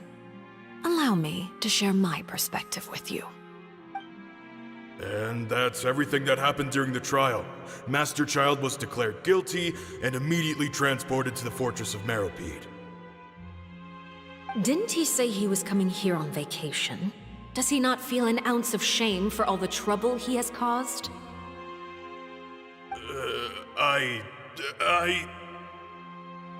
Forget it. He did give us an opportunity. I will be meeting someone shortly. Do you require help with any preparations? No need. I will take care of it myself. I need to meet with Farina, the Hydro Archon. She is at the heart of Fontaine. But what's fascinating about her is that she often seems more like a celebrity than a working Archon. Oh? Come over here, you little critter, you!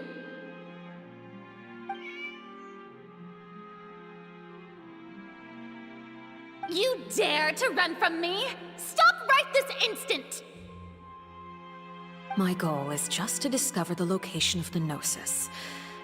But I didn't expect the chance to approach Farina to be handed to me on a silver platter. This is so easy, it's actually making me a bit suspicious. Anything left unguarded is usually just bait. But no one will blame someone for taking the bait. After all, from the moment it was attached to the hook, the bait is meant to be sacrificed. It's just as I guessed in the second before I struck. The Hydronosis is not currently held by the Archon. In fact, this Archon doesn't seem like a god at all. And I sense that she's under some kind of curse. Who are you? And what are you trying to do? Please don't kill me! I'm begging you, please! The fear in her pupils is genuine, so perhaps she's not bait after all. Either way, targeting her has lost all meaning. I left the scene with ease. Nobody came looking for me, and nobody could serve as a witness to my near assassination of Focalor. I suspect even Farina dares not mention this incident to anyone. Not long after, my informants confirmed what I had guessed. After returning to her quarters, Farina quietly cried alone. She was so scared that she could not sleep that night, nor could she even bring herself to eat her cake. There's no doubt that there's something wrong with her. I began to entertain the possibility that she is not the true Hydro Archon. Perhaps Iudex Neuvillette is actually the genuine article.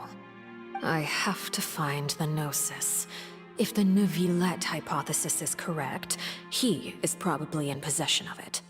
Alternatively, it might have been hidden in a place that's hard for ordinary people to access. Yes, Father. My dear children, please speak. News from the fortress of Meripede.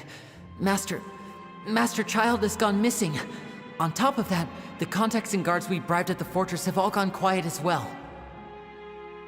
Probably the handiwork of that Ridesley. I'm afraid so. This is a good opportunity. The value of a Harbinger is much higher than most would imagine. We now have an excuse to exert diplomatic pressure on the Fontaine authorities. Set up a meeting for me. I would like to meet the Hydro Archon and Iudex Neuvillette. Oh, and I have an additional mission for you three. Yes, Father. Tartaglia's disappearance was not a part of my plan, but I can use it to make a breakthrough. With this as my excuse, I can ask for an official audience and continue my investigation of Farina and Iudex Neuvillette. The initiative belongs to the House of the Hearth. My wish to investigate the fortress of Meripede will be a front. Lenny and his group will be responsible for the actual intelligence gathering. You should know the rest. Lenny's group is quite close to you, so they wouldn't have hidden anything from you. You attacked the Hydro Archon? It wouldn't mean anything, even if you shouted it from the rooftops. After all, even Farina herself is still pretending that nothing of that sort ever happened. Alright then. I've now had 2 chances to enjoy tea with Farina. I have to say, the leadership of Fontaine is even more inscrutable than I had imagined. I once surmised that Iudex Neuvillette must be the Hydro Archon, but now, that doesn't seem right to me either. I am a servant of Her Majesty the Tsaritsa. Over my years of service, I've learned how a real Archon conducts and carries themselves. Whether Iudex Neuvillette or Farina, neither fits the bill. It's hard to imagine either of them as the Archon. Of course, that is all just how I feel. Gut feelings often do not require justification. It is, however, quite amusing to me that after all my years working in intelligence gathering, I've come to realize I am at a complete loss regarding the identity of the god of the land of my birth. Don't you think Fontaine is quite intriguing? A catastrophe looms, yet many secrets have yet to rise to the surface. It looks like Fontainians will have no choice but to save themselves. Ultimately, though, one must survive in order to do anything else. Should the need arise, I would be happy to cooperate with you. You don't need to commit to anything right now, of course. I have a feeling that the situation will continue to evolve, and as your name is often connected with noble deeds, I'm sure we will work together someday. He certainly returned quickly. You must want to catch up with each other, so I'll leave you to him.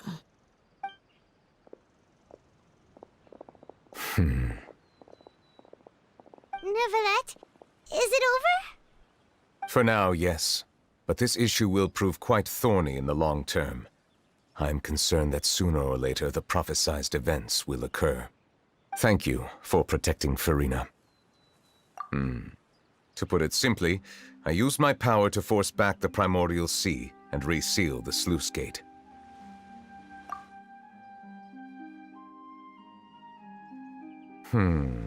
So as expected, the knave has turned up the pressure on Farina. She's trying to feel her out, though I'm still unsure as to her motives. Permission granted. Whoa. It can't that you're the real Hydro Archon, right? But that's just a speculation on our part, though. You can't tell us? Then that's okay. We can talk about something else. We won't try to force you. You guys in Fontaine are super strange. If by the phrase, you guys, you are referring to Farina and I, then although I'm not sure just what you are trying to imply, I must clarify that I do not share her positions on a multitude of topics. I believe so. The fortress has a long and complex history. It has seen much grief and suffering. And now, another catastrophe will soon be upon us. I mourn this turn of events. Huh? Why is it raining all of a sudden?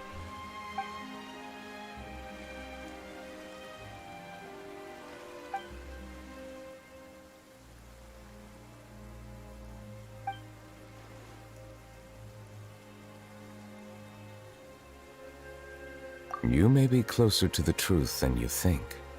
Oh? And what are you thinking? The dragon of... what? Huh? Please do not be so surprised. Farina?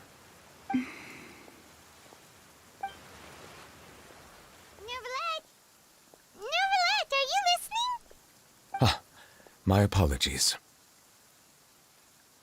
We were just guessing randomly. We didn't guess right, did we? You're not actually the Dragon Sovereign of Water, right? Well, if you don't want to confirm or deny... You guessed correctly. I sincerely hope you'll be able to keep this a secret for me. Right, of course. We'll definitely help you keep it a secret. There's still something Paimon wants to ask you, though. Please, go ahead. Well, if you are the Dragon Sovereign of Water, and you were able to force back the primordial sea from the fortress, then since Fontaine's prophecy is all about seawater, couldn't you just use your power to solve the crisis? None of the currently living dragon sovereigns in the world, myself included, possess our full dragonhood. They say that when the first usurper arrived on Tivat, they seized a part of the dragon's power. Today, that stolen power is the basis of the Archon's authorities. There are 7 elemental Archons and 7 matching dragon sovereigns. The dragon sovereign of water who lived through that era perished a long time ago. As their successor, I know far less of that part of our ancient history. In any case, I believe I will not be able to do much unless the Archon disappears and returns their elemental authority to me. Given the status quo, however, I would recommend finding another way to deal with the prophecy. Oh, so even you can't solve it. I still have some urgent matters to attend to at my office. If you have any more questions regarding ancient history, you are welcome to discuss them with me at a later time. Please go right ahead. There's a place that Paimon wants to go too. Traveler, why don't we pay another visit to the Fortress of Meropide? Paimon is a little worried. We'll see you another time. Take care. You guys are back? Crystal! Macaroon! You guys didn't get caught and thrown back down here, right? Huh? No, not at all. And here I thought you'd managed to escape from jail during all the commotion. I'd held you up as legendary jailbreakers, but now you're telling me you just never left? We're sorry, but we just had some business to take care of. All right. There's no need to get caught up in the details. We're just relieved to see you. He was super worried about you, you know. Hey, it wasn't just me. Weren't you super worried as well? Something like that, yeah. I was also transferred to work in the kitchen a few days ago. I can still hear Quisto mumbling to the carrots. Are those two all right? Do you think they made it out alive? Whenever he'd say that, I'd tell him I'm sure they're fine. Wherever they are, they're kicking back with drinks in hand, enjoying the lovely scenery. Hey, There's nothing wrong with worrying about your prison pals, is there? I mean, considering how they always love listening to all my gossip. These two. They sure are a lot warmer and friendlier than when Paimon first met them. Oh, well, if you say so. I'll be watching you to make sure you finish every last bite. Zijwing! Traveler, Paimon, you're back! Are you still doing alright? Did either of you get hurt? We're fine, but what about you guys? It was such a huge mess. How bad was it? A few people sustained superficial injuries, but that's about the extent of the damage. Monsieur Nervulette paid us a visit. It was all thanks to him that we managed to suppress the crisis for the time being. Of course, we must also thank you for the help you provided. How did Nervulette know that he was needed here? Well, Monsieur Nervulette has strong resonance with the hydro element. When the water level rises, he can feel the waves produced. I ran into the bombshell bros while bandaging the injuries of the wounded. They were mumbling the whole time about how you just ran down without a word. I'm so relieved to see that you're both alright. If you're not too pressed for time, please stay with us a few more days. Just let me know if you get a craving for any particular dish, so I can have Mr. Walsey get your meals prepared.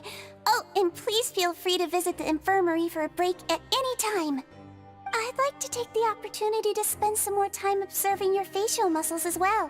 Your happy smiles are quite contagious, you know. They're so memorable, and I've missed them immensely while you were gone. Now guess, what suit will this next card be? A bare-teeth cat? Well, well, look who it is. Traveler, Paimon. Hello, everyone. Looks like you're recovering nicely from it, eh? Mm-hmm. Thanks to everyone's support. Oh, right. I managed to work up the courage to thank Miss Clorand in person. Whoa, how did she react? She told me that it was nothing. It was as if saving a life wasn't a big deal to her at all. She also told me not to worry about it. She didn't want to stress you out, that's all. She's right, and it's best not to dwell on it. Yeah. Okay, but check this out. We went back to the Opera House and we met the knave. You met Father? Did she say anything to you? She said a few things that were, a bit hard to understand. And also that she's looking forward to working with us in the future. Her attitude towards you is even better than what we'd imagined. That's fantastic. You should believe her. She has her own way of doing things, and she'll do everything in her power to help those she considers close, which now might also include you. Mm-hmm. Father is very capable, and also trustworthy.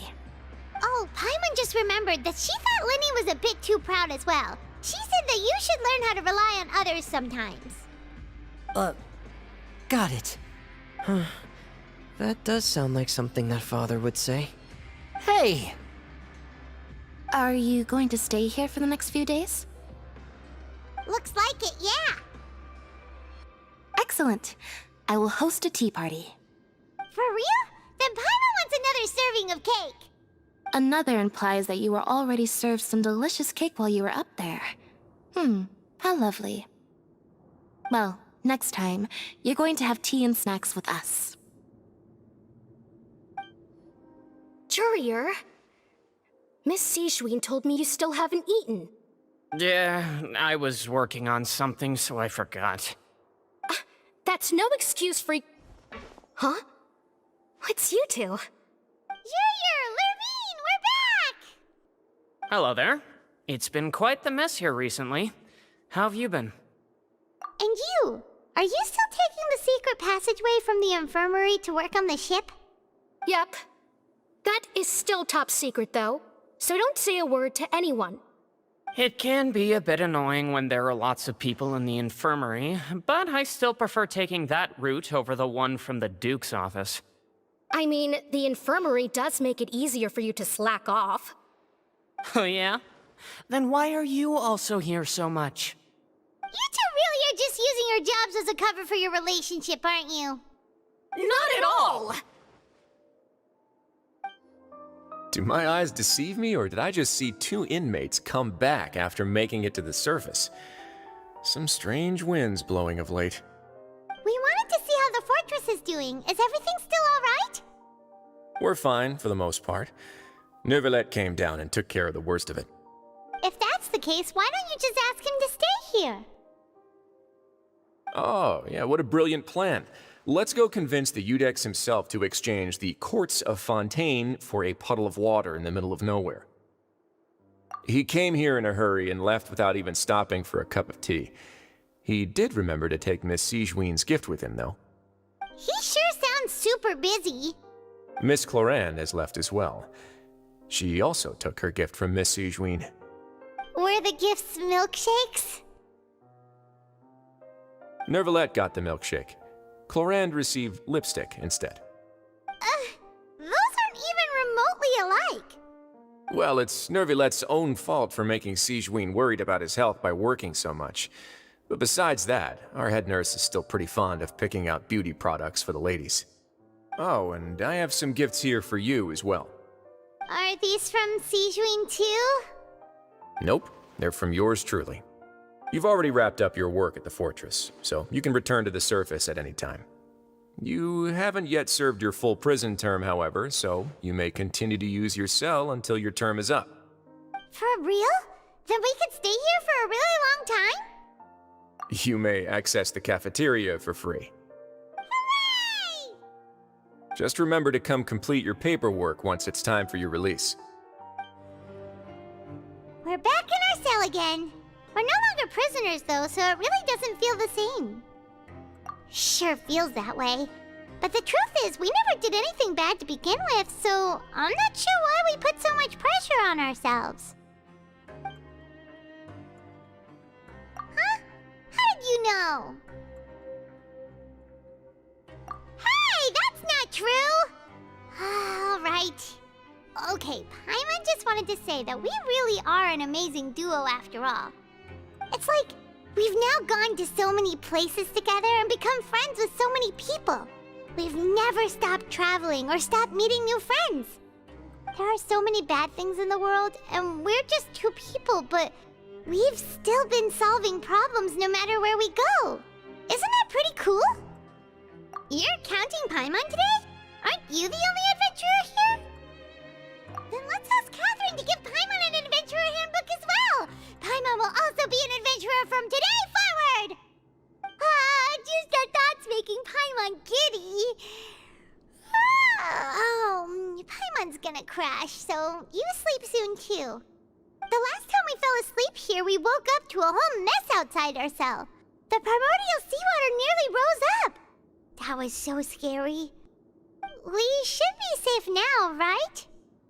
All right then. Good night to you, traveler.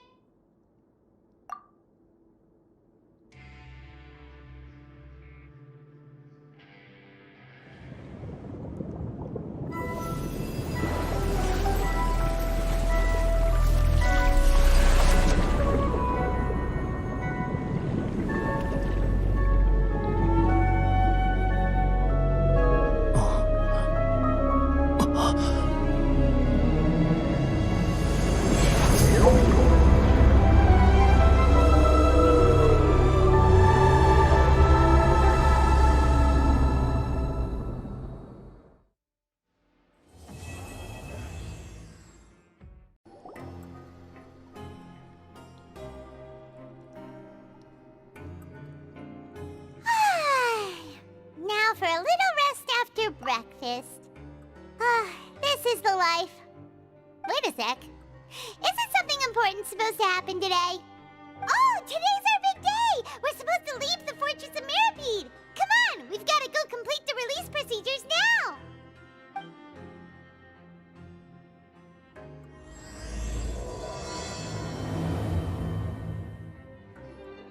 Please, sign here. This document will be effective immediately upon signing, and you two may exit the Fortress of Meripede via the regular channels. It's been so long since we've been to the surface. Let's hurry up and... Huh? What's happening?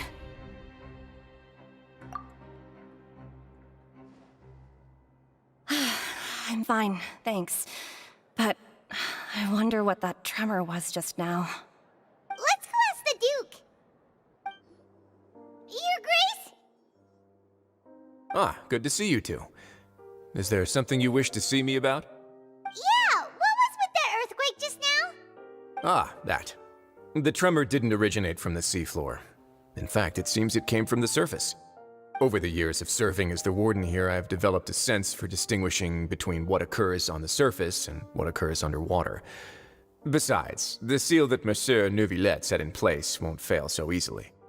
So the fortress is okay? If you recall our last incident, if there really were a problem, there would be crowds of inmates in a panic right now. Huh, you've got a point. Okay, seems we need to get back up to the surface and ask about what happened. By the way, do you know what day it is today? I believe today is this month's pipe cleaning day. Wait, seriously? Ah, yes. Have you completed your release papers? Yep. It's you two. Are you leaving now? That's right! Today is our last day in prison! But now that Paimon says that, it doesn't feel like we were confined here. It's actually been pretty nice. Oh yeah, Paimon feels fond of this place now. Then be sure to come back and visit. I'll miss you. If you've signed the release papers, then you're free to go. The guards will escort you out. You're not going to see us off? I knew you'd ask. All right, sure. Let's go. Well, you actually agreed. No worries, you must be busy. Paimon was just joking. Ah, so you do have a polite side, I see. After being down here for so long, I imagine you must feel like you're lacking companionship. Shall I come along too? Yeah, don't worry, we'll come back to see you. Paimon really likes the cafeteria here. The chefs sure do know how to make good grub. I hope you won't be here as convicts the next time I see you. We'll do our best to stay out of trouble. Well, it seems our work in the Fortress of Meripede is finished. That's the end of another chapter in our journey. And since Neuvillette was the one who asked us to come here, we should probably go report to him now.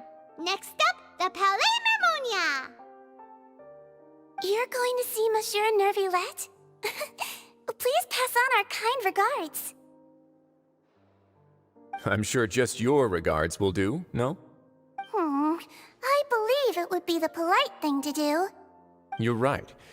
I've heard the Palais has been terribly busy these days. Tell him that I hope he hasn't been overwhelmed by the recent string of troubles. The Palais Mermonia sure is buzzing with activity today. Halt! Huh? Oh, it's you two. Apologies. Monsieur Neuvillette did say you'd be welcome at any time. Excuse me. Would you mind helping me take a look at this report? I'll be right there. Sorry, I've got my hands full here. You can see yourselves in. Everyone's so busy. Seems a lot has been happening.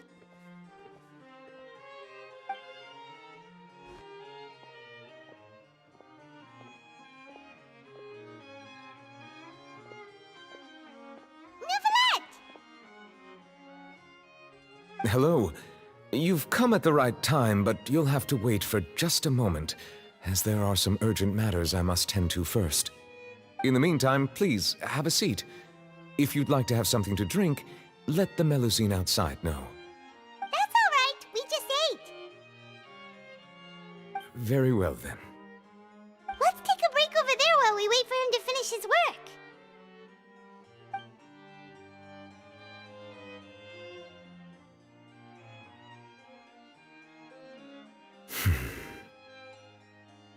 All right. That should wrap things up for now. Are you done with your work? Yes, sorry to keep you waiting. Today should be the day you were released from the Fortress of Meripede, and it appears that you have managed to complete all the release paperwork. That's right, and we came here to see you right away!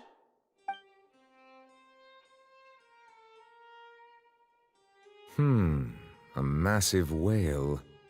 Do you have any idea what that might be? Judging from your description, that cannot have occurred in any ordinary waters, but rather something like the primordial sea. A whale of that size and shape cannot usually be found in the waters of Tevat. Therefore, we can only assume that Child is presently immersed in primordial seawater. Immersed in primordial seawater? But how?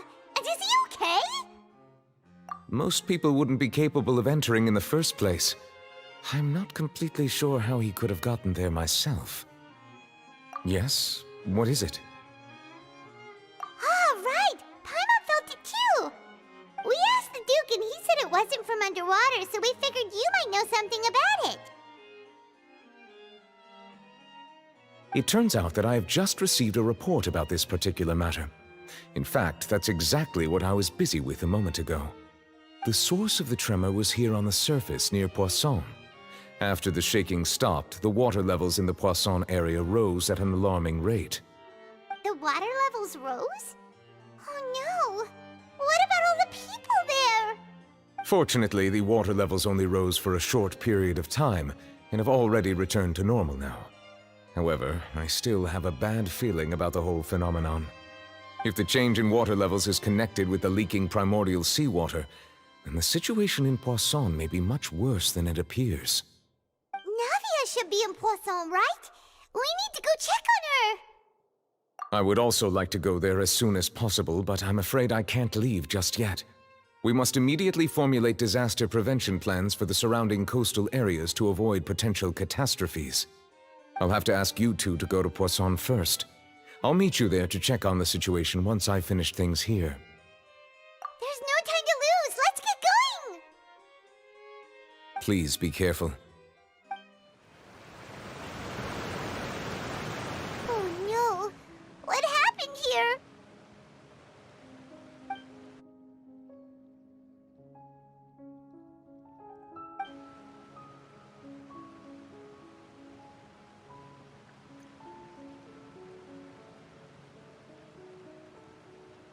Navia should be around here, right? We need to make sure she's still... Paimon means we need to check on her. We haven't seen a single soul all the way here. Oh, this is getting scary. What will I ever do now? Look, there's someone on the roof over there. Just stay put. We're coming up. Watch your balance. All right, just hurry.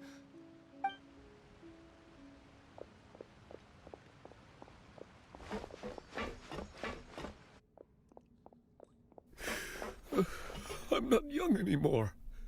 How will I survive on my own? My Desiree! Oh, he looks pretty sad. My leg! My leg! How could this have happened?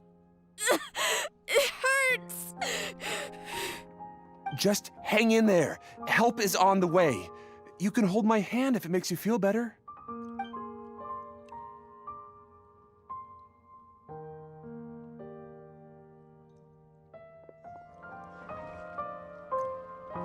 Oh, it's Navia. She's over there. Hey, Navia, are you okay?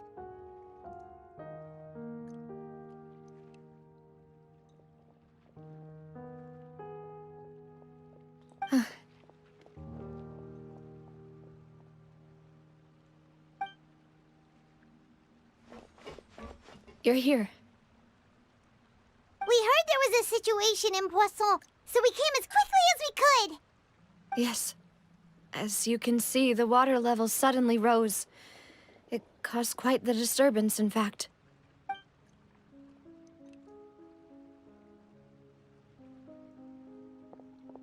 Demoiselle! There was a wounded resident next to a building southeast of here. We've already transported him to safety, but we've run out of medical supplies.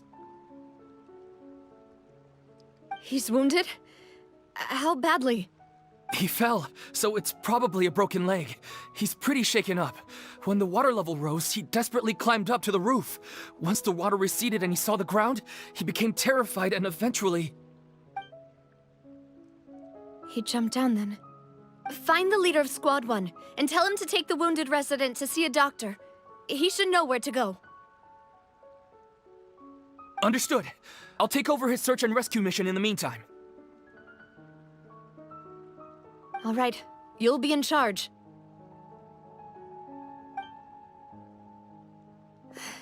I'm sorry. Where were we? The situation in Poisson? Ah, right. Allow me to explain.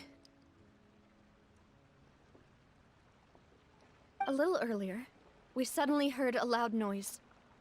At first, everyone thought that something might have exploded in the waterways. But before we knew it, water started pouring out from everywhere. The rushing water seemed a little odd, almost like the unique color of primordial seawater. Some people didn't realize the danger and thought it was just ordinary water, leaking from somewhere. Everyone on the street who happened to be close to the water didn't have a chance to escape. As the water levels rose, they suddenly disappeared. They were all dissolved. Those who realized what was happening started to flee in a panic, desperately trying to get to higher ground. Many were injured in the stampede, and some people fell from significant heights.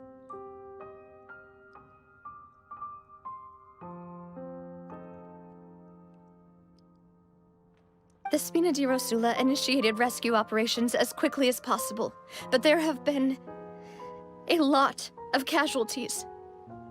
Fortunately, the water began to recede after some time, and the chaos came to an end. The water that flooded the area contained primordial seawater, so the lower levels of Poisson are still hazardous. To ensure everyone's safety, I've asked the people there to leave as soon as possible. No one knows if this could happen again. All we can do for now is try our best to help evacuate the residents. We still haven't completed the head count, but we'll have some numbers soon. How awful. And all of this just came out of nowhere. It was quite frightening indeed. I only wish that everything that just happened was a bad dream. Is there any way we can help, Navia? Thank you for being so willing to help in a moment of crisis like this. You don't know how much it means to me. I really can't express how grateful I am.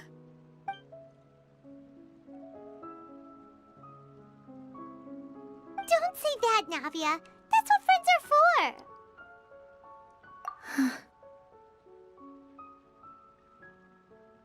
Demoiselle! We've got a situation here! I'll be right there. Sorry, I need to go for now. And off she goes!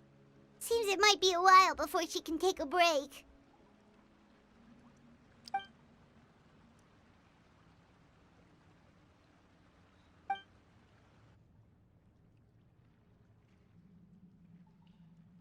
Okay, the wounded are being tended to, and we finished a preliminary head count. More support has just arrived, so I suppose I finally have a moment to focus on my own matters. Of course, we should remain ready for anything, and continue doing our best to rescue others. I'll be sure to have everyone at the Spina di Rosula ready to render assistance. Traveler, Paimon, would you two accompany me to my father's grave for a moment?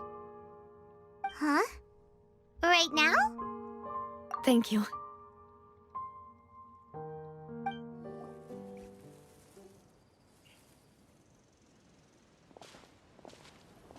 lot of people here, huh? Well, given the time of day and the whole situation in Poisson, Paimon doesn't think there'd be a ton of people here visiting graves. Right.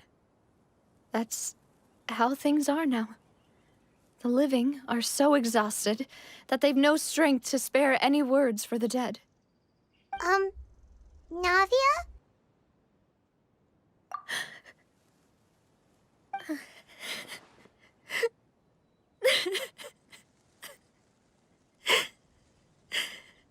Navia, what's wrong? Sorry. I just... Malus and Silver. They won't ever come back here again. What should I do, Papa? Huh? What happened to them? Everyone agreed on the rescue plan, but still, I was the one who initiated it. They were helping evacuate the residents, but they couldn't leave in time. And they were caught in the seawater.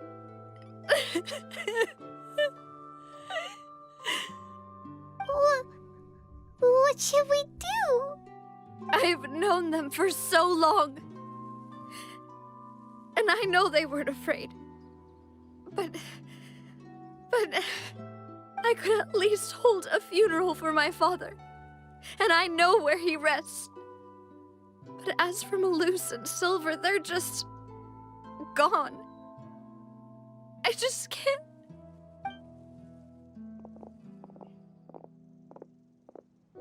Everything looks so clean after it rains. Even the gravestones. I didn't expect that you'd enjoy a glass of red wine in front of Master Callus's grave. I can understand. Besides, the scenery here isn't half bad. See, it's not just me. I always want to bring something when I visit Papa. Perhaps we might even have a picnic. He wouldn't be angry, would he? How could Master ever be upset with you, Demoiselle? Yet the cemetery is the home of those who have passed, is it not? Everyone ends up here sooner or later, no matter who you are. Buying yourself a plot in advance, are you? No need yet. But when I do, I hope you'll let me be buried beside Master Callus, Demoiselle. Hey, stop joking around. I'm quite serious. That way, it'll save us both the trip to see each other whenever you visit your father's grave. That makes sense. In that case, could I be buried on his other side? After all, besides you, Demoiselle, the two of us could certainly be considered Master's closest companions, no? Personally, I believe we fill those shoes just fine. Why are you bringing this up all of a sudden? Seriously. All right. I'll remember your requests. But I'd really prefer not to talk about this stuff. And what do you mean by saving me a trip? I'd make the journey even if I had to visit you two somewhere else. I'd promised to let them rest in peace here. But here I am breaking that promise. I'm sorry for letting you see me in a mess like this. I don't usually cry, really. Paimon doesn't know how to help you feel better. But, well, she understands how you feel. I'd always thought I could make my wishes come true. But now that I think about it, that never solely relied on me. Many things can only be accomplished with someone else's help. Malus and Silver have helped me so much. But by contrast, I could do nothing for them. I'm so sorry. You can spend as much time as you need here, Navia. We'll stay with you. Thank you. Right now, you don't know how much that means. By the way, you can have a look at this. It's a list of victims from the incident that took place here. Obena, Khan, Burnett, Giverny, Francine, Karina, Daisy Ray, Joinville, Julianne, Esson, as well as Malus and Silver. So, everyone else is safe. But still... It's okay. I know what you're thinking. And you're right. We lost Malus and Silver. But we were able to save more than we anticipated. The overall outcome indicates that the cost was worth it. Right! Don't think that way, Navia. One person might be saved at the expense of another, sure, but that isn't something we should ever consider a trade. Malus and Silver were not the price for saving anyone. They're heroes. You're right. Thank you, Paimon. What you said just now was pretty amazing, actually. I'll remember your words. Oh, really? Seems you've become more eloquent in the time since we last met. The knave? What are you doing here? Is everything going well on your side? Yes, my people are carrying out the mission according to your request. All the residents of Poisson have been evacuated, and we're preparing to relocate them to higher ground. As for these supplies, we have everything taken care of. There is no need to worry. Thank you very much. Wait, do you two know each other? We just met recently. Right, Miss Navia? Usually, I would call this a coincidental encounter. But that doesn't quite fit this time. Besides, it never even crossed my mind that a Fatui Harbinger would come looking for me. Thanks to the Knave, Spina di Rosula received generous support from the Fatui, which allowed us to complete the rescue and evacuation work so quickly. Mutual aid is essential to fostering positive developments. We were already in the area, in any case, so it was nothing. That said, I must say that you're a lot sharper than you let on. I'm sure you understand what I mean. I apologize for all the ways in which I tested you previously. We've never worked with a Fatui before, and it's extremely important for us to know who we're working with. My subordinates have reported that Fatui soldiers have been observing water levels and taking head counts in various locations. I hear that they've also prepared a large amount of emergency supplies. I'm quite surprised. This is nothing to brag about, nor do I intend to.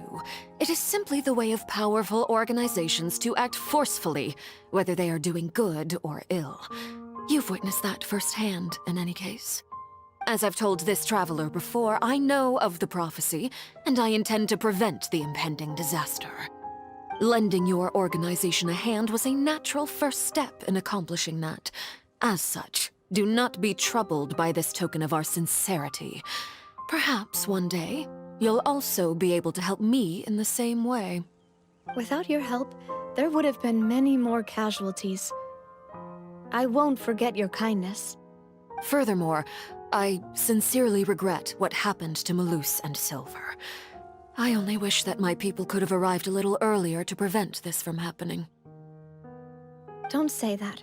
You and your subordinates did everything you could. As Paimon said, Malus and Silver didn't choose to sacrifice themselves for any specific person. And they weren't the price paid for other salvation. They chose to become heroes themselves. I've never liked hearing people put it that way. It's like trying to relieve pain by saying some noble-sounding words. But right now, there's nothing more suitable. They really did become heroes. You're right. I'm sorry for your loss, Miss Navia.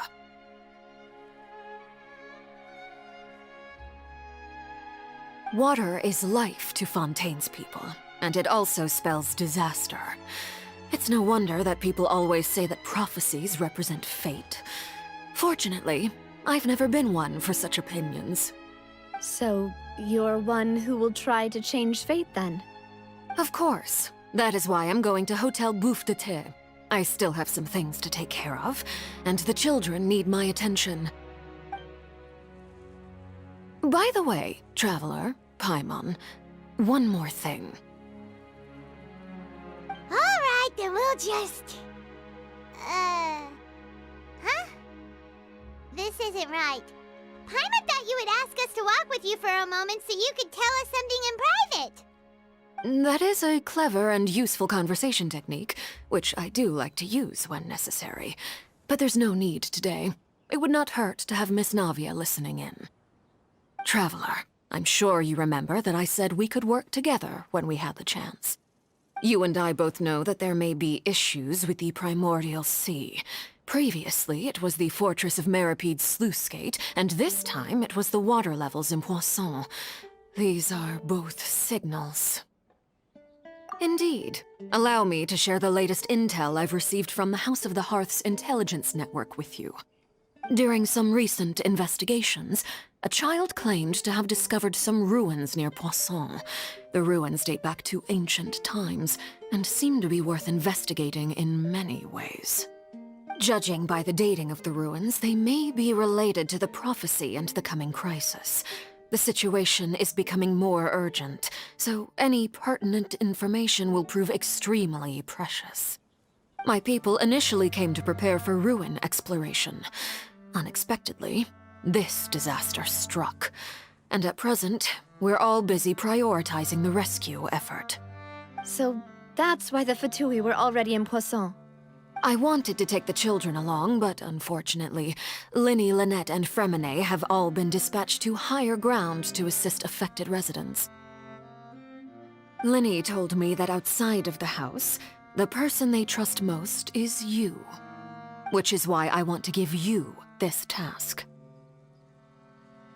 The House of the Hearth's members see each other as family, but Linny, Lynette, and Fremine said that they also see you as such, even though you are not from the house. I'm sure you already understand how earnest they consider their friendship with you to be. Oh, that somehow makes Paimon feel kinda happy. The intel I just shared about the ruins could fetch a high price. But since the children consider you family, it's only natural that I freely share it with you. Got it! So all we gotta do is go to some ruins, right? We can handle that. Excuse me, but may I tag along? You wish to join, Miss Navia? But are you sure you're up to exploring some ruins? You need to rest. Well, I'm sad, yes, but I can't just go back and plop myself into a chair by the roadside and do nothing. There's no point in being depressed while we still have a disaster on our hands. As my father's successor, I must live up to the hopes he had in me. Besides, I'm also doing this for myself. I need something, a distraction, to keep my mind off Malus and Silver.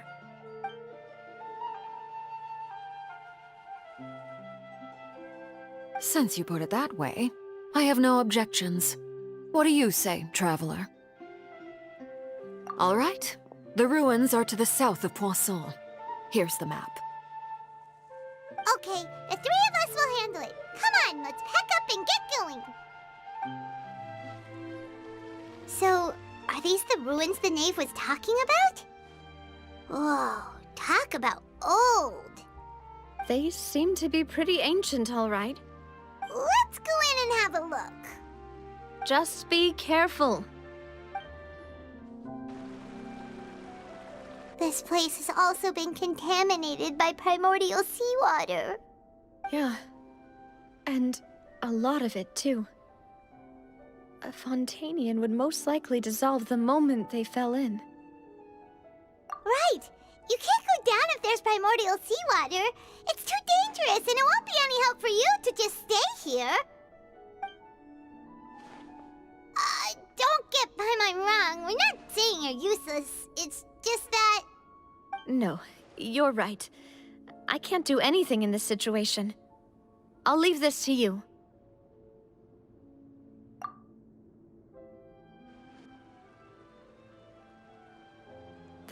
complicates things. Maybe the only way left is forward. In that case, do you want to wait for us here? The water levels here are unstable, and there's a chance the water will rise. So staying here wouldn't be safe either. I'll go together with you. Perhaps we'll find the exit just up ahead. All right. Come with us for now then, but please be careful.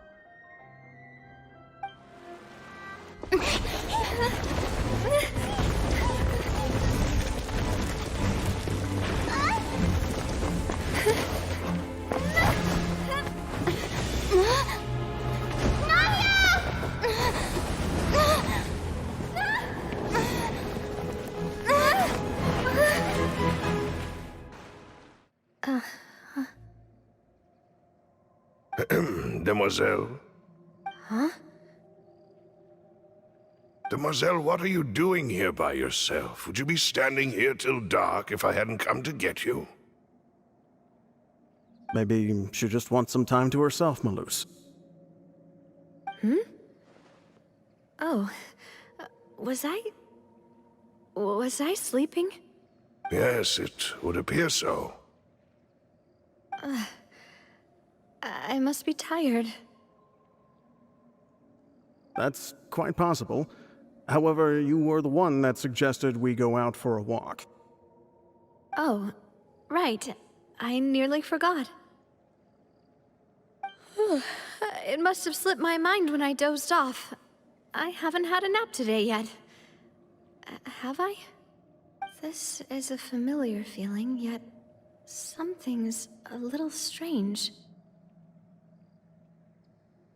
Is something the matter, Demoiselle? Oh, no. No, I'm fine. I was just trying to recall why we came out for a walk. Do you remember Mr. Giverny?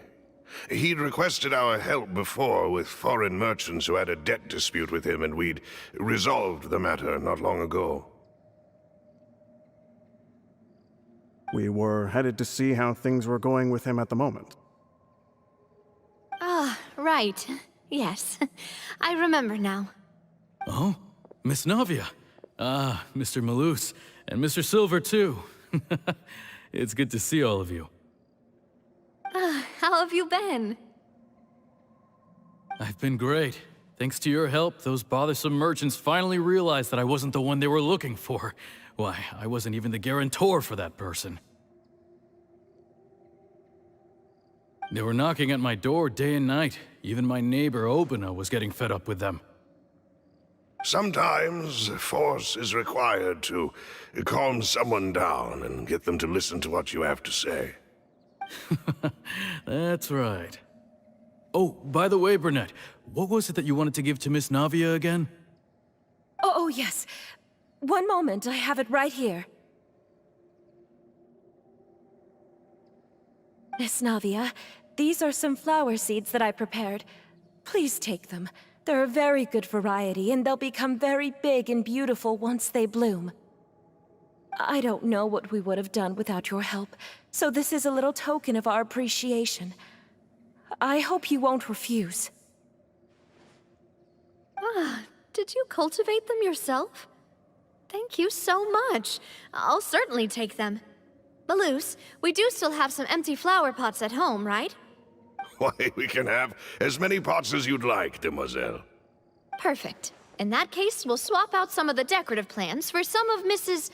Burnett's flowers. Very well. Wait. Something seems to be off here. Excuse me, madam. If I'm not mistaken, your name is Burnett, correct? That's right. Is something wrong? No, it's nothing. This is the first time we've ever met, but your name seemed familiar to me. I must have heard it when I was discussing things with your husband previously. I've heard this name before. Sometime recently, I'm sure of it. And why are there so few people around here? Where did everyone go? We must mind the time, Demoiselle. We still have important things to attend to today. Huh? We do? Like what? Well, now, did you forget? Miss Navia, here you are. I've been looking for you. Please, come to the Opera House. Your trial is about to begin. My trial? Wait, why would I need to go to the Opera House? Yes, she's right, Demoiselle. It's just about time now, so we should get going. Oh? All right then. Look, it's Navia! She's here! And her two attendants are with her. Goodness, everyone's finally here. There sure are a lot of people here to see the trial. And they all seem to be oddly excited about something. I even know some of these people. Karina, Desiree, Joyville, Jolien, Essen. Why are so many people here? And why do I have no recollection of this case? And as for the judge... huh? Where's Monsieur Neuvillette? Please sit in the defendant's seat. Don't worry, Silver and I shall accompany you. All right. But are you sure you can stand behind me? Typically, it wouldn't be allowed, but today is an exception.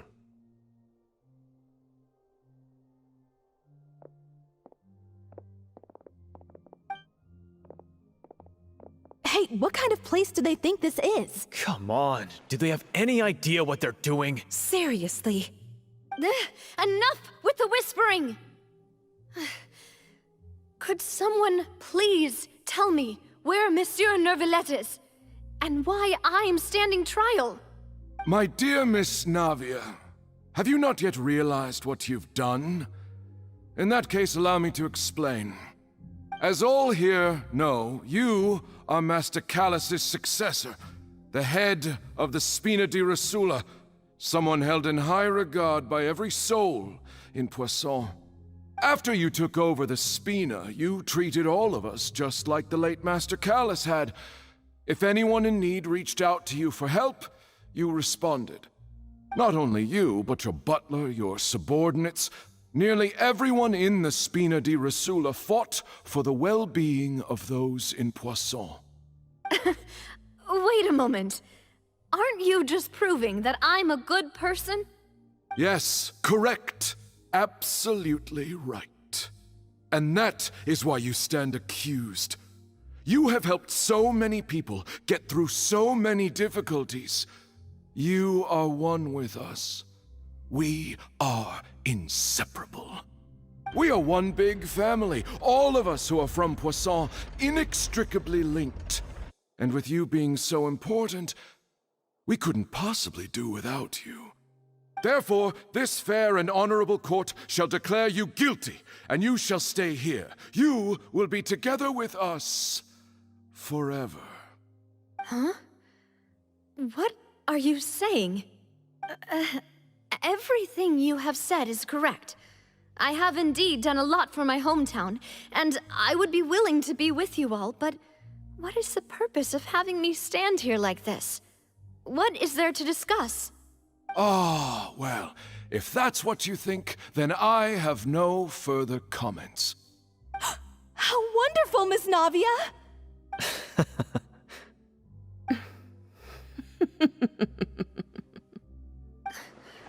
I know all these people. Why are they laughing? I seem to remember now. Yes, I get it. This trial is... Wait just a moment. This isn't right! Malus?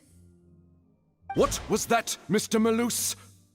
Our conclusion is very clear and unanimous. Let the court judge her now. She's guilty! Stay here, Navia! You're one of us! Demoiselle, don't admit guilt. This trial means to keep you here forever. I wish to exercise my right to defend Our Lady. Mr. Joinville, you only know of Navia's goodness, but nothing of her utterly independent mind. She was born a free and independent spirit. She has never been tied down by anything. Indeed, even the death of Master Callus couldn't stop her. Her actions cannot serve as proof that she identifies herself as part of any group. She merely acted as an individual, extending her hand to help others. Please do not mistake her actions as being otherwise. Really? As an individual, you say? Don't forget, we are all Fontanians here. This is the nation of justice, the nation of Hydro! Even if Miss Navia only voluntarily rendered her assistance, that doesn't change the fact that her beautiful soul must return to everyone. Water accepts all, blends with all.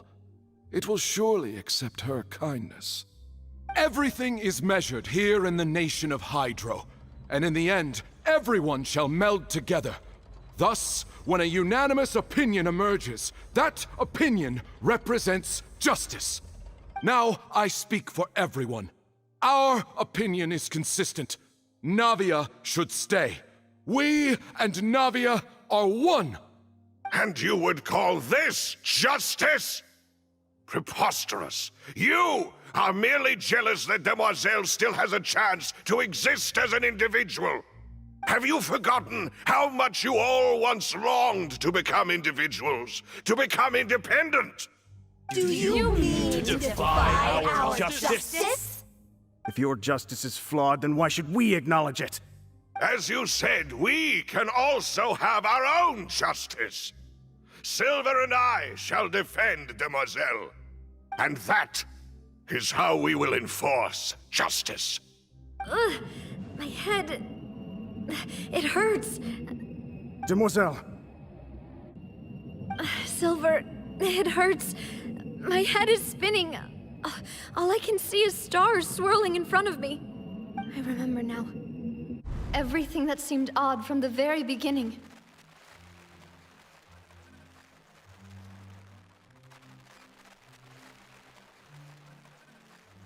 Karina, Desiree, Joyville, Jolien, Essen, and Mr. Giverny and Mrs. Burnett, who we met earlier.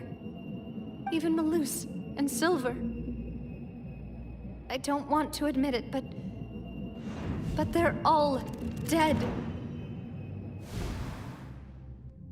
Don't be afraid, and don't admit guilt. We will protect you to the very end. Absurd! Who are you to say that she cannot be judged? We are the majority, and in the nation of trials, the majority is absolute justice. We are the will of all. Don't let them escape! We shall keep Navia here with us! Mr. Malus and Mr. Silver, must you be so stubborn? How could the two of you possibly hope to stand against the collective? Do not resist. This judgment is fair and just. Navia belongs to us. After all that happened, she should not be left alone in Poisson. What are you saying? No more excuses! He says we're jealous. Jealous? How could she possibly be an independent individual? What's with these people? Who's jealous of her? She belongs to us! Miss Navia, she... Silence! That's...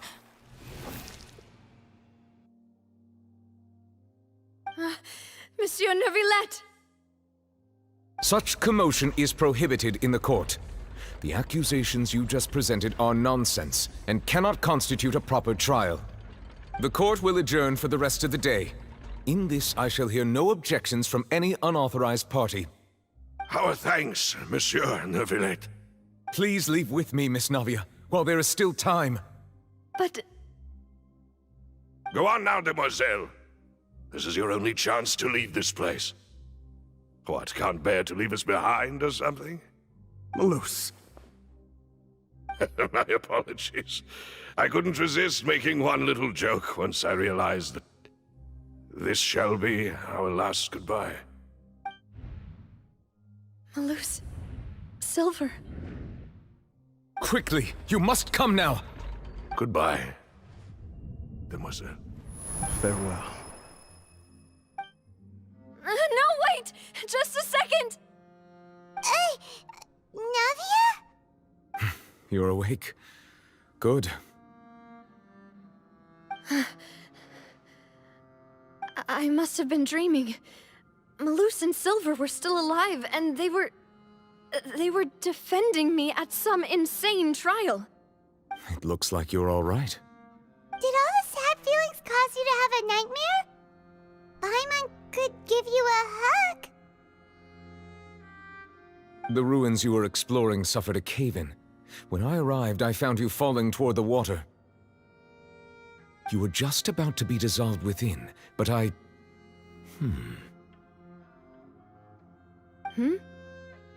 What is it? I think I saw 2 Oceanids protecting you. It was only for a moment, perhaps even a fraction of a second, but they gave me the chance to retrieve you. Were it not for their intervention, I would not have been able to rescue you before your consciousness dissipated. Wait, did you say Oceanids? You mean like what happened with Vache? Perhaps those 2 Oceanids were the people you saw in your dream. I always told them that they didn't have to protect me. To think that they'd keep doing so even after death.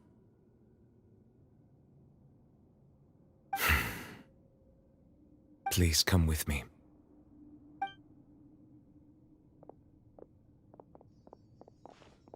Neverlet, are you okay? Oh, I am quite all right. Perhaps there's something we could chat about? Why do you look so stiff all of a sudden? Oh, Paimon knows. You're the type who feels awkward when there's nothing to talk about, right? I merely thought that we should give Navia some time to herself. Huh? Why didn't you just say so then? Don't you think it's even more awkward to call us over like this and then have nothing to talk about? I suppose so. Ah, Sigewinne. I hope all is well with her these days. Her work in the Fortress of Meropide has not been too much for her, has it? No way, don't worry. She's doing fine down there. She's an amazing head nurse. I see. Well, that is good. I have always worried that Sigewinne would need a lot of time to understand the world of humanity, just as I have. Oh, and the Duke also says hi. Even though Sigewinne made him do that.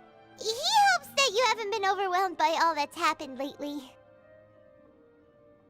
Thank you. I have indeed been busy lately, and I also hope that everything is going well in the Fortress of Meropide. He still doesn't know what to talk about. Let's chat about something else then. So, Neverlet, you're probably quite the swimmer, huh? Yes, of course.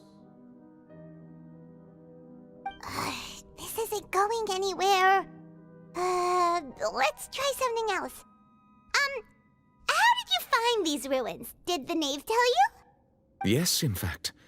I had arranged to meet you in Poisson, but when I arrived, I discovered that the Fatui were helping the residents evacuate. They had even transported a large quantity of supplies to the area. Amid my astonishment, I ran into the knave, and we had a chat. She informed me that she had asked you to investigate the ancient ruins here. Yeah, we originally planned to meet up with you, but we thought you might still be busy with all those official documents. We didn't think exploring the ruins would take very long, and who would have thought you'd wrap things up so quickly?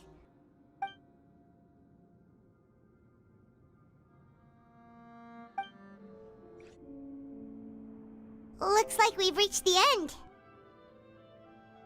This is the place. There should not be any other hidden spaces in the vicinity. The path sure had some twists and turns, but it turns out that this place isn't actually that big.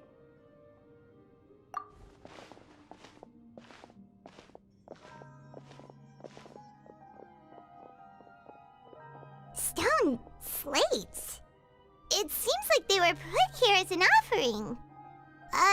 Could we take them down and have a look? Perhaps we should just leave them be for now.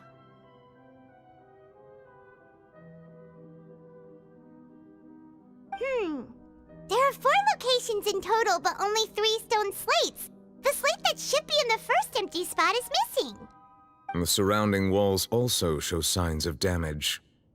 There's something written below. Let Paimon see.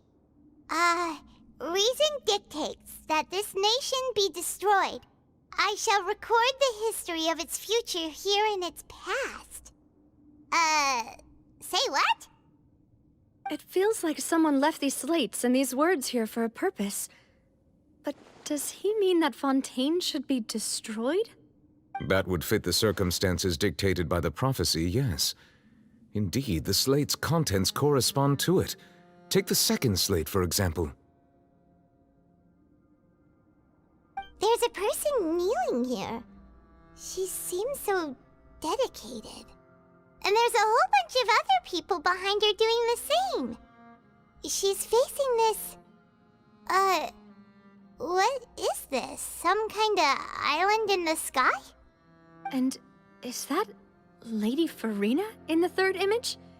Did the Hydro Archon fall into the water? And is that a ring of people around her? Paimon doesn't quite get it. Are they all in the water? The fourth image. I know this one. This exactly matches the content of the prophecy. The people will all be dissolved into the waters, and only the Hydro Archon will remain, weeping on her throne.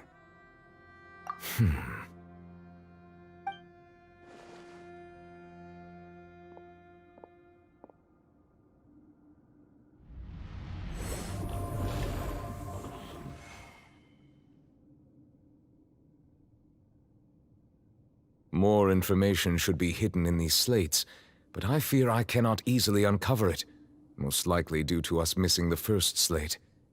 I am very sorry. Don't blame yourself, Monsieur Neuvillette. Deciphering ancient stone slates isn't one of your duties. Ooh, Paimon's getting the chills just looking at these slates. This says that it's the history of the future, right? That means the prophecy's sure to come true. I really hope it doesn't mean that. Still, Paimon feels like these images are kind of weird when you look at them together.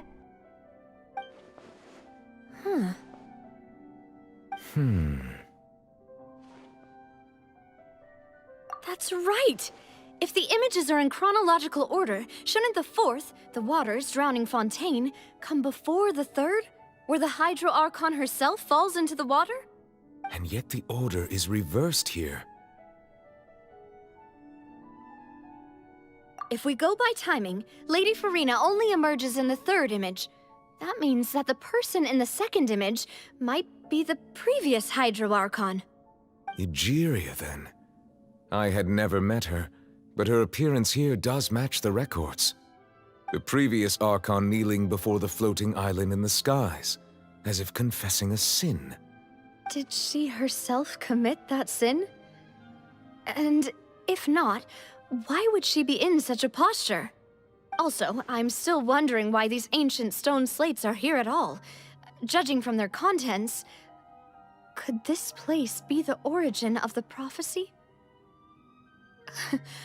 Does that mean that someone, or some people, once saw these slates? But who would have created these slates and left these words here?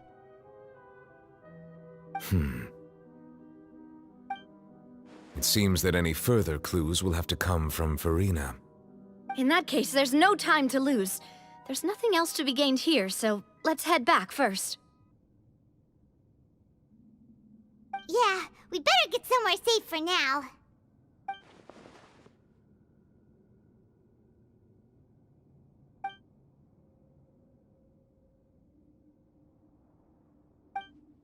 Let's split up here.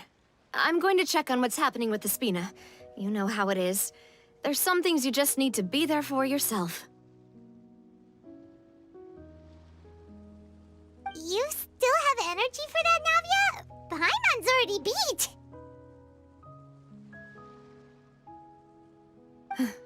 Just head back to the Fluvsandre and have a rest then. Thanks for keeping me company all this time. I'll depart as well. Thanks for your hard work today.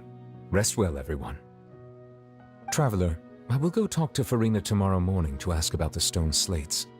I'm sure that you're concerned about this matter as well. If you have time, drop by my office. I will share the results of our discussion with you. Are you really gonna talk to her about this directly? Will that be a problem? Paimon's getting a little scared now that it's come to this.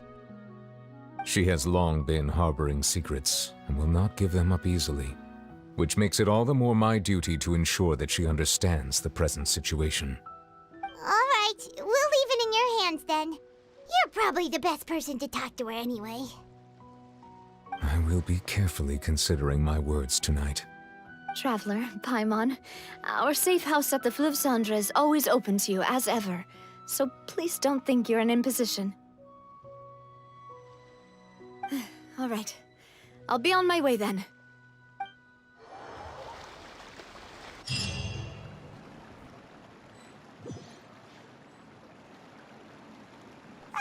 We're finally back! Welcome back. We've got a special menu prepared for you two tonight. Yay! And there's good food too! Navi, no, the boss is the best. Ooh, desserts!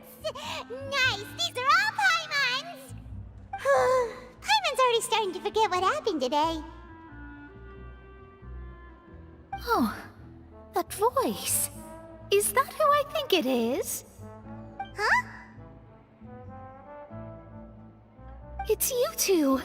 What are you doing in Fontaine?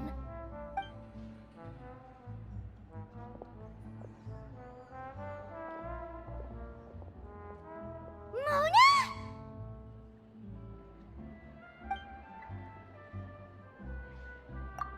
Seriously, nobody just uses a scry glass whenever they've got time to just see who they'll meet on the road.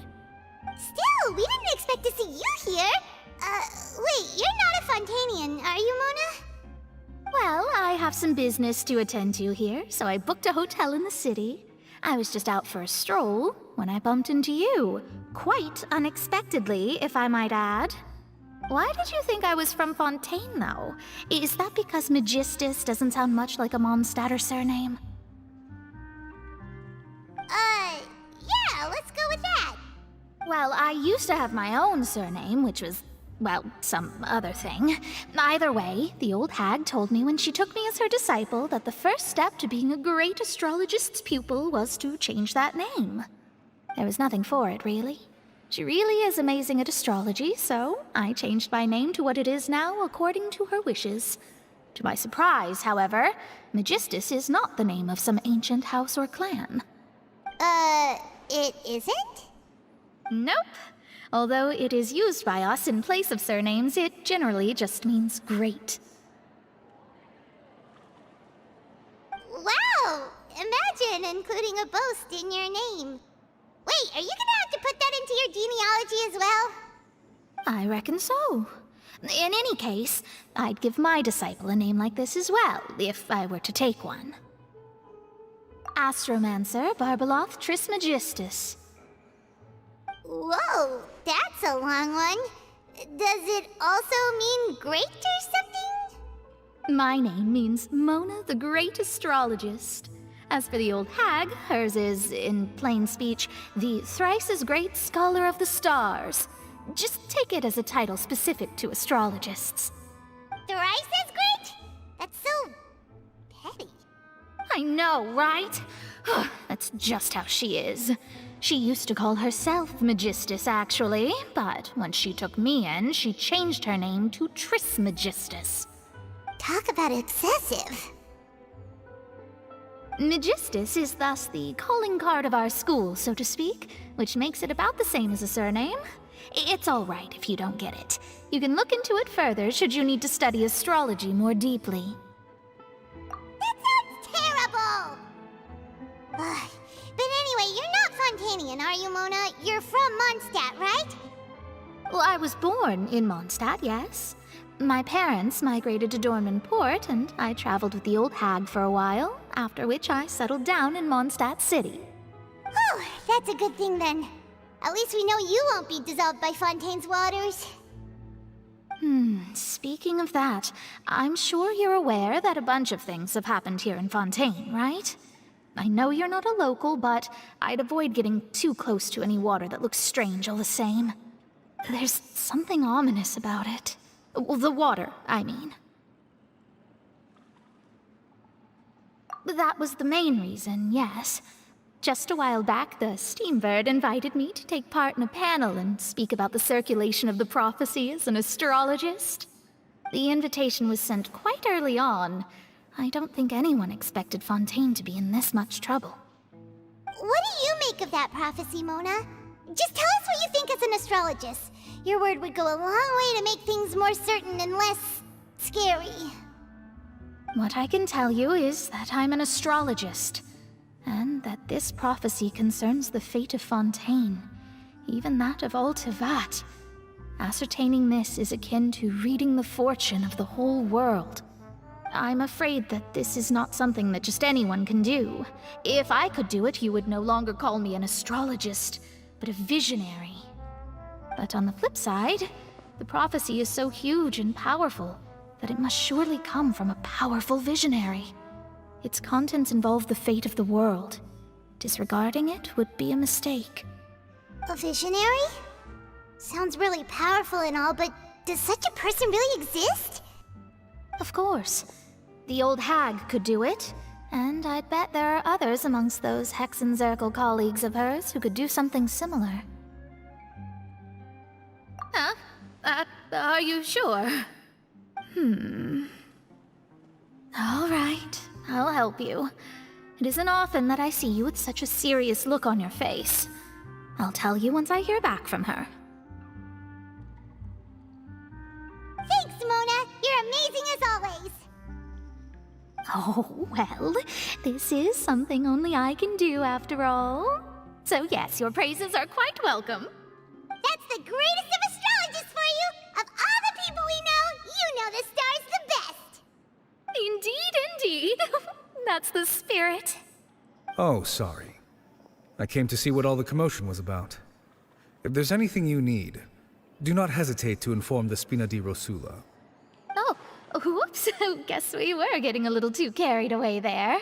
Well, I'll go tend to my own business now. If I receive any news, I'll be sure to come find you two again. And there she goes, quick as rushing water. And here we are with the Spina guy giving us suspicious looks. If Paimon hadn't spoken for you, it'd be you getting all the weird looks! The things Paimon does for you! That's more like it.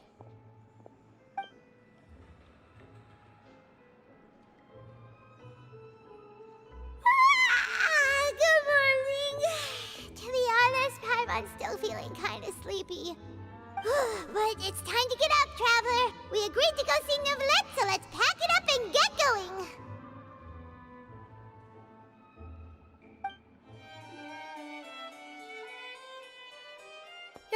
You're here! Finally! Is something wrong? Monsieur Neuvillette and Lady Farina, they seem to have gotten into a dispute. Please go see for yourself.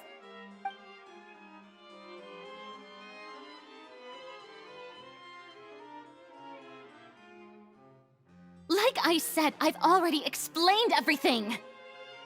And yet the problem has not been properly solved. There is little space for excuses between us. It is not my intention to offend you, but please, tell me where you stand. You are the Hydro Archon Focalor, are you not? Look at this. This is a list of the victims from the recent Poisson incident.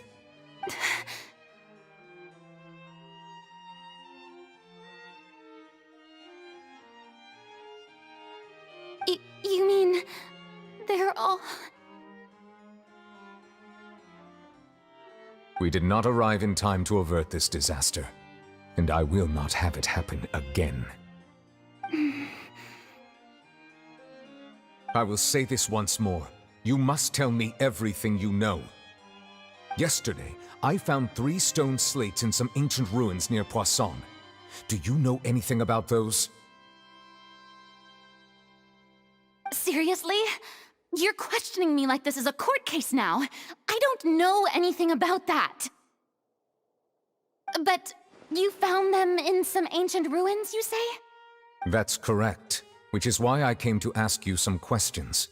There should have been 4 slates, but one of them was missing. The other 3 featured different images that seemed to correlate to the prophecy. The prophecy? The second of these slates depicts the previous Hydro Archon Egeria kneeling before a floating island in the sky, as if confessing something. Do you know nothing of this either? I don't. I've never seen such slates. I'll ask you again. Do you really have no information regarding the previous Archon? My deciphering of the slates indicates that the Hydro Archon Egeria once had to confess to, or apologize for, a certain sin. If anyone would know about it, it should be you. All gods don't have the same secrets, you know.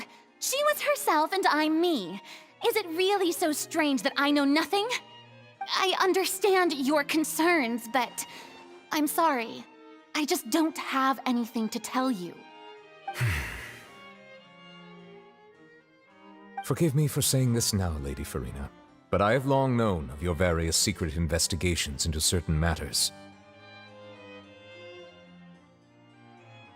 There are several indications that you have been investigating the prophecy on the sly. This is not strange in itself, considering that you are the Hydro Archon. But it is strange that you should also claim to not know any of Egeria's secrets, as well as do nothing following your inquiries. You have never been as superficial as you have presented yourself to be, nor are you a fool. And yet, your behavior is very inconsistent.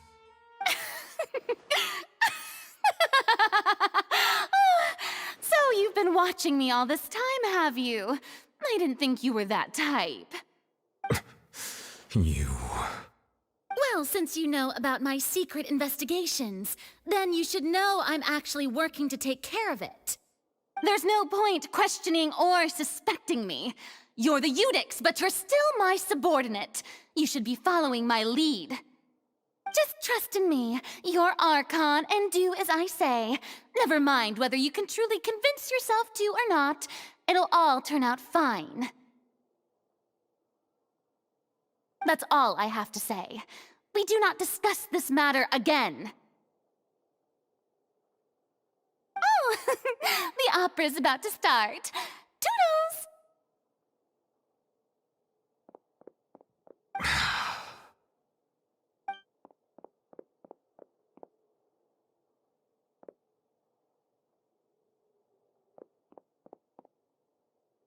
Did Farina not notice us standing by the door? Wonder what's up with her. She was smiling. She didn't seem in the mood to care if we were listening in or not. I assume you've been outside for a while now? Oh! You noticed! Seems Farina didn't even realize we were here. She was in a great panic, though I cannot discern the reason. Our discussion reached impasses time and again, a state of affairs that we cannot allow to continue. Still, I do not understand. Dialogue is the basis for understanding, so why did she keep refusing to engage? Everyone in her inner circle has noticed that she is hiding some secret. The issue is her attitude. I fear that she will not reveal anything unless absolutely forced to. We may have to create a situation in which she will have no choice but to speak. Oh? Like what? Normally, people will only reveal the truth when standing trial. Perhaps we must have the Hydro Archon experience just such a scenario. But Farina's seen so many trials, and she's really good at dodging questions. How do we make sure that she won't just slip away at the first chance she gets? We will need to consider this thoroughly, join forces with various parties, and then do what we can. If at all possible, I would prefer to recuse myself from this affair, but we must prevent the prophecy from coming to pass. This may be cruel to her, but all Fontaine is in crisis. The information a god possesses is too precious, and so we must take a chance on this. But who will lend us their aid to do such a thing?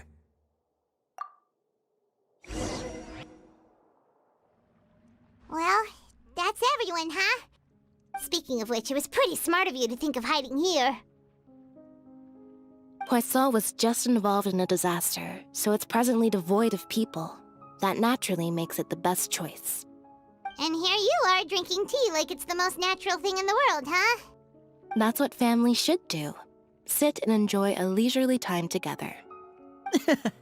It's nice to enjoy tea here, you know? Care for a cup? Lend me your ears, everyone. Or perhaps one of you might like to start us off. How about you, friend? Me? No, I don't think I can. Then, how about you, good sir? I fear that I will cause the mood on this boat to become as somber as it is in court. Well then, I guess we're lucky we've got a local like me to organize things. Wonderful, the spotlight at last. I guess I'll be facilitating things from here. That was a little long-winded, don't you think? Oh, you might be right. Anyway, to cut to the chase, our friend here, the Traveler, has brought us together to discuss something. As for what that is, well, let's start by saying that we'll be pooling our efforts together to create a series of traps. Oh, how intriguing. Well, it's just an expression, really. One that I just learned from Chlorand, and used on the spot. So, let's invite her to explain in detail. A round of applause, please.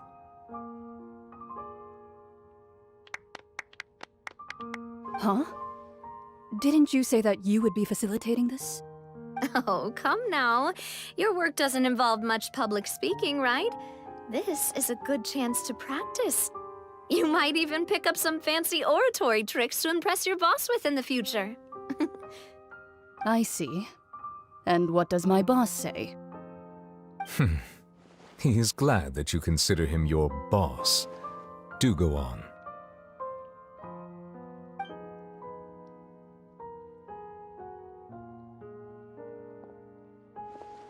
In that case, do any of you have experience hunting? Not that I recall. Fremine and I once used a wooden stick in a basket to catch wild rabbits when we were younger. As for Lynette, oh, right. You were sick that day, weren't you? I've also gone diving to catch some fish before. Does that count? I'm afraid not.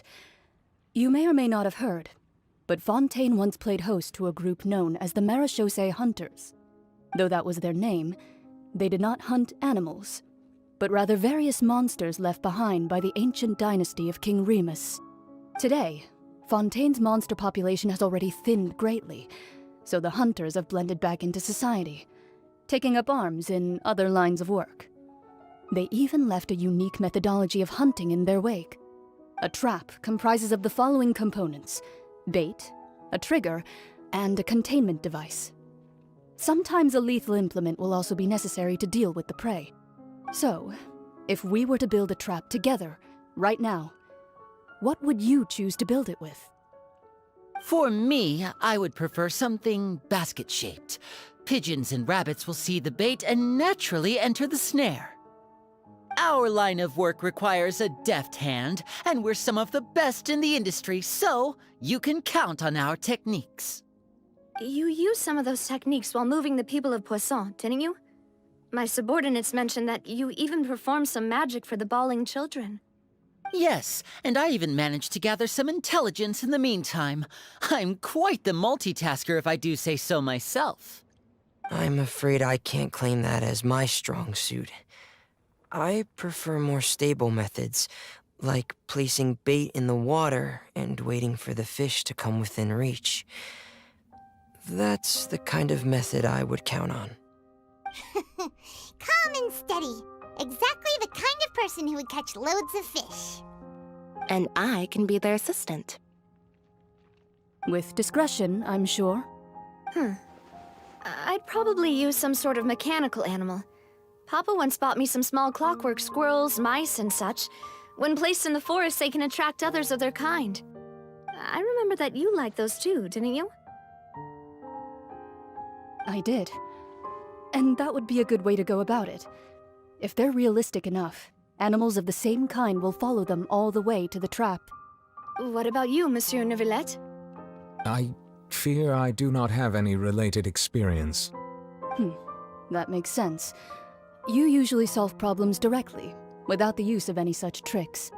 But I do have one more question for you, monsieur. If we were to create a trap now, how would you design it? I would like for it to be effective, but bring no harm to the prey. A more gentle trap would be ideal. Kind, as always. However, our intention doesn't necessarily change the containment device and the type of implement we need. If we wanted to kill the prey in one strike, we would need a powerful implement. However, that also goes for prey that must be captured and safely contained. Wait, why's that? Only a hunter who's a true expert at subduing their prey can snare it without harming it. The line that divides life and death is often exceedingly thin. So are we going hunting together? We hadn't thought of seeing ourselves as hunters. It kinda works, but maybe it's still not the best metaphor. If our means of capturing and dealing with our prey is to put them on trial, then the hunting metaphor is actually quite accurate. But we shall require much more courage than any hunter to judge a god, a being whose seat is an exalted throne. Oh, so that's what's going on. Sounds very interesting.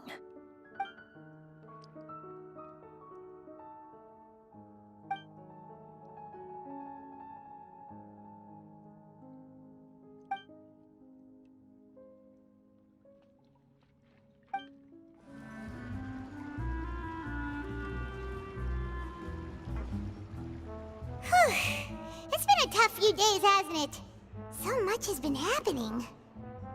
Paimon didn't think the meetings would go on for so long, but everyone seemed pretty fired up, huh? Paimon thought they'd be at least a little frightened. Well, Fremine was, now that Paimon thinks about it, but everyone else just looked a little surprised. Well... It's hard to say.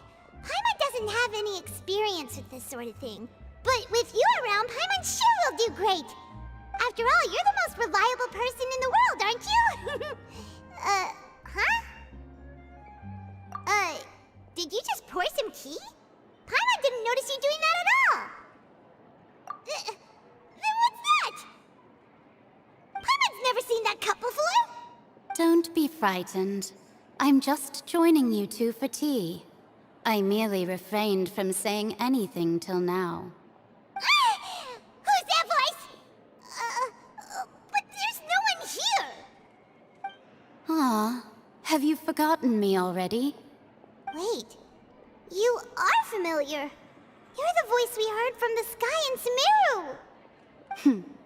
The voice from the sky, I fear that description is wrong. Though, not completely wrong. You're feeling lost now, just as you were feeling previously. I sensed that confusion and thus came to you. Guiding people is an irresistible hobby of mine, after all.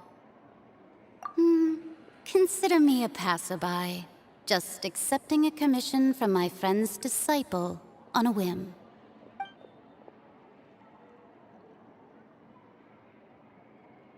The prophecy. Yes, what has been prophesied will be fulfilled.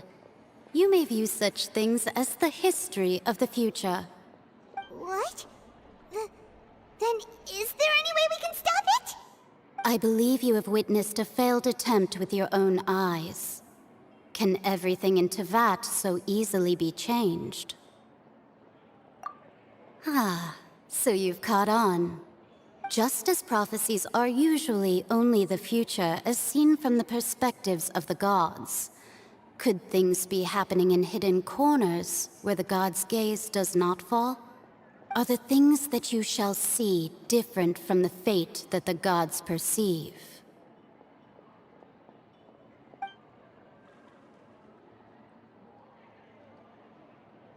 What is she talking about? It all sounds really impressive and important and stuff, but it also sounds kinda scary.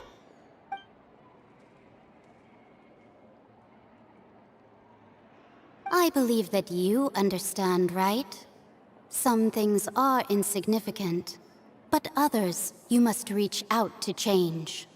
Ultimately, fate shall serve as your only guide, no matter what will happen in Tevat's future. All you need to do is to play your part. This was good tea, by the way. Thank you for your hospitality. Well, that'll be all for today. The voice.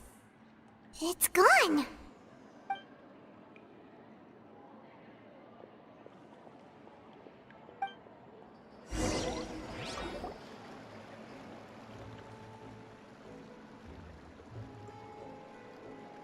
What? I want to hear someone talking. All right, coming. Hey, it's you who's getting lazy, okay? Well, I see I've walked in on some lively banter. Luna! Fine, just fine. I went to take part in that Steambird panel. It turned out to be more interesting than I expected. Not all Fontanians are pessimistic about this. One journalist mentioned that sitting around and waiting for the end to come would be wrong, and that they should make their own rescue preparations. I agreed, so we had a brief chat with her. Did she have pink hair by any chance? Why, yes! It was Charlotte. You remember her, right? That daredevil journalist? I'm in full support of her view. Prophecies are very important, but how can people allow their lives to be commandeered by just a few words? That's right! Paimon's glad to hear something sensible for once. Ah, yes. About what we had discussed before. I did try, but I'm afraid I couldn't reach the old hag. I'll try again tonight, but I wouldn't get your hopes up. Huh?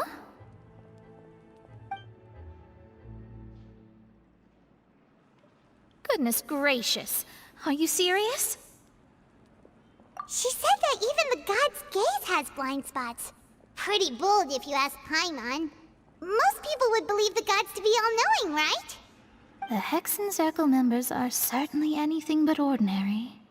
As for the mage named N, the old hag has mentioned her a few times. She said that N's sense of direction is incredible, and that she loves guiding those who are lost. But I've never met her, and if she were still alive, she'd be... well, suffice it to say that the hag's at least a few hundred now, and N's been around for longer than that. Whoa. The Hexen Circle sounds like a scary group. But they must really stay in shape to live so long. Their abilities alone are pretty terrifying. If she came to see you personally, then the problem you're facing must truly be of great importance. Well, it's not like Paimon could understand anything she said. Yes, she was quite cryptic, but I suspect she means that there is still a way to turn things around. She didn't say when or what that would be, though, so... perhaps it is something that you cannot know right now.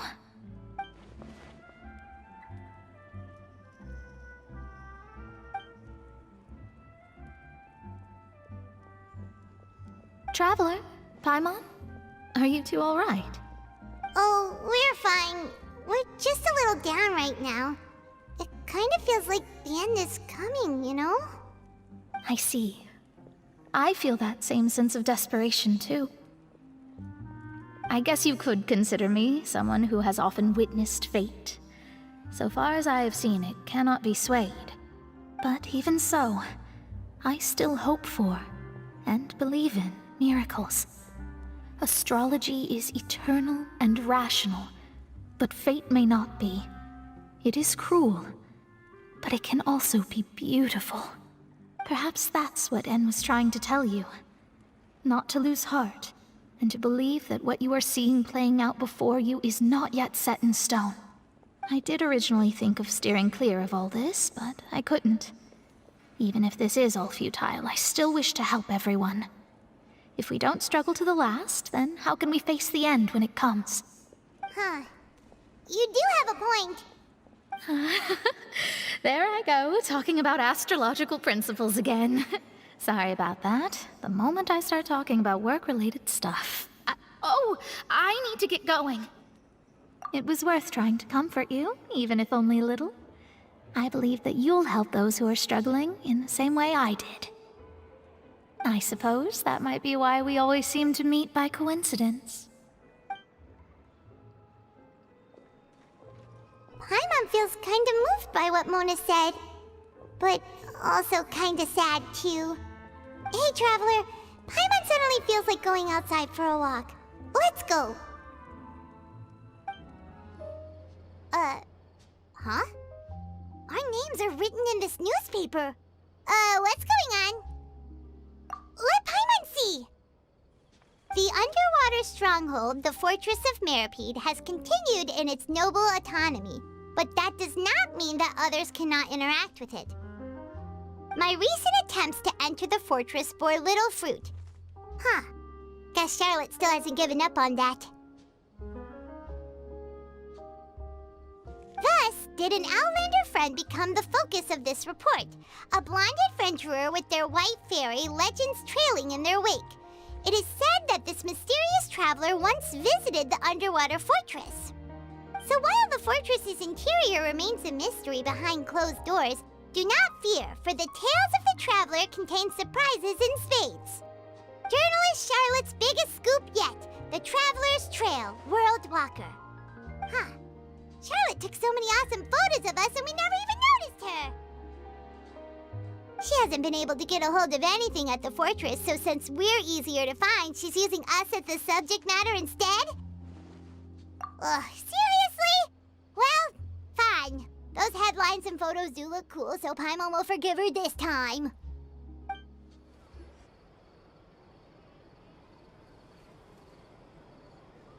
We're here! Paimon's hungry. Should we go in and get something to eat?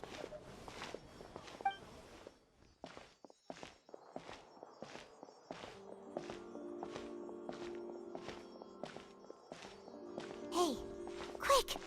Look! That's the limited edition, only 16 slices a day cake! It was so delicious the last time we tried it! Despite the tense situation we were in, let's give it another go! Paimon's sure it'll be great! One slice of cake, please. Someone showed up after all! Oh, wait, you're the one from the Palais Mermonia. Oh, are you here to buy cake too? It seems Monsieur Nervalet was right. You really can eat. Wait, did he really say something like that? That's right. Even he has his own preferences when it comes to food. As for me, I love the cake and coffee here. Do you come here often? Usually every day. Every day? It's part of my daily schedule, apart from work. I shall have my cake and coffee. Then what if someone told you one day that this place would be closing soon, and you wouldn't get to eat cake here anymore? What would you think? But why would it close? Well, Paimon doesn't know either, but maybe the waters will rise tomorrow. You know, like in the prophecy. Oh, the prophecy. To be honest, I haven't paid much attention to that. No, still, even if there'd be no more cake tomorrow, that wouldn't keep me from having some today. No, it's the same for eating in general. You might not be able to eat tomorrow, but if you can do so today, then you should carry on. That's what people call living, you know. Huh. Don't be sad. Excuse me, could I have 2 more slices of cake to go? These 2 slices are for you. Sijuin said that this kind of expression you're making is what humans call being sad. Oh, you know Sijuin? I sure do. She was born before me, and she sometimes comes to the surface to teach us things about humans. She said that humans are creatures that are saddened easily, yes, and you can only lift their spirits by feeding them delicious food. So please try the cakes here. I've got something else to do, so I'll be going now. You two try to stay in a good mood after eating, all right? Bye.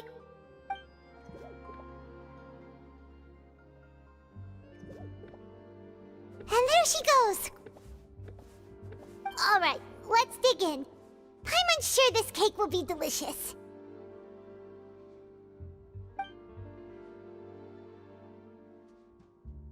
It's more delicious than last time, and the flavor gets even better with a sip of tea.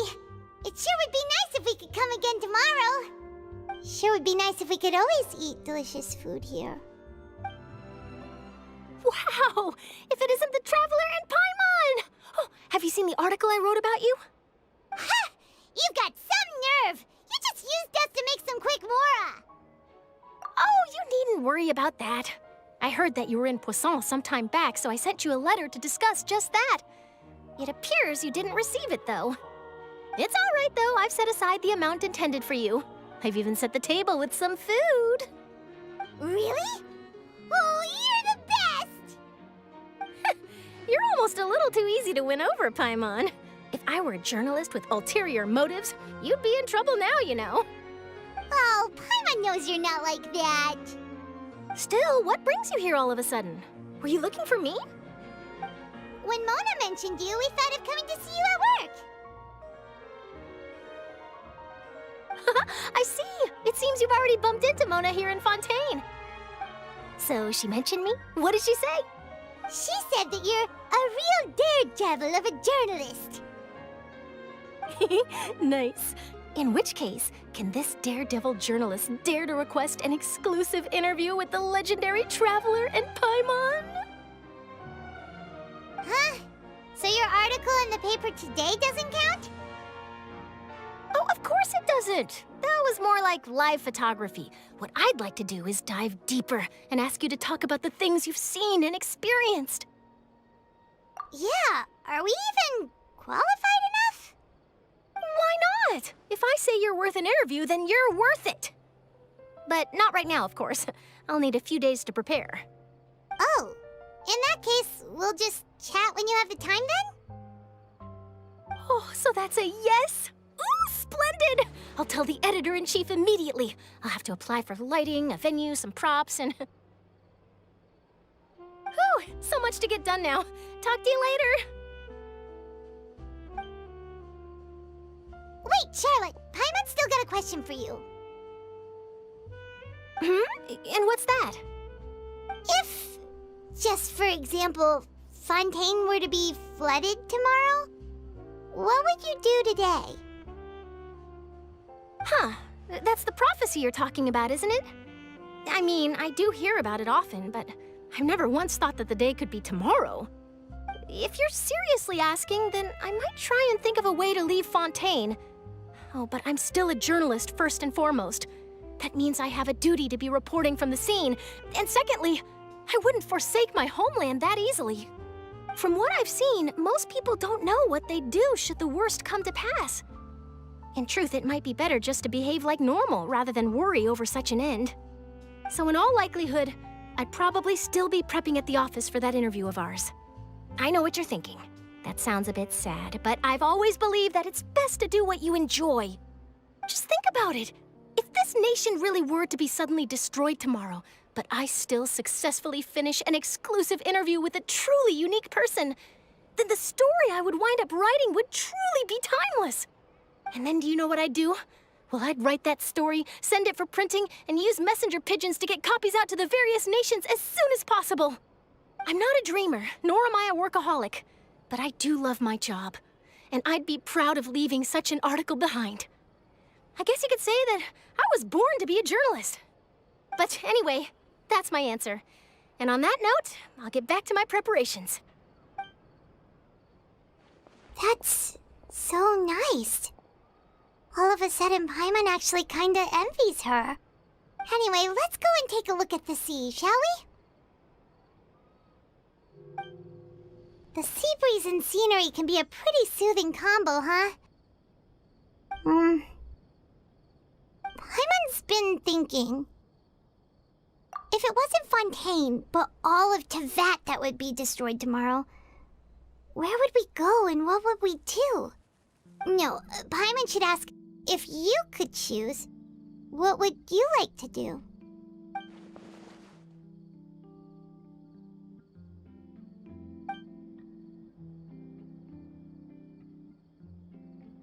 We've always been moving to the next destination, so we haven't spent much time thinking about these kinds of things. We didn't have to either, with us always being on the road and whatnot. You mean, still traveling? Huh. Wait, isn't that what we've always been doing?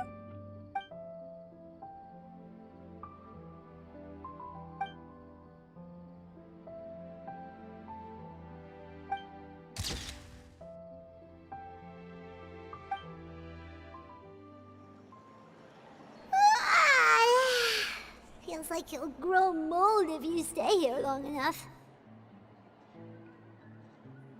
But it's still better than the Fortress of Meripede, that's for sure. It's not only damp there, but salty too. Ah, so the two of you are still here. Wonderful. Oh, you're from the Palais Mermonia, aren't you? Yes, I'm Isadora. Monsieur Nervillet sent me to look for you two before. I heard that afterward you went to the Fortress of Meropide. Not at all. I'm well aware that you're friends of his. Actually, I'm here to pass along a message from him. Yes, inside the Opera House. The Maréchaussée Phantom has declared the incident a small-scale riot. A riot? Well, that said, I don't personally think it was that serious. Lady Farina was watching a performance at the Opera House, and while she was resting during an intermission, some other audience members suddenly started harassing her, loudly accusing her of doing nothing about the prophecy crisis. And before she could respond, others started to join in. The crowd continued to grow, and protests against the Hydro Archon started to break out. So people have started to put the blame on Farina. Guess they finally found an outlet for the pressure they've been under due to the prophecy. I agree. People will naturally rely on gods, as is customary. But the moment people feel threatened, gods are also the first to be blamed.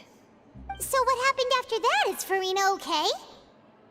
Seeing that the situation was spiraling out of control and that further argument was pointless, she claimed that she'd gotten tired of this and left in a hurry. The Maréchaussée Phantom had their hands full maintaining order and did not catch where Lady Farina had gone.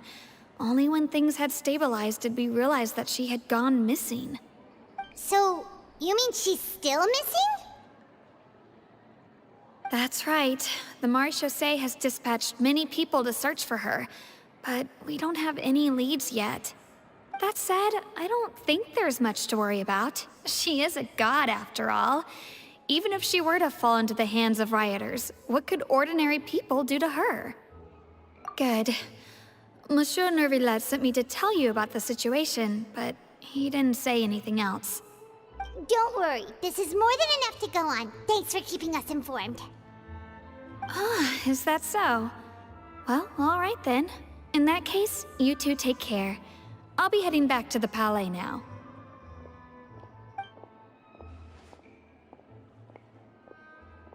Well, sounds like we should hurry over to Poisson then. If we know Farina, she won't try to fix things in this situation. Instead, she'll look for a place to wait out the heat. And as we also know, she may be loud and dramatic, but she doesn't have a heart of stone. When Nervalet was talking to her in the Palais Mermonia, and she heard about Poisson, she couldn't hide her sadness and remorse. It would be hard for her to ignore being accused by the public today. Paimon thinks Furina's probably taken the opportunity to slip away to Poisson and try to relieve the sense of guilt that she's feeling. Huh. Well, what do you think? Paimon knows the answer, of course, but Paimon can do the analysis to back it up, too. Cool, huh? In that case, there's not a moment to lose. Poisson, here we come!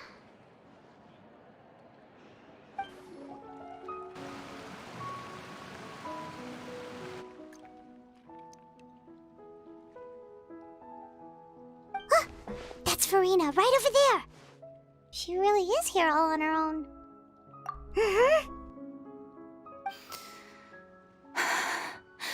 Should I just give up? This is all meaningless. What was meant to happen did happen after all. Everyone's dead. I'm sorry. I am so sorry. Give up, Furina. There's no point in holding out. I'm sorry. But what can I even do other than to repeat meaningless apologies over and over? Who's that? Don't worry, Furina. It's just us.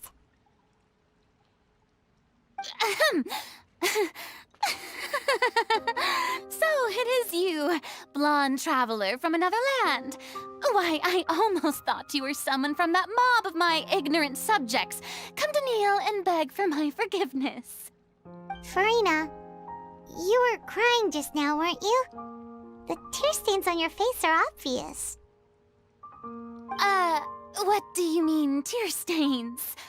Oh, I remember.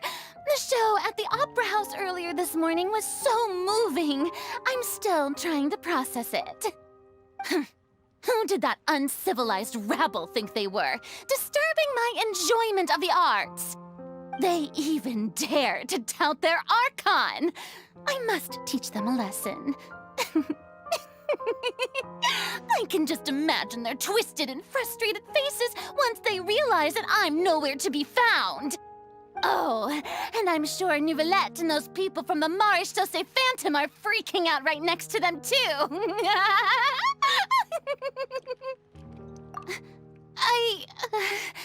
Of course not. Hey, there she is! The Hydro Archon's over there! Quick, after her!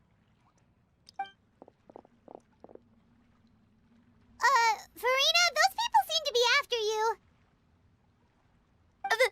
They are? They're just some rabid fans who want to cut the line because they haven't been able to meet me in person, aren't they? That's against the rules. I can't let them get their way. Furina just ran off! Quick, we have to catch up with her!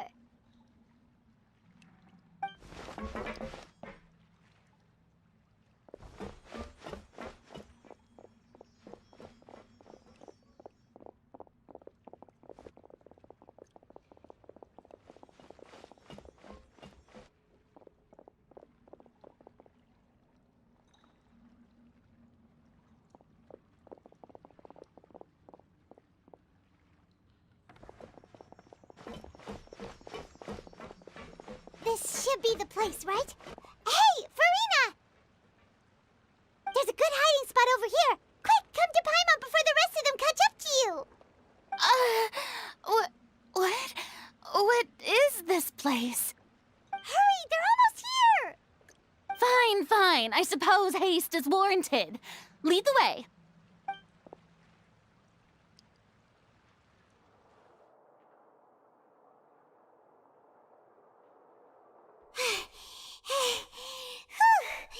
Paimon's exhausted.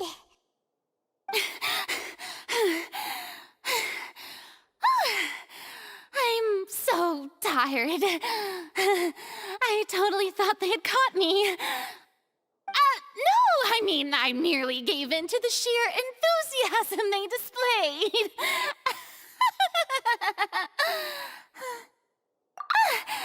You're right. Yep, that's a good girl.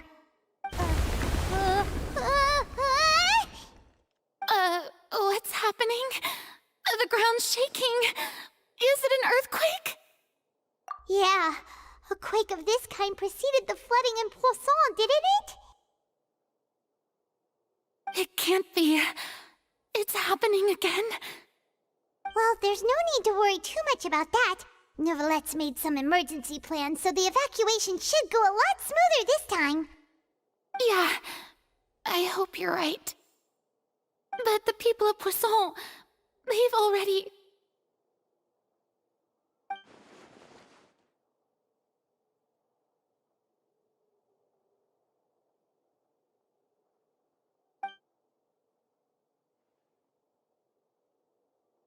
It's true. I've been investigating the prophecy for hundreds of years. I once had informants all over Tevat, searching for clues and feeding information back to me. I've tried all kinds of ways, too, to hold back the sea. Anything to keep the coastline from advancing. But all my efforts proved to be futile in the end. Really, the truth has been clear to me for a very long time. We cannot make an enemy of the divine. No matter what we do, the will of the heavenly principles will have its way, and the prophecy shall be fulfilled. Give up. I do love the sound of that phrase. It would mean finally coming to terms with fate, but also for me to finally be free. Indeed, I've thought about giving up so many times, especially after we almost lost Poisson. Fate is really unreasonable, isn't it? It has no heart and obeys no rules. The prophecy has only just started to come true, and so many people have already lost their lives. But just now, it all became clear to me. I still don't have the right to come to terms with fate on behalf of everyone else. As long as the final moment hasn't come, it's still not too late. Don't worry. I will keep hope alive for everyone until the very end. Well, that's enough for now. I got the impulse to play the stricken maiden, but honestly, considering my rank and station, that wasn't a good fit at all. Don't take any of what I just said seriously. How could I possibly let Fontaine fall to the whims of trivial prophecy? Come on! Paimon could have sworn you were actually being honest just now.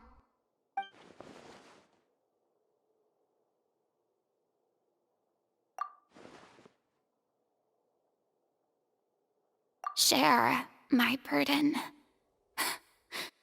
That's impossible.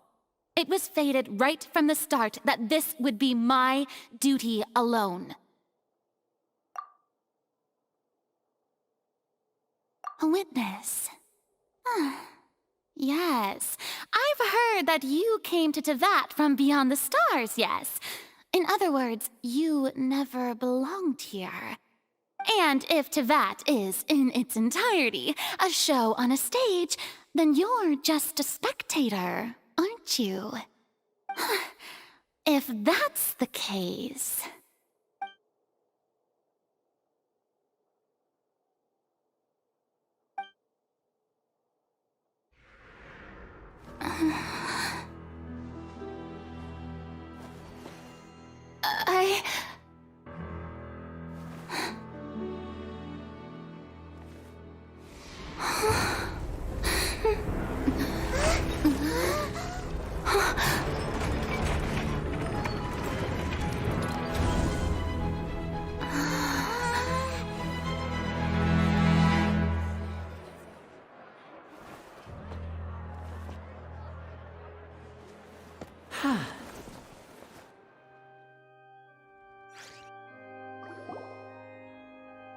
Ladies and gentlemen, this concludes my opening performance.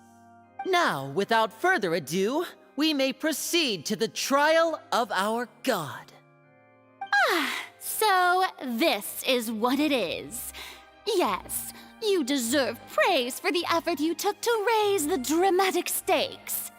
Do not forget, however, that I am Focalor, the god of justice, the embodiment of justice itself. Does it not strike you as even the least bit absurd to bring the very concept of justice to trial? May I interpret these words as your refusal to stand trial? In that case, you will have the opportunity to defend your honor through a duel. You would draw your blade against a god? I see. It seems like you have made up your mind.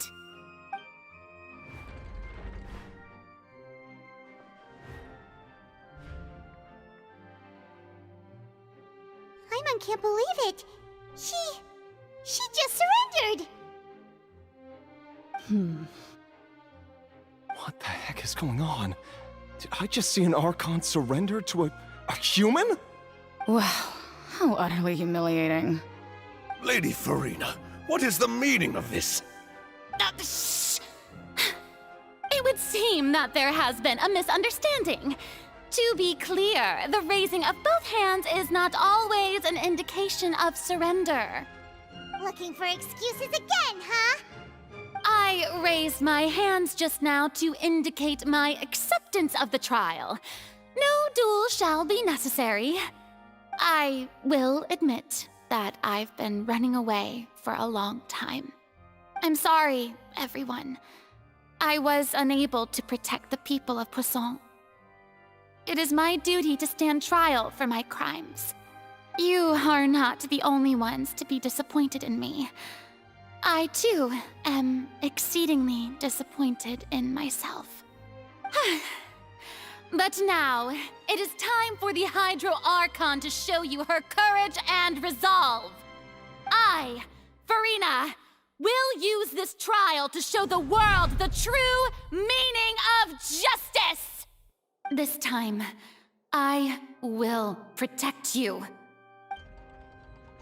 Applaud and rejoice! One of the most outrageous and fantastical arcs known to the opera epiclese is now unfolding before your eyes. Mark my words, this shall be one of the most exhilarating and brilliant shows ever to grace the stage of Fontaine! The trial of the Hydro Archon, Focalor, will now begin! Woohoo! Oh, now we're making history! Why does it feel like Farina just took over the whole thing? Like, come on! Didn't she just get forced to stand trial for her crimes? Also, even though she's still acting super dramatic, she is taking this seriously this time, right? All right, then. Who will be my opponent in this trial?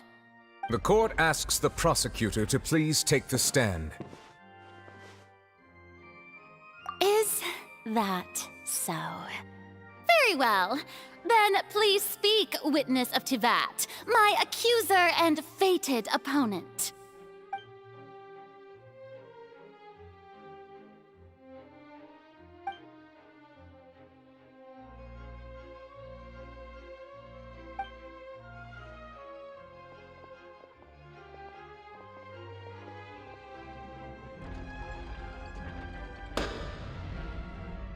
Also, please allow me to ask, as a final question before the trial begins. Just how much work did you do to force me onto this stage? Well, we did do a lot of prep after the meeting that day.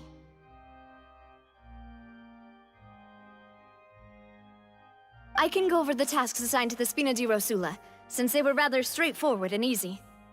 Navia, the president of the Spina di Rosula. Most of the people who participated in the disturbance this morning were my subordinates. They changed into plain clothes and came to the Opera House as regular audience members. waiting for the perfect opportunity to incite insurrection against you. The people's resentment against their Archon has been building as more and more of the prophecy is fulfilled. A spark was all we needed to turn smoldering anger into a flame. Moreover, according to our understanding and analysis of you, when something like that occurred, you would likely flee the scene and head to Poisson by yourself. So, we arranged for a second group to lie in wait there. So, you mean, the ones who scoured the settlement for me were also from the Spina? And their goal was to force you to step into the giant magic box so you may personally participate in the greatest magic performance in all of Fontanian history.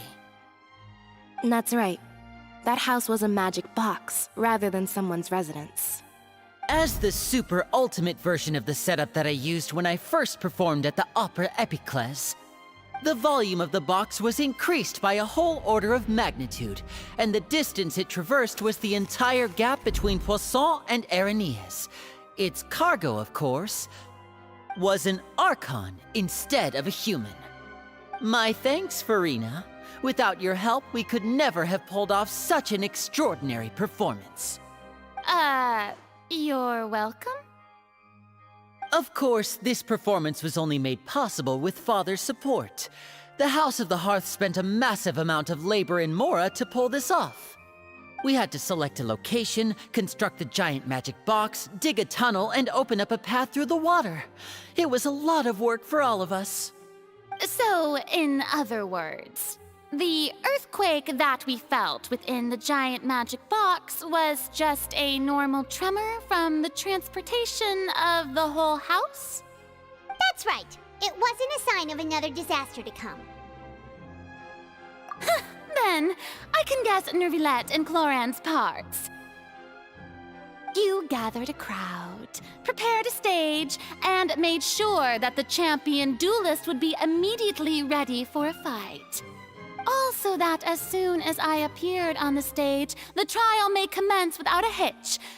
Am I right? Yes, that is correct. Well, Clorand, I must commend you for your courage. Only the most outstanding champion duelist in all of Fontaine would accept a duel with an Archon without flinching. Thank you.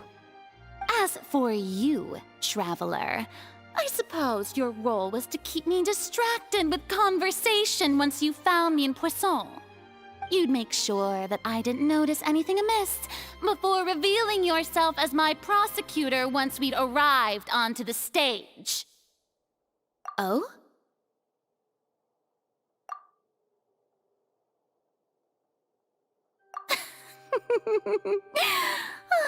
Is that so? Then I suppose I must have missed my final chance. It's fine. It matters not. What's done is done. The stage is already set, so there's no reason to disappoint the audience. Let's see this trial through to the very end.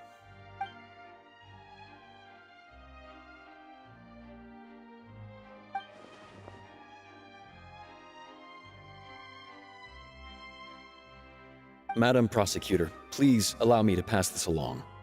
This is a document that Miss Charlotte applied for and received permission to share with you during the trial.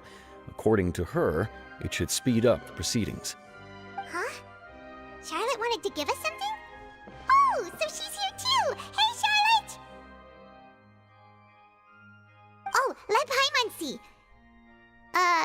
Isn't this the exclusive interview that she did with us before? So she's already finished it, huh? Wait, then that means this document is a perfect timeline of everything that's happened ever since we stepped foot in Fontaine! So in other words, we can refer to this anthology of evidence every time we want to use something from our journey as evidence for an argument! Let's quickly confirm the information in it. Just think of it as a refresher, alright? You defeated the Hydro Archon in the very first duels you took part in at the Opera House. That's one for the history books, all right. I didn't think that you'd wind up getting to the bottom of the case I'd been following all this time. I guess you could also see this as a happy coincidence. This is the first time Monsieur Nervillette had a difference of opinion with the Oratrice. Even the Hydro Archon can't figure it out. A Fatui Harbinger. She's an extraordinary person. Her instinct must mean something. The fortress of Meripede was almost destroyed in a single day. That I didn't witness that scene personally will always be a source of professional regret, I think. According to Monsieur Nervillette, both Child and that whale should have been in the Primordial Sea at that time. I nearly lost my awesome friend Navia. To be honest, that still gives me shivers. The words of someone as extraordinary as a witch can probably only be truly understood when something surreal happens to you.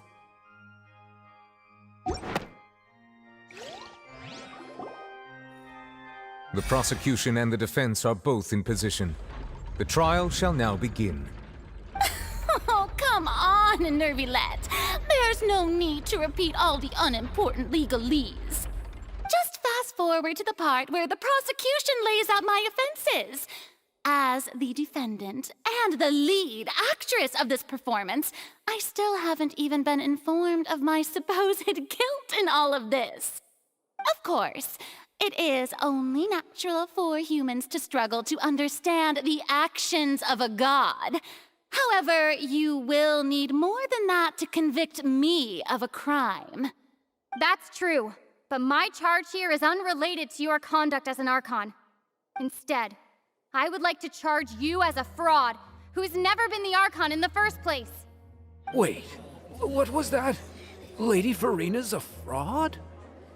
Hey, I came here thinking that we were going to try the Hydro Archon for forsaking her duty, but did I hear that right? She's not our Archon at all? Charge accepted. Lady Farina, do you plead guilty to the charge?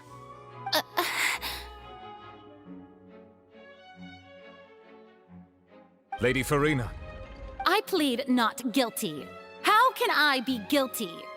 There is no way that I, Focalor, otherwise known as Farina de Fontaine, a member of the Seven and the Regina of all waters, kindreds, peoples, and laws of Fontaine, could be anything other than your true Archon. Yeah, even though Lady Farina can be rather eccentric, isn't it going too far to doubt her very identity? Yeah, I've never questioned her identity either. Sure, Lady Farina can be super irresponsible, but what grounds does that prosecutor have to make such a huge claim? I have cause to believe that common sense will prevail in this case. Many of the members of the audience have known me as the Hydro Archon ever since they were born. There would be no fooling their memory. See? Even the Oratrice has decided to show me its favor. Are you sure you want to commit to a charge that will never be upheld? If you wish to drop the case, I can promise you as the God of Justice that you will not have to face trial for making a false accusation. We will treat everything that's happened as a dramatic spectacle and move on with our lives. What do you say to that? Huh. An argument with near impossible odds, huh? We have to not only refute Farina's claims, but also overturn the long-held beliefs of the people. Well, I tried to give you the chance to surrender. If you must persist, then let me ask. If you believe I'm not the Archon, then what manner of being do you think I am? And if I was not the Archon, then how did I manage to live for over 500 years?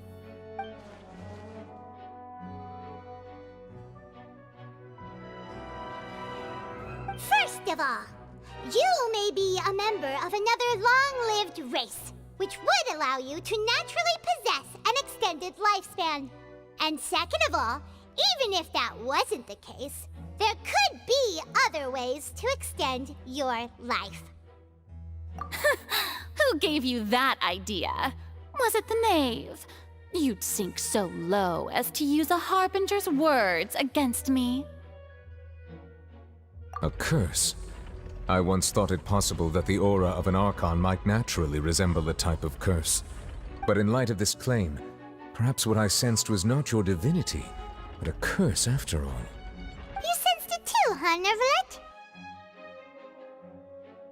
Lady Farina is actually a human? Well, it is true that it's extremely difficult to tell humans and gods apart just by looking at them. It's not impossible.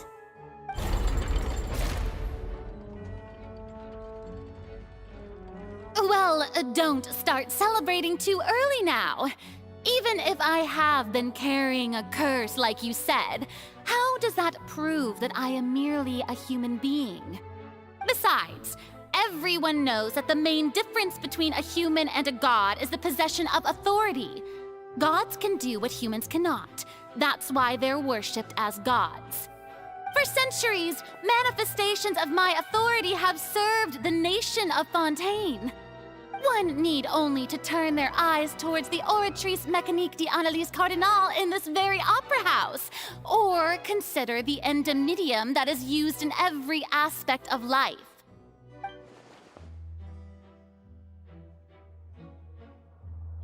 You tried to reference the Oratrice. But weren't you as confused as all the rest of us when the Oratrice declared Child to be guilty without any proof? Otherwise, you should have come up with a good explanation for that by now. Didn't I make myself clear at the time? The decisions of the gods are naturally difficult for humans to comprehend.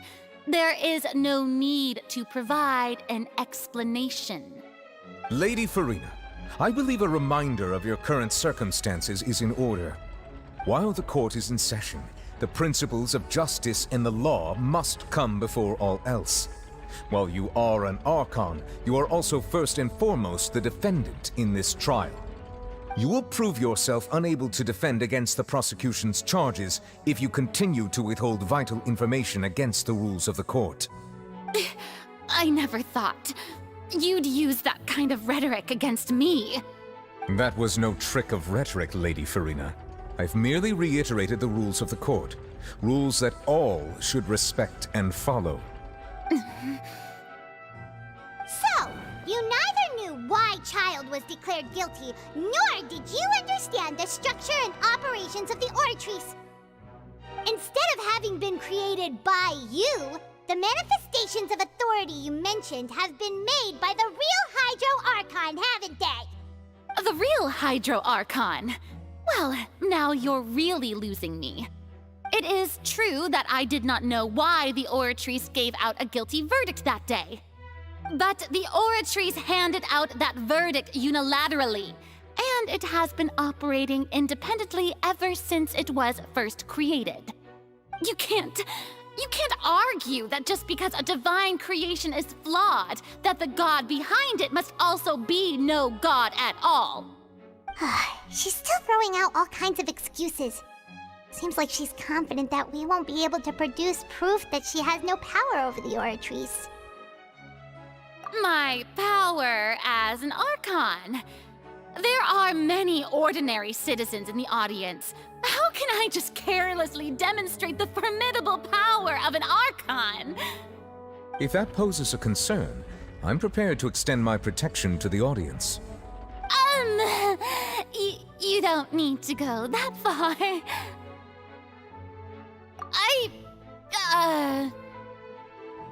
Aren't you the Hydro Archon?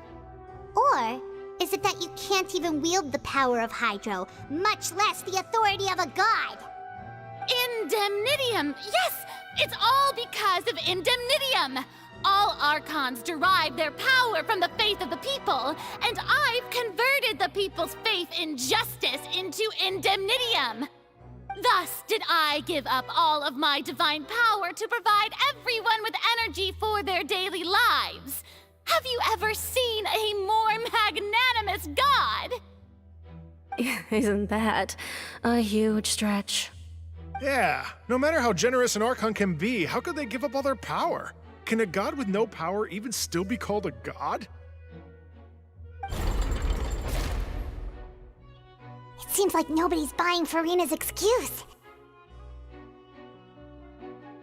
Hey, come now, everyone. Please don't stare at me as if I was a liar. I'm still the same Furina you knew, right? The one that you loved. Shouldn't you want to believe in me? Please? You've got to believe me. If what the prosecutor said is true, she really has committed a grave offense. Did she deceive all of us? And all of our parents and grandparents too? And then all of our ancestors? Ever since they were born? Enough! That's enough. Tell me then, if I'm not the real Hydro Archon, then who is? If you have no evidence of another Hydro Archon's existence, nor can you find anyone who can back up their claim to be such, then what grounds have you to say that I'm not actually the real deal? Wow, she came up with yet another argument. How can we refute her now? Seems like she really doesn't want to give up.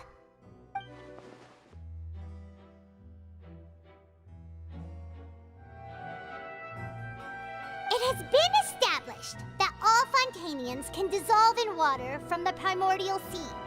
And that means... Since you insist on claiming to be a god and not a human, then there's a method that you can use right here and now to eliminate all suspicions of you being the latter. Miss Navia, please apply to serve as a temporary attorney for the prosecution before addressing the court. Though you act in partnership with the prosecutor, you must still adhere to proper procedure. Super sorry, Monsieur Chief Justice. I swear this really will be the last time that I'll speak out of turn. Now, I've brought some seawater from Poisson. As everyone knows, a massive flood struck the area not long ago, taking many lives, including those of some of my closest friends. So, Miss Furina, would you dare to touch some of this seawater? If we are to believe that you are indeed the real Hydro Archon, touching this seawater would have no effect on you. All it should do is strengthen your case. But if you don't dare to touch it, then we would have basically proved the reverse. Oh, and I must remind you that after the disaster at Poisson, nobody wants to see any more people dissolve. I do hope you'll act prudently and choose the simpler path of admitting guilt. Navia from the Spina di Rosula. The Spina has governed Poisson for many years. I guess her suggestion is valid. If Lady Furina is indeed just a human, she's probably Fontanian like all the rest of us. Would she really dare to try?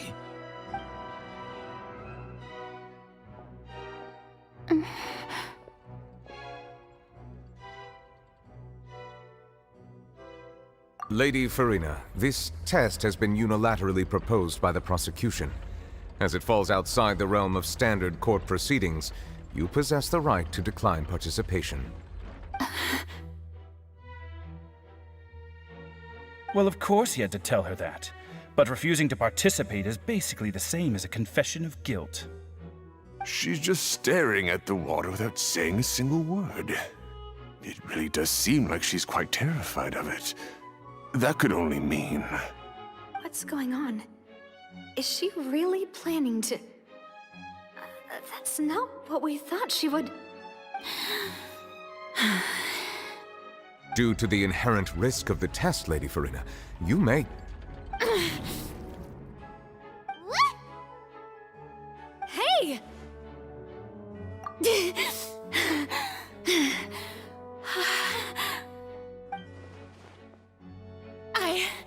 I'm fine! Look at me, everyone! My hand is still here! I haven't been dissolved! Will you believe me now?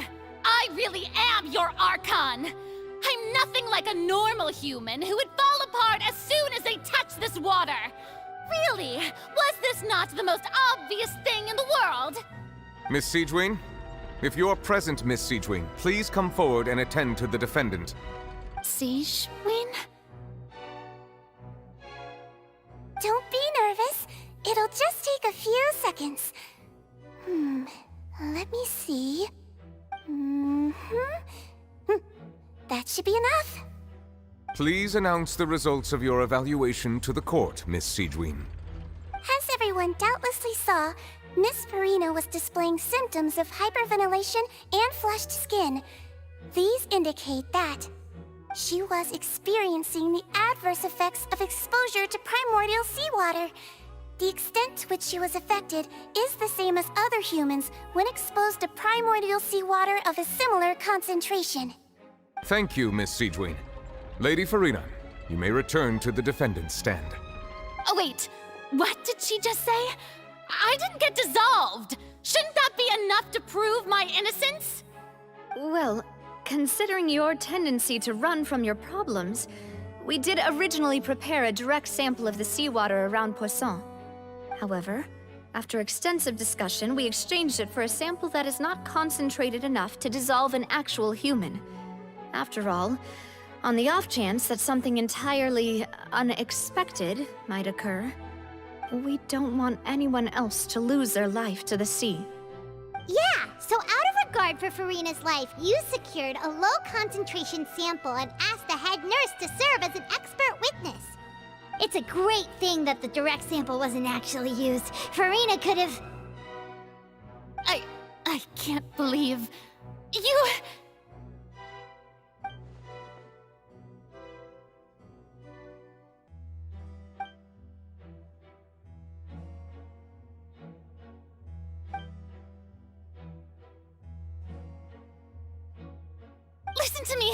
Listen to me, everyone! Please don't give me such cold and disdainful looks! What happened just now didn't prove a single thing! Think about it! How can you conclusively prove that an Archon can't also be affected by the primordial seawater? Also, if I was really just a human, why would I dare to just put my hand in that kind of water?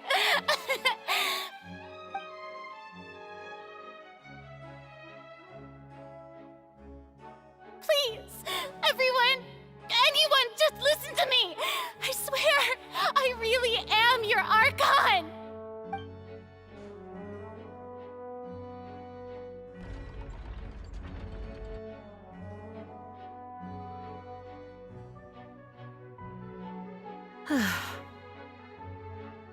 I don't think anything she says at this point will sway anyone.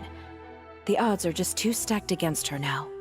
With all the things that have been said, Paimon doesn't think there's any way left for Farina to win. I believe the time for arguments and presentation of evidence has come to an end. If there are no objections, we will move on to the final judgment.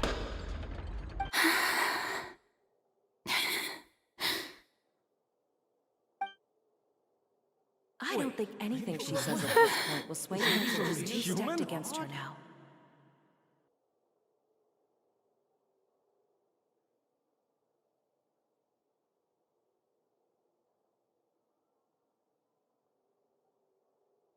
In my capacity as Chief Justice, I shall now render judgment on Farina's misrepresentation of herself as the Archon of Fontaine. As a human who knowingly deceived her fellow citizens, Farina is... guilty.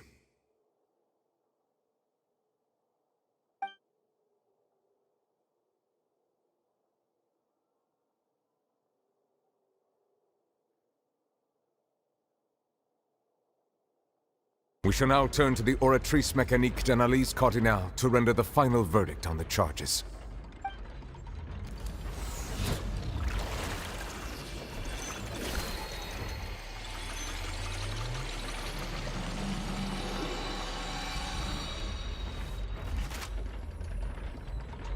According to the judgment of the Oratrice Mécanique d'Analyse Cardinale, Farina is... Well, what's wrong? What's the Oratrice's verdict? No, the Oratrice also displays a guilty verdict. Isn't that correct then? However, the exact wording of the verdict is thus: the Hydro Archon, guilty, to be punished via the death sentence. The death sentence? That's actually one of the available sentences? Have always thought that he was just a myth. The one and only time the death sentence has been handed out at the court, and it's been given to the very person we've worshipped as the god of justice? What an unexpected twist. Furina's been sentenced to death by the Oratrice? We just wanted to use the trial to show her the seriousness of things so she'd tell us the truth. How did things escalate this quickly? This outcome is indeed quite strange. According to Fontaine's current definitions of justice, as well as its recommendations for criminal sentences, is this sentence really appropriate for the crimes that have been committed? Yeah! Even Vacher wasn't sentenced to death by the Oratrice. You know, the real evil mastermind behind the serial disappearances case. Indeed. Not only is Furina's sentence overly excessive, the very point of our trial today was also to prove that Furina has never been the Hydro Archon in the first place. But now, the Oratrice seems to have deliberately invoked the title of the Hydro Archon. What does this mean? Excuse me, if I may interrupt. Is the trial still going? Fremine! You finally made it. I assume this means you've completed your mission? Mm-hmm. Any mission Father assigns to me will always be top priority.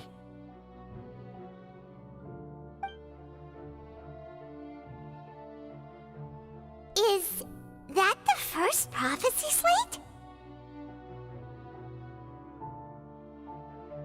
Huh. So the knave privately arranged for Fremine to try and find the missing slate. I looked everywhere and finally found it at the bottom of the sea. It took me a long time to get around some dangerous stretches of water. But has the trial already concluded? Then doesn't that mean I've come too late? Oh no. Father will be disappointed in me. Thank you for your hard work, Mr. Fremine. Please allow me to review the record left on the slate. Traveler, I believe that you have already seen the other existing slates, and would like you to come here and confirm their contents.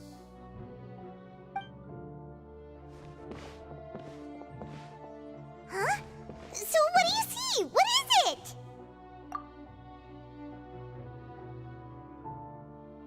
I believe I've now made sense of the Hydro Archon's crime.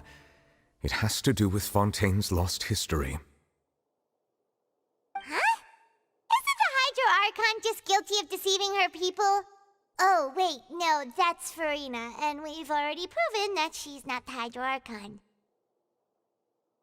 So when you say Hydro Archon, do you mean the real Hydro Archon we've been kinda talking about? In truth, everything that you've encountered in Fontaine up until this point can be traced back to the contents of these stone slates.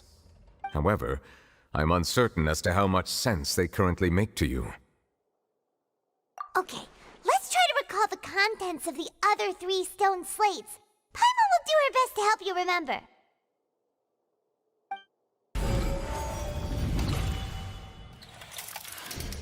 The first stone slate describes what you just said. It seems to show the previous Hydro Archon using her divine power, and then the Oceanids turn into humans. Does that mean that Fontainians are transformed Oceanids? Oh, Paimon wasn't expecting that. But if Oceanids can turn into humans, then perhaps this process can be reversed as well. The second stone slate shows Celestia floating in the sky, and the Hydro Archon and her people worshipping it together. But the heavens still brought judgment down upon them. This must be the point when the Hydro Archon and the Fontainians were branded with their original sin. Does this mean that the original sin and the Hydro Archon sin are the same thing? The third slate shows the Hydro Archon sinking into the sea surrounded by many people. Huh. That reminds Paimon, didn't we also watch that happen to someone else? Well, the fourth slate is the prophecy the Fontainians have been talking about. People dissolving into the sea, the Hydro Archon crying on her throne, and so on. We didn't believe that such a crazy disaster could happen at first, did we? But after that incident, it was just a question of when and not if.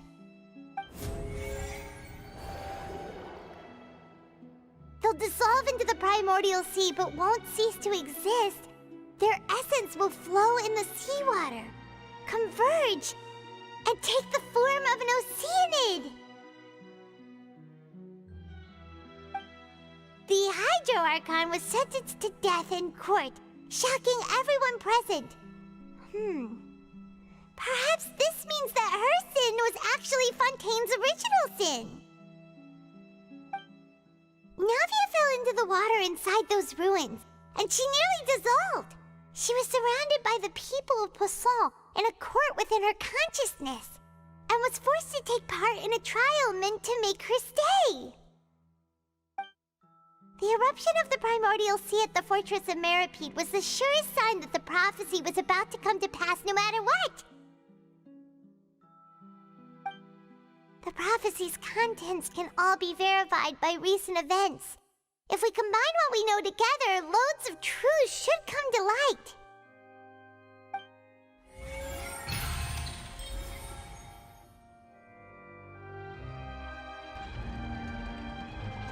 Huh? Oh, Paimon gets it now! So that's how you can make sense of it! But then it feels like we're going to have to share some truly shocking revelations. Let's hear them. Incredible. Linny, did you hear that? We're not real humans. All Fontanians were originally created by the late previous Hydro Archon, with Oceanids as their basis.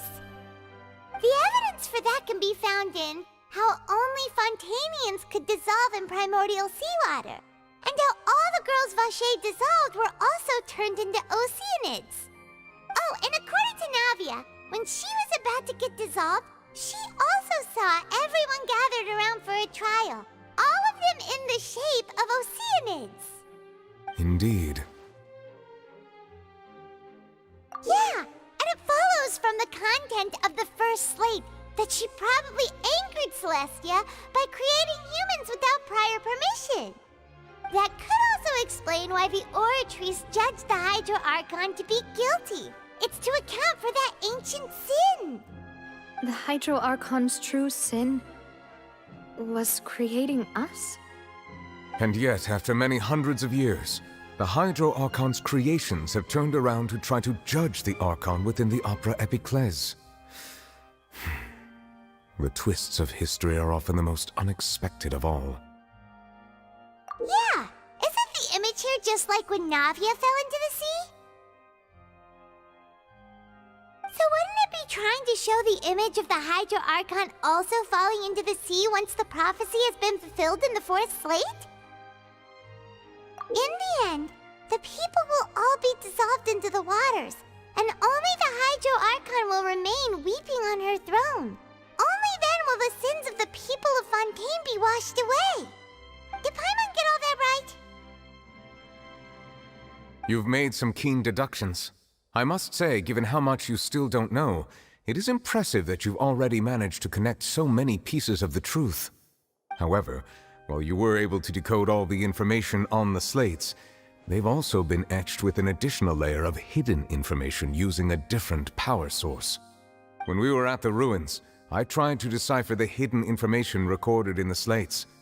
But since we only had 3 slates at the time, I was unable to come to a full conclusion. Now that the slate collection is complete, I shall make another attempt to decipher the narrative recorded within. If everything goes well, we should finally be informed of the unadulterated truth.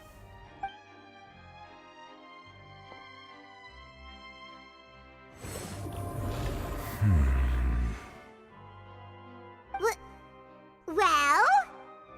Did you get it? I believe I should share this truth not only with you, but with all the people of Fontaine as well. I will try to briefly summarize it for you.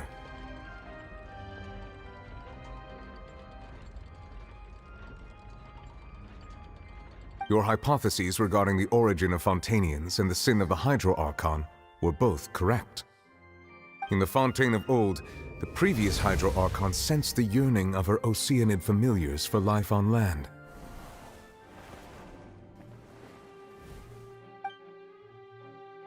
The Oceanids were enamored with the beauty and romanticism of human beings, and wishing to have those experiences for themselves, expressed to the Hydro Archon their desire to become of a similar kind. However, even though water as an element is intricately linked with the power of life, the Hydro Archon, as one of the seven, did not possess the authority to create a new form of human life. Not one to give in, she eventually found a way to create permanent humanoid bodies for her familiars by appropriating the power of this planet's primordial sea. She poured primordial seawater into the Oceanids' blood vessels, creating humanoid mimics in the process.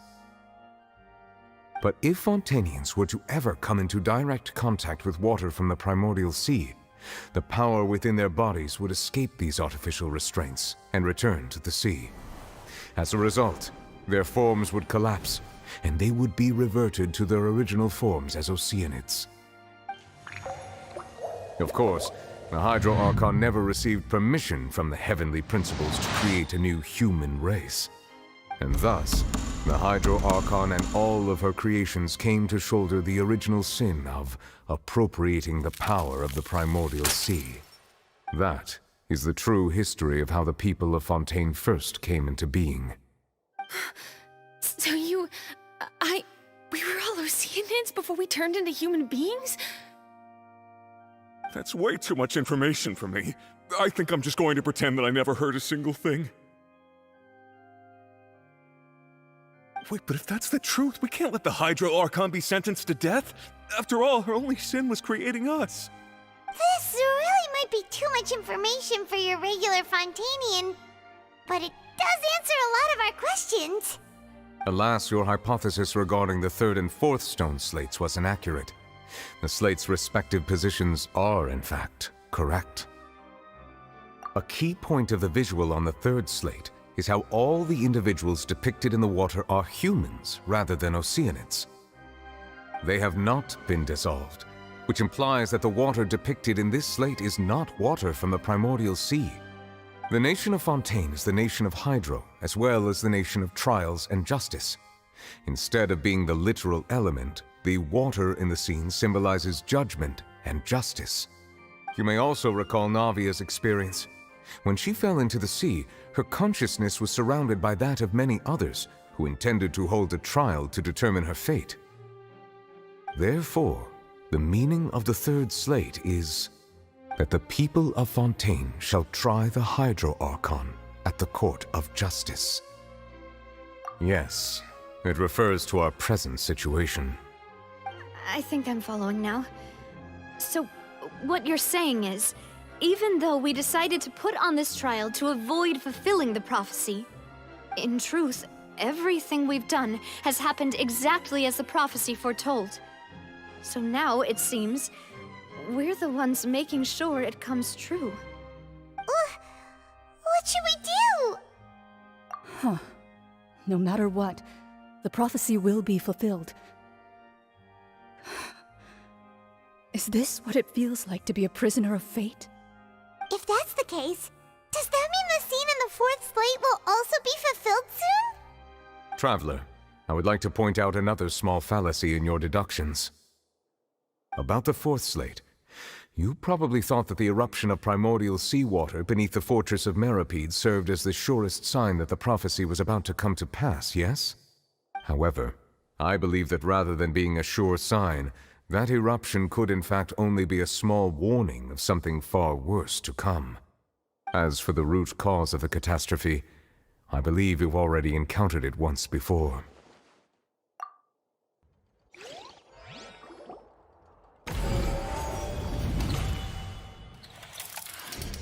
This eruption was just a small warning of the things to come. We must find the root cause of the disaster. If we're talking about a true culprit, that could only be that thing inside the primordial sea, right? The truth, the original sin, the trial, and the root cause of the disaster.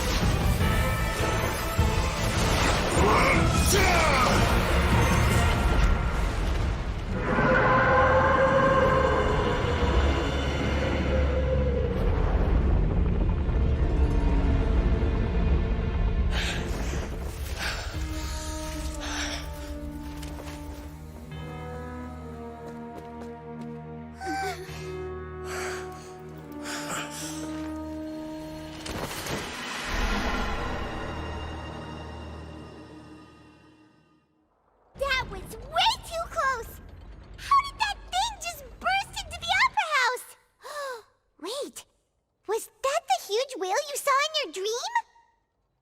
So we've met it at last. I understand very well why it has chosen to make an appearance here. That whale does not belong to Tevat. It is a monster that has traversed the stars, weeping all the while. It has been greedily consuming the energy from the planet's primordial sea, using it to grow. That is the main cause for the rising sea levels. And once it has finished consuming all of the energy contained within the sea, its next step will be... You said that when the Hydro Archon first created Fontanians out of Oceanids, she filled their blood vessels with primordial seawater. Precisely. That whale finds the blood of Fontanians nigh impossible to resist. Therefore, when it left the primordial sea, it decided to make its next stop a packed opera house full of food. Food in the form of Fontanians. We just barely managed to push it back, right? In that case, won't it come back to target the people again once it's managed to recover its strength? That is correct. Indeed, it is more accurate to say that we should thank that Harbinger for buying us some time. Without him, the whale would have likely come onto land far sooner. From the way he looked, he must have been fighting the creature for quite a long time. That battle maniac. We've always known that he had a special connection with that whale, but we definitely didn't expect it to help us out like this. Anyway, now that we know that this whale is the actual cause of the disaster recorded in the prophecy, all we need to do to stop the prophecy would be to find a way to beat it up, right? It is too late. It had already absorbed too much of the primordial sea's energy before we could notice it. At this point, it has become practically integrated with the sea itself. Even if the entirety of Tevat were to be destroyed, it could still survive and swim off towards some other world. That's not something I will accept. We've already done everything we can, and we even found the true culprit. We've come so far. You can't just tell me that the last hurdle is some impossible foe. That's just not fair. Indeed, that's not how a grand performance should end.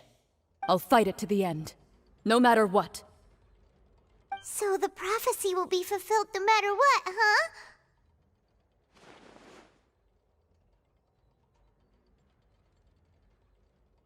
The prophecy. Yes, what has been prophesied will be fulfilled. You may view such things as the history of the future.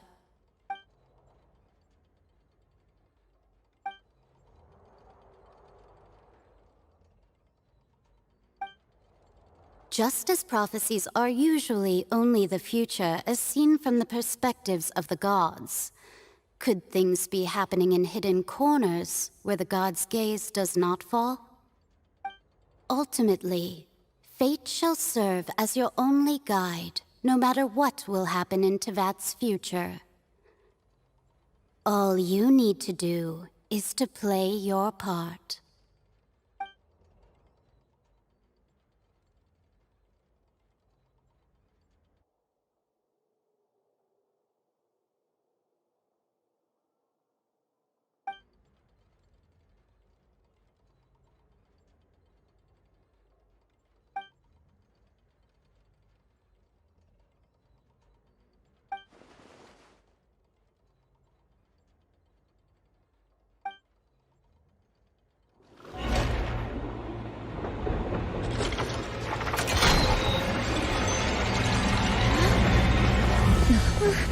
What's happening with the oratories? I believe it is preparing to carry out the death sentence.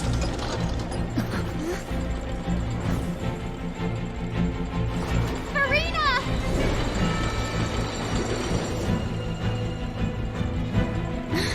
No, I still need answers.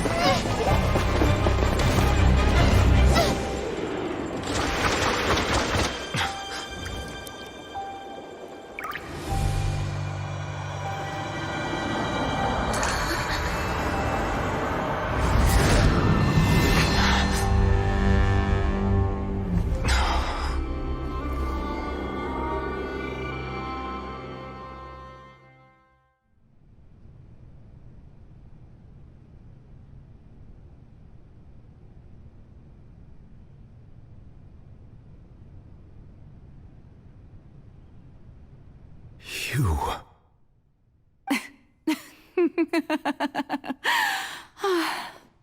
Sorry. That shocked expression on your face is just too amusing. I couldn't help myself.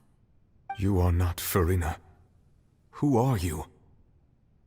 The sweet sound of bewilderment. Marvelous. A sure sign that my attempt to deceive everyone was a resounding success. But to answer your question, I am Focalor. You know, the god. Focalor? Why did you deceive us? Oh, that wasn't my goal, of course. Goodness, no. But I had to fool everyone else too, if I was to stand any chance of deceiving the heavenly principles. Deceiving the heavenly principles? It's all because of that pernicious prophecy. Dreadful, wasn't it? Everyone doomed to dissolve. Fontaine condemned to be flooded. One was not amused. In fact, one was positively bemused when that problem was thrust upon me by my dearest predecessor. That's the former Hydro Archon Egeria, for the uninitiated. It hardly gets more disastrous than a preordained national catastrophe, now does it? She knew full well that the prophecy would surely come to pass. And as one of the seven, she also knew full well that one defies the heavenly principles at one's peril. So yes, as you have no doubt surmised, it was a rather impossible situation that I found myself in. I spent a terribly long time mulling it over, alone on the ocean floor. And I was almost growing barnacles by the time I finally realized there was only one possible solution to this confounding conundrum. I had to outwit the heavenly principles, allow the prophecy to be fulfilled, ostensibly at least, while saving everyone at the same time. I'm a genius, I know. I can only assume that's why Egeria chose me as her successor. Although, looking back now, it was hardly the inheritance one dreams of. Between the task of saving the nation, the quotidian duties of the Hydro Archon, and not to mention the original sin of creating a new race of humans, I dare say she left me quite a colossal mess to clean up. But one can only play the hand one is dealt. I did not choose this, any more than I chose to be one of her Oceanid familiars. So you were also once one of the Oceanids, transformed into a human by Egeria's hand? Yes, I was. I always dreamed of becoming human. And I still do, even now. In my eyes, to be human is to be part of the greatest opera ever known. After becoming a god, I separated my divinity from my body and spirit, leaving behind only a self that was as naive and bewildered as my past self on her first day as a human being. The me you see before you now is that divinity, and the human counterpart I left behind, I named Farina. She could feel joy, sorrow, and everything in between. She could be as vain and conceited, or as meek and vulnerable as she wished. Her strengths were of a kind only a human could possess, as were her shortcomings.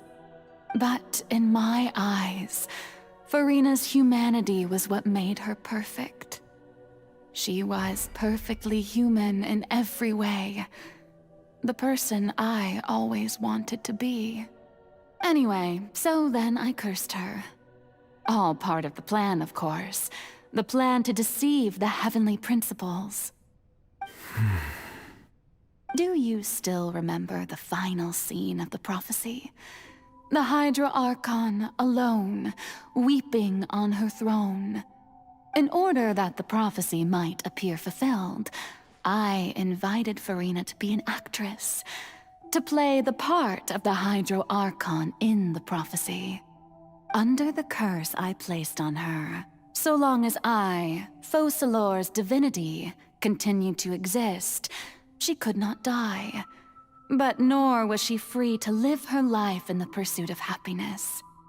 Instead, she was forced to take the stage in the opera house, to embrace the role of leading lady, to forever play the part of the god from the prophecy, all to create a deceitful appearance of that prophecy coming to pass. I suppose now you probably understand why your court is called the Opera Epiclese. But Farina is only human, isn't she? Even though she has had a long life, her mind is no stronger than that of any other ordinary human being. I cannot begin to fathom what she has had to endure. It must have been torture for her. It has indeed. And although she is, in a sense, me in human form, I most definitely owe her an apology for it. It's been 500 years, and all along, she's been playing her part in the most unimaginably long, unbearably lonely, and agonizingly painful opera of all time.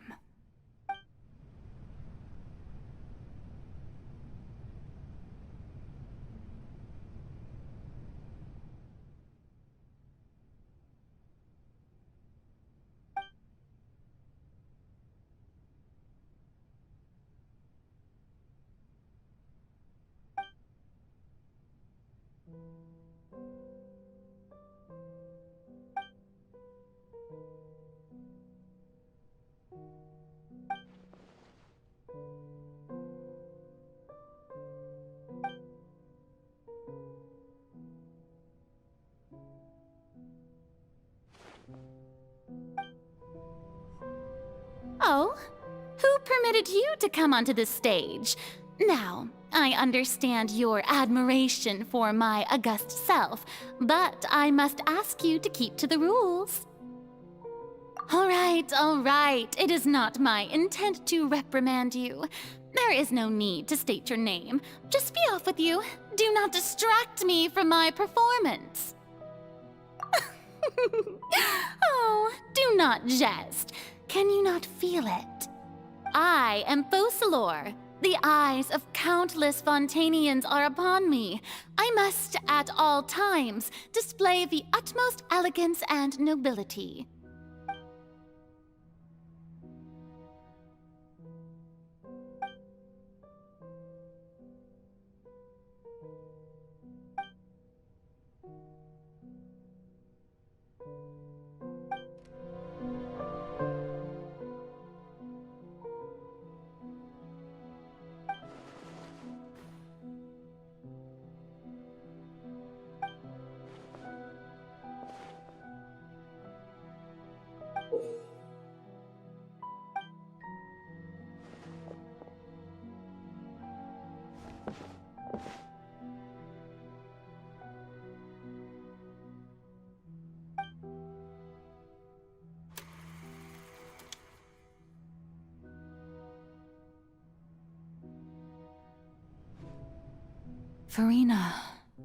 Farina.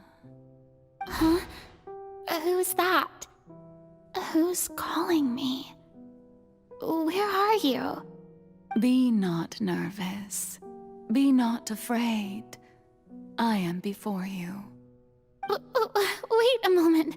You're mirror me? How can this be?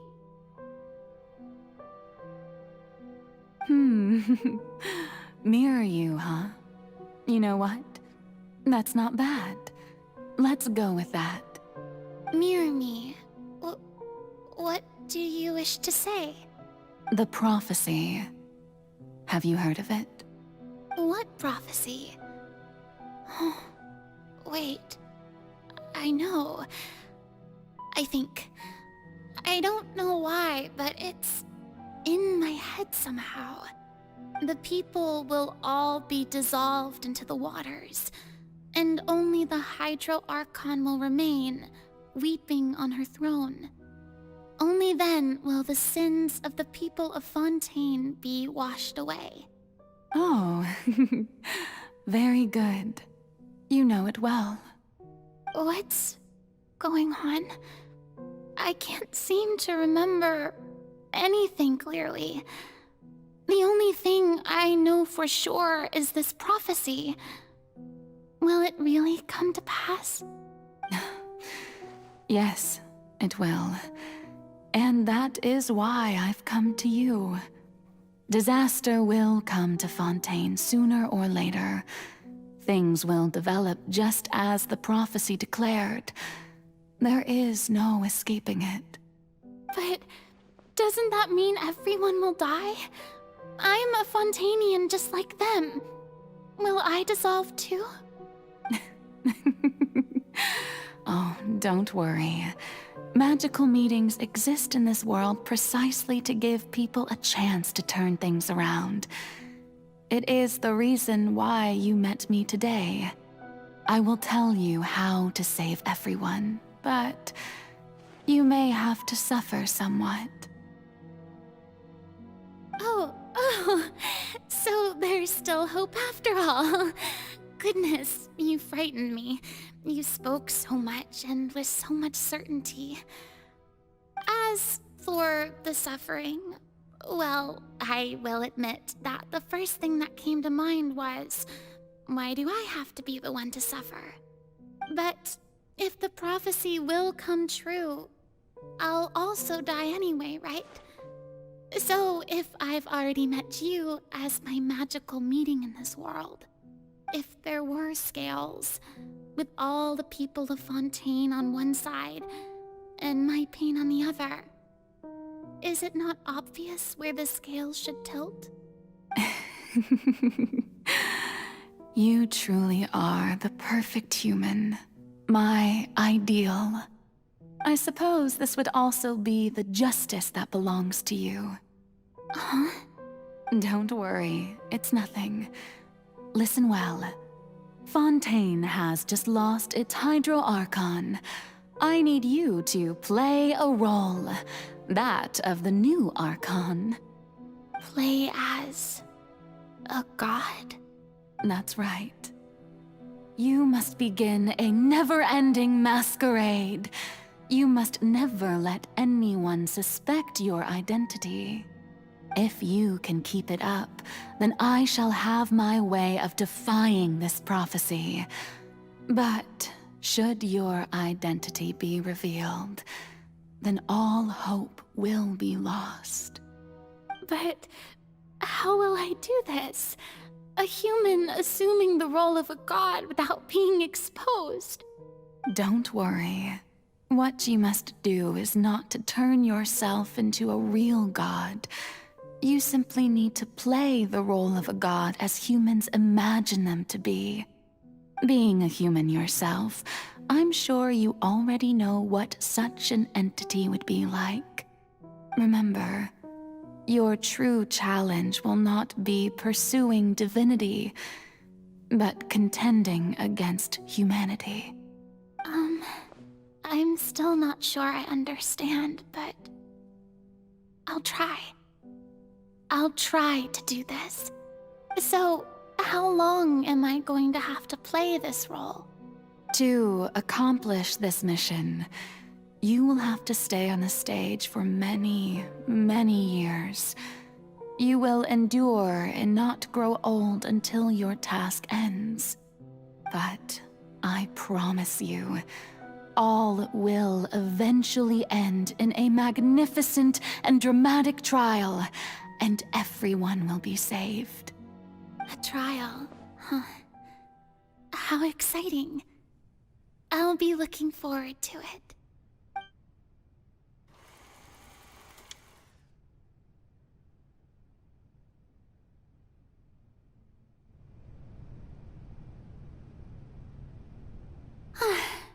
The Maison Cardinalise has announced my accession, but this is my first time facing the people. What should I say to most appear like a god?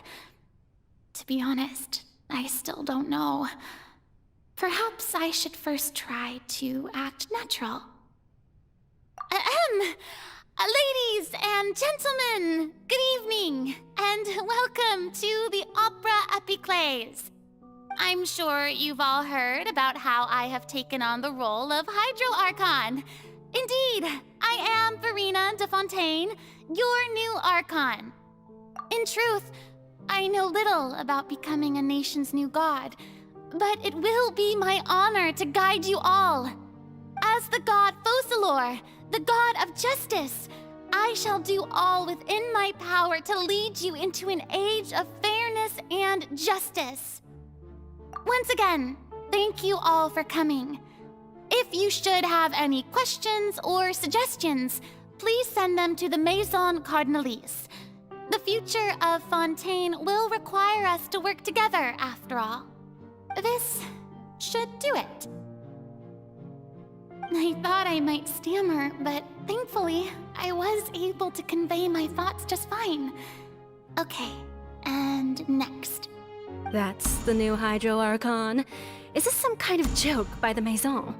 I would have thought that a being that surpasses humanity would be a bit more assertive. Hey, did you hear that? She even told us to send her suggestions there at the end. Shouldn't gods be all-powerful? She's being so modest. What's the difference between her and an ordinary person, then? If you ask me, perhaps the succession didn't actually happen. She might just be a Maison-backed puppet. Wait, what's going on? Why is everyone suspecting me of being a fake? Oh, this is bad. If I get exposed here, there'll be no saving the people from the prophecy. Right. Mirmi said that I just need to play the role of a god as humans imagine them to be. Calm down, Verena. Think. What do the people want? How would they imagine a god to speak and act? Assertive, with a strong sense of presence. One who can dispel all doubt. That is the character I'm fated to play.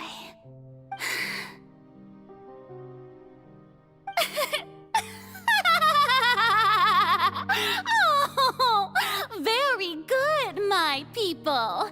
Only ones such as you are deserving of my rule. Now, I was wondering if some weak puppet were to one day come onto the stage and claim ownership of this opera house, would the children of Fontaine follow them? Well, it seems that you would all see right through them. Having passed my test, you are qualified to witness wondrous trials alongside my august self, here in this opera house. You may consider my previous act a door gift of sorts. I thought it was a debut that suited the atmosphere. Now then, let us be reintroduced. Ah, so that was just a performance. How could I have forgotten that we were inside an opera house? Her personality.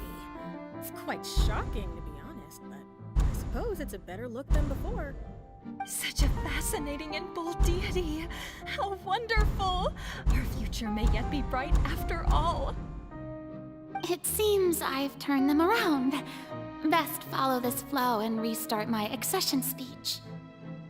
My dear people, whether you acknowledge me or not, whether you trust me or nay, I say to you, keep faith in your ardor for justice.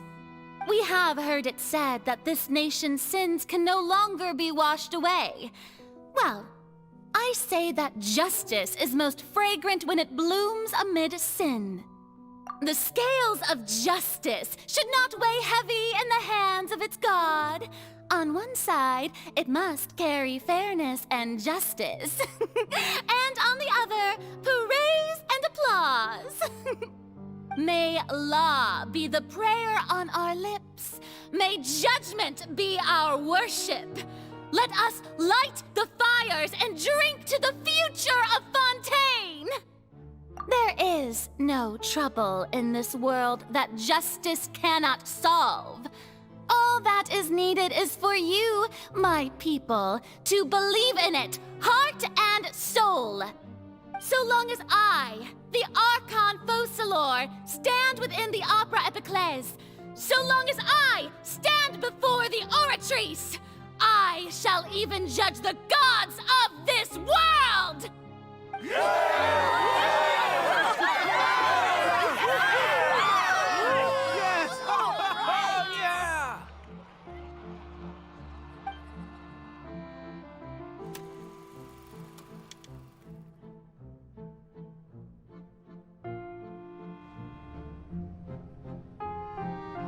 Lady Farina, here are today's case reports, as well as a summary of the follow-up for your perusal. Come now, was I not just at the Opera House in person? Leave these kinds of things to Neuvillette. Besides, none of these trials were the one that I'm looking forward to the most. If I may be so impertinent, what kind of trial are you truly looking forward to? A magnificent, dramatic, and wondrous trial. A trial to end all things. How could you hope to understand? That's true. I fear I lack the ability to grasp your divine thought, Lady Archon. No need for fright, and do not take what I said before too seriously. Go now, do your duties. The trial I await. It will come one day. Lady Farina, I don't know what to say. Thank you for agreeing to see me. No need to thank me. Or rather, thank your own sense of perseverance instead. Long have you stood in line to meet me, have you not? Oh, I'm afraid that's just an inevitable consequence of my divine charm. All right. Deuteria, is it? How is your son's illness? You remembered me, and you knew of my family, too. He is doing much better now. In fact, he is far more of an ardent believer than I. He was the one who forced me to seek an audience with you, and to bring your words back to him. Oh, good. Very good. If this should happen again in the future, please do not hesitate to come and tell me. Going down to citizens' homes every so often, while not usual practice, should serve as a fine change of pace. You're such a gentle and wise god. Thank you once again, on behalf of my son.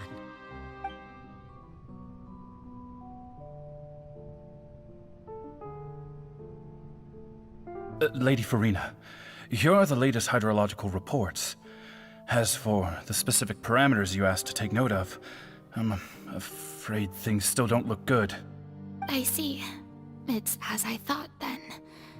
As your god, I did already expect this, but I wanted to see how far your human wisdom would allow you to analyze it. All manner of signs indicate that the prophecy will still come to pass. Forget it. That's not something you need to worry about right now. Well, as I understand it, the Fontaine Research Institute is also trying to find a way to counter the rising water levels. Really? Have they found anything? I'm afraid that they haven't found any effective solution thus far. Oh, is that so? Well, no wonder. This issue has reached the realm of the gods, after all. Still, their spirit is praiseworthy. The day is finally over. I haven't had a moment to breathe this whole time. But it's good to see that everything's getting on track. There are no longer any voices of suspicion. Maybe this is fine. I just need to keep going, and everyone will be saved. All right, Farina, don't think too hard about this. You need rest. Tomorrow's a new day.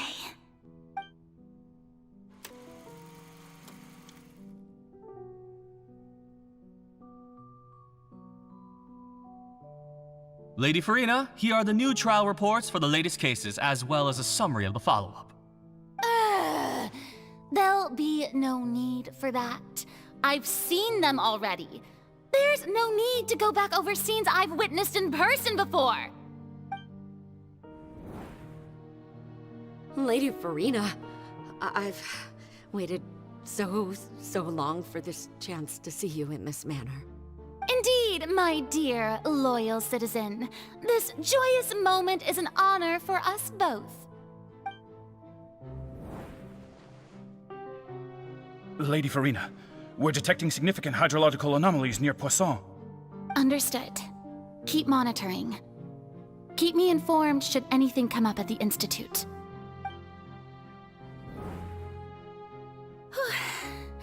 I don't think I let anything slip today. I must show the people that there is nothing to worry about. I just don't know when these days will end. I feel utterly exhausted. Best to rest early today, too.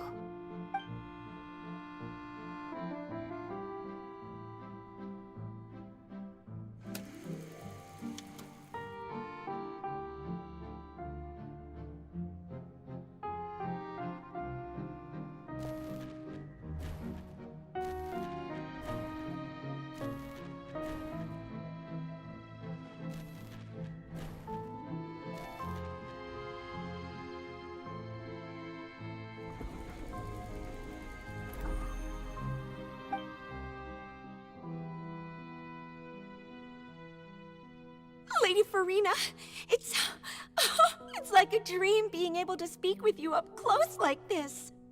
I've heard that the first member of our family who was honored to receive an audience with you was Madame Deoteria, almost 20 generations ago. And what a fine family yours is indeed. It brings me great joy to meet such a faithful believer. A descendant of a line most ardent. Surely you exaggerate, Lady Farina. My lady? What is it, good citizen? Are you crying? Oh, really now? I didn't even notice. This must be the overflow of hydro from my person. Well, can't quite help being the god whose dominion is the waters, can I? No wonder. No wonder. A manifestation of your power, then. Oh, Archon, I am honored to have witnessed it. Honored indeed.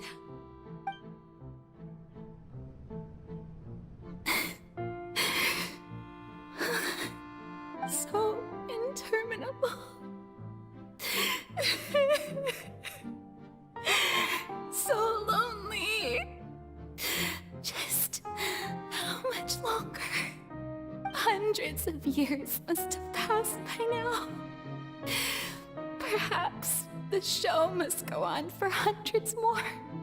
I never imagined that it would hurt so much. Have I reached my limit? No. Perhaps I reached it long ago. Today I didn't even notice my own tears.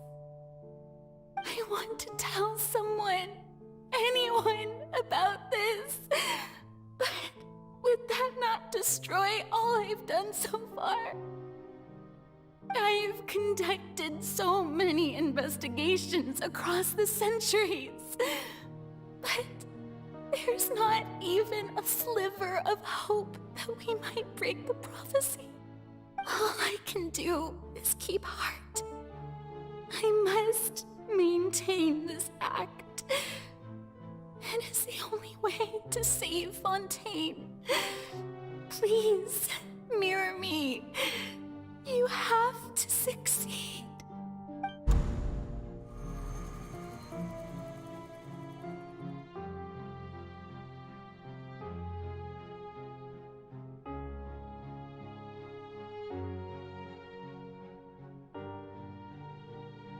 Farina, you don't have to shoulder this burden alone. Although I don't know what you might be keeping from everyone, your people are more than willing to share your burden with you.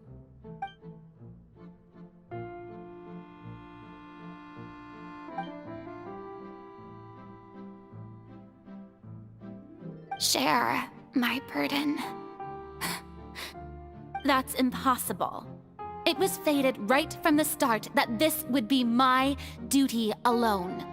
But even if your burden doesn't need to be shared, you can still choose to confide in someone. Just share it with me. I'm what you'd call a witness. A witness? Yes, I've heard that you came to Tevat from beyond the stars, yes. In other words, you never belonged here. And if Tevat is, in its entirety, a show on a stage, then you're just a spectator, aren't you? If that's the case... She's right. I could confide in her, couldn't I? But if things don't play out as expected, the people of Fontaine will be the ones to pay the price. No, Farina. You shouldn't be selfish. But what if it's really alright? Farina, you've worked so hard for so long. Surely it would be okay to put yourself first for once. Just this once. Is it such an outrageous thing to do anyway? To find someone in whom you can confide your frustrations and sorrows? Surely it could not hurt. If you let this opportunity slip through your fingers, it might never come by again. Think about it long and hard.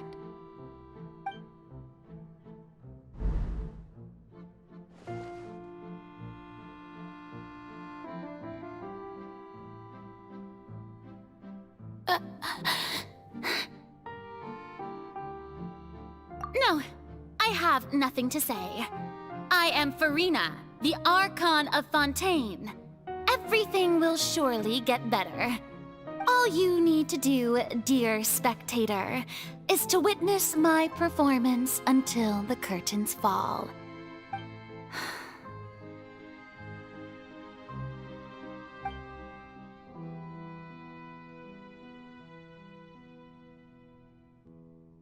Fine.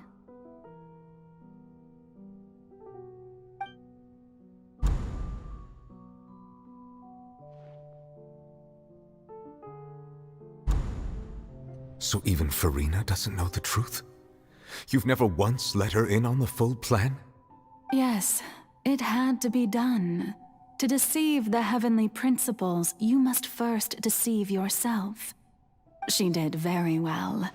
If she had let her resolve falter even once in these 5 centuries, Fontaine would have been doomed to the most tragic fate. It seems that trusting humanity was the right decision after all. I believe that I understand how your deception works, but that is only half the truth, is it not? How would you build on this foundation to save the people of Fontaine? That is the most important thing. Ah, good. Of course, the Iudex of Fontaine has pinpointed the crux of the issue. I'm sure you've long sensed that the Oratrice is no simple machine, yes? I've always suspected that it had its own consciousness, and Lenny did mention that he heard a human voice within the core chamber. It now seems that that person was you, hidden within the machine all along. Am I right? And then I became one with the Oratrice, taking Fontaine's gnosis with me. Yes, it would seem so, wouldn't it? Alas, your understanding of this device still lacks sufficient depth. In truth, it is no enactor of justice. It is, in fact, a device created to kill the god of justice. Beg your pardon? Oh, you have it. And to be more precise, not only will the Oratrice take down the god of justice, it will also take down the divine throne upon which she has been placed.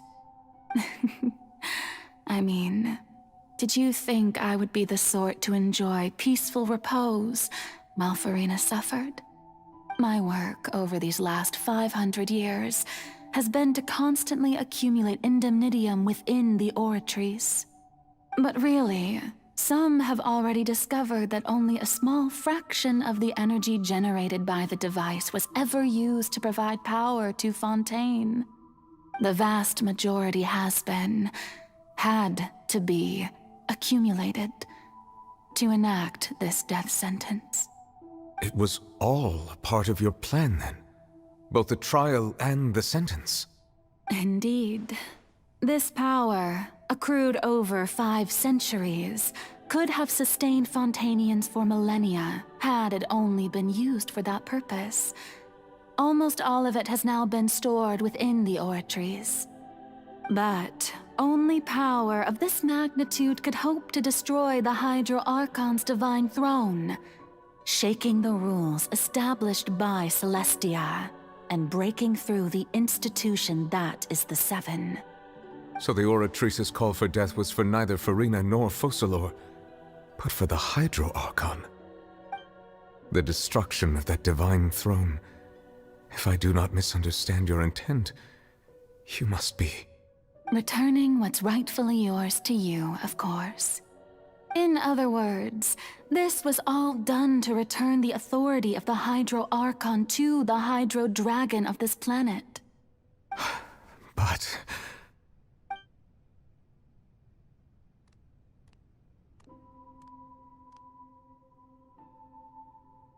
Oh, what? Getting sad again, are we? The authority of the ancient dragons shall soon be yours once more, O Hydro Dragon Sovereign. And this is the face you make.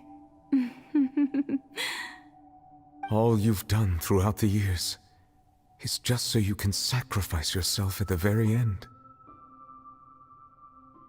I've never quite seen it that way, you know. Even now, I'm quite pleased at how well my deception worked.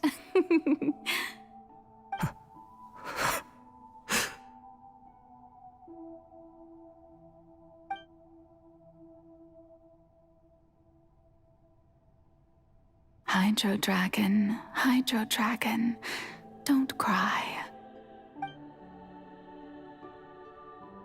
I must say, had it been within my rights, I would have loved to judge the heavenly principles themselves. Were they not guilty of essentially the same crime? Egeria stole the power of the primordial sea, and the heavenly principles stole the power you ancient dragons possessed. I, for my part, am the god of justice. And is it not just that your original powers should be returned to you? Speaking of justice, I have always believed that justice lies in the process of pursuing human existence itself. So, if the theft of the primordial sea's might was Fontaine's original sin, then, leaving matters of procedural right and wrong aside, the descent of the Fontainians as humans and their right to exist in this world would be Fontaine's original justice. In other words, existence was Egeria's justice, and to me, justice is the continuation of that existence. Defying the prophecy and ensuring that Fontaine's people shall live on, that should be the justice enthroned over all others. At this point, we, whether it be myself or all other Fontainians, have shouldered the burden of this sin for far too long. Iudex Nervillet, the highest judge in our land, when you regain your full power as an elemental sovereign, what verdict shall you pass upon us? So when I was invited to the court of Fontaine to serve as Iudex, I see now that that was your idea too. At last, I now understand the true purpose behind this position. In the beginning, I was uninterested in human existence. But these 5 centuries of living alongside them have gradually brought about mutual understanding between us. And I have even attempted to feel as they feel. You are a devious one, Focalor. Things being as they are, surely you know that I could never declare them to be guilty.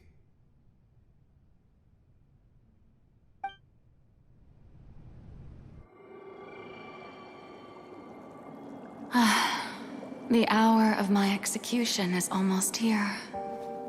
For the sinner, the curtain call has come. I know I may not sound it, but faced with death, I find myself a little afraid. Perhaps this is one thing both gods and humans have in common.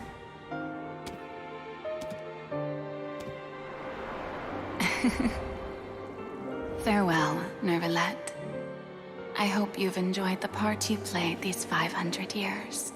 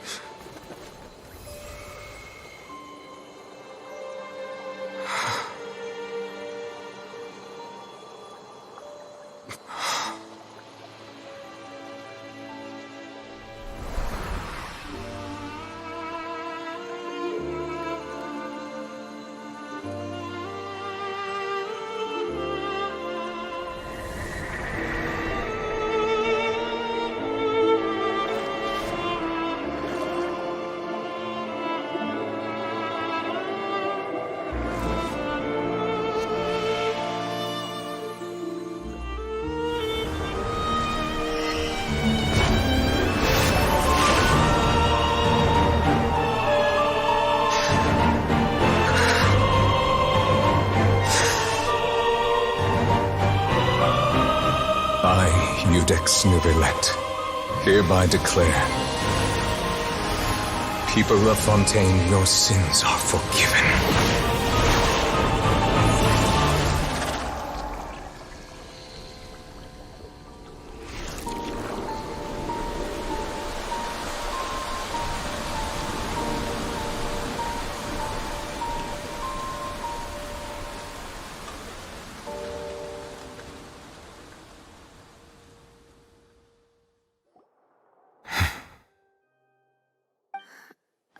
What just happened?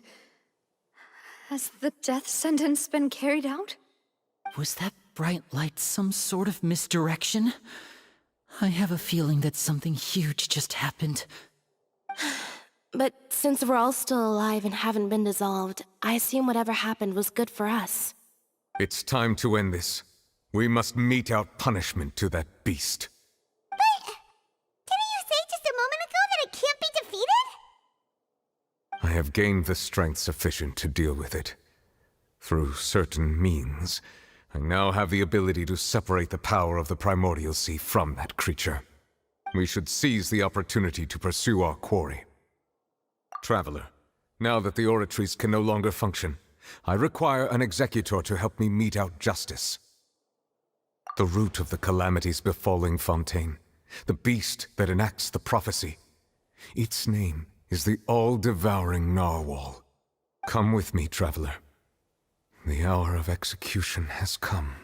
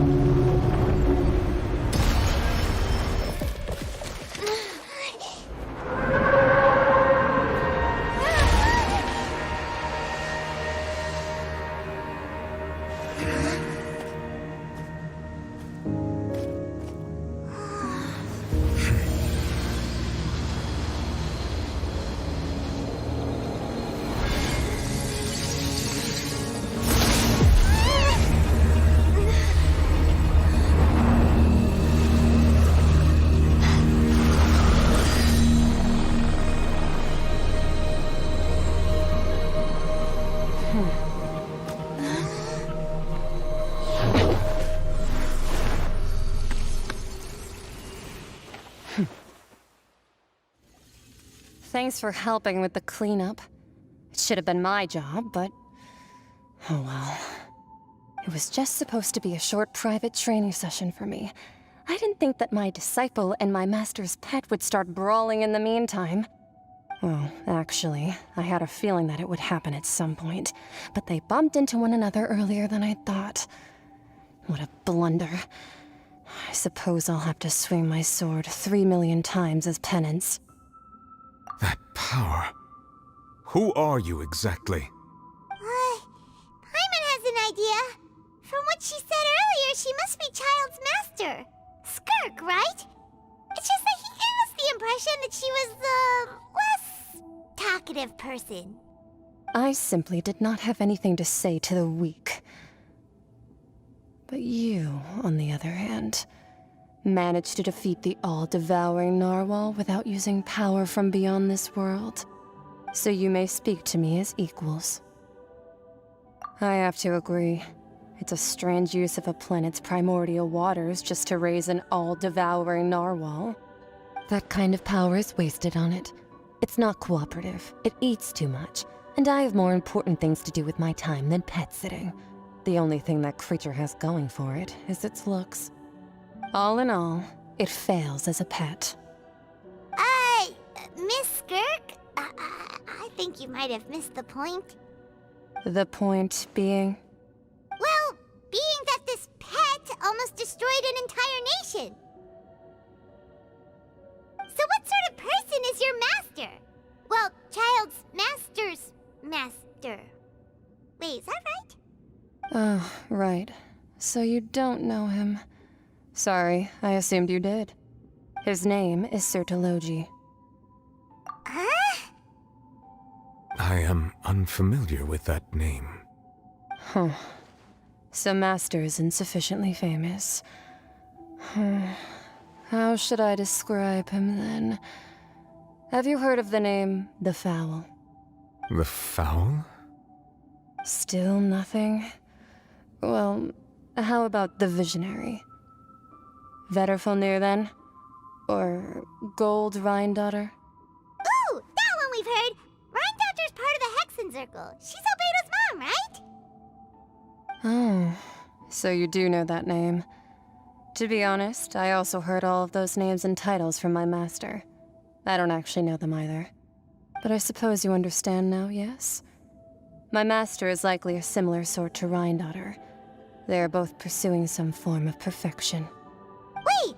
Didn't you also mention a visionary person? Paimon didn't quite catch their name.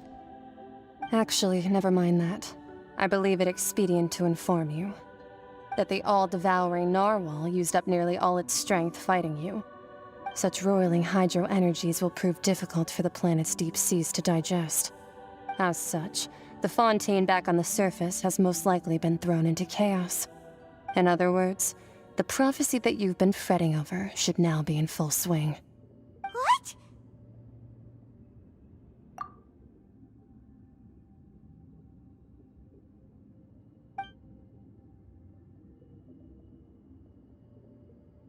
Not to worry. Focalor has already managed to deceive the heavenly principles. In the end, the people will all be dissolved into the waters, and only Furina will remain, weeping on her throne.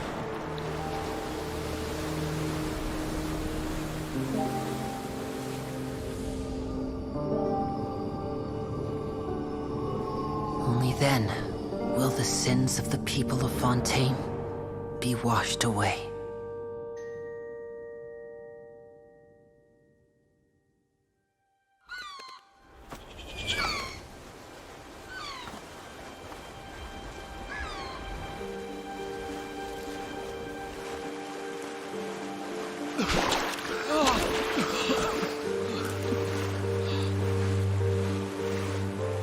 Hey! Help! Over here!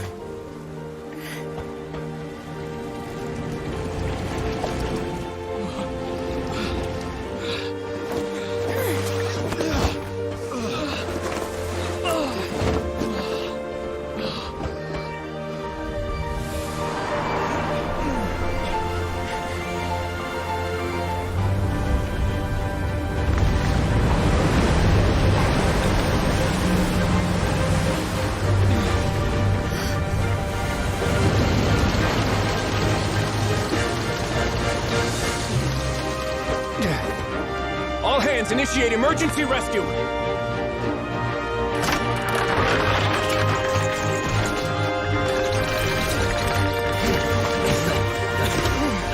Hurry!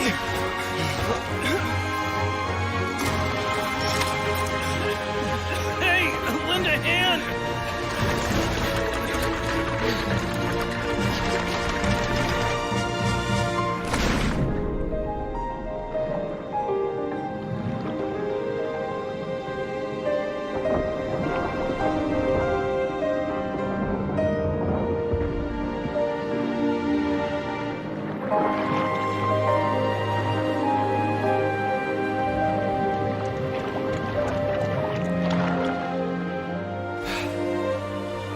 Look! The water's receding!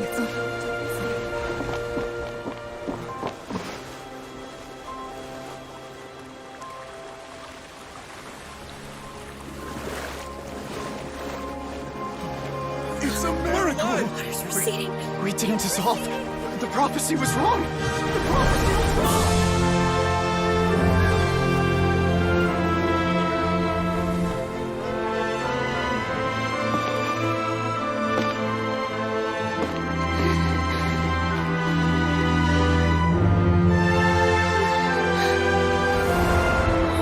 Are you alright? We're saved. The prophecy was wrong.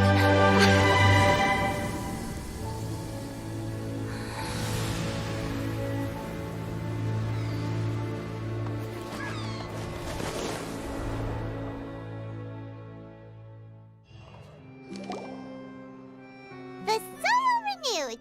The Svina di Rasula talks post-disaster rebuilding. I recently visited Poisson to meet with Miss Navia, spokesperson of the Svina di Rasula, and we spoke about Poisson's present and future. Old soil can still give birth to new bloom, Miss Navia stated. Hope is like seeing a small cookie when you're starving late at night. You just need a little of it. Skyship Winglet, Booner Brain of the Fontaine Research Institute. The various disputes that have arisen on account of Mr. Edwin have suddenly become a shield over the Institute, with Jurier turning out to be a once overlooked hidden gem. People always call the first researcher mad, but few know what to call the second. And should that latter person achieve a miracle, they would find it all the harder to find a word with which to classify him and his team. Wow! Paimon barely recognizes the people in the reports. Are those really Jurier and Navia?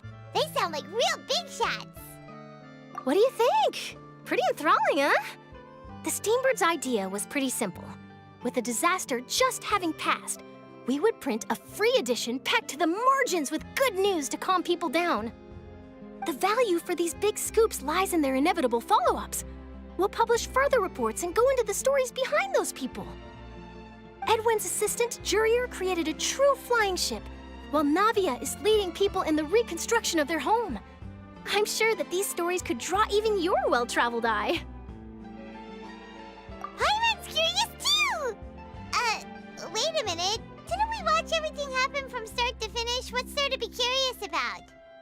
And that's exactly why I'd like you to come conduct interviews with me. You're the best incubators of news, if you haven't noticed. And also, with you around, I'm sure I'll get to see that Duke. Are you sure? Hasn't he turned you down several times already? Oh, this time will be different. Come on! Let's head to Poisson first, and then make a trip to the fortress. There are some things you'll only know when you get there. Navia! Oh, it's you. What brings you all here? Hey, we're just having a look around. I'm here to update myself on how things are going here. Oh, the Fatui are here too! Let me introduce you. This is Mr. Garunt Snezhevich. He represented the Knave in sending us a large amount of supplies, and is helping with our work. Our residents are hard at work as well. Thanks to everyone, work is progressing nicely. We've lost a lot of people, but we're moving forward.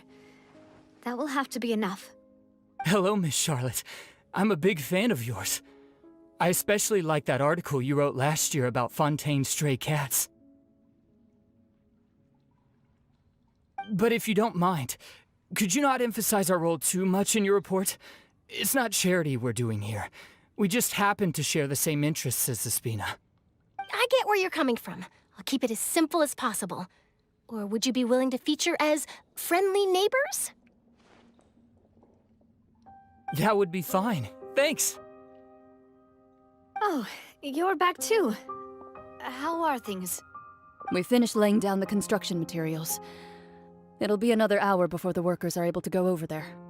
Huh? You're here too, Clorand? Well, her reputation's greatly risen after that whole duel business with Miss Farina. So she's here in Poisson to wait out the heat. All right. She really came here to help me out. There's too much to consider in the reconstruction of Poisson. The Spina has need of more decision-makers. And, well, I do already happen to be connected to Mr. Callis. Oh, wait just a moment. Do you mind me asking a few questions? You know, about how you felt before the duel, about what it was like facing down a god. There's lots of exciting material there, I bet. Forget it. I'm sure you can find a better theme than that, Miss Charlotte. I see you're the same as always. Couldn't you do me a favor, for Navia's sake? Well, if we're talking about doing things for my sake, you might as well just take a few more photos of me. Or of the Traveler. It's better than wasting time persuading Clorand, at any rate. Of course I will. I'm not gonna let her off that easy. All right, then everyone who wants to be in the photo, gather up. And smile.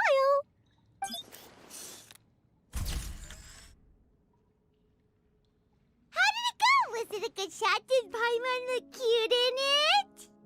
Not bad. Your addition really helped the composition of the picture.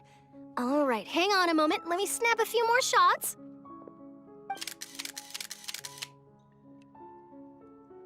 All right, that should do it. I'll be back here later anyway, so let's call it a day.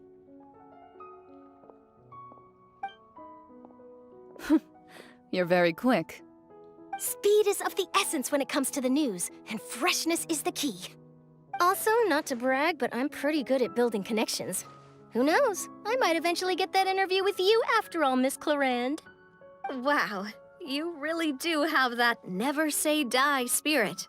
I'm impressed.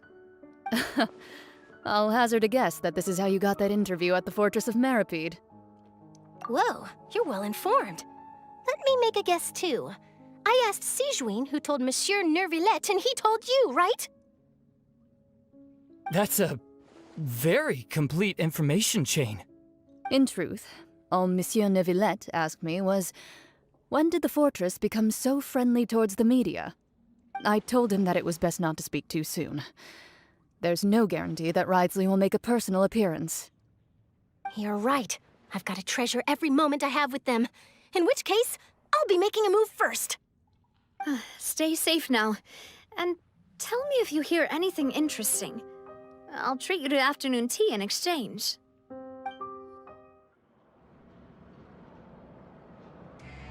Wow, guess we're here again, huh? There's a real nostalgic feeling to this place. Looks like you've been missing us. Duke! Did you come all the way to the entrance to greet us? Of course.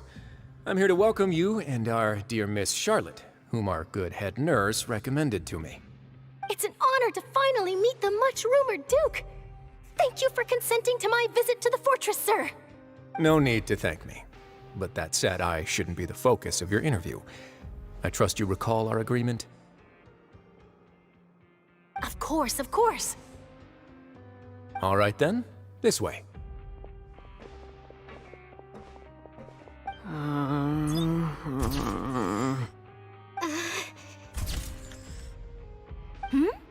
Hey, no need to be so nervous. I've already taken all the photos we need.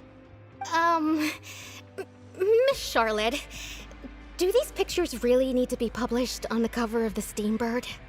It would seem that Miss Lorvine doesn't want her face to appear beside that of Mr. Jurier, Sir, please don't say things like that. But it looks like dear Mr. Jurier denies it. Might this interview be very important to you, then? No, I just... This is my first time being interviewed, and I'm very thankful to the Steambird for... Now, I might not look it, but I actually did meet Mr. Edwin once. And I'll be honest, I enjoyed chatting with you more. You've definitely got more of that genius vibe going on. The boat that brought about a miracle, the ark that saved the people. Why, you recreated a myth back there, like an emissary of legend. Still, if I might ask, where's that flying ship now? Huh! Looks like Charlotte's trying to get herself another exclusive scoop. I have to apologize, but that ship is presently in the bowels of our factory. I'm afraid it won't be easy for you to get a shot of it. Really? Well, then in that case, could I have an interview with you to make up for that loss?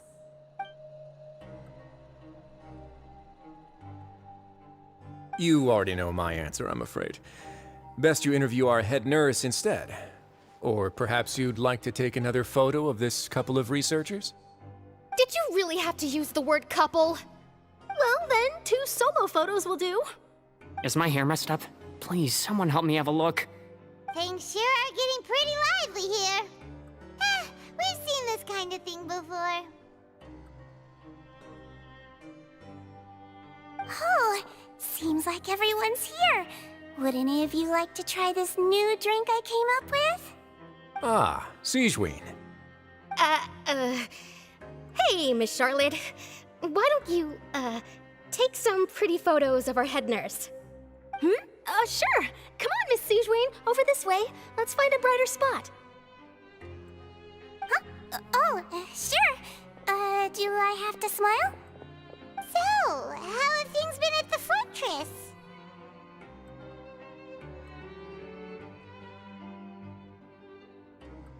Same old, as you can see.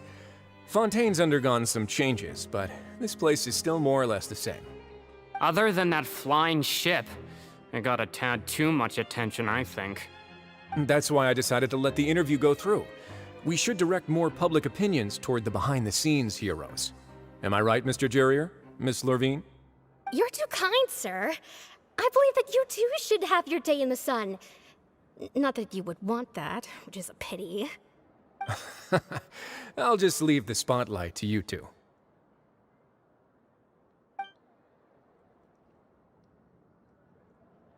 I see.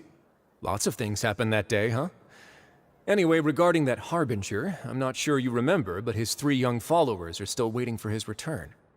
He sure did win them over, huh? I'll tell them that there's good news and bad news. The good being that their boss seems fine, and the bad being that they must face extended sentences for abetting his escape. Oh, actually, what about you? Are things gonna change for you too? What change can there be? The fortress will keep chugging along, and so will my duties. As to what Miss Farina's departure will mean for the nation, and if our laws and governance will be transformed, we'll leave those to the folks in the overworld. Hey everyone, the photo shoot's done. Good. In that case, let's call it a day here. Thanks for your cooperation. Come on, Traveler, let's go. Till next time, everyone. There'll be a next time? Maybe. Who knows? I might write a story about the underwater factory next time. Until then.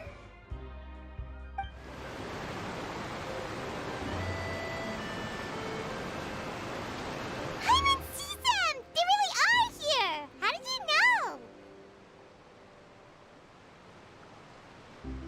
know? Navia mentioned that she stayed in touch with Linny and the others after working together. Apparently, they've been at the docks distributing these strange pockets the whole time since. Traveler, Paimon. Ah, and Miss Charlotte, too.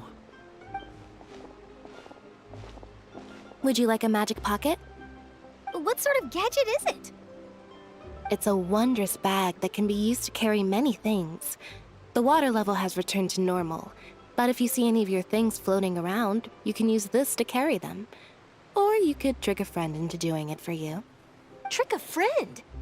I wonder which of my friends would fall for that.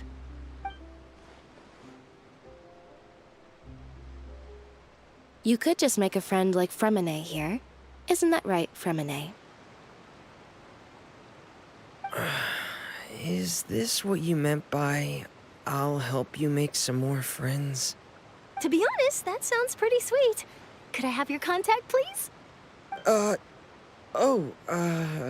Sure. Please, write down my address. You sure are working hard to help Fermine socialize. He was the one who proposed doing this. He even wants to assist in our magic shows. Yes, I was planning to first introduce Pear as an assistant, and later Fremine himself. In the future, I think we can leave underwater escape magic to him too.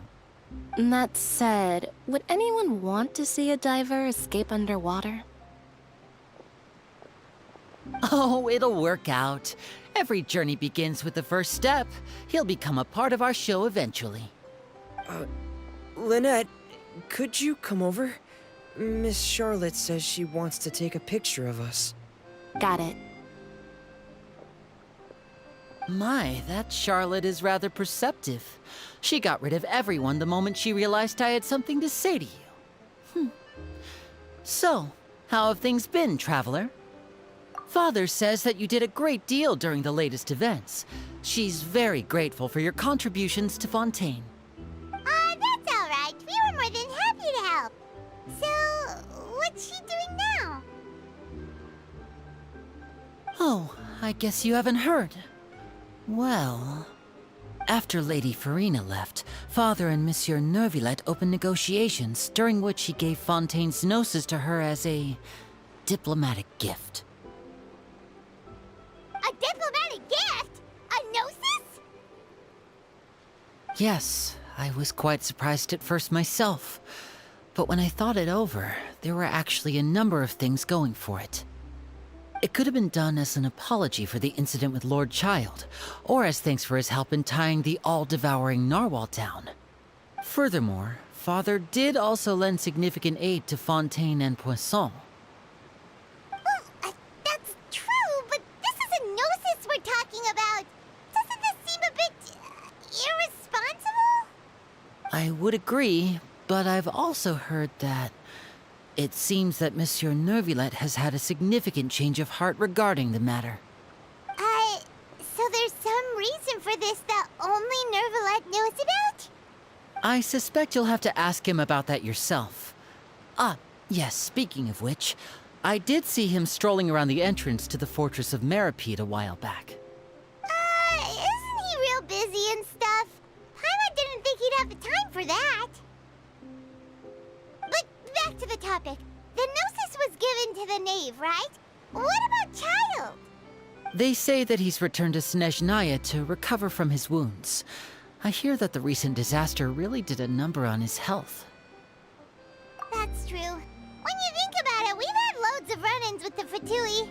To think we'd be allied with them this time. So shocked by such a simple switching of sides?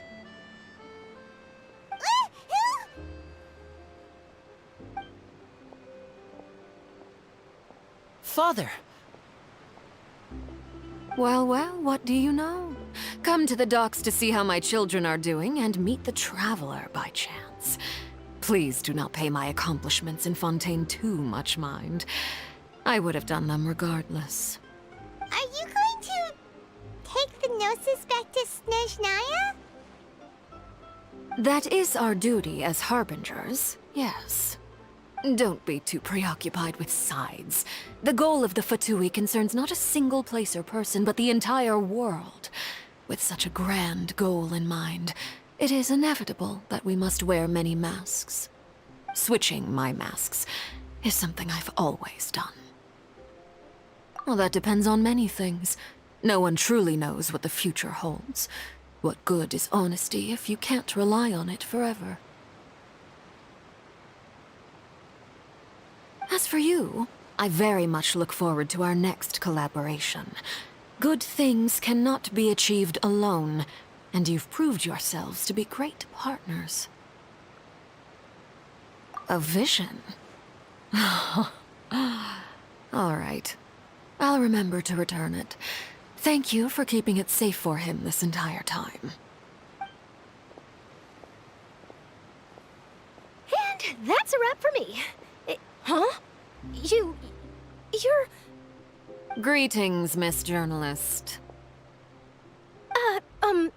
Hello. If I'm not mistaken, there are diplomatic channels I'll need to report to take a photo of you. That is correct. So forgive me, but I will not be able to serve as a subject in your article. However, feel free to write as much as you'd like about our dear magicians and our upcoming rookie talent. I will. The sea breeze is quite pleasant. I shall continue my walk while the weather remains so agreeable. Farewell. Farewell, Father. Oh, she has such an intimidating presence. I didn't even dare to take a picture. Thankfully, I've already wrapped up all my pre-scheduled interviews. Thank you all. This'll be more than enough for me to write about, I'm sure. Don't be too nervous. Why don't you take a magic pocket before you go? Here, Traveler, Paimon, you take one too. To move things about? That's right. Funny. I was giving out magic pockets when we first met too. And what do you know? I'm doing the exact same thing right now. So many things have happened, but the pockets are still the pockets. I guess this must be life. We will all follow our own paths, and serendipity will lead you to your fated friends. All right then. We'll be handing out pockets in some other districts later, so we'll get going now. Have a good day, you two.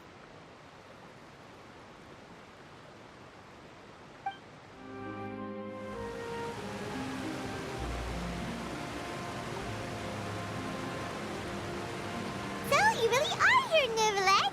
Paimon didn't think you were going to have free time this hour of the day.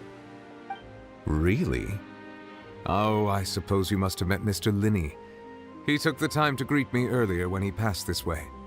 In any case, you came at a good time. I was just considering reaching out to you to set up a meeting, so I may explain some things that I haven't had the time to before. Aw, Paimon's glad that you remembered. Thank you for keeping us on your mind, what with you being busy and all. Alright, let's have it then. How was Fontaine actually saved? The whole business is still quite the mystery to us. It is strange how words can often leave a bitter taste in the mouth when it finally comes time to say them out loud.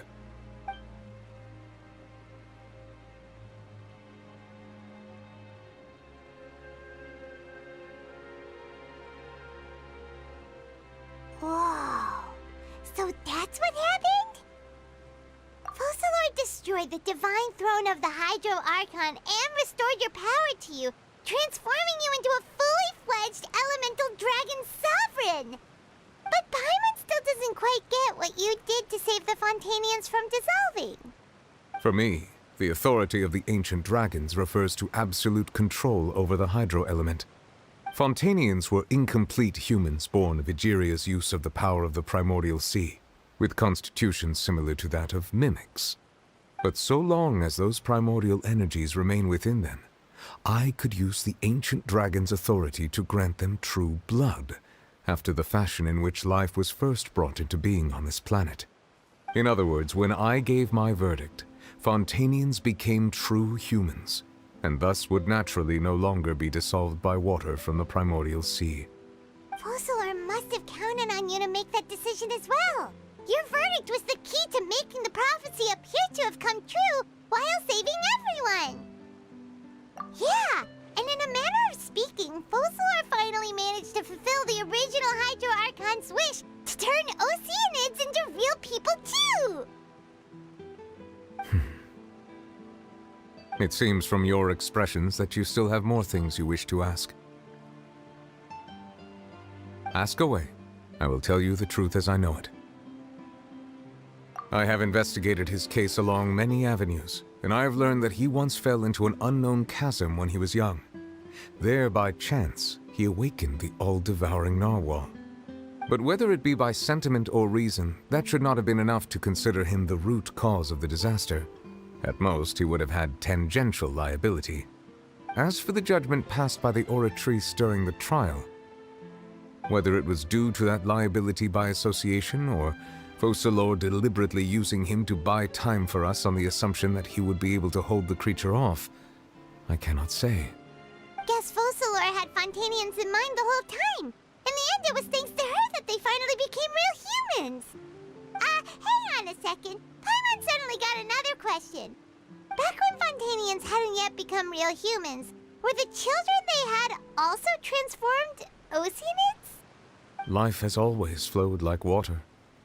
Do you recall how Fontanians would often come to the Fountain of Lucine to pray for children? Yeah, Lynette said the fountain is where all the waters in Fontaine converge. In truth, even those couples did not know that such prayers were no mere custom, but instead a form of ritual. Those Oceanids who were blessed within the spring water would later descend as new humans in the coming months. Paimon sorta gets it now. Either way, seems like this ritual won't be of any further use, but it'll probably live on as a local custom. Ask away. I will tell you the truth as I know it. Yeah, about that. Risley said Farina has already left. What's that all about? Ah, Lady Farina. The people are only aware that her death sentence has not been carried out. She abdicated the post of Hydro Archon and left affairs related to that title to me, before leaving the Opera House. I related Focalor's words to her faithfully and completely. After hearing them, she seemed neither saddened nor comforted. She simply said that she was tired and needed to rest. Having said that, she then packed her things and moved out of the Opera House, not unlike how an ordinary person might. But she's still got a place to stay, right? You need not worry.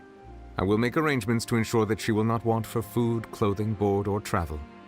In truth, I am somewhat happy for her. The wear and tear on her spirit will, of course, take time to heal. But now that she no longer has to play the role of Focalor the Hydro Archon, she can finally lay down her burdens and lead a normal life. What about you then? What are your plans now that you've regained your full powers as the Hydro Dragon? After Focalor passed on, the Oratrice also ceased to function. This matter will directly affect our trials. After much careful consideration, I've decided to take over its role in our courts.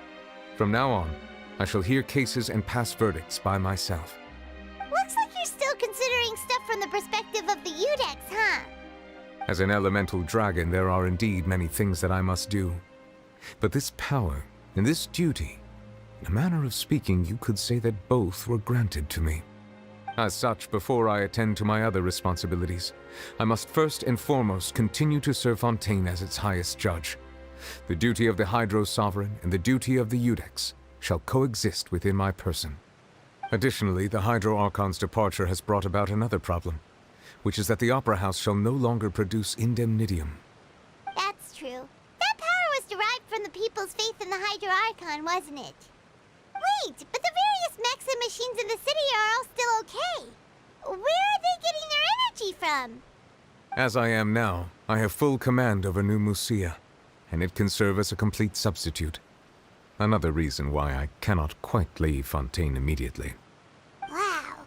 This ancient dragon's authority stuff is really quite useful, huh? Ask away.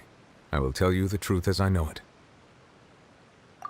Oh, that's right! They say you've given it to the knave as a diplomatic gift or something! Leaving aside their intentionality, the two Fatui Harbingers have indeed done much for us during this crisis. Their sole remaining goal in Fontaine, at least at this point, would seem to be the Gnosis. The Oratrice has ceased to function. The Hydro Archon's divine throne is now no more, and I do not need the Gnosis's power. As such, it has lost all meaning for Fontaine. If the Fatui have impure designs, then we might as well accede to their request now, and avoid unnecessary conflict. What complicated considerations! Paimon thought you were just giving it to them out of gratitude to the knave and as an apology to Child. Ask away. I will tell you the truth as I know it. You will soon be heading to Natlan, I presume? I'm afraid that I have little talent as a travel guide, so all I can do is tell you what I know about that land. As far as I'm aware, Natlan can be said to be a nation of dragons. A nation of dragons? You mean like you? No, I suspect that I would not find myself welcome there. Unlike ancient dragons such as myself, the dragons of Natlan have undergone long years of development and evolution. Large numbers of them have entered a form of coexistence with humanity. Natlan is also the nation of war. War ravages those lands like an undying flame.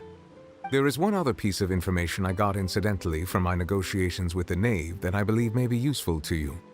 The Harbinger known as the Captain has thrown his hat into the endless ring of war. The Captain. Sounds like a real tough customer. Seriously, everywhere you look, there's a Fatui Harbinger doing their thing. I suggest that you fully prepare yourself before going to Natlan. In the meantime, Fontaine's doors will always be open to you. Ask away. I will tell you the truth as I know it. Hang on a sec. Paimon's still got a question about the Gnosis. When we spoke to Linny earlier, he mentioned that your attitude towards giving away the Gnosis had clearly changed. We guessed that there might be some reason for it that only you were aware of. No wonder the House of the Hearth is the Fatui's intelligence division. They are certainly sharp. So regarding this specific issue, I was just getting ready to share something with you. What is it? In truth, I exchanged some further words with that lady named Skirk after sending you two back to the surface. It went something like this.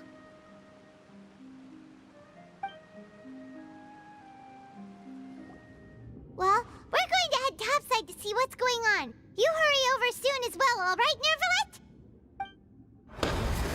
Whoa! What next? The all-devouring narwhal isn't here, so I'm no longer getting any interference. I can finally catch the scent of your power, what it's made of.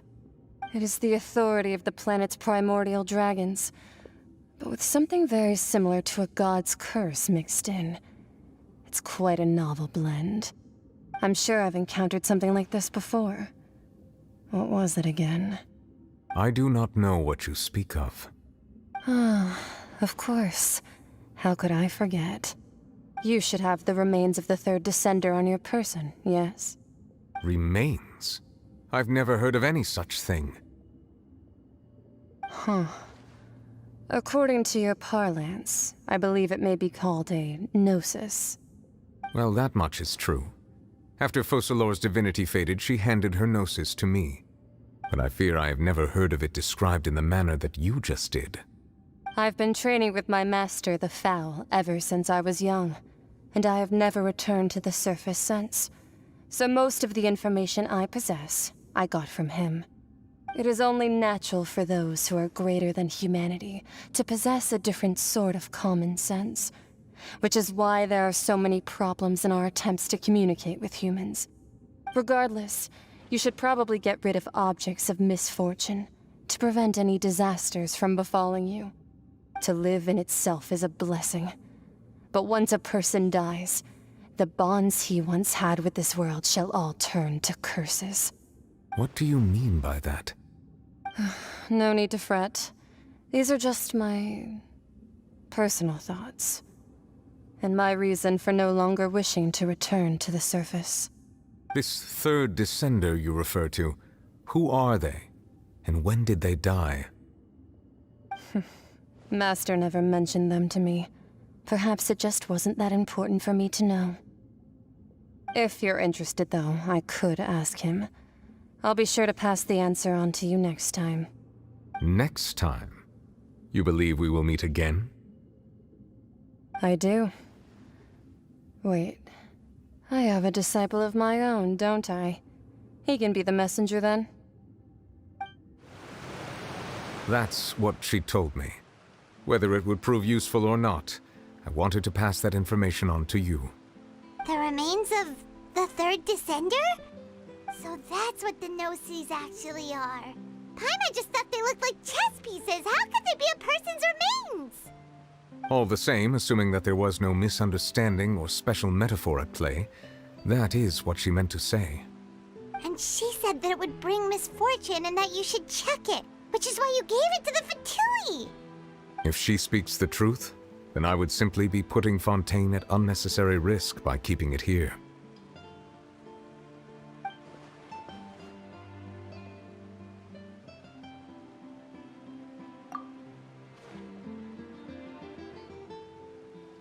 I had guessed that you might already be familiar with this concept, but I did not expect you to be one of them. That means that the Gnosis, which are exceedingly element-compatible and can even enhance elemental abilities, do indeed come from the third Descender. I wonder, does your body also possess similar properties? Like being able to use elemental powers without a vision! That does sort of count as special compatibility, right? No, let's not think about this stuff right now. It just feels creepy. Comparing the Traveler to the dead third Descender and all. That's what you say, but this topic still feels like bad luck. Once Child recovers, let's get some more answers out of him. Or go look for his master and get the answers that way. I too believe it unwise to make too many blind guesses when information is lacking. The same is true of being at court. All right. Whatever the case, it seems like the crisis here in Fontaine's over for now. Yes. All of Focalor's efforts were for this moment as well. But she sacrificed herself in the end as a god, and she suffered through all those years as a human. Was that really what she wanted? I suppose that would be the mystery of a god's will. I suspect not. But once in a while I too would guess that if wishes were like the clouds in the sky, they will one day return to the earth as raindrops. Life flows like water, and rain is the final answer. The water levels may sometimes tilt one way or another, but the rain falls fairly upon all. And what, ultimately, is the difference between the rains that fall upon all of us?